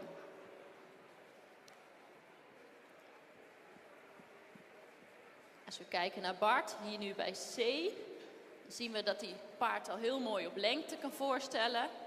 Met een hele mooie gedragenheid.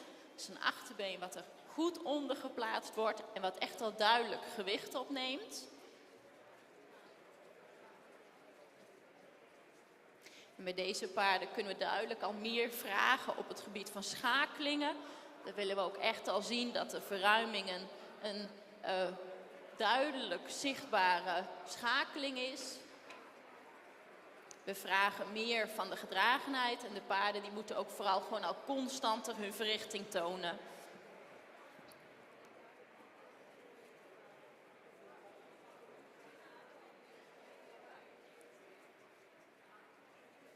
Kijk, we zien Bart daar al een keer schakeling maken. En het opvallende bij dat paard is dat hij, zodra hij aangedrukt wordt, direct schoft omhoog beweegt en achter onderschuift. En dat is wat we heel graag willen zien.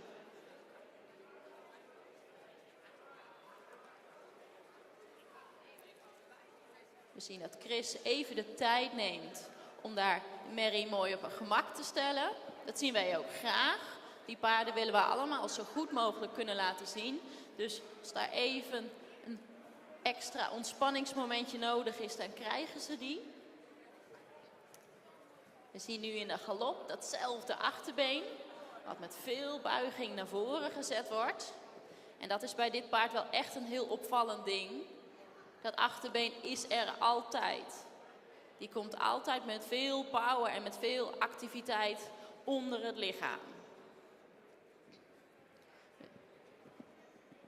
We zien wel dat ze zich nu in de galop nog net even iets losser over die bovenlijn laat maken. Maar inmiddels is de regen gestopt. En ik denk dat dat ook wel een bepaalde rust weer bij de paarden geeft. Kijk, en Chris laat de Merrie heel mooi zo een klein beetje inzakken. Zodat ze daar eigenlijk heel mooi die rug en die bovenlijn nog loslaat. En dan zien we dat ze eigenlijk nog mooier die rol in die galop pakt. Want in principe willen wij in die galop een rollende beweging zien. Niet een stuiterende beweging. Niet alleen maar opspringen, maar echt een vloeiende rol naar voren. En als we nu kijken naar Bart, die demonstreert dat eigenlijk nog een keer extra. Die laat daar even dat paard extra achter die hand aanzakken. En we zien dat de balans van het paard heel goed blijft. Hij kan dus al op het achterbeen blijven, terwijl hij aan die voorkant wel die hals laat dalen.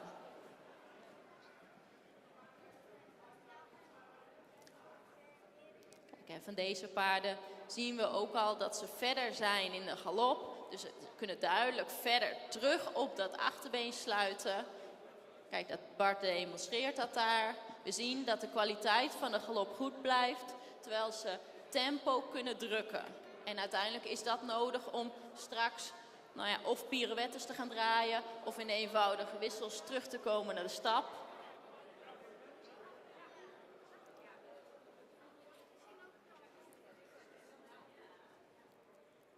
We zien die merrie van Chris nu met heel veel afdruk draaien.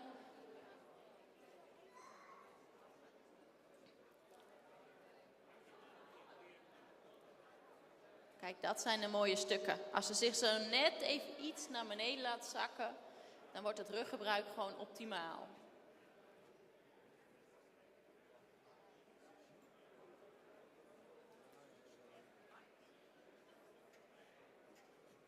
Kijk, we zien Bart hier in een verruiming. En dan zie je hoe mooi gedoseerd zo'n 6-jarige dat al kan.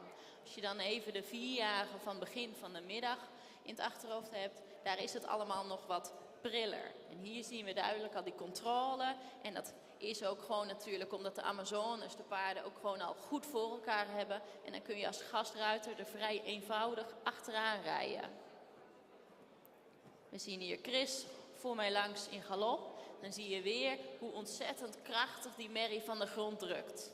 Dat is gewoon zeker haar kwaliteit. En dat zal misschien nog iets tijd nodig hebben om en die power en die lossigheid samen te laten vallen.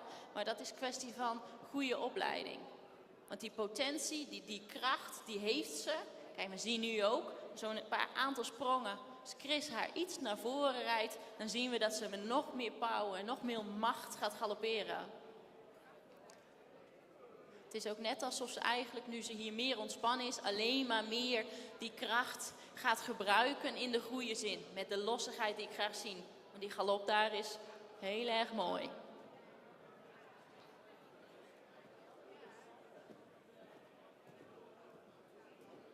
Heren, ik heb net een berichtje gekregen dat we al bijna aan de tijd zitten.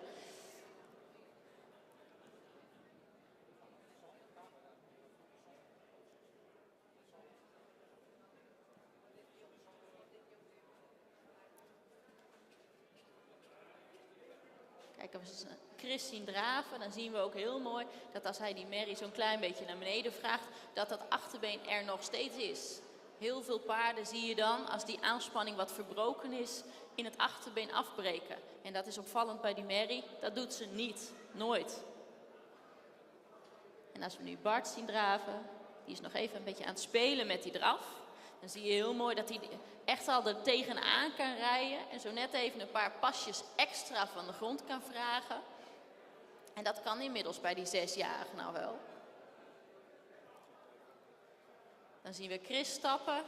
We zien heel veel ruimte. En dat actieve achterbeen, wat ik eigenlijk elke keer weer benoem, dat zien we nu ook in die stap. Ze ontspant, ze is zuiver, ze heeft een goede overstap. En als we dan nog even snel naar die van Bart kijken. Hij komt al met een lengte die stap in. Dan zien we dat hij daar zuiver is. Zou hem iets meer mogen overstappen. Je ziet dat hij daar nog een klein beetje strak blijft. Maar we gaan weer wisselen, heb ik begrepen. Dankjewel, Veronique, voor de uitleg van Christel, Jede en Auke. Dankjewel, ook Chris en Bart.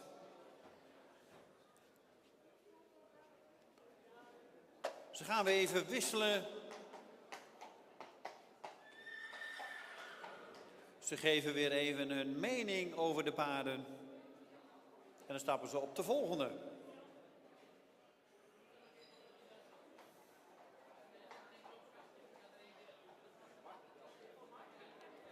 Bernau van de Herdershoeve krijgen we zo in de baan. En Arend 5-15.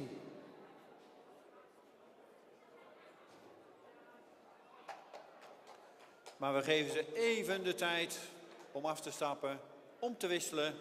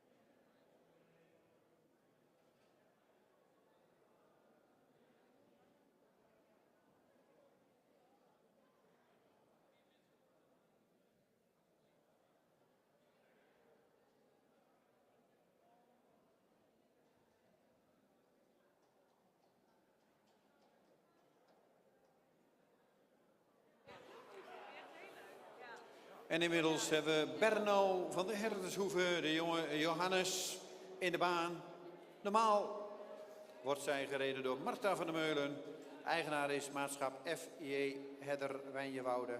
En dat is ook de fokker van deze Berno. Nummer 60, Arend 515, de jonge Jouwe. In het dagelijks leven wordt hij gereden door Marijke Boelen. Eigenaar is de familie Volmer en Dijkstra. En de fokker is de familie Dijkstra en Dijkstra uit Berlicum. Volgens mij staat het geluid een beetje hard. Iets een zoom. Oké. En dan geef ik weer de microfoon aan Veronique.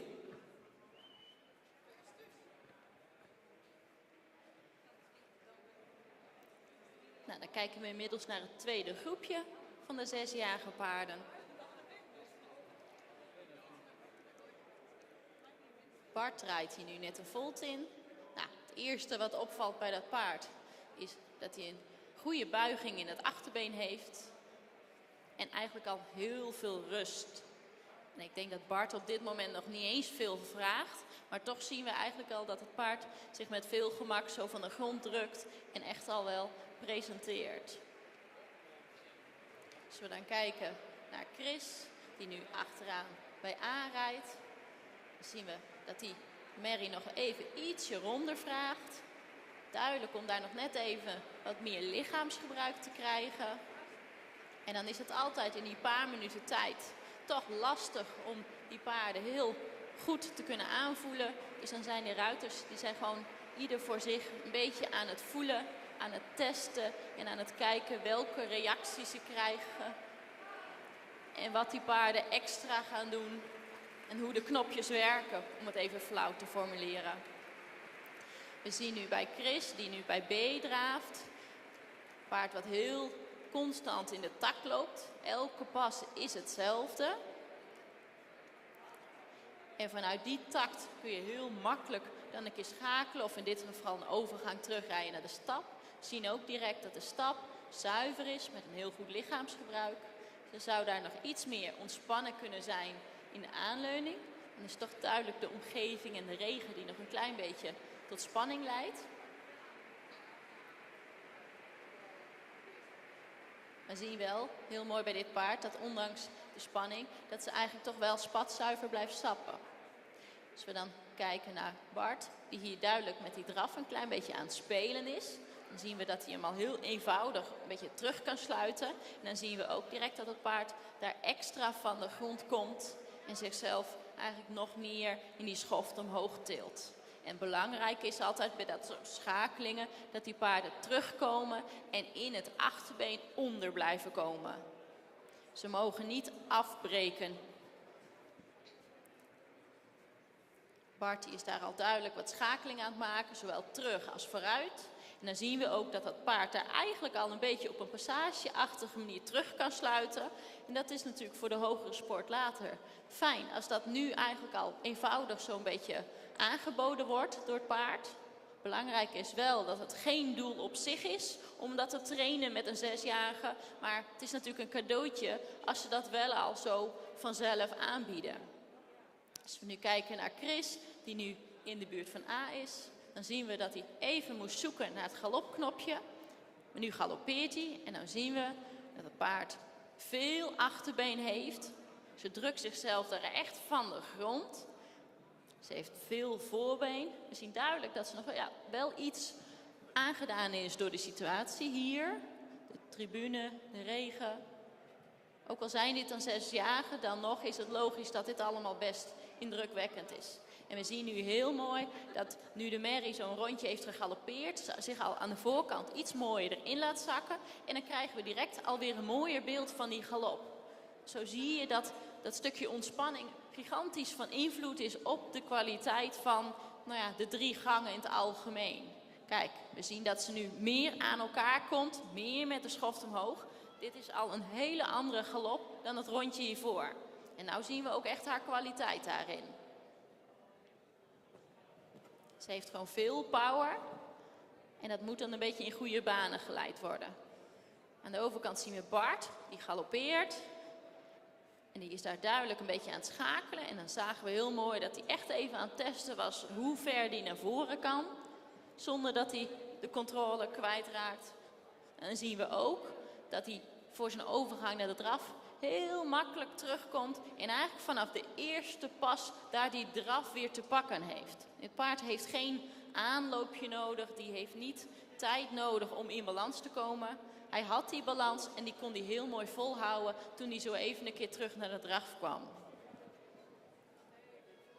Kijk, we zien daar in die verruiming ook. Bart die probeert echt daar wel de grensjes was op te zoeken.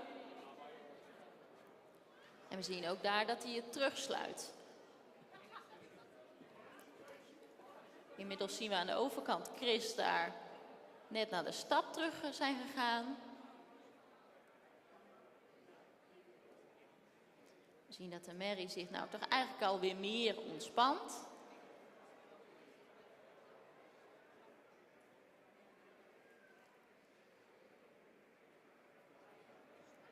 En dan zien we dat ze heel actief stapt.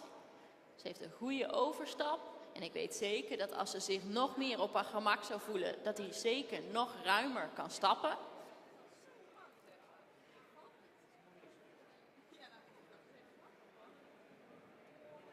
Kijk, Bart zien we daar weer een keer zo'n schakeling maken in galop. En je hoort ook gewoon dat hij met veel power naar voren springt.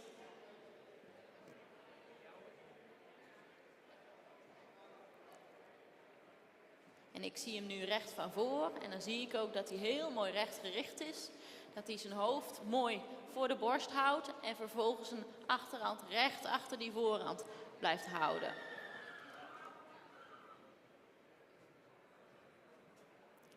Kijk, daar zien we dat Bart een beetje terugsluit. In het ideale geval zou hij daar nog iets meer op lengte mogen blijven. We zien dus duidelijk dat Bart er nog een klein beetje zijn hand nodig heeft om terug te komen.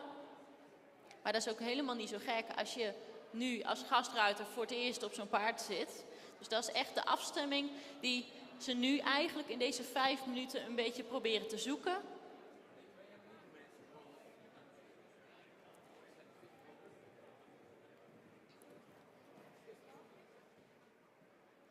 Dan zien we Chris daar op de volte galopperen.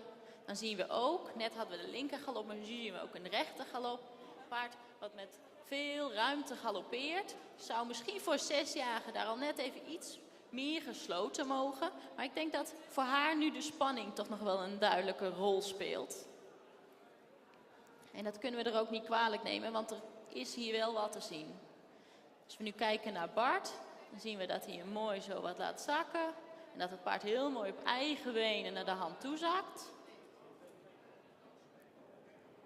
Kijk, we zien een hele mooie verruiming over de diagonaal van Chris. En dan zien we ook duidelijk dat door die verruiming het paard eigenlijk nog weer meer aan elkaar kwam. En ook direct heel mooi aan die voorkant er weer in zakt.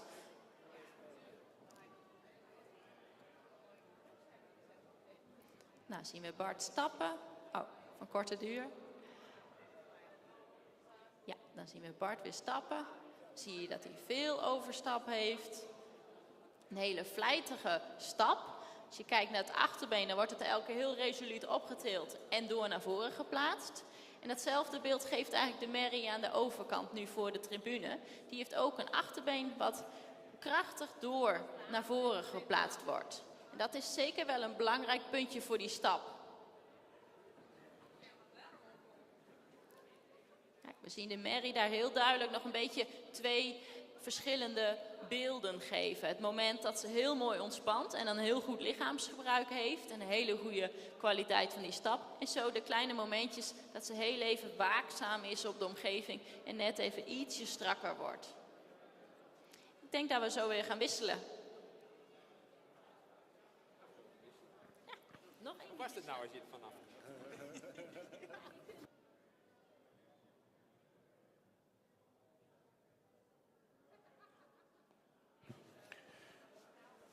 Dat was de presentatie van Bernau van Heddershoeven en Arend 5-1-5.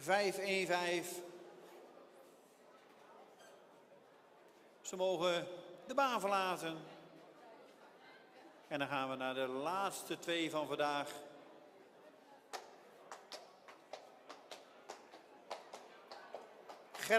Serda van Vriesburg. De jonge Hessel krijgen we zo in de baan.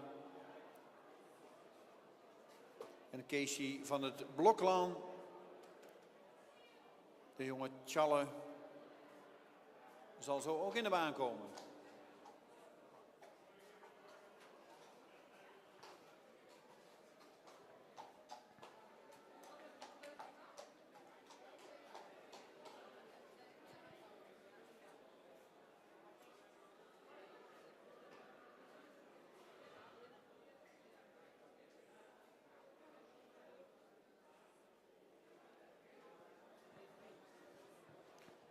Deze laatste 2 staan klaar.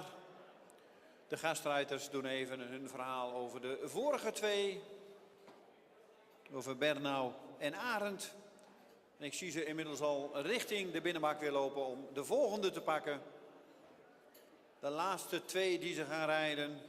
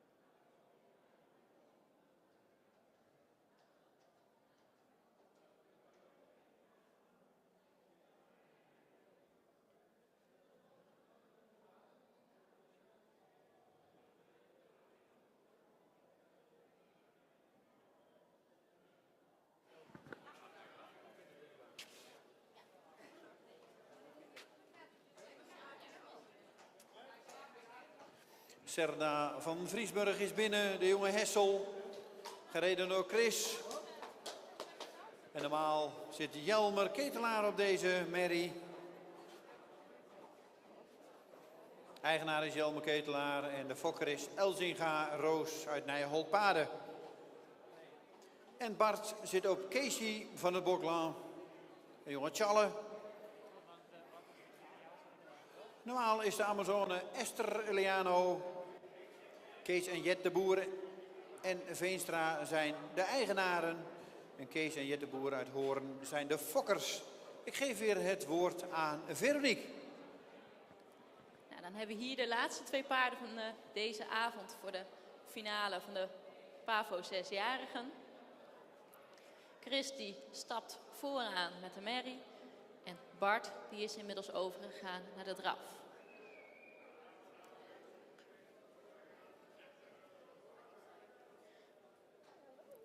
Wat we zien bij Bart is direct dat hij het paard al met veel front kan voorstellen.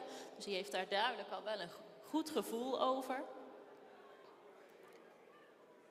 Het is een paard met veel power. Er gebeurt veel.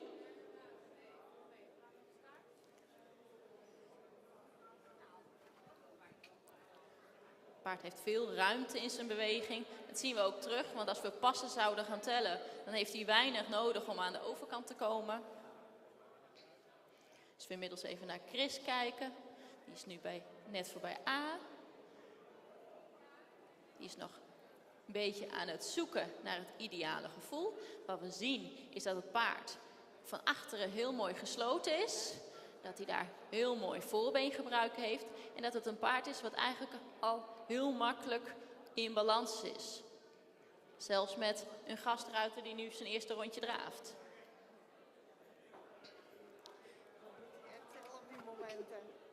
We zien dat Bart aan de overkant al een klein beetje aan het spelen is met het draf.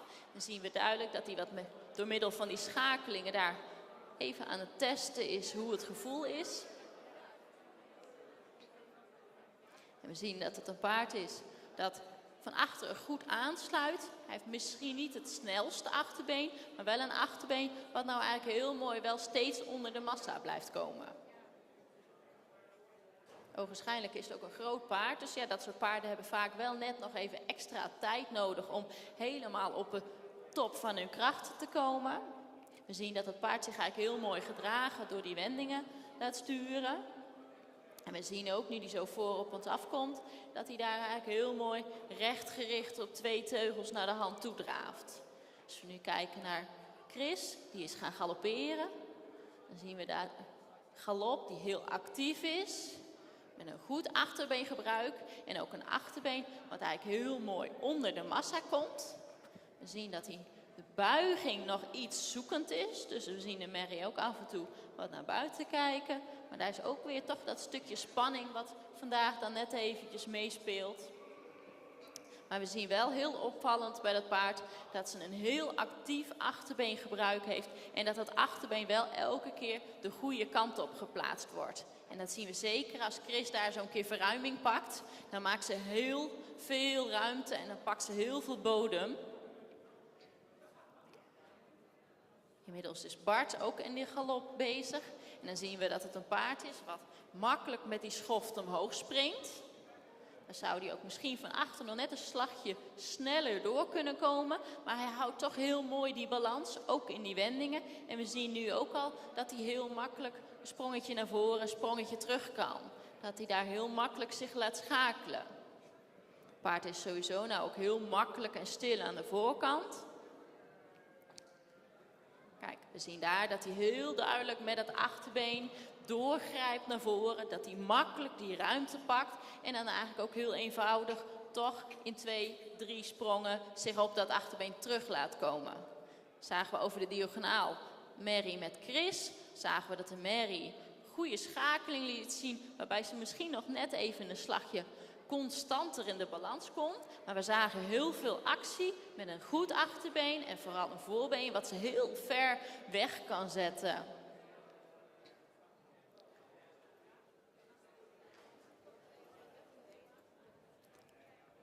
Ja, Chris die vraagt de merrie echt heel bewust ietsje ronder, zodat ze goed door het lichaam blijft gaan en zodat hij daar het beste gevoel kan krijgen. Kijk, we zien daar dat ze een hele goede verruiming pakt en nu ook steeds mooier loslaat.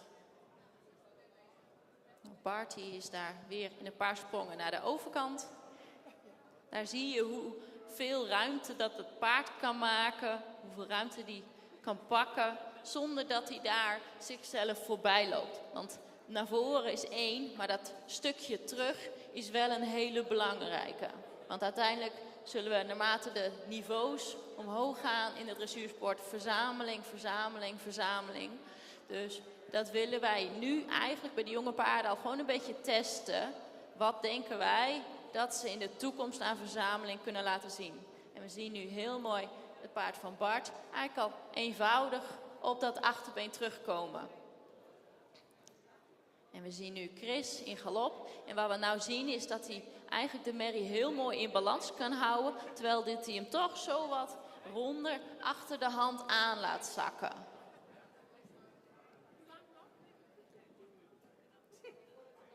Opvallend is bij het paard van Bart dat hij, wat er ook gebeurt, dat mooie front blijft houden en met die schoft omhoog.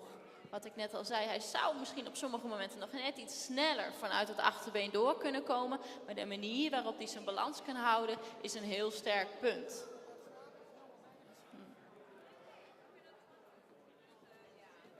Dan zien we de merrie hier.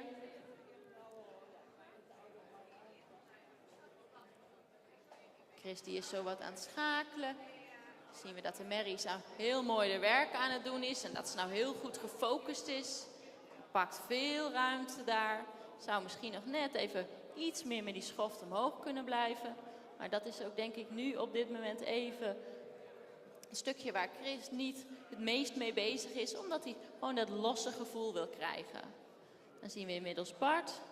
Die hier vooraan het paard zo'n beetje achter de hand aan laat zakken. En dan zien we ook dat hij heel snel daar die verbinding naar beneden neemt. En dat hij heel keurig de hand volgt. En ondertussen heel mooi in hetzelfde ritme en diezelfde cadans door blijft lopen. Nou, dan zagen we daar bij Bart de overgang naar de stap. Het paard volgt direct heel mooi de hand. Neemt direct die ruimte. En we zien ook dat hij eigenlijk heel ontspannen zich zo in die stap toont. En uiteindelijk is de stap altijd het beste als die paarden optimaal ontspannen zijn. En dat kunnen we nou heel mooi bij die van Bart wel zien. Als we nu kijken naar Chris, die daar mooi de lengte geeft, dan zien we ook dat de merrie daar met heel veel beentechniek zo naar die draf en dat halstrekken toe gaat. En inmiddels zit hij in de stap. Dan zien we een hele actieve stap.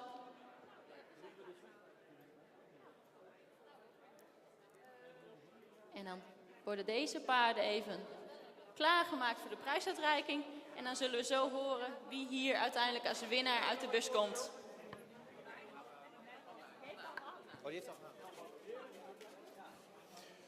Veronique, bedankt. Sowieso bedankt voor de uitleg van alle paarden die we hebben gehad.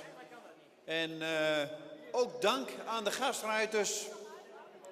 Chris en Bart, ontzettend bedankt dat jullie de paarden hebben gereden. Volgens mij super verlopen. Ik heb alleen maar positieve verhalen gehoord volgens mij van jullie. Dankjewel.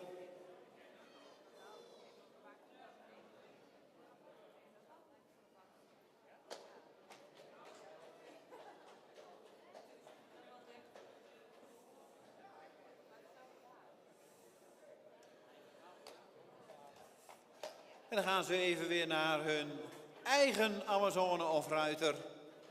En gaan we zo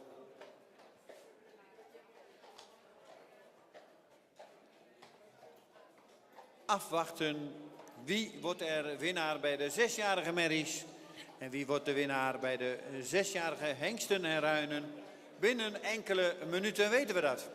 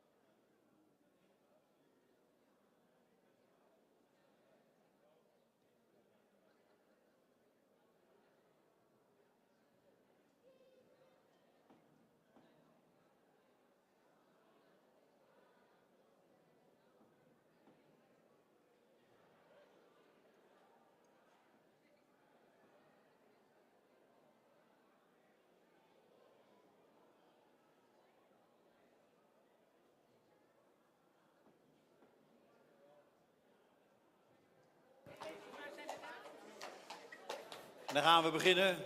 Lisanne zal wel denken, we gaan beginnen jongens. We hebben niet zoveel tijd meer. We hebben 1 geluk, we zijn mooi binnen. Dan krijgen we de merries 6 jaar in de ring. Christel Jede is er inmiddels. Bernau van de Heddershoeve is inmiddels binnen. En dan krijgen we Serda van Vriesburg.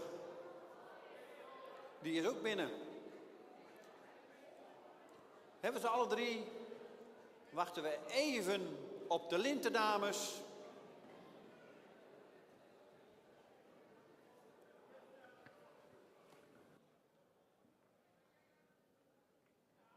Graag de Lintendames met de prijzen in de baan. Zodat we door kunnen. En inmiddels staan de laatste paarden ook klaar om te gaan tuigen. Microfoon.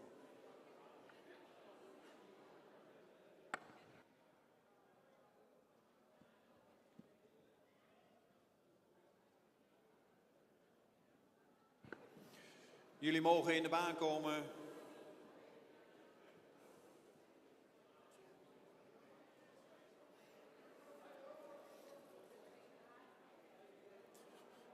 En inmiddels hebben we iedereen in de baan en gaan we het verhaal ook niet al te lang meer maken. Ze lopen al een heel tijdje onder het zadel. Dan gaan we naar de prijsuitreiking van de 6-jarige merries. Pavo Friso, dressuuraanleg.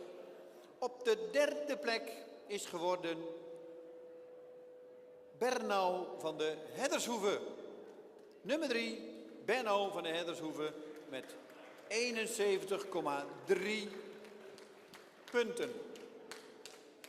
71,3 Bernau van de Heddershoeve. Er zit een beetje veel ruis op het geluid. Misschien kan hij iets zachter. Dan wordt het natuurlijk spannend. We hebben er nog 2 over. En wie mag als eerste opstellen en wie als tweede? Als tweede is geworden Christel Jede met Lisanne Veenje. En dat houdt natuurlijk in dat Serda van Vriesburg met Jelmer Ketelaar nummer 1 is geworden.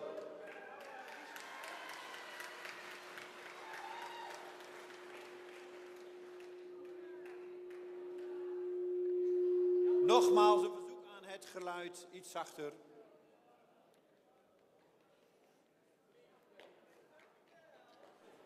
Serda van Vriesburg. 1, de jonge Hessel onder de Jelmer Ketelaar. En dan willen we ook graag de Fokkers bij hebben. Elzinga en de familie Roos uit Nijenholtpaarden. 81,95. Dan nummer 2, Christel Jede met 78,6. En op de 3e plek Bernau van de Heddershoeve met 71,3. 3 prachtige combinaties bij de 6-jarige merries.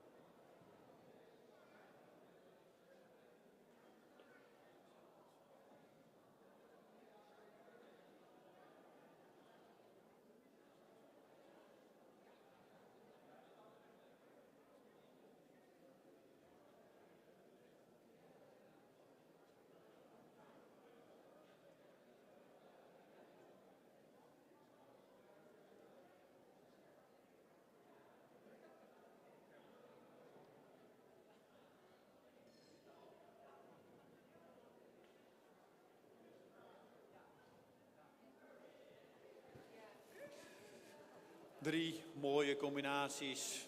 Onze dank is groot naar Chris en Bart die vandaag de paarden hebben voorgereden. En die mogen ook wel een applausje hebben, denk ik, onze gastruiters met Veronique.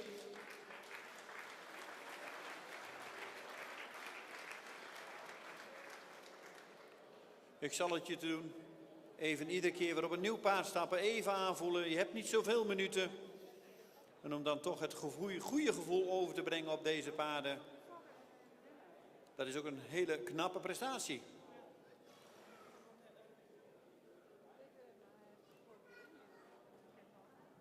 Ingrid, je maakt volgens mij nou een selfie. Maar maakt niet uit. Mooi. Ze staan er weer op. Jelmer gefeliciteerd. Lisanne gefeliciteerd. En Marta gefeliciteerd. En we gaan even genieten van een prachtige ereronde zo. Eerst nog even een mooie foto. Herma, even, je staat in beeld, Herma. Trotse fokken naast. Fokkers erbij. Dankjewel. We gaan even in het midden staan. En dan geven we deze 3 combinaties nog een geweldig applaus.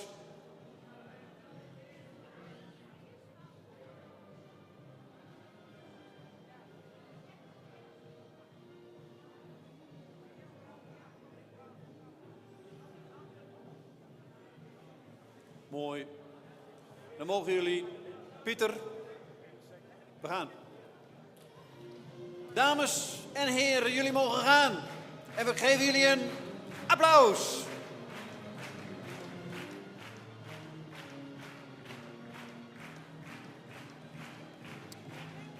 Serdaan van Vriesburg, nummer 1. Christel Jede, nummer 2. En Bernal van de Heddershoeven, nummer 3.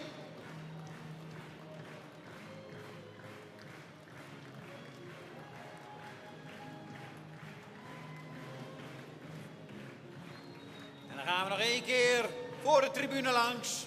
Geven we een applaus. Jelmer, Marta en Lisanne, dankjewel voor de presentatie. En dan gaan we over naar de prijsuitreiking bij de hengsten en ruinen 6 jaar.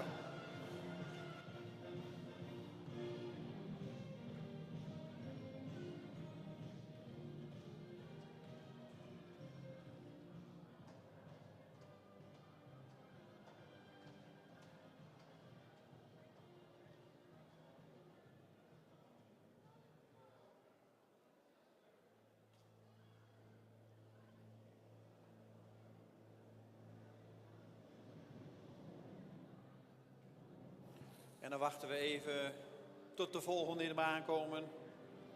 Auke, Arend en Casey.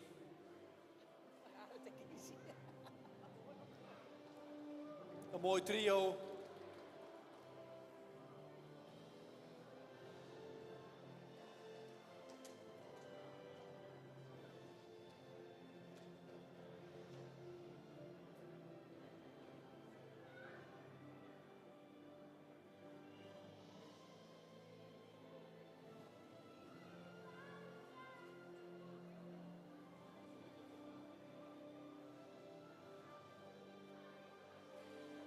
We hebben vandaag geweldige rubrieken gezien in de Pavo, Friso, Bokaal, dressuuraanleg en tuigaanleg.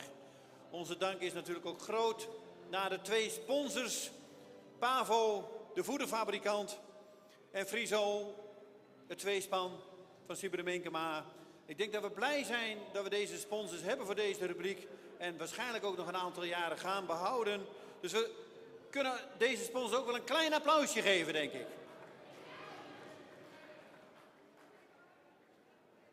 Oh, ja. Dan gaan we over naar de hengsten. Nummer 3 is geworden met 78,8 punten. Het zat allemaal dicht bij elkaar. Casey van het Bloklaan, de jonge Tjalle onder Esther Liano. Je mag opstellen. 78,85 punten. Dan houden we er nog 2 over. Kenna Bakker met Auke en Marijke met Arend. Wie van deze 2 wordt de kampioen? Auke is nummer 1 geworden met 82,1. En Arend op de 2e plek met 80,7 punten.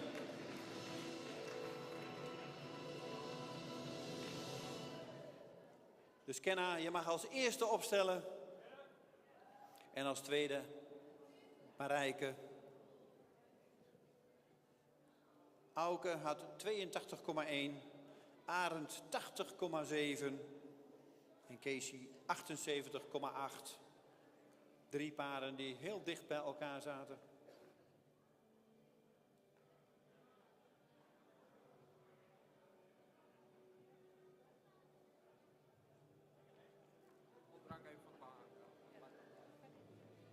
Even een vraag vanuit de organisatie om de flesjes met drank van de bakrand af te halen. Er valt iedere keer wat in de bak. En daar schrikken de paarden toch van, dat willen we eigenlijk niet. Dus even de flesjes of de bekers van de bakrand afhalen. Dames, van harte gefeliciteerd. Esther met de mooie Casey. Marijke, de prachtige Arend. En Kenna met de beeldschone Auke. 3 geweldenaars van 6 jaar oud. Waarschijnlijk gaan we ze de komende jaren nog zeker in de dressuurbaan zien. De fokker, Kees, oh nee, de heer Veldhuizen uit Putten. Ik weet niet of hij aanwezig is. De heer Veldhuizen uit Putten, is die aanwezig? Ik heb hem nog niet gezien. Ik verwacht het niet. Of ik verwacht het niet. Ik heb hem niet gezien, maar misschien dat hij toch aanwezig is. In ieder geval, we gaan snel verder met het programma. We liggen mooi op tijdschema. De foto's zijn gemaakt volgens mij. Of moeten we weer wachten op Ingrid? Normaal is het toch wat sneller met het fotograferen. Je hebt wel een mooie trui aan, Ingrid. Ja, kom je nog verder naar achter?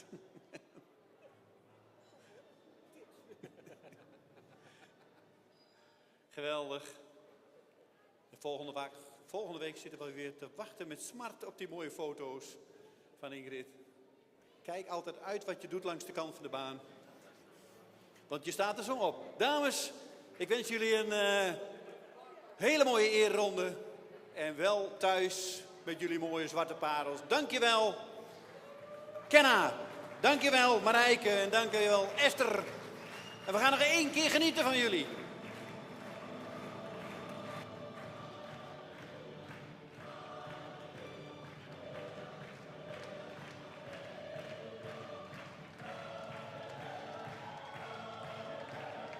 En geef deze paarden een applaus.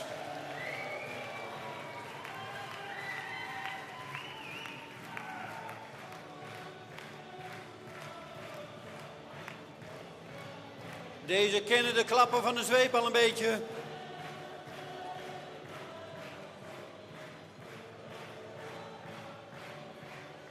En dan gaat Arend nog een keer met Marijke. En Esther met Casey. En Kenna met Auke. Dankjewel. En we gaan genieten van het tuigen.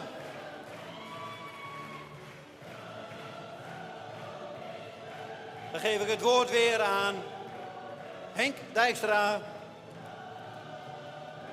Die kan dat veel beter van commentaar voorzien dan ik.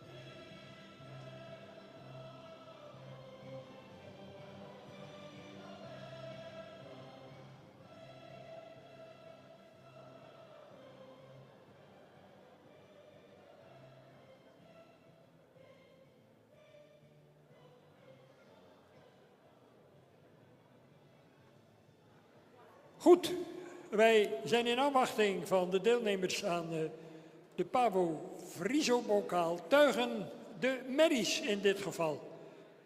De juryleden, de heren Kalis en Veenstra, betreden de piste en het kan omgaan met 314.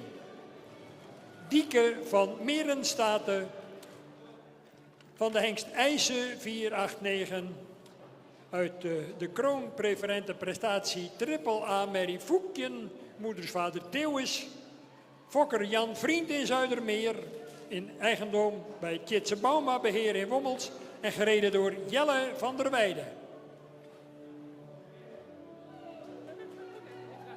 192.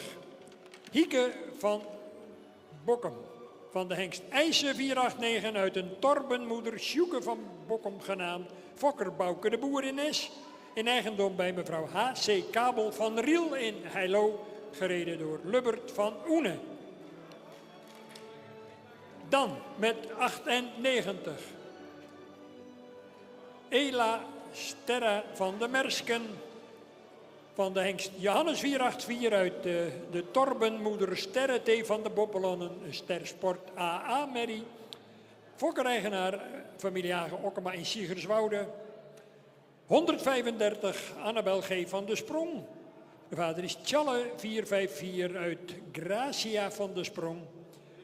Die stamt af van Beert 411, fokkereigenares mevrouw Anita van Kempen, Elberse in Rijkenvoort. En last but not least, Vokelien T.J., een jongen Mewes 438. De moeder Jikke van Hielpen en die stamt weer af van Tjalle 454, fokker K. Jongsma in Borenbergen. In eigendom bij mevrouw Stefanie Dietrich in Mainzerhagen. Gereden door Harm Hamstra.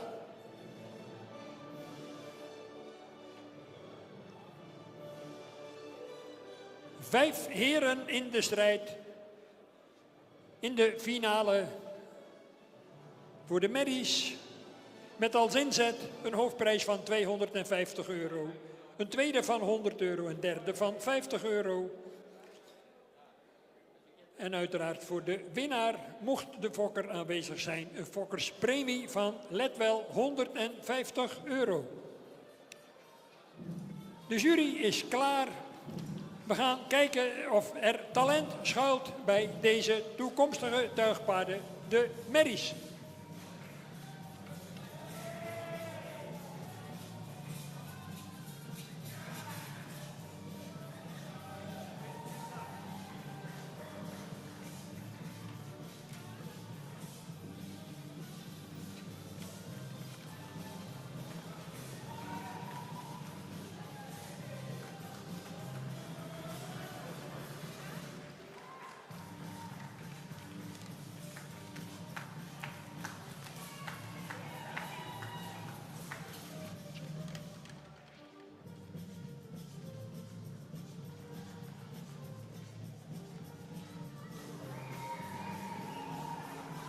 Kleine verschillen, felle strijd tussen de heren onderling.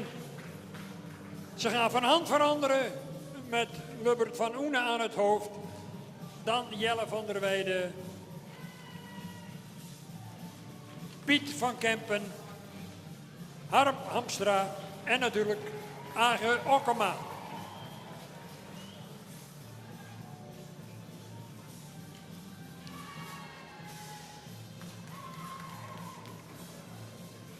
Aan elkaar gewaagd. Kleine verschillen wederom.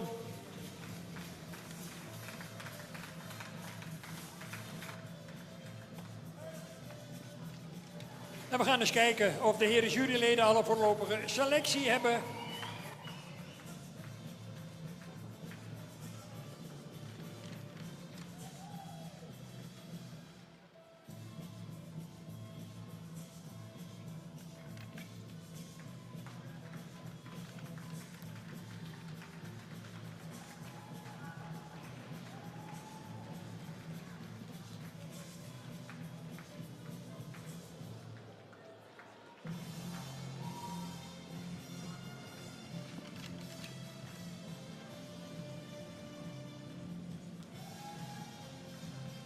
3, 14 en 91 opstellen.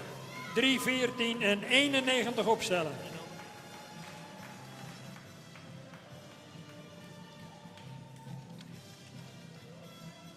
...192 Lubbert van Oene... ...98 Hagen Okkema... ...en tenslotte 135.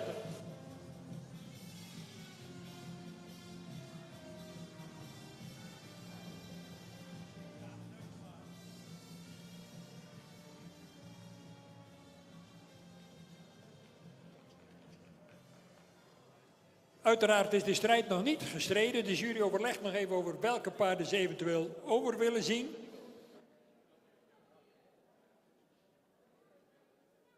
Ja, heren geven ook eerlijk toe. Het is heel lastig, het is moeilijk. En vandaar dat ze in een relatief klein veld van 5 combinaties er toch voor hebben gekozen om de eerste 3 opnieuw te laten lopen. Daarmee aangeven dat het verschil ontzettend klein is. En dat het heel lastig is voor de jury om er een winnaar, misschien dat de tweede finale ronde de beslissing brengt en dat het helderder wordt. Dan Jelle van der Weijden, Harm Hamstra en Lubbert van Oene. Zij betwisten de strijd om het goud, het zilver en het brons. En doet u maar even mee, dames en heren.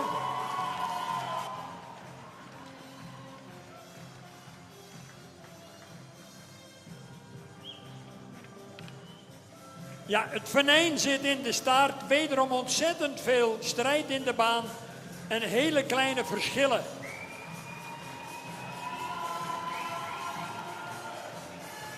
Wordt het 314, wordt het 91 of wordt het 192?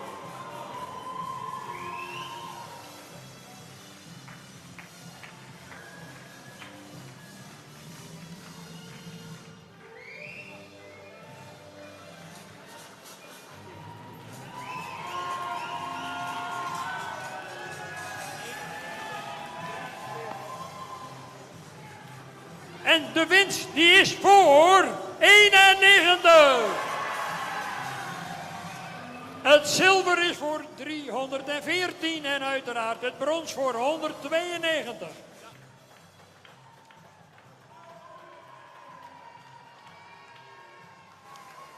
Hij had de meeste support vanaf de zijkant en hij slaat onverbiddelijk toe in de finale.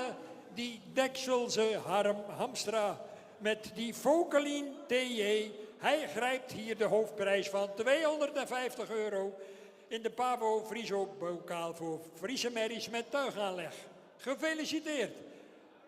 Spannende strijd met zowel Jelle van der Weijden als Lubbert van Oene, respectievelijk zilver en brons. En natuurlijk 4 Agen Okkema. En tenslotte Piet van Kempen met Annabel G. van de Sprong.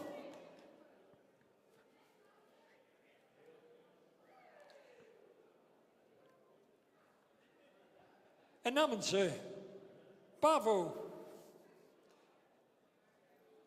Dejan Benders en van Tweespan Rianne Struis, zij reiken de prijzen uit aan een dolgelukkige Harm Hamstra. Die hier, toch heel verrassend eigenlijk wel, de winst grijpt. En dan weet ik niet of de fokker toevallig ook in de hal aanwezig is. Want die heeft daar nog recht op €150. Maar goed, is hij er niet, dan is het jammer. Die krijgt hij alleen uitbetaald als hij hier daadwerkelijk aanwezig is. Nou, Harm Hamstra, dit was wel een hele spannende strijd met een hele verrassende ontknoping. Je had heel veel support vanaf de zijkanten, maar had je zelf in de gaten dat het hierop uit zou draaien? Nee, dat hadden we niet verwacht. We deden mee om gewoon leuk, maar... We deden mee voor de leuk, zegt hij. Ja, nou, dat is wel heel leuk dat je dan zo leuk ook de winst grijpt. Gefeliciteerd. Dank u wel.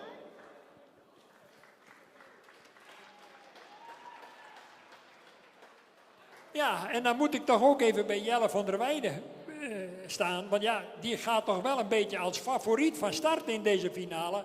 En dan lukt dat net niet, Jelle. Hoe kan dat nou? Nou ja, dan zie je toch maar weer dat jonge paarden zijn. En dan is het toch een gebrek aan ervaring in zo'n binnenhal met deze entourage. Maar de beste moet winnen. En dat is volgens mij vandaag gebeurd. Het is hard of harte gegund. Sportieve opvatting. Gefeliciteerd Jelle met het zilver natuurlijk. En voor Lubbert van Oene, die wij nog niet zo vaak met een Fries in de baan hebben gezien. Moet het toch wel een hele bijzondere ervaring zijn om hier in Friesland een keer achter zo'n Fries in zo'n finale mee te doen. En dan ook nog derde te worden. Ja, dat is inderdaad heel mooi. Ik ben van het jaar voor het eerst gestart met een Fries bij de menwedstrijd, mencompetitie van Horse to Fly. Daar werden we 3 en van daaruit hebben we besloten om vandaag ook hier mee te doen met haar. Ja, dat gaat hartstikke mooi eigenlijk. Tevreden? Ik ben zeer tevreden. Het is de eerste keer dat die Mary binnenloopt, dus ja, ik kan niet meer dan tevreden zijn. Gefeliciteerd en een goede reis naar huis. Dankjewel. Goed. Een hele fraaie finale. Dank ook aan Pavo natuurlijk opnieuw. Dank ook aan de tweespan ruitersport in Borenberghem.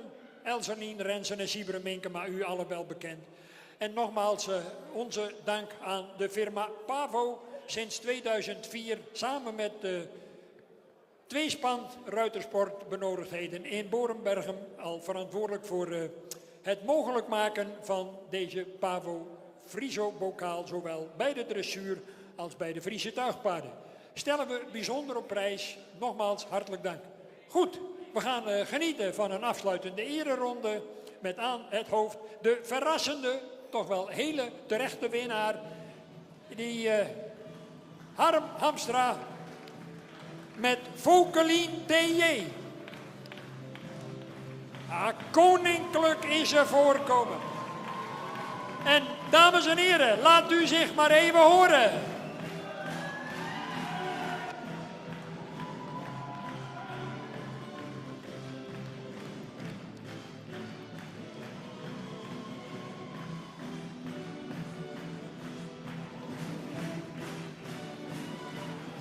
Schitterende sport, dames en heren.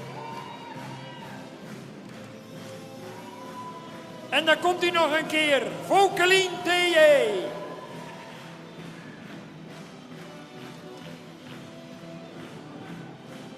Die Dekselse Dieke van de Meren staat er met Jelle van der Weijden. En Lubbert van Oene met Hieke van Bokkem. Age Okkema. Ela Sterre van de Mersken. En Piet van Kempen met Annabel G. van de Sprong.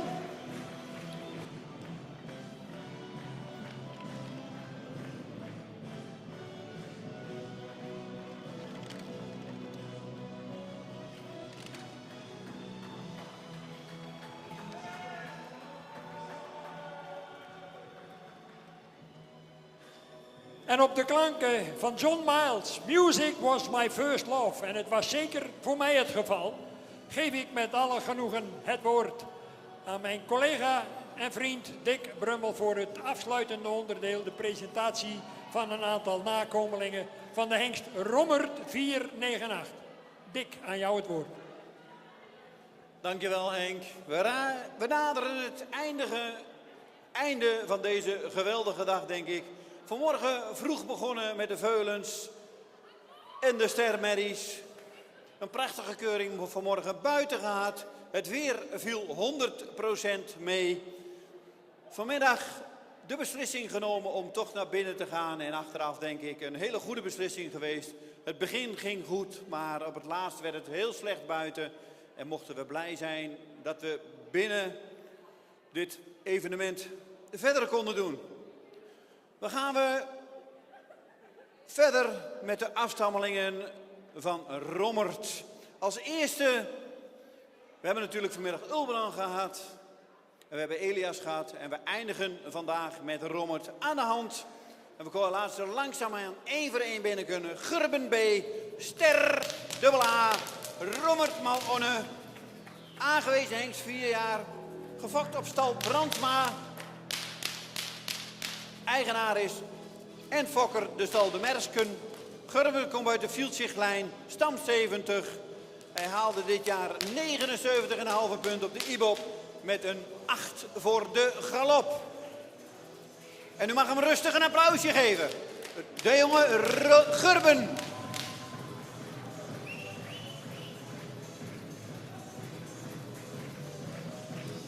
En dan mag Gurben opstellen, Nage. Of Albert.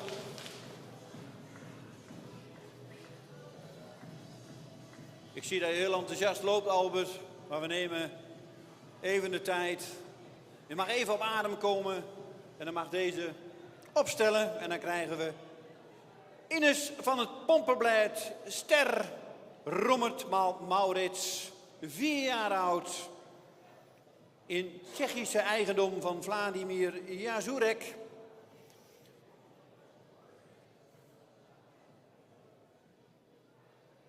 Deze heeft hij gekocht en is vorig jaar kampioen geworden in Tsjechië op de Fokdag. Daarna naar Nederland gekomen en wordt op dit moment gereden onder het zadel door Suzanne Wind.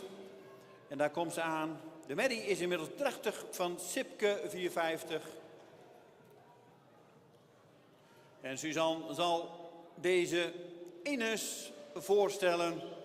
Rommert Maurits is nog 4 jaar, nog wat jong. Dus we doen even voorzichtig met het applaus.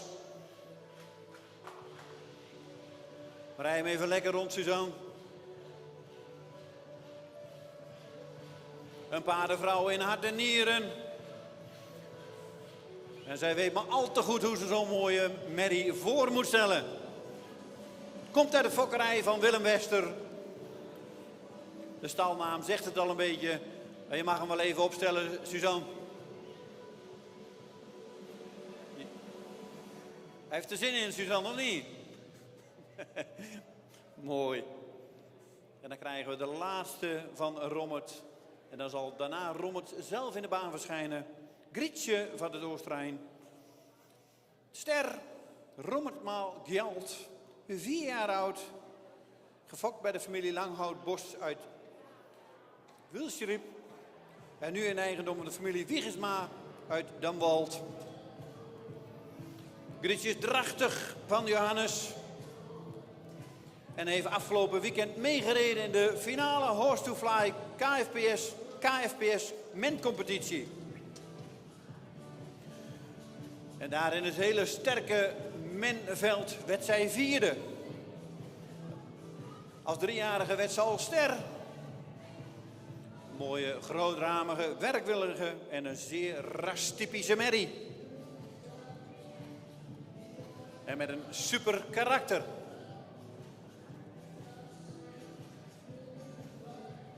En zoals ze zien, ze moeten toch even winnen als ze in deze hal komen met die muziek. Maar we stellen haar even netjes op. En dan willen we natuurlijk de vader van deze 3 producten zo in de baan. Even op de andere hand. En dan mag je Grietje zo opstellen.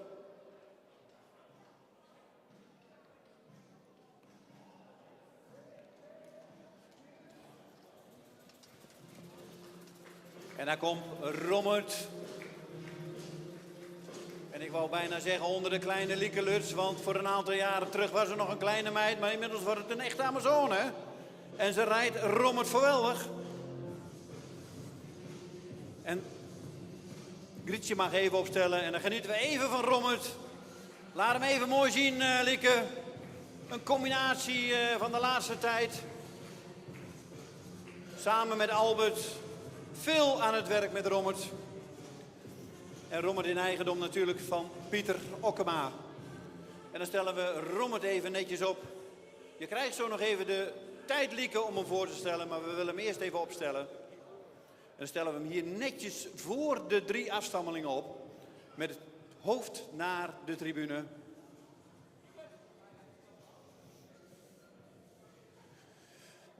En bij deze hengst hoort natuurlijk ook een eigenaar. Of eigenaren. En dan willen we graag Pieter en Titi even bij deze hengst hebben. Ja, Titi, je moet even de camera uitzetten.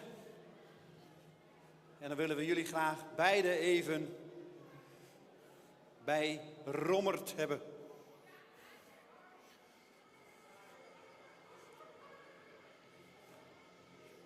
Rommert in handen onder het zadel bij Lieke voor de kar. Samen met Albert, maar ook met Pieter.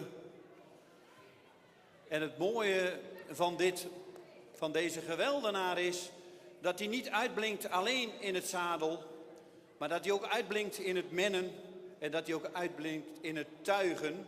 En dat houdt in dat deze hengst dus het elite-predicaat heeft behaald. Uit handen van de voorzitter Tineke krijgt de familie dit predicaat uitgereikt. En ik zeg wel eens, dat is een heel kostbaar en mooi bezit.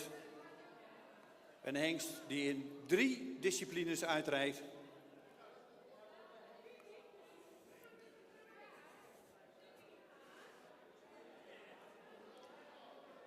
En daar maken we natuurlijk even een hele mooie foto van. Een geweldig moment. En ook een geweldige samenwerking tussen Pieter en Lieke en Albert. Volgens mij zijn ze heel blij daar bij Stal Lux dat ze deze hengst op stal hebben. En Pieter is ook heel blij met Titi dat deze hengst in goede handen is volgens mij. Een unieke combinatie samen. En dat kan de paardensport zo geweldig en mooi maken. Volgens mij, Pieter, gaan we op de rechterhand. En gaat voorop. Lieke met Rommert. Eerst de nakomeling. Genieten we even nog even van Rommert. Rommert laten we nog even staan. Genieten we eerst van Gurben. Geef Gurben een applaus. Ster dubbel A.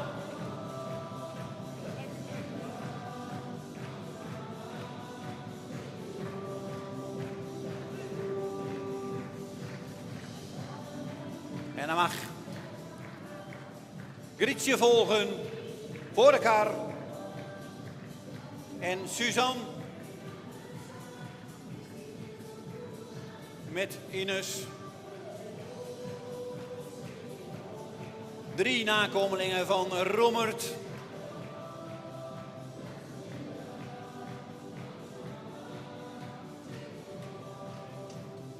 Geweldig.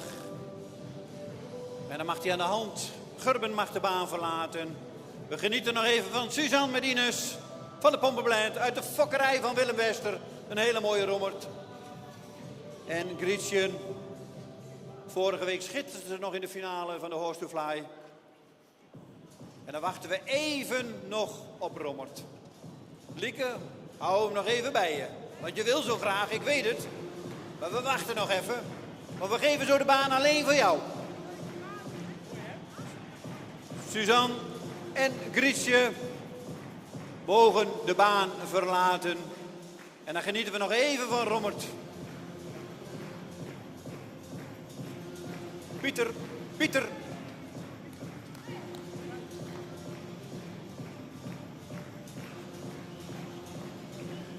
Lieke blijft nog even wachten. Even de men en Suzanne mogen de baan verlaten.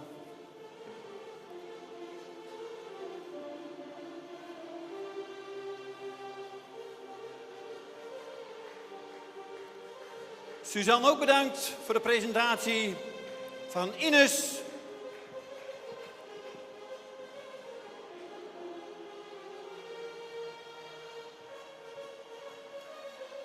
En dan gaan we nog 1 keer applaudisseren voor Lieke met Rommert. Sportelite.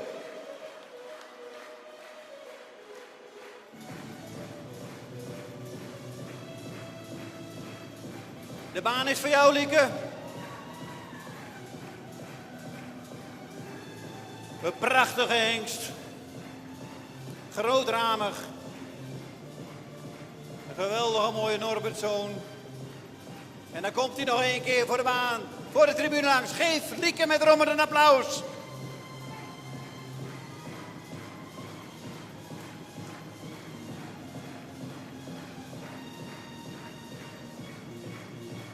Nog 1 keer, Lieke.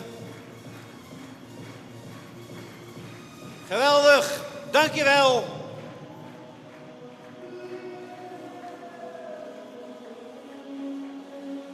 En u ook als publiek bedankt dat u tot het einde bent gebleven. Morgen gaan we weer genieten van een hele mooie dag. Met hopelijk aan het einde van de dag een hele mooie kampioen en een reservekampioen. Iedereen wel thuis. En tot morgen vroeg 8 uur.